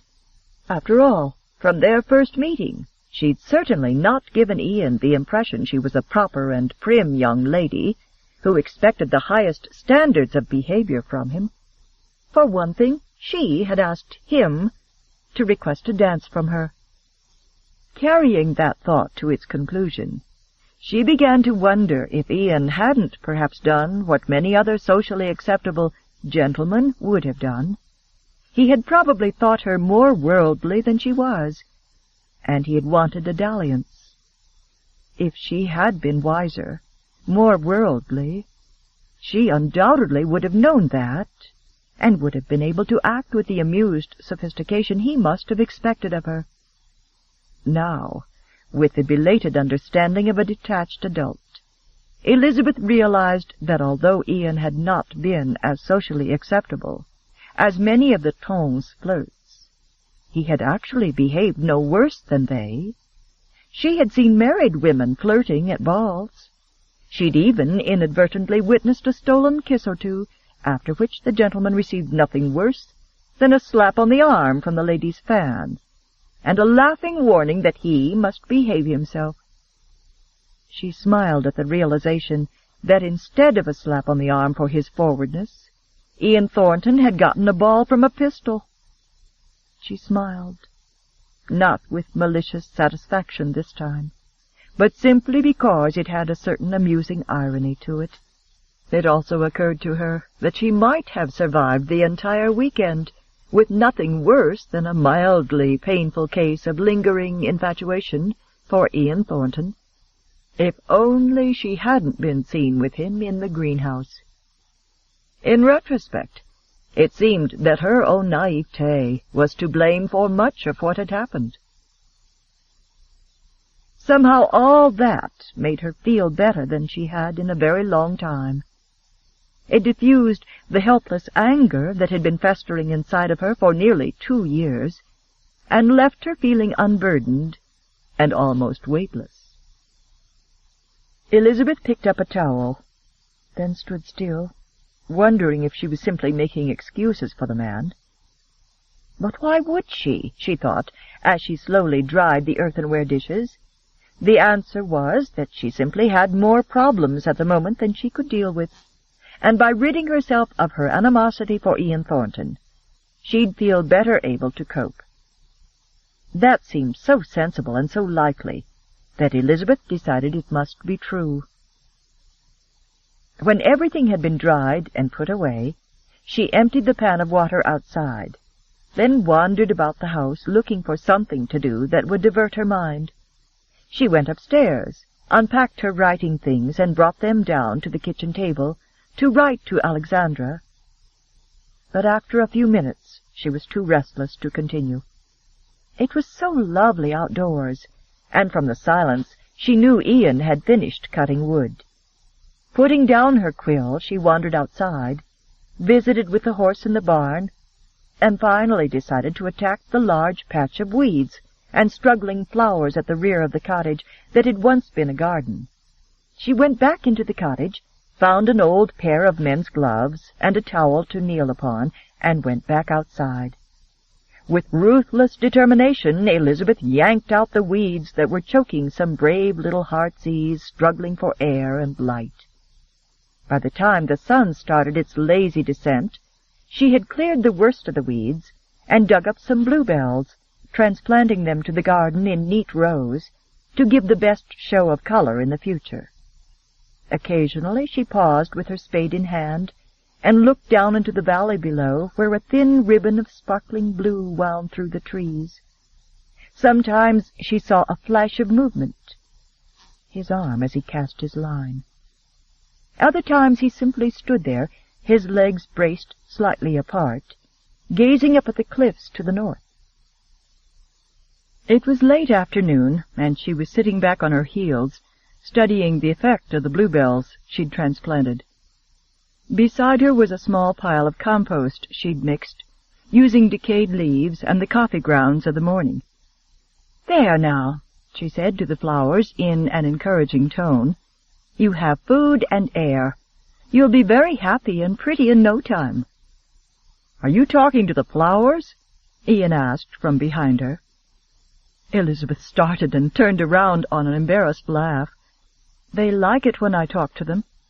Knowing how peculiar that sounded, she reinforced it by adding, "Our gardener used to say all living things need affection, and that includes flowers." Turning back to the garden, she shoveled the last of the compost around the flowers. Then she stood up and brushed off her hands. Her earlier ruminations about him had abolished so much of her antagonism that as she looked at him now she was able to regard him with perfect equanimity. It occurred to her, though, that it must seem odd to him that a guest was rooting about in his garden like a menial. "I hope you don't mind," she said, nodding toward the garden. But the flowers couldn't breathe with so many weeds choking them. They were crying out for a little room and sustenance. An indescribable expression flashed across his face. "You heard them?" "Of course not," Elizabeth said with a chuckle. "But I did take the liberty of fixing a special meal. Well, compost, actually, for them. It won't help them very much this year, but next year I think they'll be much happier." She trailed off, belatedly noticing the worried look he gave the flowers when she mentioned fixing them a meal. "You needn't look as if you expect them to collapse at my feet," she admonished, laughing. "They'll fare far better with their meal than we did with ours. I am a much better gardener than I am a cook." Ian jerked his gaze from the flowers, then looked at her with an odd, contemplative expression. "I think I'll go inside and clean up." She walked away, without looking back, and so she did not see Ian Thornton turn halfway around to watch her. Stopping to fill a pitcher with the hot water she'd been heating on the stove, Elizabeth carried it upstairs, then made 4 more trips until she had enough water to use to bathe and wash her hair. Yesterday's travel and today's work in the garden had combined to make her feel positively grimy. An hour later, her hair still damp, she put on a simple peach gown with short puffed sleeves and a narrow peach ribbon at the high waist. Sitting on the bed, she brushed her hair slowly, letting it dry, while she reflected with some amusement on how ill-suited her clothes were for this cottage in Scotland. When her hair was dry, she stood at the mirror, gathering the mass at her nape, then shoving it high into a haphazard chignon she knew would come unbound in only the slightest breeze. With a light shrug she let go of it, and it fell over her shoulders. She decided to leave it that way. Her mood was still bright and cheerful, and she was inwardly convinced it might stay that way from now on. Ian had started toward the back door with a blanket in his hand when Elizabeth came downstairs. "Since they aren't back yet," he said, "I thought we might as well eat something. We have cheese and bread outside." He'd changed into a clean white shirt and fawn breeches, and as she followed him outside, she saw that his dark hair was still damp at the nape. Outside he spread a blanket on the grass, and she sat down on one side of it, gazing out across the hills. "What time do you suppose it is?" she asked, several minutes after he'd sat down beside her. "Around 4, I imagine." "Shouldn't they be back by now?" "They probably had difficulty finding women who were willing to leave their own homes and come up here to work." Elizabeth nodded and lost herself in the splendor of the view spread out before them. The cottage was situated on the back edge of a plateau, and where the backyard ended, the plateau sloped sharply downward to a valley where a stream meandered among the trees. Surrounding the valley in the distance on all 3 sides were hills piled on top of one another, carpeted with wildflowers. The view was so beautiful, so wild and verdant, that Elizabeth sat for a long while, enthralled and strangely at peace. Finally a thought intruded, and she cast a worried look at him. "Did you catch any fish?" "Several. I've already cleaned them." "Yes, but can you cook them?" Elizabeth countered with a grin. His lips twitched. "Yes." "That's a relief, I must say." Drawing up one leg, Ian rested his wrist on his knee and turned to regard her with frank curiosity. "Since when do debutantes include rooting around in the dirt among their preferred entertainments?" "I am no longer a debutante," Elizabeth replied. When she realized he intended to continue waiting for some sort of explanation, she said quietly, "I'm told my grandfather on my mother's side was an amateur horticulturist, and perhaps I inherited my love of plants and flowers from him. The gardens at Havenhurst were his work. I've enlarged them and added some new species since." Her face softened, and her magnificent eyes glowed like bright green jewels at the mention of Havenhurst. Against his better judgment, Ian kept her talking about a subject that obviously meant something special to her. "What is Havenhurst?" "My home," she said with a soft smile. "It's been in our family for 7 centuries. The original Earl built a castle on it, and it was so beautiful that 14 different aggressors coveted it and laid siege to it, but no one could take it. The castle was razed centuries later by another ancestor who wished to build a mansion in the classic Greek style. Then the next 6 earls enhanced and enlarged and modernized it, until it became the place it now is. Sometimes," she admitted, "it's a little overwhelming to know it's up to me to see that it is preserved." "I think that responsibility falls to your uncle or your brother, not you." "No, it's mine." "How can it be yours?" he asked, curious that she would speak of the place, as if it was everything in the world that mattered to her. "Under the entailment, Havenhurst must pass to the oldest son. If there is no son, it passes to the daughter, and through her to her children. My uncle cannot inherit, because he was younger than my father. I suppose that's why he never cared a snap for it, and resents so bitterly the cost of its upkeep now. But you have a brother, Ian pointed out. Robert is my half-brother, Elizabeth said, so soothed by the view, and by having come to grips with what had happened 2 years ago, that she spoke to him quite freely. My mother was widowed when she was but 21, and Robert was a babe. She married my father after Robert was born. My father formally adopted him, but it doesn't change the entailment. Under the terms of the entailment, the heir can sell the property outright, but ownership cannot be transferred to any relative. That was done to safeguard against one member or branch of the family coveting the property and exerting undue force on the heir to relinquish it. Something like that happened to one of my grandmothers in the 15th century, and that amendment was added to the entailment at her insistence many years later. Her daughter fell in love with a Welshman who was a blackguard, Elizabeth continued with a smile, who coveted Havenhurst, not the daughter. And to keep him from getting it, her parents had a final codicil added to the entailment. What was that? Ian asked, drawn into the history she related with such entertaining skill. It states that if the heir is female, she cannot wed against her guardian's wishes. In theory, it was to stop the females from falling prey to another obvious blackguard. It isn't always easy for a woman to hold her own property, you see.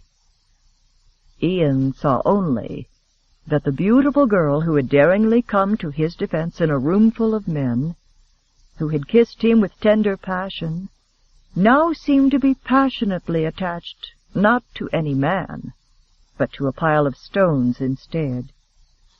2 years ago he'd been furious when he discovered she was a countess, a shallow little debutante already betrothed to some bloodless fop, no doubt, and merely looking about for someone more exciting to warm her bed. Now, however, he felt oddly uneasy that she hadn't married her fop. It was on the tip of his tongue to bluntly ask her why she had never married, when she spoke again. "Scotland is different than I imagined it would be." "In what way?" "More wild, more primitive. I know gentlemen keep hunting boxes here, but I rather thought they'd have the usual conveniences and servants. What was your home like?" "Wild and primitive," Ian replied. While Elizabeth looked on in surprised confusion, he gathered up the remains of their snack and rolled to his feet with lithe agility. "You're in it," he added in a mocking voice. "In what?" Elizabeth automatically stood up too.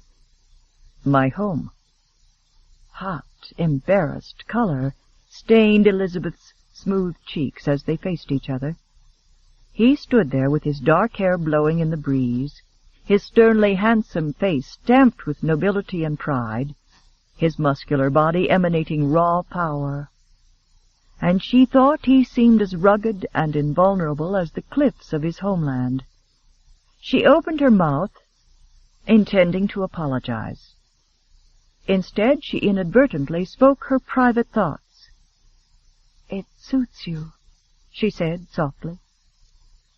Beneath his impassive gaze, Elizabeth stood perfectly still, refusing to blush or look away, her delicately beautiful face framed by a halo of golden hair tossing in the restless breeze, a dainty image of fragility standing before a man who dwarfed her. Light and darkness, fragility and strength, stubborn pride and iron resolve. Two opposites in almost every way. Once their differences had drawn them together. Now they separated them. They were both older, wiser, and convinced they were strong enough to withstand and ignore the slow heat building between them on that grassy ledge. "It doesn't suit you, however," he remarked mildly. His words pulled Elizabeth from the strange spell that had seemed to enclose them. "No," she agreed without rancor, knowing what a hothouse flower she must seem with her impractical gowns and fragile slippers. Bending down, Elizabeth folded the blanket, while Ian went into the house and began gathering the guns so that he could clean and check them before hunting tomorrow. Elizabeth watched him removing the guns from the rack above the mantel, and she glanced at the letter she'd begun to Alexandra. There was no way to post it until she went home, so there was no reason to finish it quickly. On the other hand, there was little else to do, so she sat down and began writing. In the midst of her letter, a gun exploded outside, and she half rose in nervous surprise, wondering what he'd shot so close to the house. She walked to the open door and looked outside, watching as he loaded the pistol that had been lying on the table yesterday. He raised it, aiming at some unknown target, and fired. Again he loaded and fired, until curiosity made her step outside, squinting to see what, if anything, he had hit. From the corner of his eye, Ian glimpsed a slight flash of peach gown and turned. "Did you hit the target?" she asked, a little self-conscious at being caught watching him. "Yes." Since she was stranded in the country and obviously knew how to load a gun, Ian realized good manners required that he at least offer her a little diversion. "Care to try your skill?" "That depends on the size of the target," she answered, but Elizabeth was already walking forward, absurdly happy to have something to do besides write letters. She did not stop to consider, would never have let herself contemplate, that she enjoyed his company inordinately when he was pleasant.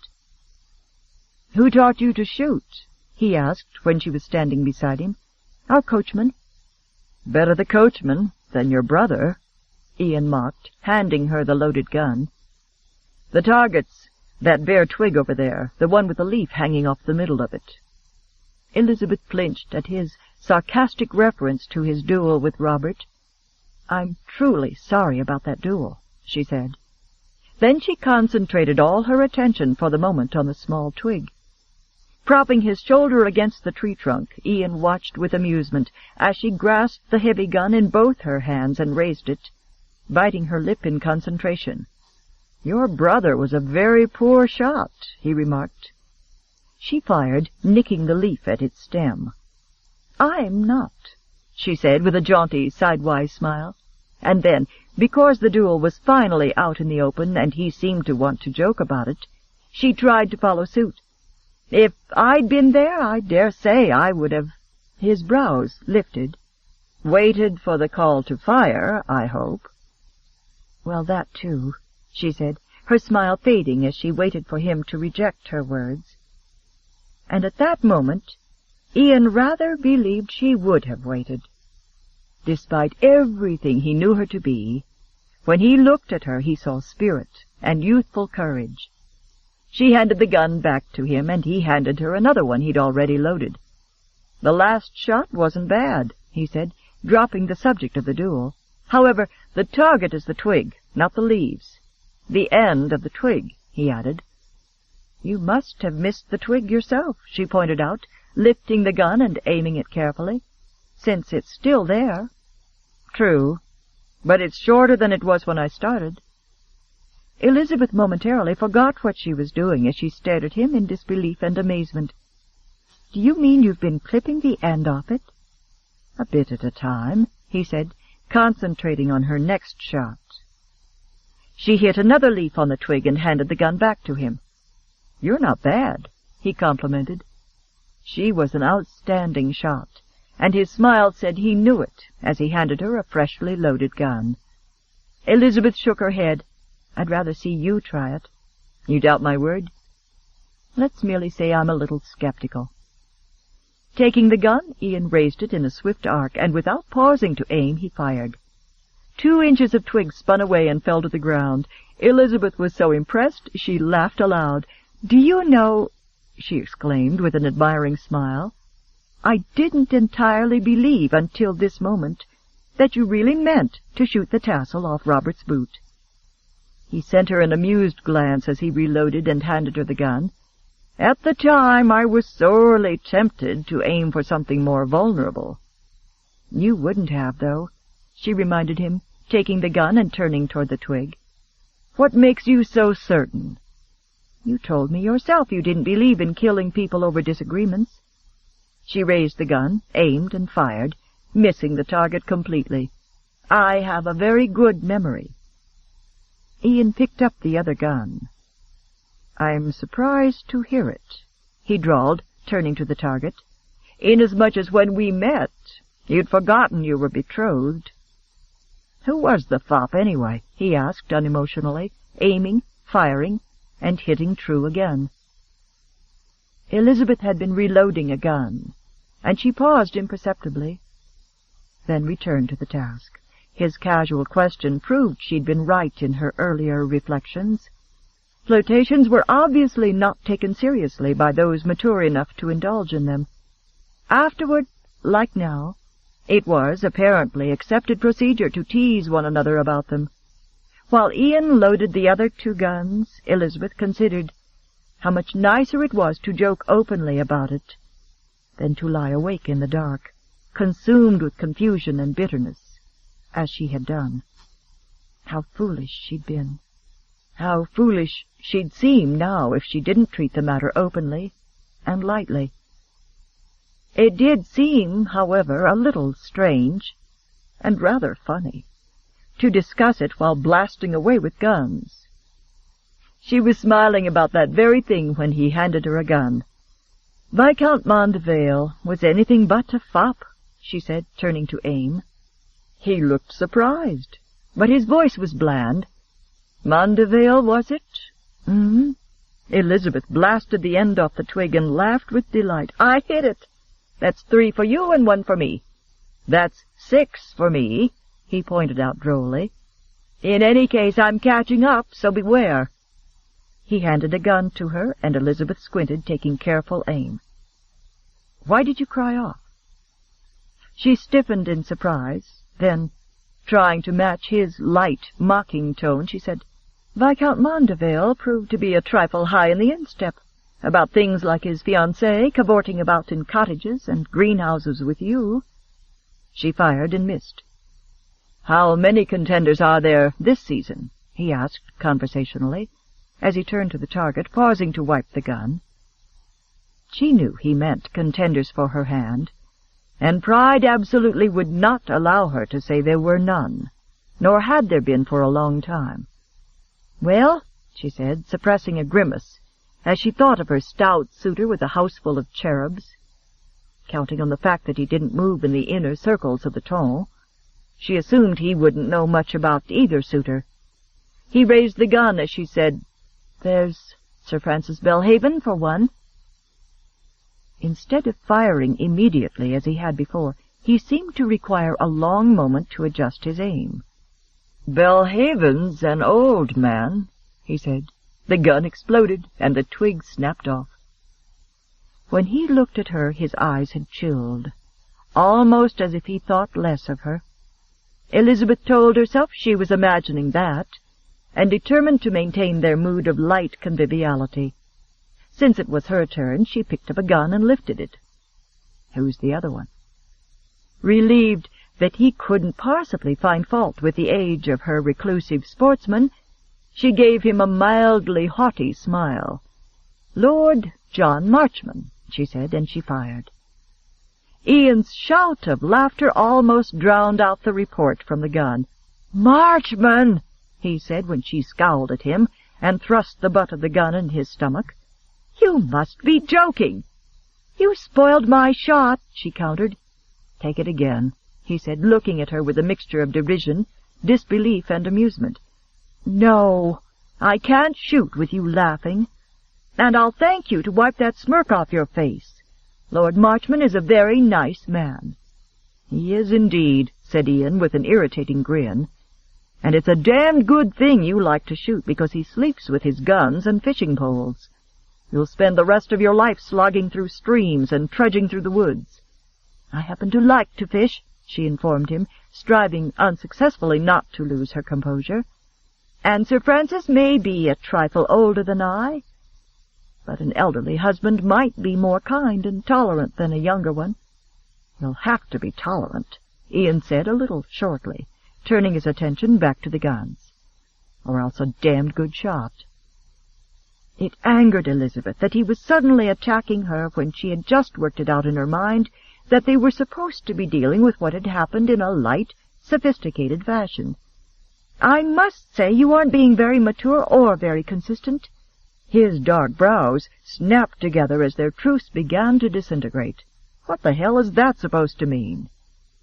Elizabeth bridled, looking at him like the haughty, disdainful young aristocrat she was born to be. "It means," she informed him, making a monumental effort to speak clearly and coolly, "that you have no right to act as if I did something evil, when in truth you yourself regarded it as nothing but a meaningless dalliance. You said as much, so there's no point in denying it." He finished loading the gun before he spoke. In contrast to his grim expression, his voice was perfectly bland. "My memory apparently isn't as good as yours. To whom did I say that?" "My brother, for one," she said, impatient with his pretense. "Ah, yes, the Honorable Robert," he replied, putting sarcastic emphasis on the word honorable. He turned to the target and fired, but the shot was wide of the mark. "You didn't even hit the right tree," Elizabeth said in surprise. "I thought you said you were going to clean the guns," she added, when he began methodically sliding them into leather cases, his expression preoccupied. He looked up at her, but she had the feeling he'd almost forgotten she was there. "I've decided to do it tomorrow instead." Ian went into the house, automatically putting the guns back on the mantel. Then he wandered over to the table, frowning thoughtfully as he reached for the bottle of Madeira and poured some into his glass. He told himself it made no difference how she might have felt when her brother told her that falsehood. For one thing, she was already engaged at the time, and, by her own admission, she'd regarded their relationship as a flirtation. Her pride might have suffered a richly deserved blow, but nothing worse than that. Furthermore, Ian reminded himself irritably, he was technically betrothed, and to a beautiful woman who deserved better from him than this stupid preoccupation with Elizabeth Cameron. Viscount Mondevale proved to be a trifle high in the instep about things like his fiancée, cavorting about in cottages and greenhouses with you, she'd said. Her fiancé had evidently cried off because of him, and Ian felt an uneasy pang of guilt he couldn't completely banish. Idly he reached for the bottle of Madeira, thinking of offering Elizabeth a glass. Lying beside the bottle was a note Elizabeth had been writing. It began, "Dearest Alex." But it was not the words that made his jaw clench. It was the handwriting. Neat, scholarly, and precise, suited to a monk. It was not a girlish, illegible scrawl, like that note he'd had to decipher before he understood she wanted to see him in the greenhouse. He picked it up, staring at it in disbelief. His conscience beginning to smite him with a vengeance. He saw himself stalking her in that damned greenhouse, and guilt poured through him like acid. Ian downed the Madeira as if it could wash away his self-disgust. Then he turned and walked slowly outdoors.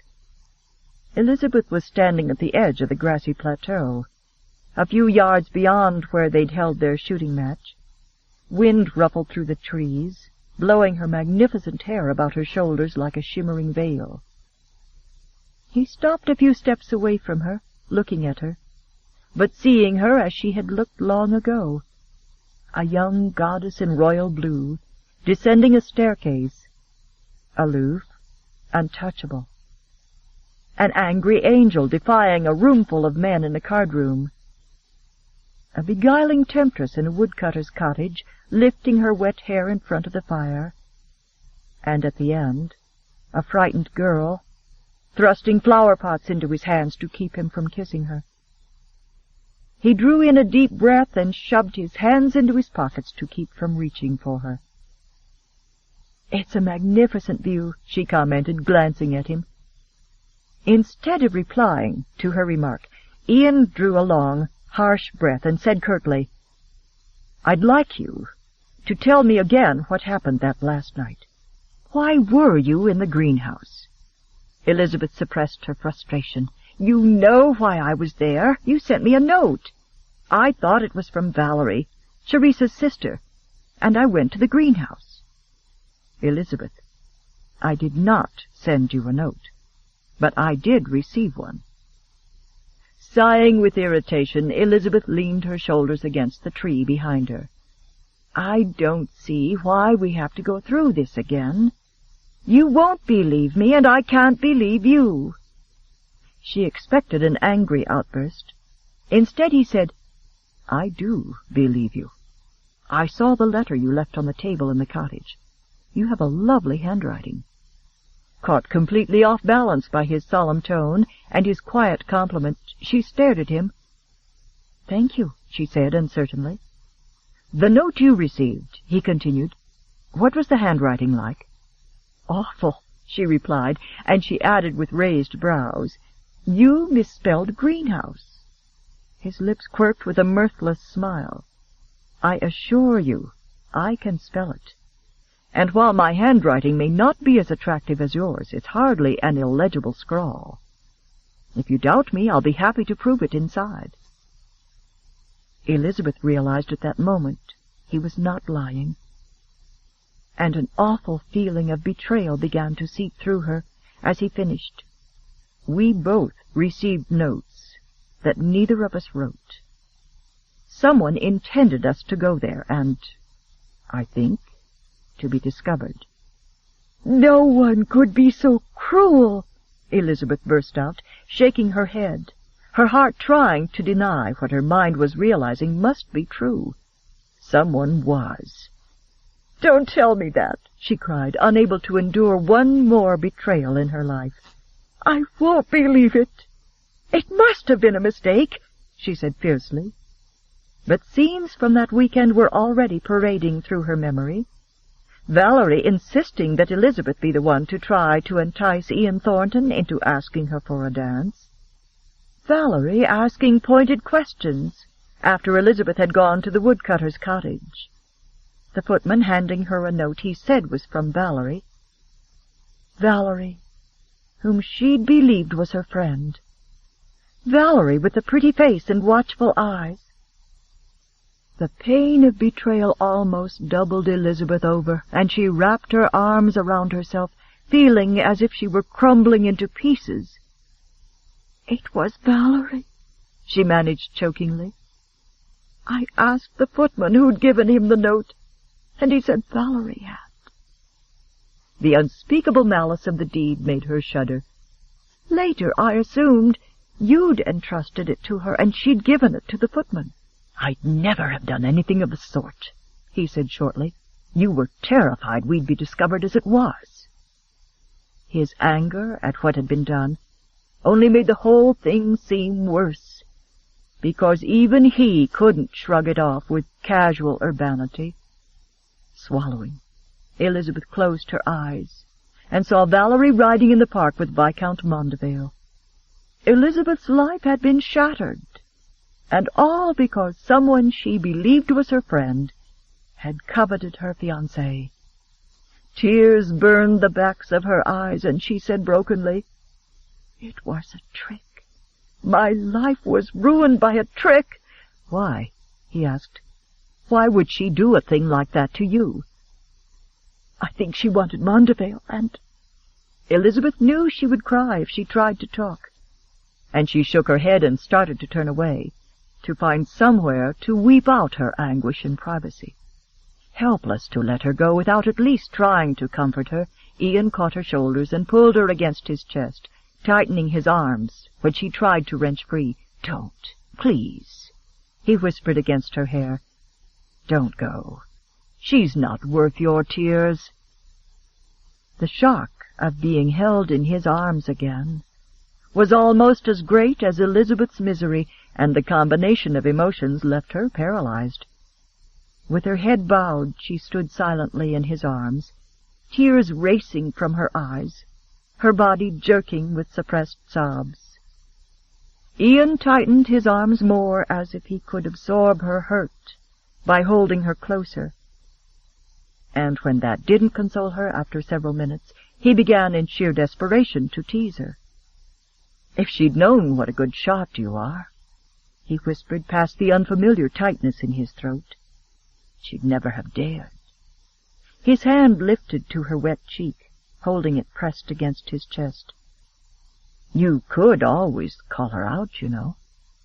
The spasmodic shaking in Elizabeth's slender shoulders began to subside, and Ian added, with forced tightness, Better yet, Robert should stand in for you. He's not as fine a shot as you are, but he's a hell of a lot faster. A teary giggle escaped the girl in his arms, and Ian continued, On the other hand, if you're holding the pistol, you'll have some choices to make, and they're not easy. When he didn't say more, Elizabeth drew a shaky breath. What choices? She finally whispered against his chest after a moment. What to shoot, for one thing, he joked, stroking her back. Robert was wearing Hessians, so I had a tassel for a target. I suppose, though, you could always shoot the bow off Valerie's gown. Elizabeth's shoulders gave a lurch, and a choked laugh escaped her.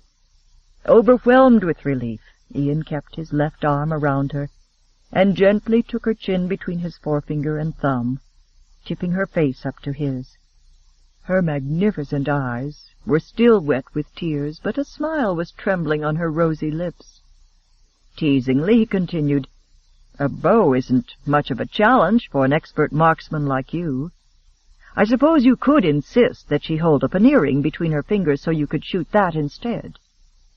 The image was so absurd that Elizabeth chuckled.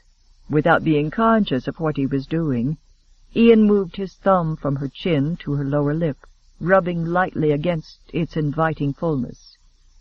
He finally realized what he was doing and stopped. Elizabeth saw his jaw tighten. She drew a shuddering breath, sensing he'd been on the verge of kissing her, and had just decided not to do it. After the last shattering minutes, Elizabeth no longer knew who was friend or foe. She only knew she'd felt safe and secure in his arms.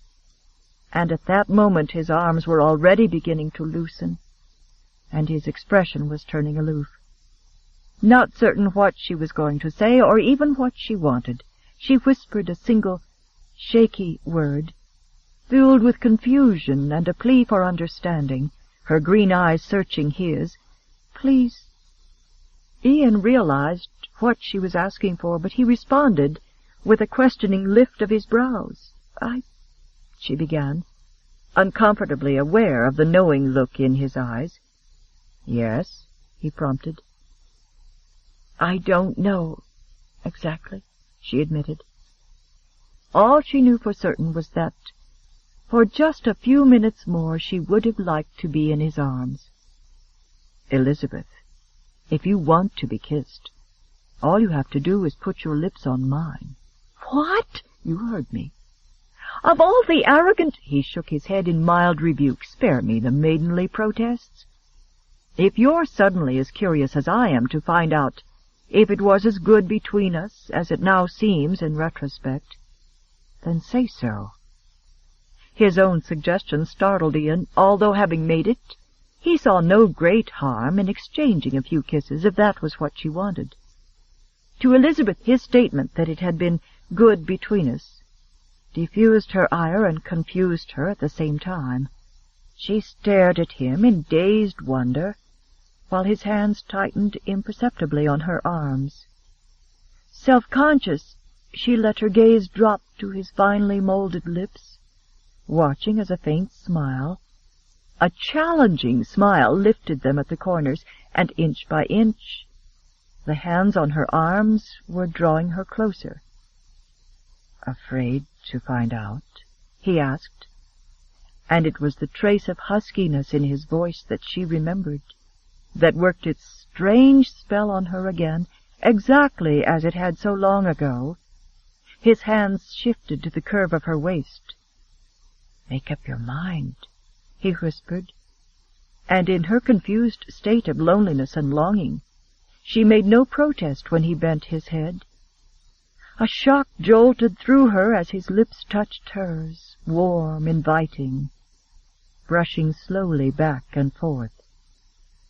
Paralyzed, She waited for that shattering passion he'd shown her before, without realizing that her participation had done much to trigger it.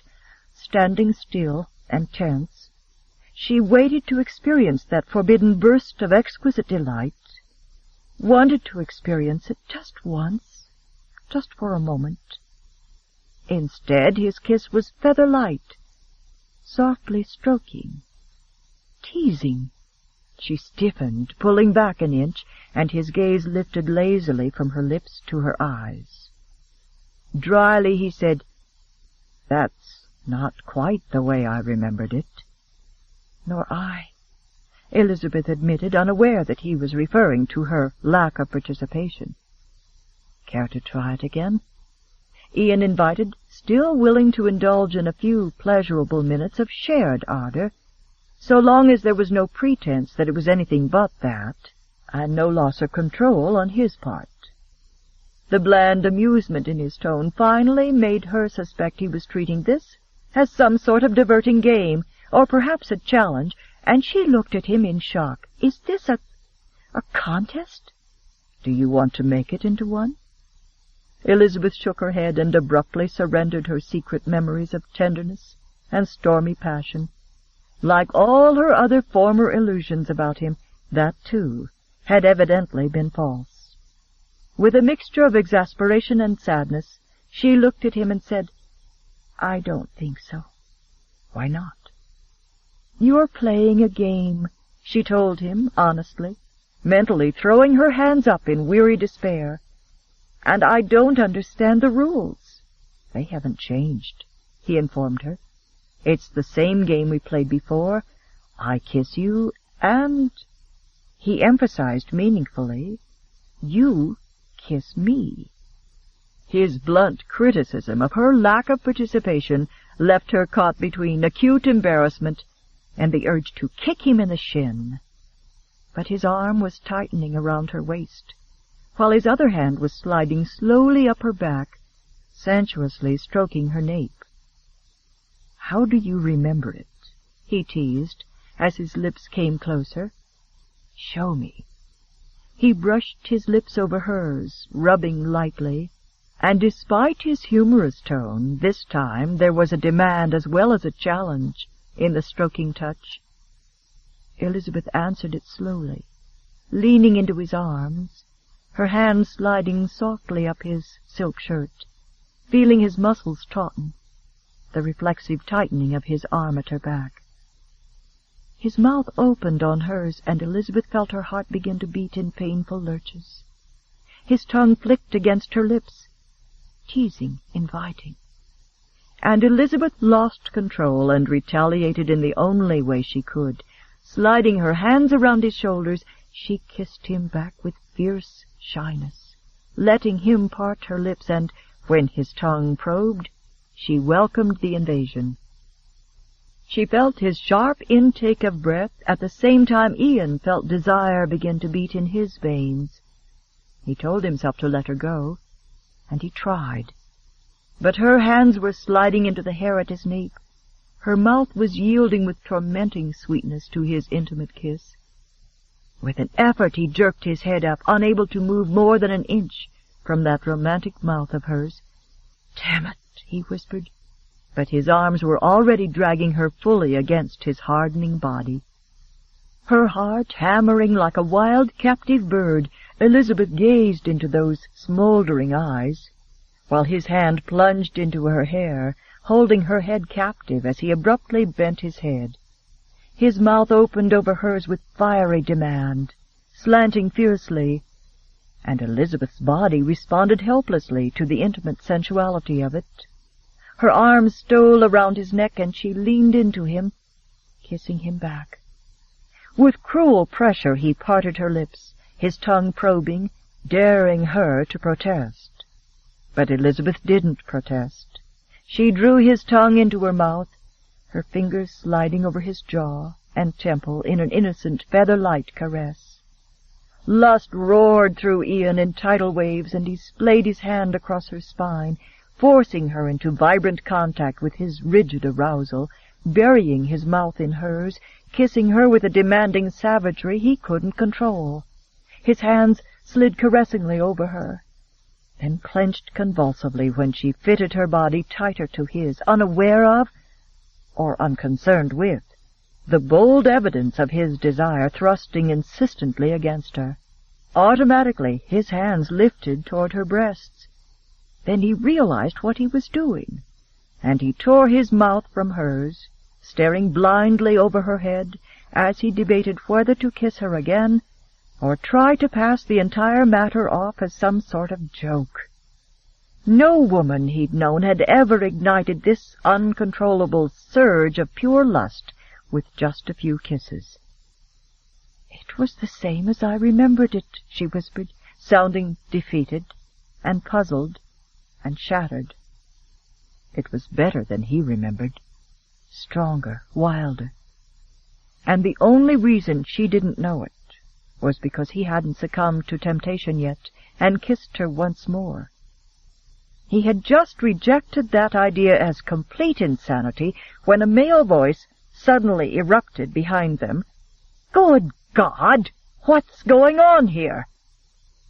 Elizabeth jerked free in mindless panic, her gaze flying to a middle-aged, elderly man wearing a clerical collar who was dashing across the yard. Ian put a steadying hand on her waist, and she stood there, rigid with shock. "I heard shooting!" the gray-haired man gasped, sagging against a nearby tree, his hand over his heart, his chest heaving. "I heard it all the way up the valley, and I thought—" He broke off, his alert gaze moving from Elizabeth's flushed face and tousled hair to Ian's hand at her waist. "You thought what?" Ian asked in a voice that struck Elizabeth as being amazingly calm, considering they'd just been caught in a lustful embrace by nothing less daunting than a Scottish vicar. The thought had scarcely crossed her battered mind when the man's expression hardened with understanding. "I thought," he said ironically, straightening from the tree and coming forward, brushing pieces of bark from his black sleeve, "that you were trying to kill each other, which," he continued more mildly as he stopped in front of Elizabeth, "Miss Throckmorton-Jones seemed to think was a distinct possibility when she dispatched me here." "Lucinda?" Elizabeth gasped, feeling as if the world was turning upside down. "Lucinda sent you here?" "Indeed," said the vicar, bending a reproachful glance on Ian's hand, which was resting on Elizabeth's waist. Mortified to the very depths of her being by the realization she'd remained standing in this near embrace, Elizabeth hastily shoved Ian's hand away and stepped sideways. She braced herself for a richly deserved, thundering tirade on the sinfulness of their behavior. But the vicar continued to regard Ian with his bushy gray eyebrows lifted, waiting, feeling as if she were going to break from the strain of the silence. Elizabeth cast a pleading look at Ian, and found him regarding the vicar, not with shame or apology, but with irritated amusement. "Well," demanded the vicar at last, looking at Ian, "what do you have to say to me?" "Good afternoon," Ian suggested drolly. And then he added, "I didn't expect to see you until tomorrow, Uncle." "Obviously," retorted the vicar with unconcealed irony. "Uncle?" blurted Elizabeth, gaping incredulously at Ian Thornton, who'd been flagrantly defying rules of morality with his passionate kisses and seeking hands from the first night she met him. As if the vicar read her thoughts, he looked at her, his brown eyes amused. "Amazing, is it not, my dear? It quite convinces me that God has a sense of humor." A hysterical giggle welled up in Elizabeth as she saw Ian's impervious expression begin to waver when the vicar promptly launched into a recitation of his tribulations as Ian's uncle. "You cannot imagine how trying it used to be when I was forced to console weeping young ladies who'd cast out lures in hopes Ian would come up to scratch," he told Elizabeth. "And that's nothing to how I felt when he raced his horse and one of my parishioners thought I would be the ideal person to keep track of the bets." Elizabeth's burst of laughter rang like music through the hills, and the vicar, ignoring Ian's look of annoyance, continued blithely, "I have flat knees from the hours, the weeks, the months I've spent praying for his immortal soul." "When you're finished itemizing my transgressions, Duncan," Ian cut in, "I'll introduce you to my companion." Instead of being irate at Ian's tone, the vicar looked satisfied. "By all means, Ian," he said smoothly. "We should always observe all the proprieties." At that moment, Elizabeth realized with a jolt that the shaming tirade she'd expected the vicar to deliver when he first saw them had been delivered after all, skillfully and subtly. The only difference was that the kindly vicar had aimed it solely at Ian, absolving her from blame and sparing her any further humiliation. Ian evidently realized it too.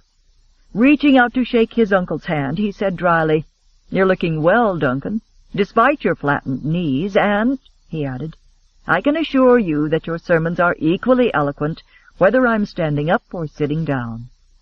"That is because you have a lamentable tendency to doze off in the middle of them either way," the vicar replied a little irritably, shaking Ian's hand. Ian turned to introduce Elizabeth. "May I present Lady Elizabeth Cameron, my house-guest?" Elizabeth thought that explanation sounded more damning than being seen kissing Ian, and she hastily shook her head. "Not exactly. I'm something of a—" Her mind went blank, and the vicar again came to her rescue. "A stranded traveler," he provided. Smiling, he took her hand in his. "I understand perfectly. I've had the pleasure of meeting your Miss Throckmorton-Jones, and she is the one who dispatched me here post-haste, as I said. I promised to remain until tomorrow or the next day, when she can return." "Tomorrow? Or the day after? But they were to return today." "There's been an unfortunate accident. A minor one," he hastened to assure. "That evil-tempered horse she was riding has a tendency to kick, Jake tells me." "Was Lucinda badly hurt?" Elizabeth asked, already trying to think of a way to go to her. "The horse kicked Mr. Wiley," the vicar corrected, "and the only thing that was hurt was Mr. Wiley's pride and his, nether region. However, Miss Throckmorton-Jones, rightly feeling that some form of discipline was due the horse, retaliated with the only means at her disposal, since she said her umbrella was unfortunately on the ground. She kicked the horse," he explained, "which unfortunately resulted in a severely sprained ankle for that worthy lady. She's been given laudanum, and my housekeeper is tending her injury. She should be well enough to put her foot in a stirrup in a day or two at the most." Turning to Ian, he said, "I'm fully aware I've taken you by surprise, Ian. However, if you mean to retaliate by depriving me of a glass of your excellent Madeira, I may decide to remain here for months, rather than until Miss Throckmorton-Jones returns." "I'll go ahead and get the glasses down," Elizabeth said politely, trying to leave them some privacy.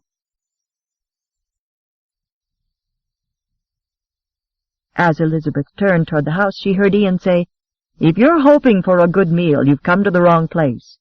Miss Cameron has already attempted to sacrifice herself on the altar of domesticity this morning, and we both narrowly escaped death from her efforts. I'm cooking supper," he finished, "and it may not be much better." "I'll try my hand at breakfast," the vicar volunteered good-naturedly.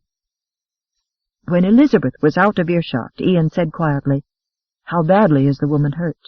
"It's hard to say, considering that she was almost too angry to be coherent. Or it might have been the laudanum that did it." "Did what?" The vicar paused a moment to watch a bird hop about in the rustling leaves overhead. Then he said, "She was in a rare state, quite confused, angry too. On the one hand, she was afraid you might decide to express your tender regard for Lady Cameron, undoubtedly in much the way you were doing it when I arrived." When his jibe evoked nothing but a quirked eyebrow from his imperturbable nephew, Duncan sighed and continued, At the same time, she was equally convinced that her young lady might try to shoot you with her own gun, which I distinctly understood her to say the young lady had already tried to do. It is that which I feared when I heard the gunshots that sent me galloping up here. We were shooting at targets. The vicar nodded, but he was studying Ian with an intent frown. Is something else bothering you? Ian asked, noting the look. The vicar hesitated, then shook his head slightly as if trying to dismiss something from his mind. Miss Throckmorton-Jones had more to say, but I can scarcely credit it. No doubt it was the laudanum, Ian said, dismissing the matter with a shrug. Perhaps, he said, his frown returning. Yet I have not taken laudanum. And I was under the impression you are about to betroth yourself to a young woman named Christina Taylor. I am. His face turned censorious. Then what excuse can you have for the scene I just witnessed a few minutes ago? Ian's voice was clipped. Insanity. They walked back to the house, the vicar silent and thoughtful, Ian grim. Duncan's untimely arrival had not bothered him, but now that his passion had finally cooled, he was irritated as hell with his body's uncontrollable reaction to Elizabeth Cameron. The moment his mouth touched hers, it was as if his brain went dead. Even though he knew exactly what she was, in his arms she became an alluring angel. Those tears she'd shed today were because she'd been tricked by a friend. Yet 2 years ago she'd virtually cuckolded poor Mondeville without a qualm. Today she had calmly talked about wedding old Belhaven, or John Marchman, and within the same hour had pressed her eager little body against Ian's, kissing him with desperate ardor. Disgust replaced his anger. She ought to marry Belhaven, he decided with grim humor. The old lech was perfect for her. They were a matched pair in everything but their ages. Marchman, on the other hand, deserved much better than Elizabeth's indiscriminate, well-used little body. She'd make his life a living hell. Despite that angelic face of hers, Elizabeth Cameron was still what she had always been, a spoiled brat, a skillful flirt with more passion than sense. With a glass of scotch in his hand and the stars twinkling in the inky sky, Ian watched the fish cooking on the little fire he'd built. The quiet of the night, combined with his drink, had soothed him. Now, as he watched the cheery little fire, his only regret was that Elizabeth's arrival had deprived him of the badly needed peace and quiet he'd been seeking when he came here. He'd been working at a killing pace for almost a year, and he'd counted on finding the same peace he always found here whenever he returned. Growing up, he'd known all along that he would leave this place, that he would make his own way in the world, and he'd succeeded. Yet he always came back here, looking for something he still hadn't found, some elusive thing to cure his restlessness. Now he led a life of power and wealth, a life that suited him in most ways. He'd gone too far, seen too much, changed too much to try to live here. He'd accepted that when he decided to marry Christina. She would never like this place, but she would preside over all his other homes with grace and poise. She was beautiful, sophisticated, and passionate. She suited him perfectly, or he wouldn't have offered for her. Before doing so, he'd considered it with the same combination of dispassionate logic and unfailing instinct that marked all his business decisions. He'd calculated the odds for success, made his decision swiftly, and then acted. In fact, the only rash, ill-advised thing of any import he'd done in recent years was his behavior the weekend he'd met Elizabeth Cameron. "It was poor-spirited of you in the extreme," Elizabeth smilingly informed him after dinner, as she cleared away the dishes, "to make me cook this morning when you are so very good at it." "Not really," Ian said mildly, as he poured brandy into 2 glasses and carried them over to the chairs by the fire. The only thing I know how to cook is fish, exactly the way we just ate it." He handed one to Duncan. Then he sat down and lifted the lid off a box on the table beside him, removing one of the thin cheroots that were made especially for him by a London tobacconist. He looked at Elizabeth and, with automatic courtesy, asked, "Do you mind?" Elizabeth glanced at the cigar, smiled, and started to shake her head. Then she stopped, assailed by a memory of him, standing in a garden nearly 2 years ago. He'd been about to light one of those cheroots when he saw her standing there, watching him. She remembered it so clearly. She could still see the golden flame illuminating his chiseled features as he cupped his hands around it, lighting the cigar. Her smile wobbled a little with the piercing memory, and she lifted her eyes from the unlit cigar to Ian's face, wondering if he remembered it too. His eyes met hers in polite inquiry, flicked to the unlit cigar, and moved back to her face. He did not remember. She could see that he didn't. "No, I don't mind at all," she said, hiding her disappointment behind a smile. The vicar, who had observed the exchange and noticed Elizabeth's overbright smile, found the incident as puzzling as Ian's treatment of Elizabeth during the meal. He lifted his brandy to his lips, surreptitiously watching Elizabeth. Then he glanced at Ian, who was lighting his cigar. It was Ian's attitude that struck Duncan as extremely odd. Women routinely found Ian almost irresistibly attractive, and as the vicar well knew, Ian had never felt morally compelled to decline what was freely and flagrantly offered to him. In the past, however, Ian had always treated the women who fell into his arms with a combination of amused tolerance and relaxed indulgence. To his credit, even after he lost interest in the female, he continued to treat her with unfailing charm and courtesy, regardless of whether she was a village maid or an earl's daughter. Given all that, Duncan found it understandably surprising, even suspect, that 2 hours ago Ian had been holding Elizabeth Cameron in his arms as if he never intended to let her go, and now he was ignoring her. True, there'd been nothing to criticize about the way he was doing it, but ignoring her he was.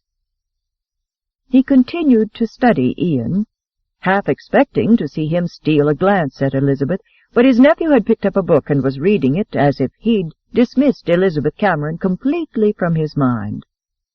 After casting about for a conversational gambit, the vicar said to Ian, "Things have gone well for you this year, I gather."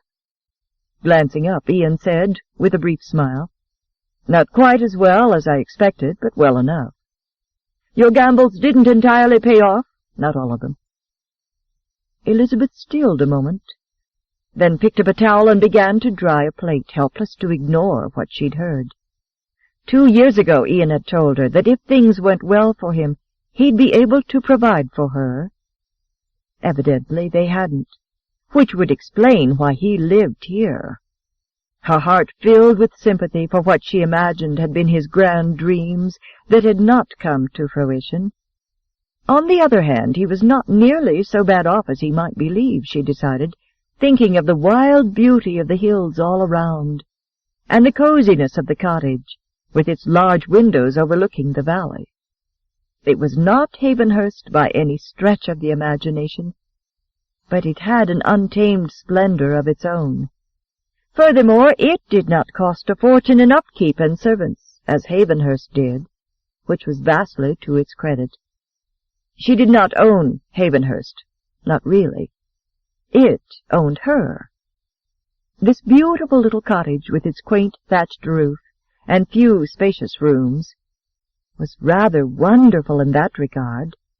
It gave shelter and warmth without requiring whoever lived here to lie awake at night, worrying about mortar coming loose from its stones and the cost of repairing its 11 chimneys.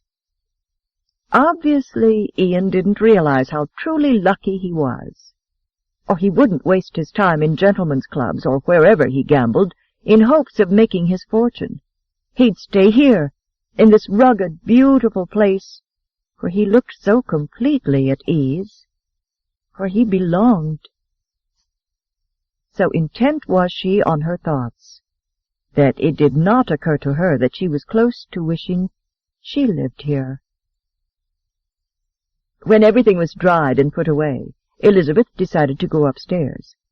At supper she'd learned that Ian hadn't seen his uncle in a long while, and she felt the proper thing to do was leave them alone so they might talk privately. Hanging the towel on a peg, she untied her makeshift apron and went to bid the men good night. The vicar smiled and wished her pleasant dreams. Ian glanced up and said a preoccupied good night. After Elizabeth went upstairs, Duncan watched his nephew reading, remembering the lessons in the vicarage that he'd given Ian as a boy.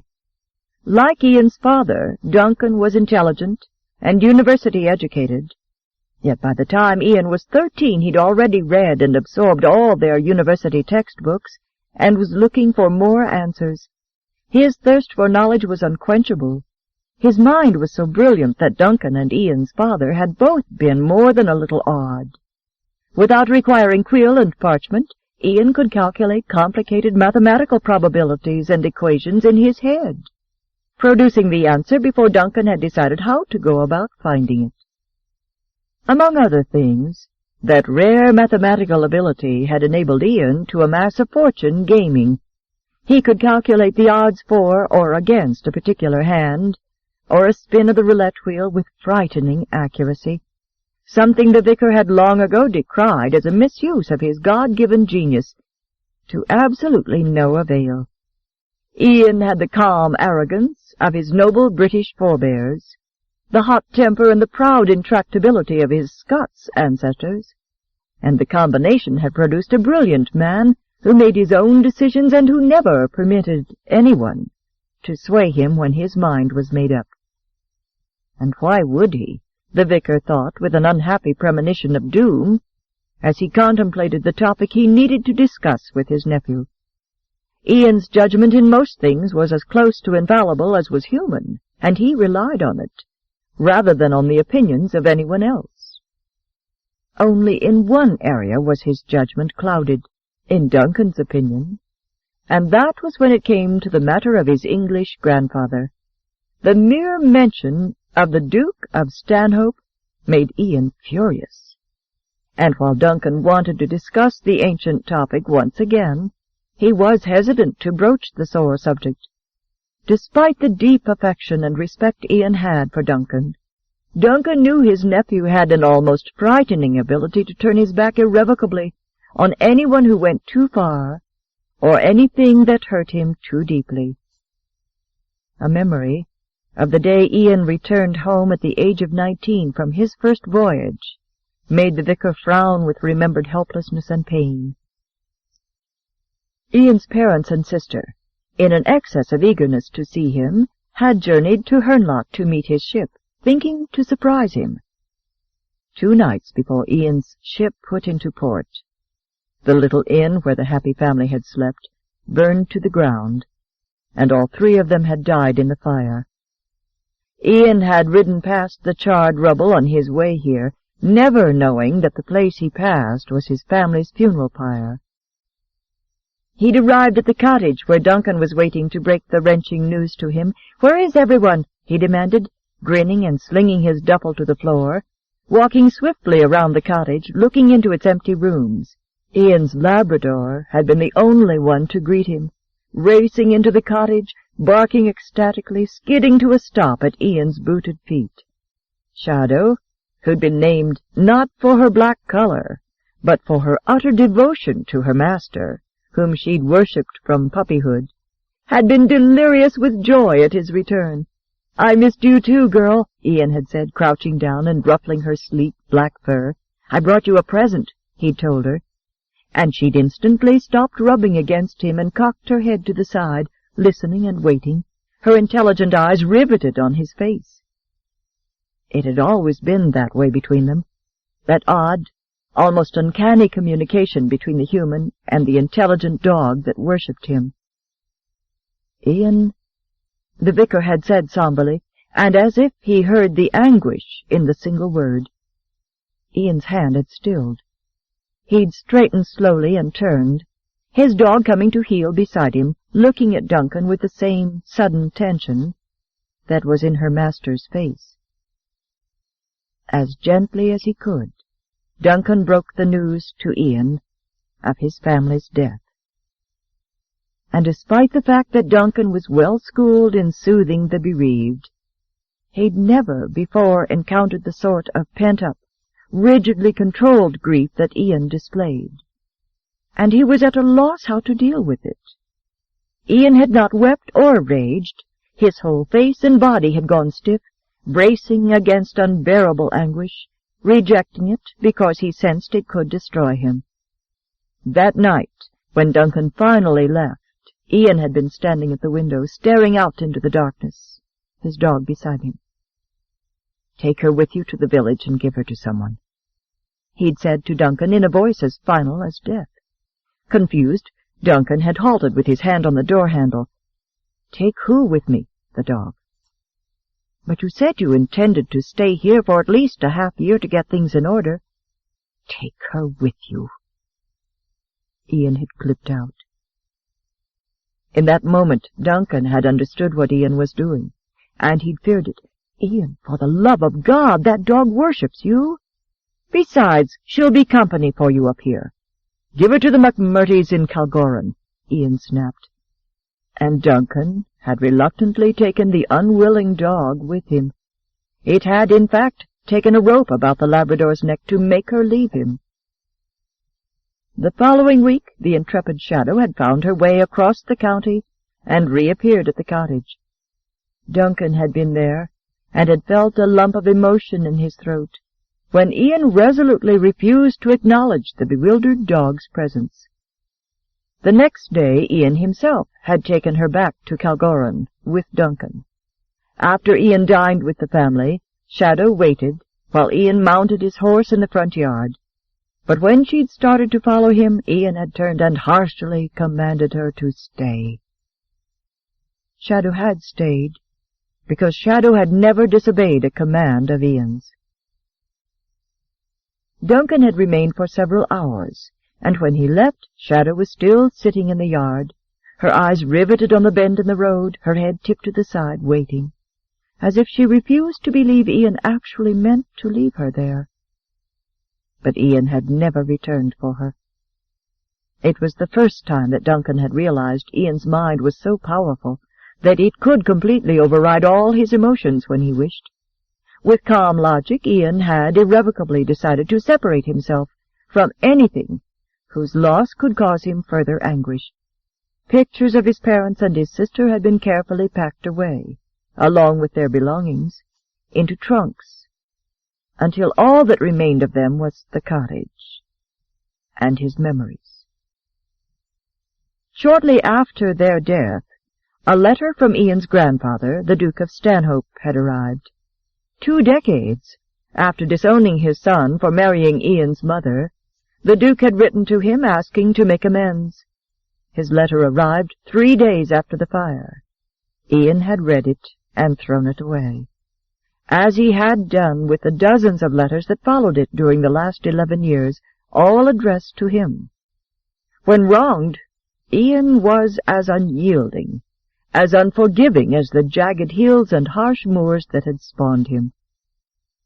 He was also the most stubborn human being Duncan had ever known.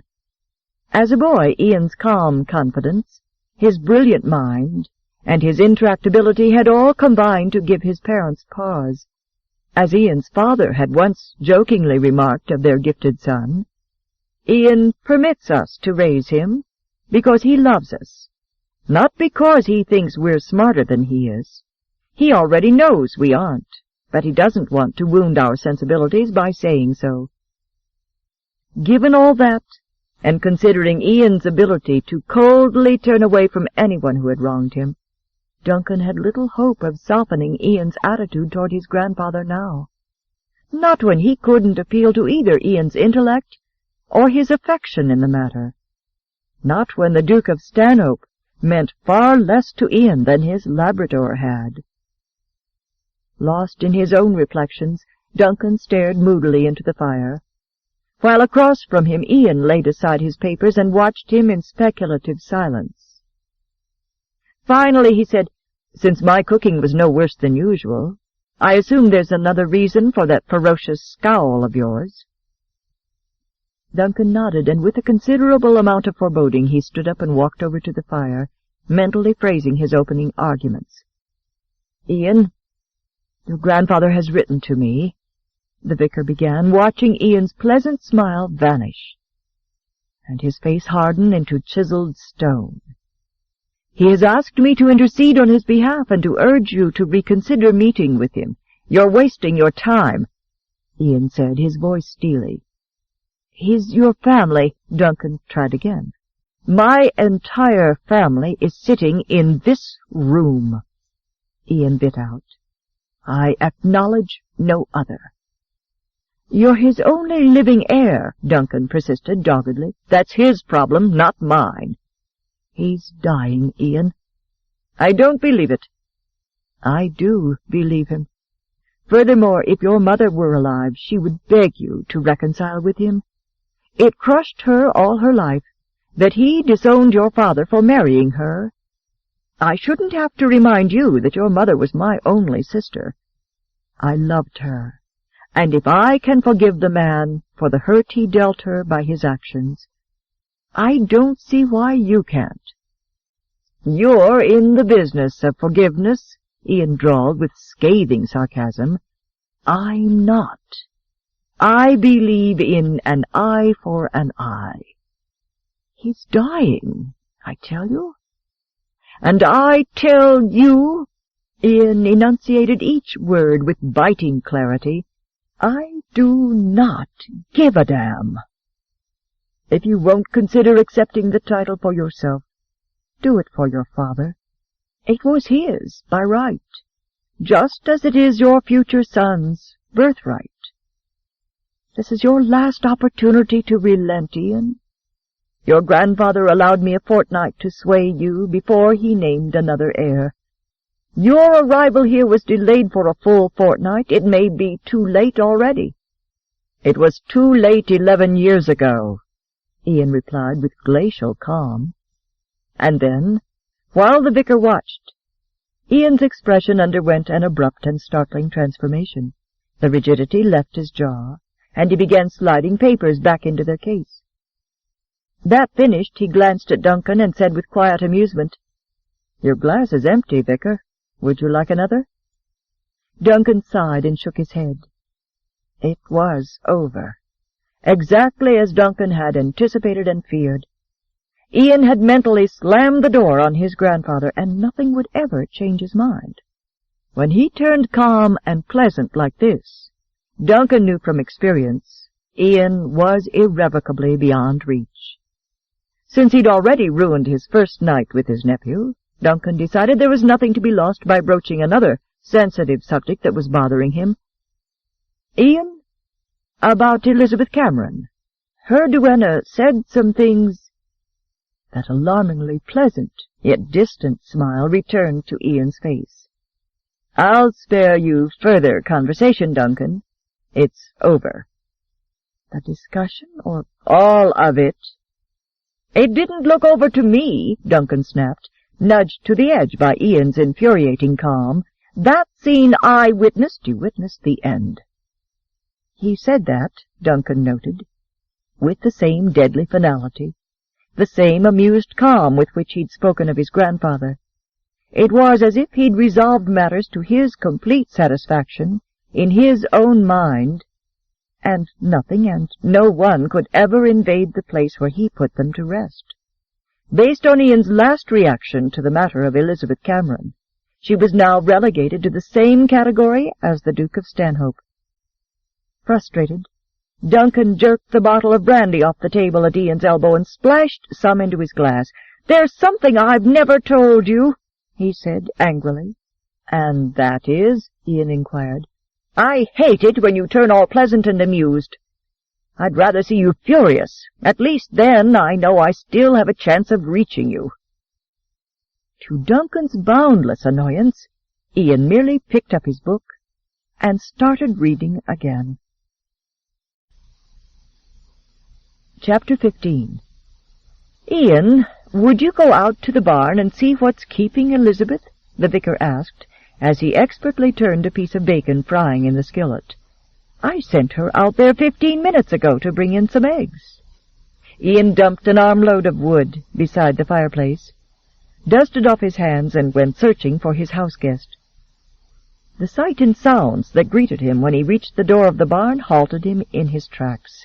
With her hands plunked upon her hips, Elizabeth was glowering at the roosting hens, who were flapping and cackling furiously at her. "It's not my fault," she was exclaiming. "I don't even like eggs. In fact, I don't even like the smell of chickens." As she spoke, she started stealthily forward on tiptoe, her voice pleading and apologetic. "Now, if you'll just let me have 4, I won't even eat any. Look," she added, reaching forward toward the flapping hen. "I won't disturb you for more than just 1 moment. I'll just slide my hand right in there." "Ouch!" she cried, as the hen pecked furiously at her wrist. Elizabeth jerked her hand free, then swung around in mortification at Ian's mocking voice. "You don't really need her permission, you know," he said, walking forward. "Just show her who's master by walking right up there like this." And without further ado he stole 2 eggs from beneath the hen, who did not so much as try to attack him. Then he did the same thing beneath 2 more hens. "Haven't you ever been in a hen-house before?" Ian asked, noting with detached impartiality that Elizabeth Cameron looked adorable with her hair mussed and her face flushed with ire. "No," she said shortly, "I haven't.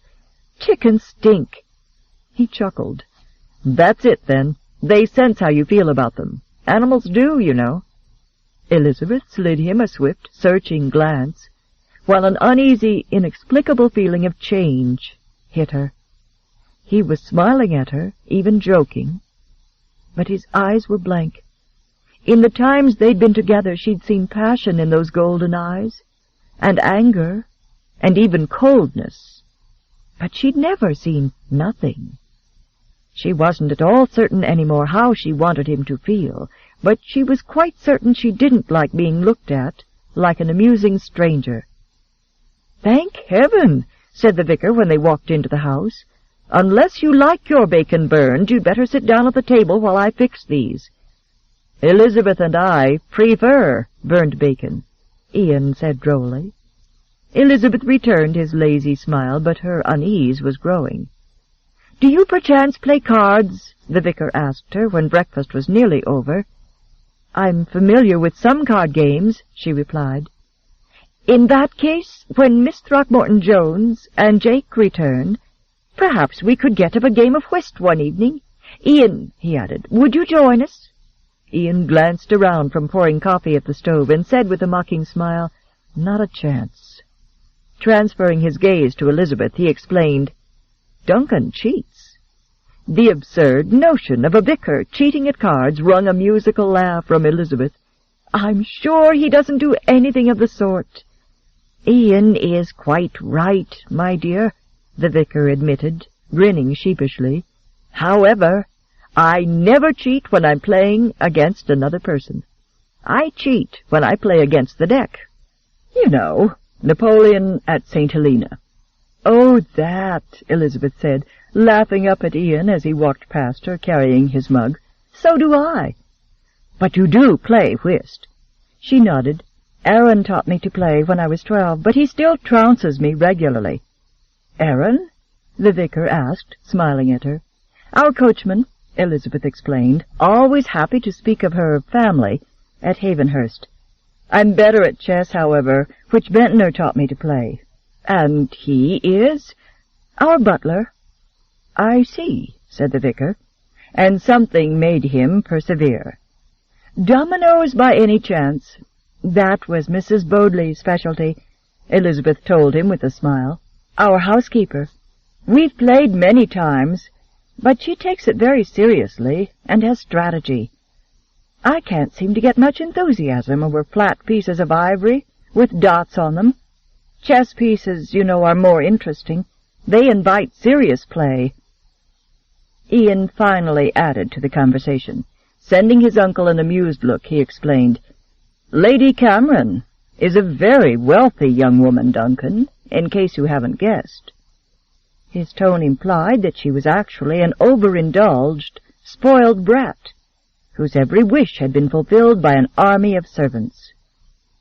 Elizabeth stiffened, not certain whether the insult she'd sensed had been intentional or even real, and the vicar looked steadily at Ian as if he disapproved of the tone of the comment, if not its content. Ian returned his gaze dispassionately, but inwardly he was startled by his verbal thrust and genuinely annoyed with himself for making it. Last night he decided to no longer feel anything whatsoever for Elizabeth, and that decision was final. Therefore, it followed that it could make no difference to him that she was a pampered, shallow little aristocrat. Yet he deliberately baited her just now when she'd done nothing whatsoever to deserve it, other than sitting across the table, looking almost outrageously alluring, with her hair tied at the nape with a bright yellow bow that matched her gown. So irritated with himself was he, that Ian realized he'd lost the thread of their conversation. "What sorts of games did you play with your brothers and sisters?" Duncan was asking her. "I had only one brother, and he was away at school, or off in London most of the time. I imagine there were other children in the neighborhood, however," the vicar suggested kindly. She shook her head, sipping her tea. "There were only a few cottagers, and none of them had children my age. Havenhurst was never properly irrigated, you see. My father didn't think it was worth the expense, so most of our cottagers moved to more fertile ground." "Then who were your companions?" "The servants, mostly," Elizabeth said. "We had grand times, however." "And now," he prompted, "what do you do for amusement there?" He'd drawn her out so completely and so expertly that Elizabeth answered without choosing her words or considering what conclusions he might later draw. "I'm very busy most of the time just looking after the place." "You sound as if you enjoy it," he said with a smile. "I do," she replied. "Very much. In fact," she confided, "do you know the part I enjoy most?" "I can't imagine." "The bargaining that goes with purchasing our foodstuffs and supplies. It's the most amazing thing, but Ventnor, our butler, says I have a genius for it." "The bargaining?" Duncan repeated, nonplussed. "I think of it as being reasonable and helping someone else to see reason," she said ingenuously, warming to her subject. "For example, if the village baker were to make one single tart, it would take him, shall we say, an hour. Now, of that hour, half of his time would be used in getting out all his supplies and measuring everything out, and then putting everything away again." The vicar nodded his tentative agreement, and Elizabeth continued, "However, if he were to make 12 tarts, it would not take him 12 times as long, would it? Since he would put out all his supplies and measure everything only once. No, it wouldn't take him nearly so long." "Exactly my thinking," Elizabeth said happily. "And so why should I be required to pay 12 times more for 12 tarts if it didn't take him 12 times longer to prepare them? And that's before one considers that by making things in great quantity, one buys one's supplies in quantity, and thus pays less for the single part. At least one should pay less," she finished, "if the other person is reasonable." "That's amazing," the vicar stated honestly. "I never thought of it that way." "Neither, unfortunately, has the village baker," Elizabeth chuckled. "I do think he's coming around, though. He's stopped hiding behind his flour bags when I come in." Belatedly, Elizabeth realized how revealing her commentary might be to an astute man like the vicar, and she quickly added, "Actually, it's not the cost. Not really. It's the principle. You understand?" "Of course," Duncan said smoothly. "Your home must be a lovely place. You smile whenever you mention it." "It is," Elizabeth said, her fond smile widening to encompass both the vicar and Ian. "It's a wondrous place, and wherever you look there is something beautiful to see. There are hills, and a lovely parkland, and extravagant gardens," she explained, as Ian picked up his plate and mug and stood up. "How large a place is it?" inquired the vicar sociably. "There are 41 rooms," she began. "And I'll wager that all of them," Ian put in smoothly as he put his plate and mug near the dishpan, "are carpeted with furs and filled with jewels the size of your palm." He stopped cold, glowering at his reflection in the window.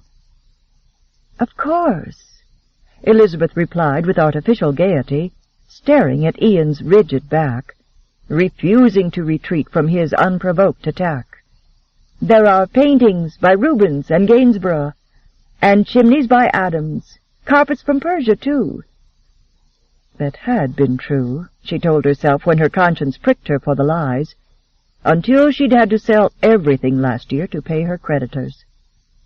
To her complete bafflement, instead of continuing his attack, Ian Thornton turned around and met her stormy eyes, an odd expression on his handsome face. "I apologize, Elizabeth," he said grimly. "My remarks were uncalled for." And on that amazing note he strode off, saying that he intended to spend the day hunting. Elizabeth tore her startled gaze from his departing back, but the vicar continued staring after him for several long moments.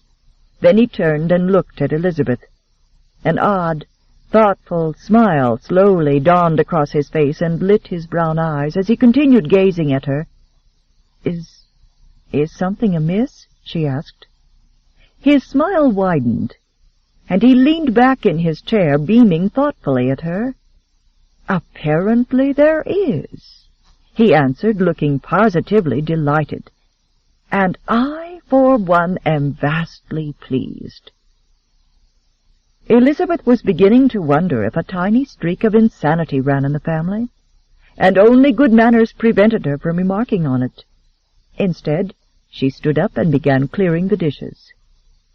When the dishes were washed and put away, she ignored the vicar's protest and went to work tidying the lower floor of the cottage and polishing the furniture. She stopped to have dinner with him and finished her housekeeping tasks in mid-afternoon. Her spirits buoyed up with a sense of grand accomplishment. She stood in the center of the cottage, admiring the results of her efforts. "You've wrought wonders," he told her. "Now that you're finished, however, I insist you enjoy what's left of the fine day." Elizabeth would have loved a hot bath, but since that was impossible under the circumstances, she accepted his suggestion as her second choice, and did just that.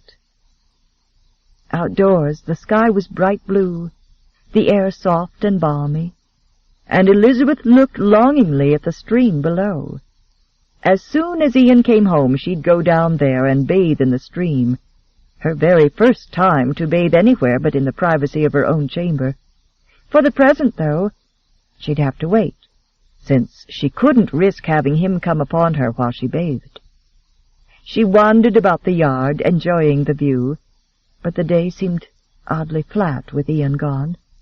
Whenever he was around, the air seemed to vibrate with his presence, and her emotions fluctuated crazily.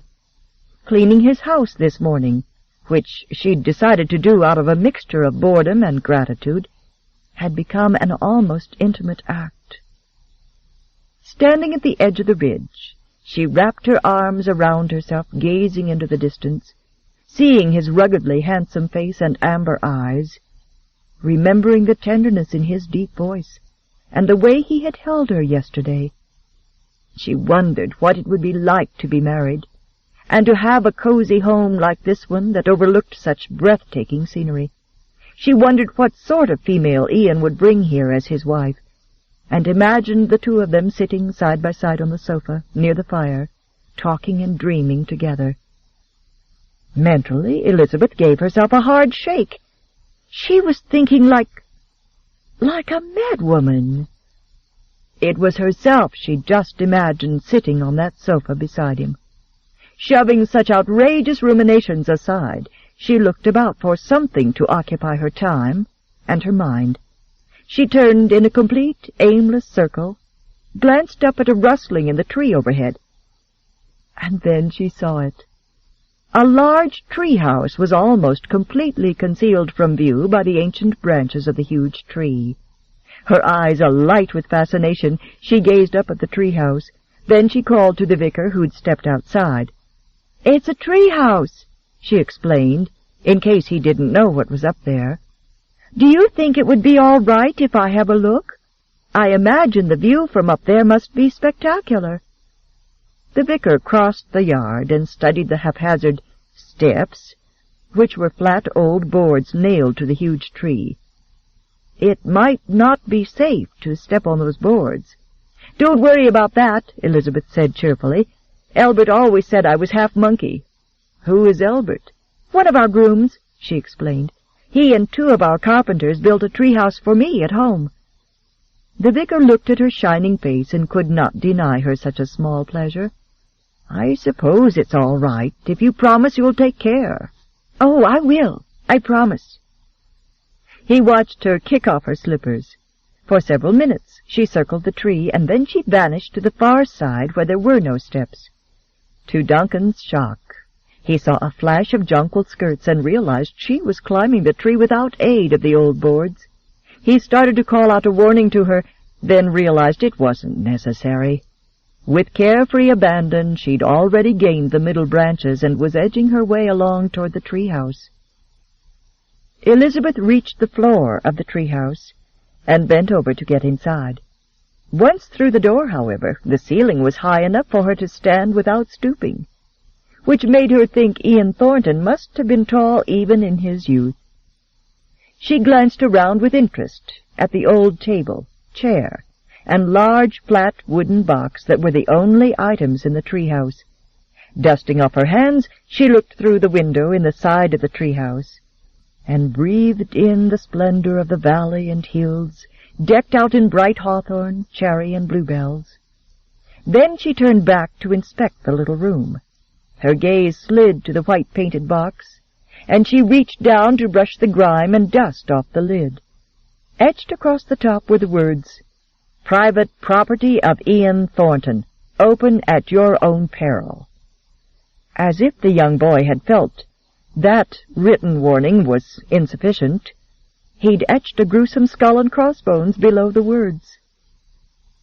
Elizabeth stared at it, remembering her treehouse at home, where she'd held lavish and lonely tea parties with her dolls.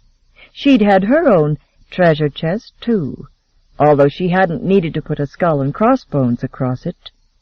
A smile touched her lips as she tried to remember exactly what treasure she'd kept in that large chest with the shiny brass hinges and latches. A necklace, she remembered, given to her by her father when she was 6, and the miniature porcelain tea set her parents had given her for her dolls when she was 7, and ribbons for her doll's hair.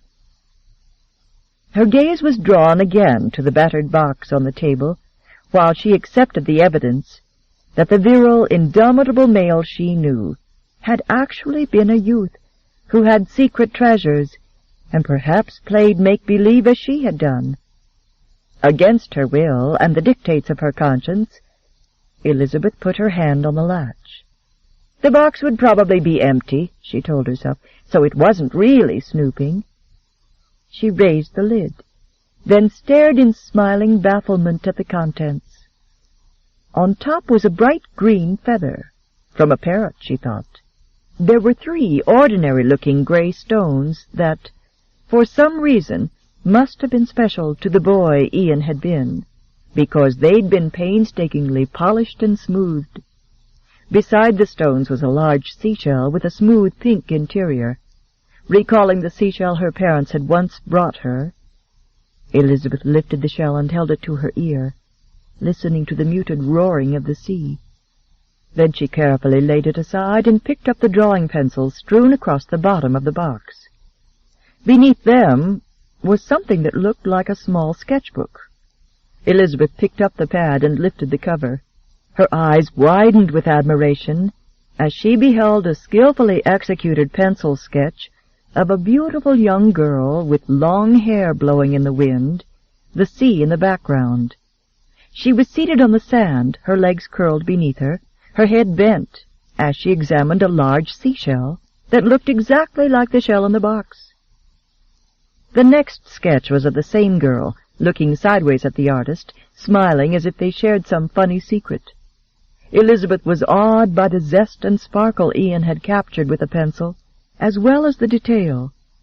Even the locket the girl wore around her neck was finely drawn. There were other sketches, not only of the same girl, but of a couple Elizabeth presumed to be his parents, and more sketches of ships and mountains and even a dog. A Labrador retriever, Elizabeth knew at a glance, and she found herself smiling again at the dog. Its ears were forward, its head cocked to one side, its eyes bright, as if it were just waiting for the chance to run at its master's feet.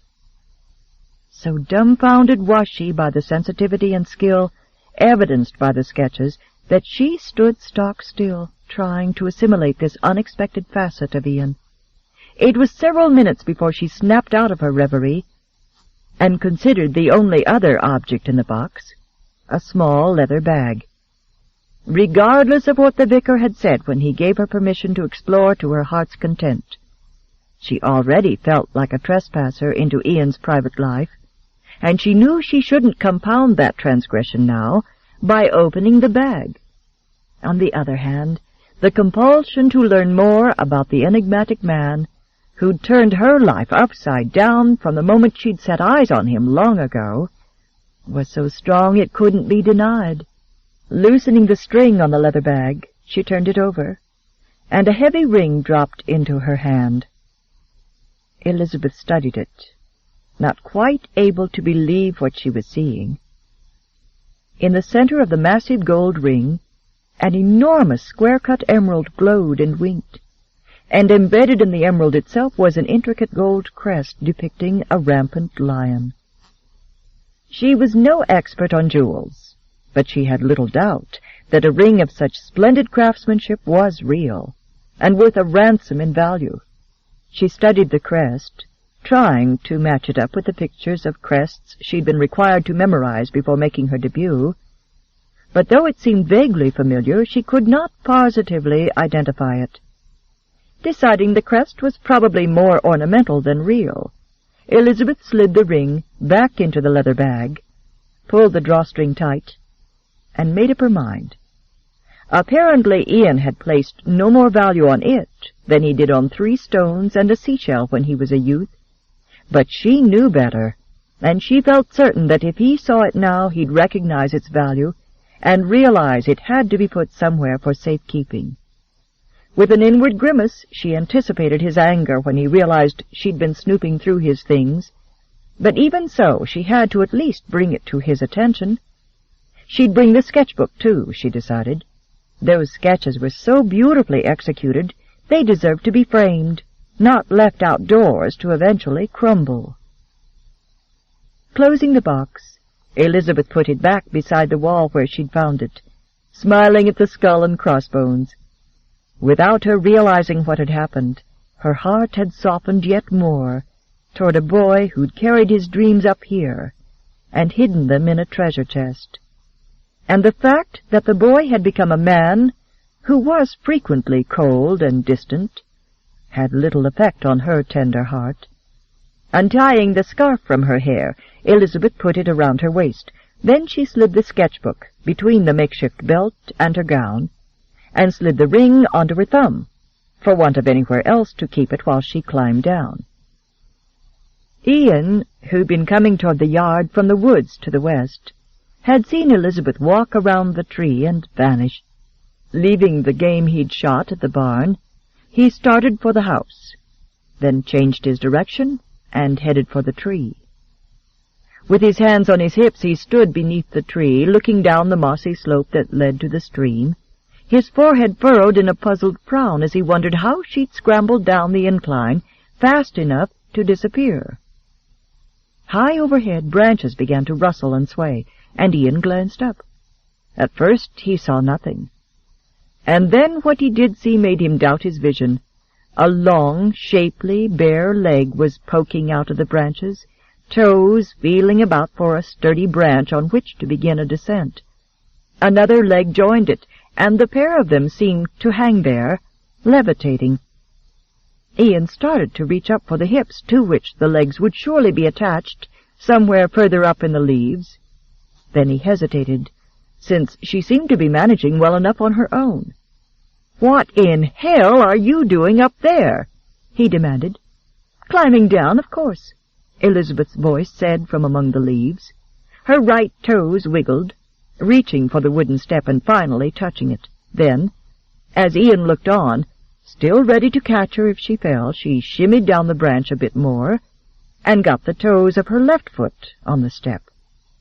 Amazed by her daring, not to mention her agility, Ian was about to back away and let her finish descending unaided, when the rotted step on which she stood gave way. "Help!" Elizabeth cried, as she came plunging out of the tree into a pair of strong hands that caught her by the waist. Her back to him, Elizabeth felt her body slide down Ian's hard chest, his flat stomach, and then his thighs.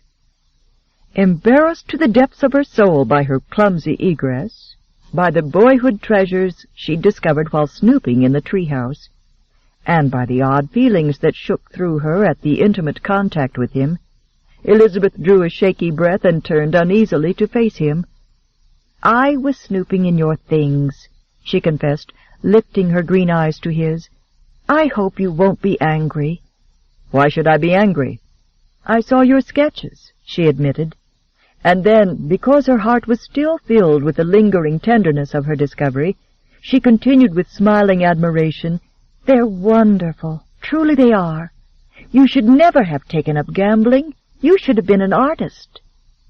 She saw the confusion that narrowed his eyes, and in her eagerness to convince him of her sincerity, she pulled the sketchbook from her belt and bent down, opening it carefully on the grass, smoothing the pages flat. "Just look at this," she persisted, sitting down beside the sketches and smiling up at him. After a moment's hesitation, Ian crouched down beside her, his gaze on her entrancing smile, not the sketches. "You aren't looking," she chided him gently, tapping the first sketch of the young girl with her tapered fingernail. "I can't believe how talented you are. You captured everything in the tiniest detail. Why, I can almost feel the wind blowing on her hair, and there's laughter in her eyes." His gaze shifted from her eyes to the open sketchbook, and Elizabeth watched in shock as he glanced at the sketch of the young girl, and pain slashed across his tanned features.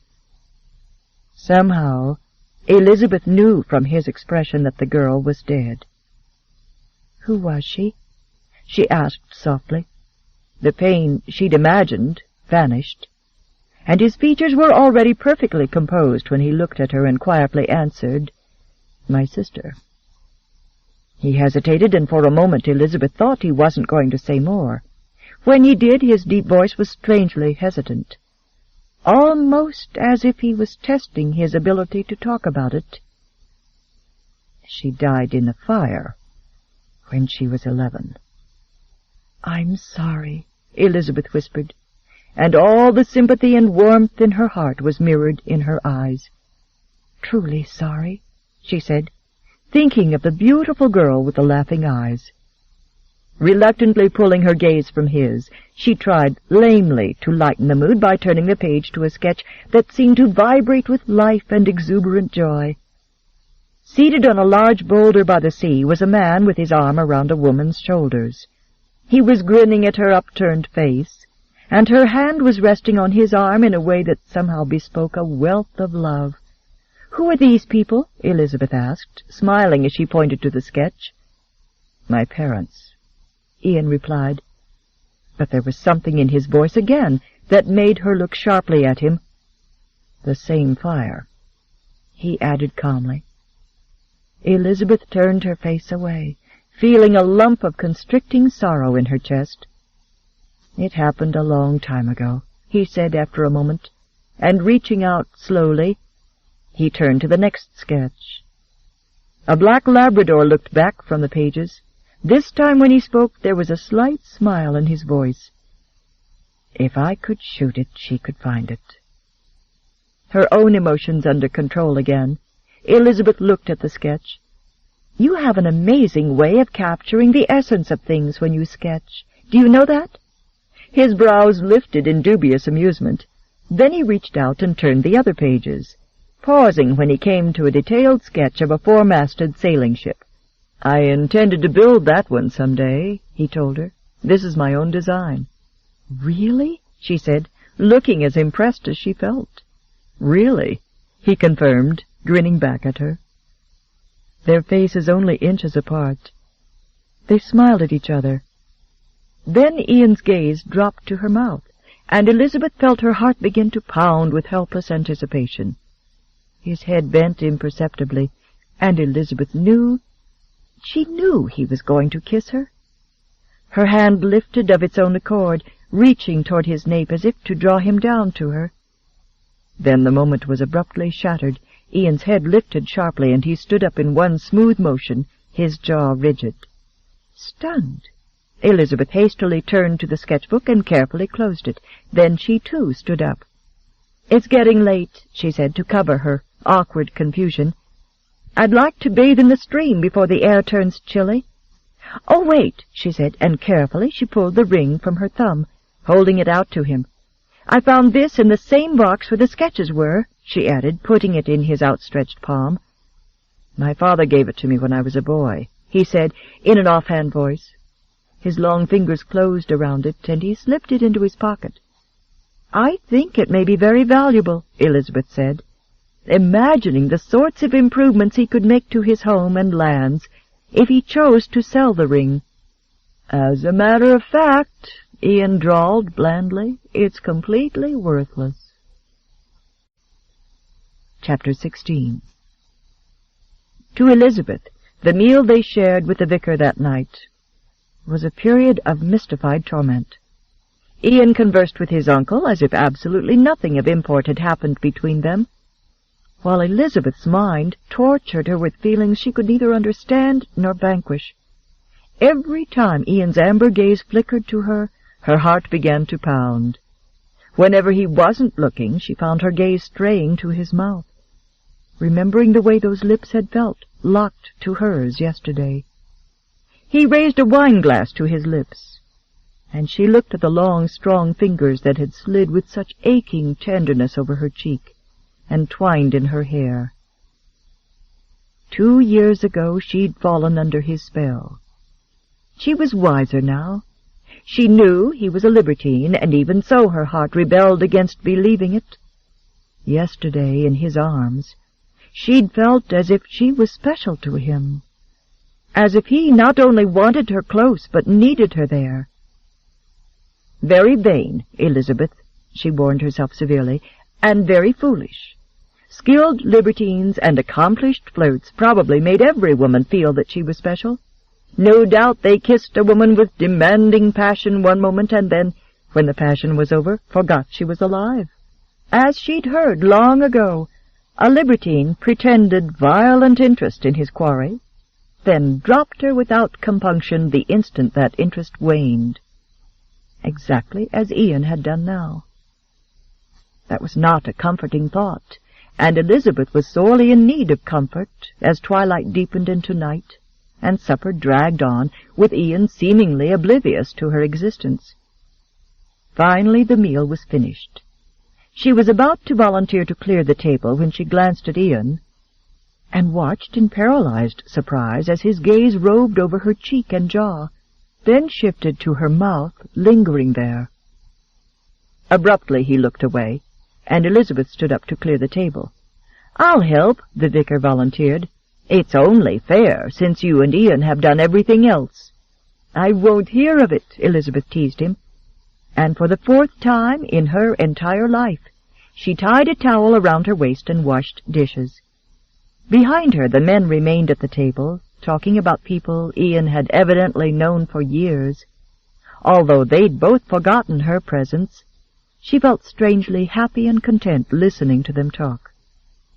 When she finished, she draped the dish towel on the handle of the door, and wandered over to sit in a chair near the fireplace. From there she could see Ian clearly without being observed. With no one to write to but Alex, and little she could risk saying in a letter that might be seen by Ian, Elizabeth tried to concentrate on descriptions of Scotland and the cottage. But she wrote desultorily. Her mind was on Ian, not the letter. In some ways it seemed wrong that he lived here now, in this solitary place. At least part of the time he ought to be walking into ballrooms and strolling into gardens in his superbly tailored black evening clothes, making feminine heartbeats triple. With a wan inner smile at her attempted impartiality, Elizabeth told herself men like Ian Thornton probably performed a great service to society. He gave them something to stare at and admire and even fear. Without men like him, ladies would have nothing to dream about, and much less to regret, she reminded herself. Ian had not so much as turned to glance her way, and so it was little wonder that she jumped in surprise when he said without looking at her, "It's a lovely evening, Elizabeth. If you can spare the time from your letter, would you like to go for a walk?" "Walk?" she repeated, stunned by the discovery that he was evidently as aware of what she was doing as she had been aware of him sitting at the table. "It's dark out," she said mindlessly, searching his impassive features as he arose and walked over to her chair. He stood there, towering over her, and there was nothing about the expression on his handsome face to indicate he had any real desire to go anywhere with her. She cast a hesitant glance at the vicar, who seconded Ian's suggestion. "A walk is just the thing," Duncan said, standing up. "It aids the digestion, you know." Elizabeth capitulated, smiling at the gray-haired man. "I'll just get a wrap from upstairs. Shall I bring something for you, sir?" "Not for me," he said, wrinkling his nose. "I don't like tramping about at night." Belatedly realizing he was openly abdicating his duties as chaperone, Duncan added quickly, "Besides, my eyesight is not as good as it once was." Then he spoiled that excuse by picking up the book he'd been reading earlier, and, without any apparent need for spectacles, he sat down in a chair and began reading by the light of the candles. The night air was chilly, and Elizabeth pulled her wool shawl tighter around her. Ian didn't speak as they walked slowly across the back of the house. "It's a full moon," she said after several minutes, looking up at the huge yellow orb. When he didn't reply, she cast about for something else to say and inadvertently voiced her own thoughts. "I can't quite believe I'm really in Scotland." "Neither can I." They were walking around the side of a hill, down a path he seemed to know by instinct, and behind them the lights from the cottage windows faded, and then vanished completely. Several silent minutes later they rounded the hill, and suddenly there was nothing in front of them but the darkness of a valley far below, the gentle slope of the hill behind them, a little clearing on their left, and a blanket of stars overhead. Ian stopped there and shoved his hands into his pockets, staring out across the valley. Uncertain of his mood, Elizabeth wandered a few paces to the end of the path on the left, and stopped, because there was nowhere else to go. It seemed colder here, and she absently pulled her shawl closer about her shoulders, stealing a surreptitious look at him. In the moonlight his profile was harsh, and he lifted his hand, rubbing the muscles in the back of his neck as if he was tense. "I suppose we ought to go back," she said, when several minutes had passed, and his silence became unsettling. In answer, Ian tipped his head back and closed his eyes, looking like a man in the throes of some deep internal battle. "Why?" he said, still in that odd posture. "Because there's nowhere else to walk," she answered, stating the obvious. "We did not come out tonight to walk," he said flatly. Elizabeth's sense of security began to disintegrate. "We didn't? You know we didn't." Then why are we here?" she asked. "Because we wanted to be alone together." Horrified at the possibility that he'd somehow known what thoughts had been running through her mind at supper, she said uneasily, "Why should you think I want to be alone with you?" He turned his head toward her, and his relentless gaze locked with hers. "Come here, and I'll show you why." Her entire body began to vibrate with a mixture of shock, desire, and fear, but somehow her mind remained in control. It was one thing to want to be kissed by him at the cottage where the vicar was nearby, but here, with absolute privacy, and nothing to prevent him from taking all sorts of liberties, it was another matter entirely, far more dangerous, more frightening, and based on her behavior in England, she couldn't even blame him for thinking she'd be willing now.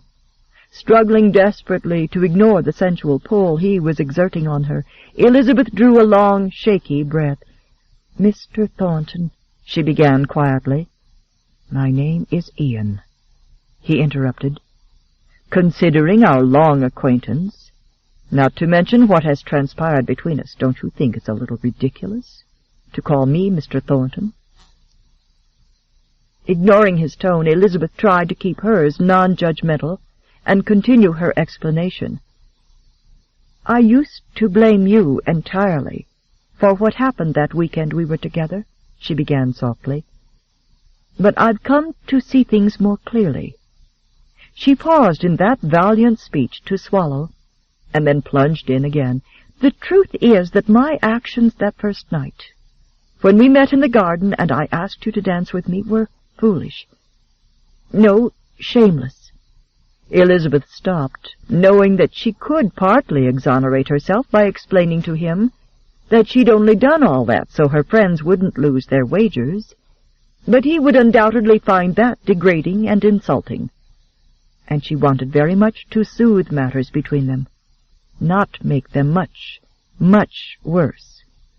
"And so," she said haltingly, "every other time we were alone together, after that, I behaved like a shameless wanton. I can't completely blame you for thinking that's exactly what I was." His voice was heavy with irony. "Is that what I thought, Elizabeth?" His deep voice saying her name in the darkness made her senses jolt almost as much as the odd way he was looking at her across the distance that separated them. "What else could you have thought?" Shoving his hands into his pockets, he turned fully toward her. "I thought," he gritted, "you were not only beautiful, but intoxicatingly innocent. If I'd believed when we were standing in the garden that you realized what the hell you were asking for when you flirted with a man of my years and reputation, I'd have taken you up on your offer, and we'd both have missed the dancing." Elizabeth gaped at him. "I don't believe you." "What don't you believe? That I wanted to drag you behind the hedges then and there and make you melt in my arms? Or that I had scruples enough to ignore that ignoble impulse?" A treacherous warmth was slowly beginning to seep up Elizabeth's arms and down her legs, and she fought the weakness with all her might. "Well, what happened to your scruples in the woodcutter's cottage? You knew I thought you'd already left when I went inside." "Why did you stay?" he countered smoothly, "when you realized I was still there." In confused distress, Elizabeth raked her hair off her forehead. "I knew I shouldn't do it," she admitted. "I don't know why I remained." "You stayed for the same reason I did," he informed her bluntly. "We wanted each other." "It was wrong," she protested, a little wildly. "Dangerous and foolish." "Foolish or not," he said grimly, "I wanted you. I want you now." Elizabeth made the mistake of looking at him, and his amber eyes captured hers against her will, holding them imprisoned. The shawl she'd been clutching, as if it was a lifeline to safety, slid from her nerveless hand and dangled at her side. But Elizabeth didn't notice. "Neither of us has anything to gain by continuing this pretense that the weekend in England is over and forgotten," he said bluntly. "Yesterday proved that it wasn't over, if it proved nothing else, and it's never been forgotten. I've remembered you all this time, and I know damn well you've remembered me." Elizabeth wanted to deny it. She sensed that if she did, he'd be so disgusted with her deceit that he'd turn on his heel and leave her. She lifted her chin, unable to tear her gaze from his, but she was too affected by the things he'd just admitted to her to lie to him. "All right," she said shakily. "You win. I've never forgotten you or that weekend." "How could I?" she added defensively. He smiled at her angry retort, and his voice gentled to the timbre of rough velvet. "Come here, Elizabeth." "Why?" she whispered shakily. "So that we can finish what we began that weekend." Elizabeth stared at him in paralyzed terror, mixed with violent excitement, and shook her head in a jerky refusal. "I'll not force you," he said quietly, "nor will I force you to do anything you don't want to do once you're in my arms. Think carefully about that," he warned, "because if you come to me now, you won't be able to tell yourself in the morning that I made you do this against your will, or that you didn't know what was going to happen. Yesterday neither of us knew what was going to happen. Now we do." Some small, insidious voice in her mind urged her to obey, reminded her that after the public punishment she'd taken for the last time they were together, she was entitled to some stolen passionate kisses, if she wanted them. Another voice warned her not to break the rules again. I can't," she said in a soft cry. "There are 4 steps separating us, and 1.5 years of wanting drawing us together," he said. Elizabeth swallowed. "Couldn't you meet me halfway?"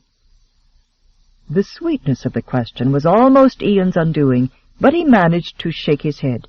"Not this time.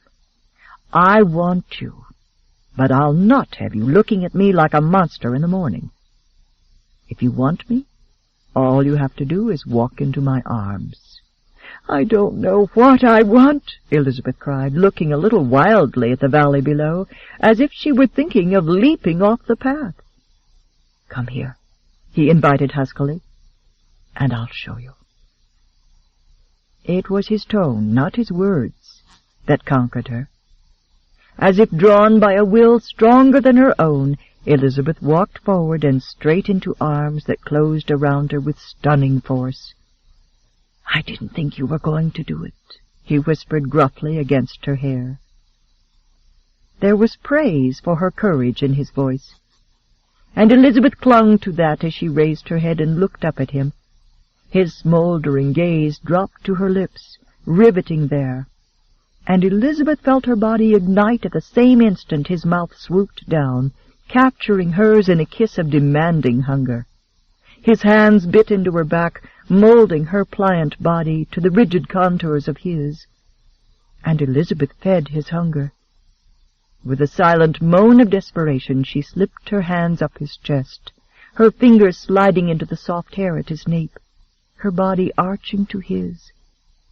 A shudder shook his powerful frame as she fitted herself to him, and his lips crushed down on hers, parting them, his tongue driving into her mouth with hungry urgency, and their dormant passion exploded. Heedless of what he was doing, Ian forced her to give him back the sensual urgency he was offering her, driving his tongue into her mouth until Elizabeth began to match the pagan kiss. Lost in the heated magic, she touched her tongue to his lips, and felt the gasp of his breath against her mouth. Then she hesitated, not certain. His mouth moved more urgently against hers. "Yes," he whispered hoarsely, and when she did it again he groaned with pleasure. Ian kissed her again and again until her nails were digging into his back, and her breaths were coming in ragged gasps, mingling with his, and still he couldn't stop. The same uncontrollable compulsion to have her that had seized him 2 years ago had overtaken him again, and he kissed her until she was moaning and writhing in his arms, and desire was pouring through him in hot tidal waves. Tearing his mouth from hers, he slid his lips across her cheek, his tongue seeking the inner crevice of her ear, while his hand sought her breast. She jumped in dazed surprise at the intimate caress, and the innocent reaction wrung a choked laugh from him. At the same time it sent a fresh surge of pure lust through him that almost sent him to his knees. Out of sheer self-preservation he forced his hands to stop the pleasurable torture of caressing her breasts, but his mouth sought hers again, sliding back and forth against her parted lips, but softer this time, gentling her, gentling him. And then he started again. An eternity later he lifted his head, his blood pounding in his ears, his heart thundering, his breathing labored. Elizabeth stayed in his arms, her hot cheek against his chest, her voluptuous body pressed to his, trembling in the aftermath of the most explosive, inexplicable passion Ian had ever experienced. Until now he had managed to convince himself that his memory of the passion that erupted between them in England was faulty, exaggerated. But tonight had surpassed even his imaginings. It surpassed anything he'd ever felt. He stared into the darkness above her head, trying to ignore the way she felt in his arms. Against her ear, Elizabeth felt his heart slow to normal, his breathing even out, and the sounds of the night began penetrating her drugged senses. Wind rippled through the long grass, whispering in the trees.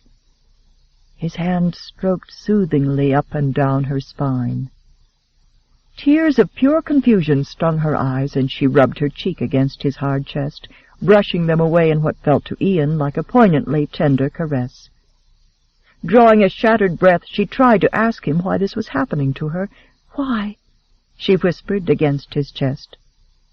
Ian heard the shattered sound in her voice, and he understood her question. It was the same one he'd been asking himself. Why did this explosion of passion happen every time he touched her? Why could this one English girl make him lose his mind?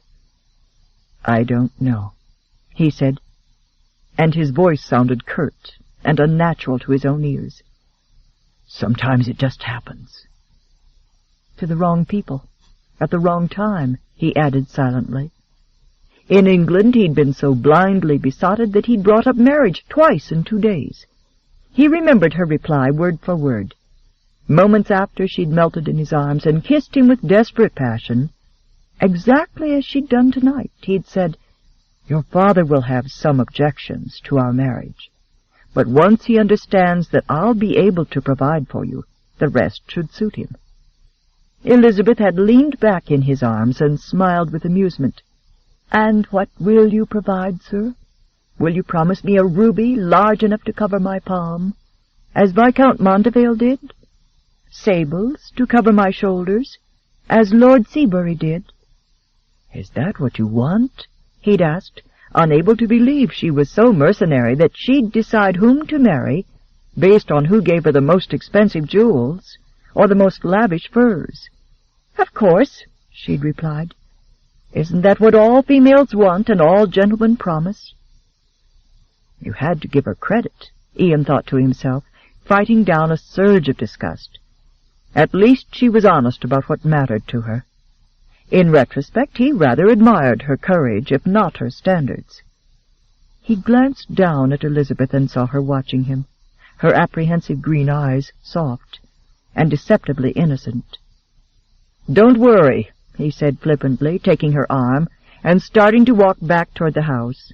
"I'm not going to make the ritualistic proposal that followed our last encounters. Marriage is out of the question. Among other things, I'm fresh out of large rubies and expensive furs this season." Despite his joking tone, Elizabeth felt ill at how ugly those words sounded now, even though her reasons for saying them at the time had nothing to do with a desire for jewels or furs. You had to give him credit, she decided miserably, because he obviously took no offense at it. Evidently, in sophisticated flirtations, the rule was that no one took anything seriously. "Who's the leading contender these days?" he asked, in that same light tone as the cottage came into view. "There must be more than Belhaven and Marchman." Elizabeth struggled valiantly to make the same transition from heated passion to flippancy that he seemed to find so easy. She wasn't quite so successful, however, and her light tone was threaded with confusion. "In my uncle's eyes, the leading contender is whoever has the most important title, followed by the most money." "Of course," he said dryly. "In which case it sounds as if Marchman may be the lucky man." His utter lack of caring made Elizabeth's heart squeeze in an awful, inexplicable way. Her chin lifted in self-defense. "Actually, I'm not in the market for a husband," she informed him, trying to sound as indifferent and as amused as he. "I may have to marry someone if I can't continue to outmaneuver my uncle, but I've come to the conclusion that I'd like to marry a much older man than I." "Preferably a blind one," he said sardonically, "who'll not notice a little affair now and then." "I meant," she informed him with a dark glance, "that I want my freedom, independence, and that is something a young husband isn't likely to give me, while an elderly one might." "Independence is all an old man will be able to give you," Ian said bluntly. "That's quite enough," she said. "I'm excessively tired of being forever pushed about by the men in my life. I'd like to care for Havenhurst and do as I wish to do." "Marry an old man," Ian interjected smoothly, "and you may be the last of the Camerons." She looked at him blankly. "He won't be able to give you children." "Oh, that," Elizabeth said, feeling a little defeated and nonplussed. "I haven't been able to work that out yet." "Let me know when you do," Ian replied with biting sarcasm, no longer able to find her either amusing or admirable. "There's a fortune to be made from a discovery like that one." Elizabeth ignored him. She hadn't worked it out yet, because she'd only made that outrageous decision after being held tenderly in Ian Thornton's arms one moment and then, for no comprehensible reason, treated at first like an amusing diversion, and now as if she were contemptible. It was all too bewildering, too painful, too baffling. She'd had little enough experience with the opposite sex, and she was finding them a completely unpredictable, unreliable group. From her father to her brother, to Viscount Mondevale, who'd wanted to marry her, to Ian Thornton, who didn't. The only one she could depend upon to act in the same reliable way was her uncle. He, at least, was unfailingly heartless and cold. In her eagerness to escape to the privacy of her bedchamber, Elizabeth bade Ian a cool good night the instant she stepped over the threshold of the cottage, and then she walked past the high, wing-backed chair, without ever noticing that the vicar was seated in it and watching her with an expression of bafflement and concern. "I trust you had a pleasant walk, Ian," he said, when her door closed upstairs. Ian stiffened slightly in the act of pouring some leftover coffee into a mug and glanced over his shoulder.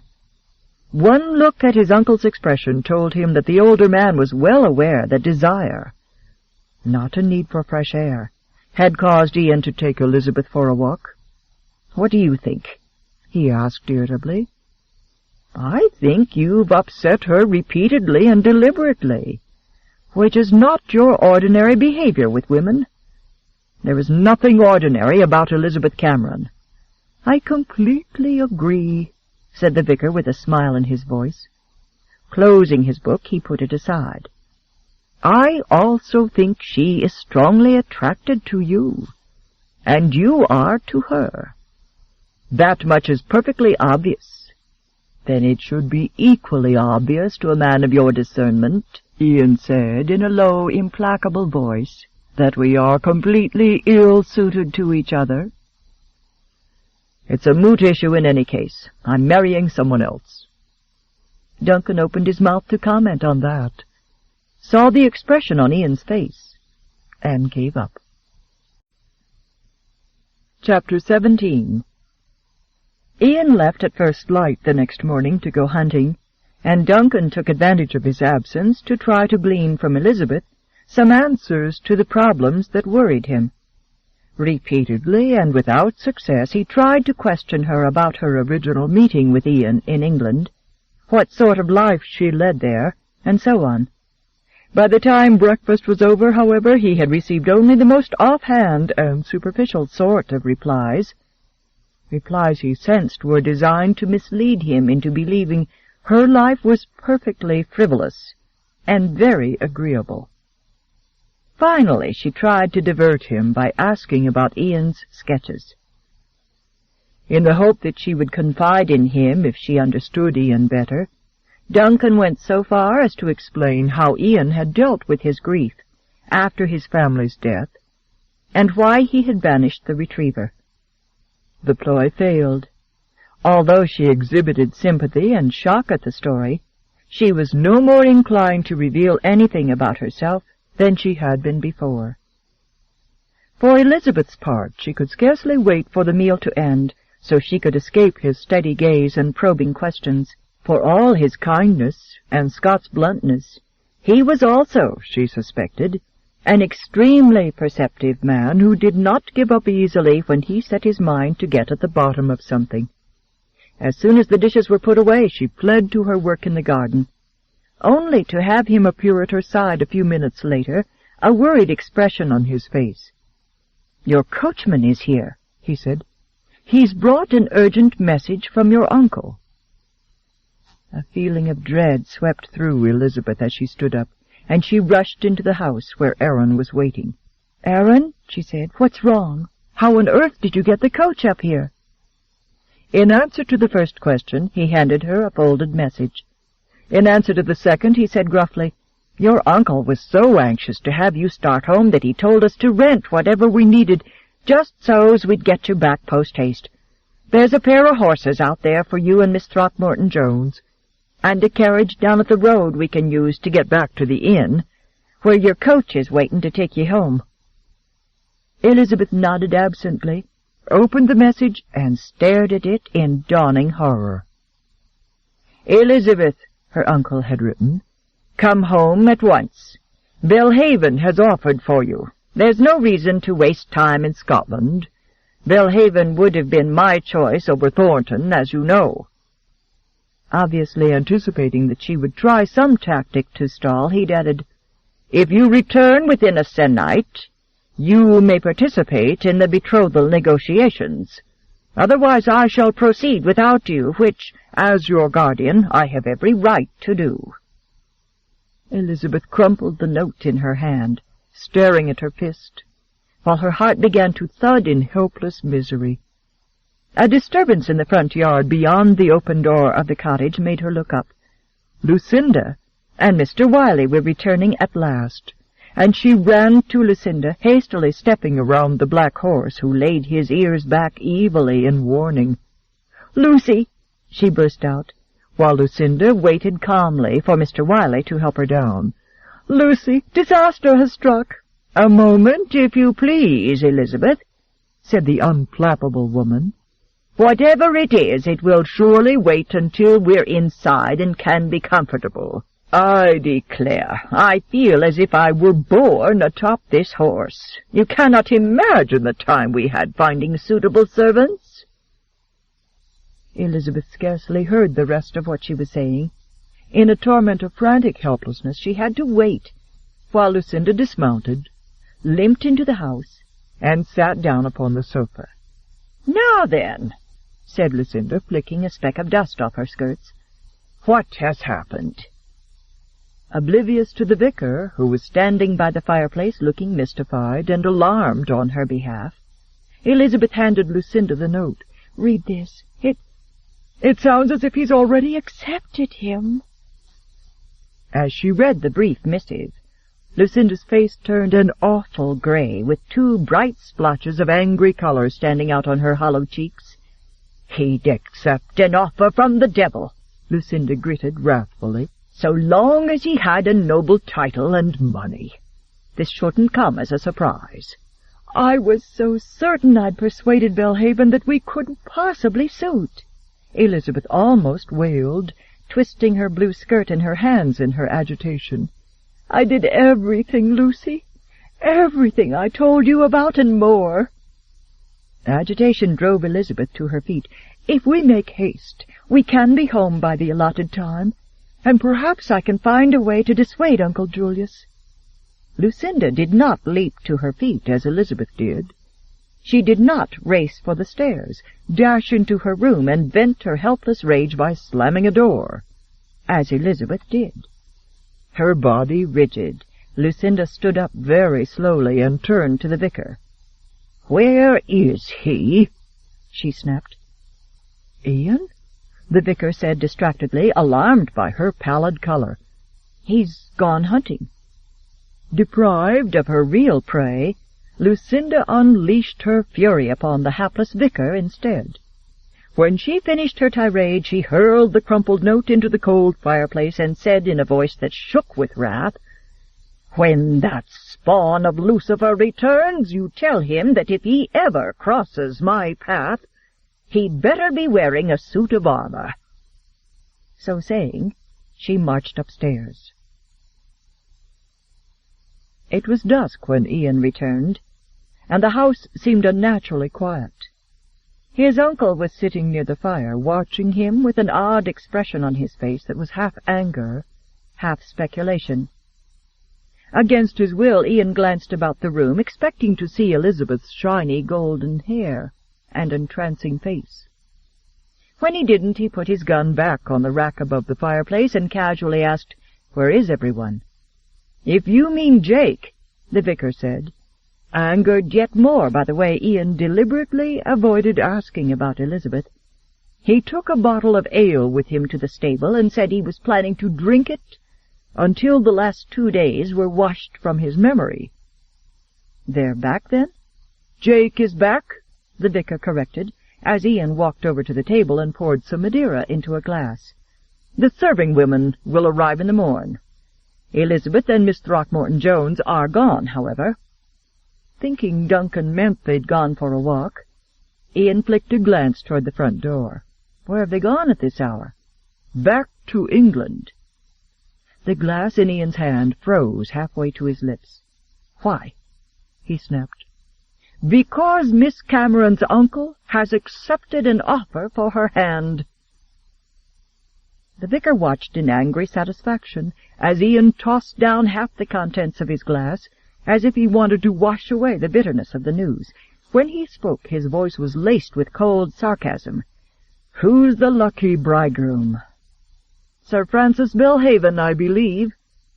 Ian's lips twisted with excruciating distaste. "You don't admire him, I gather?"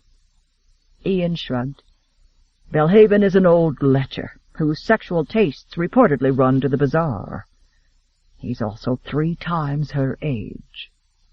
"That's a pity," the vicar said, trying unsuccessfully to keep his voice blank as he leaned back in his chair and propped his long legs upon the footstool in front of him. "Because that beautiful, innocent child will have no choice but to wed the old lecher. If she doesn't, her uncle will withdraw his financial support, and she'll lose that home she loves so much. He's perfectly satisfied with Belhaven, since he possesses the prerequisites of title and wealth, which I gather are his only prerequisites. That lovely girl will have to wed that old man. She has no way to avoid it." "That's absurd," Ian snapped, draining his glass. "Elizabeth Cameron was considered the biggest success of her season 2 years ago. It was public knowledge she'd had more than a dozen offers. If that's all he cares about, he can choose from dozens of others." Duncan's voice was laced with uncharacteristic sarcasm. "That was before she encountered you at some party or other. Since then it's been public knowledge that she's used goods." "What the hell is that supposed to mean?" "You tell me, Ian," the vicar bit out. "I only have the story in 2 parts, from Miss Throckmorton-Jones. The first time she spoke, she was under the influence of laudanum. Today she was under the influence of what I can only describe as the most formidable temper I've ever seen. However, while I may not have the complete story, I certainly have the gist of it, and if half what I've heard is true, then it's obvious that you are completely without either a heart or a conscience. My own heart breaks when I imagine Elizabeth enduring what she has for nearly 2 years.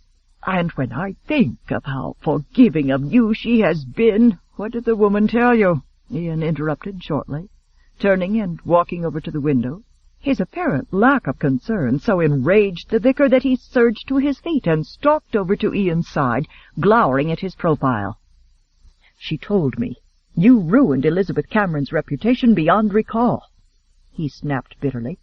"She told me that you convinced that innocent girl, who'd never been away from her country home until a few weeks before meeting you, that she should meet you in a secluded cottage and later in a greenhouse.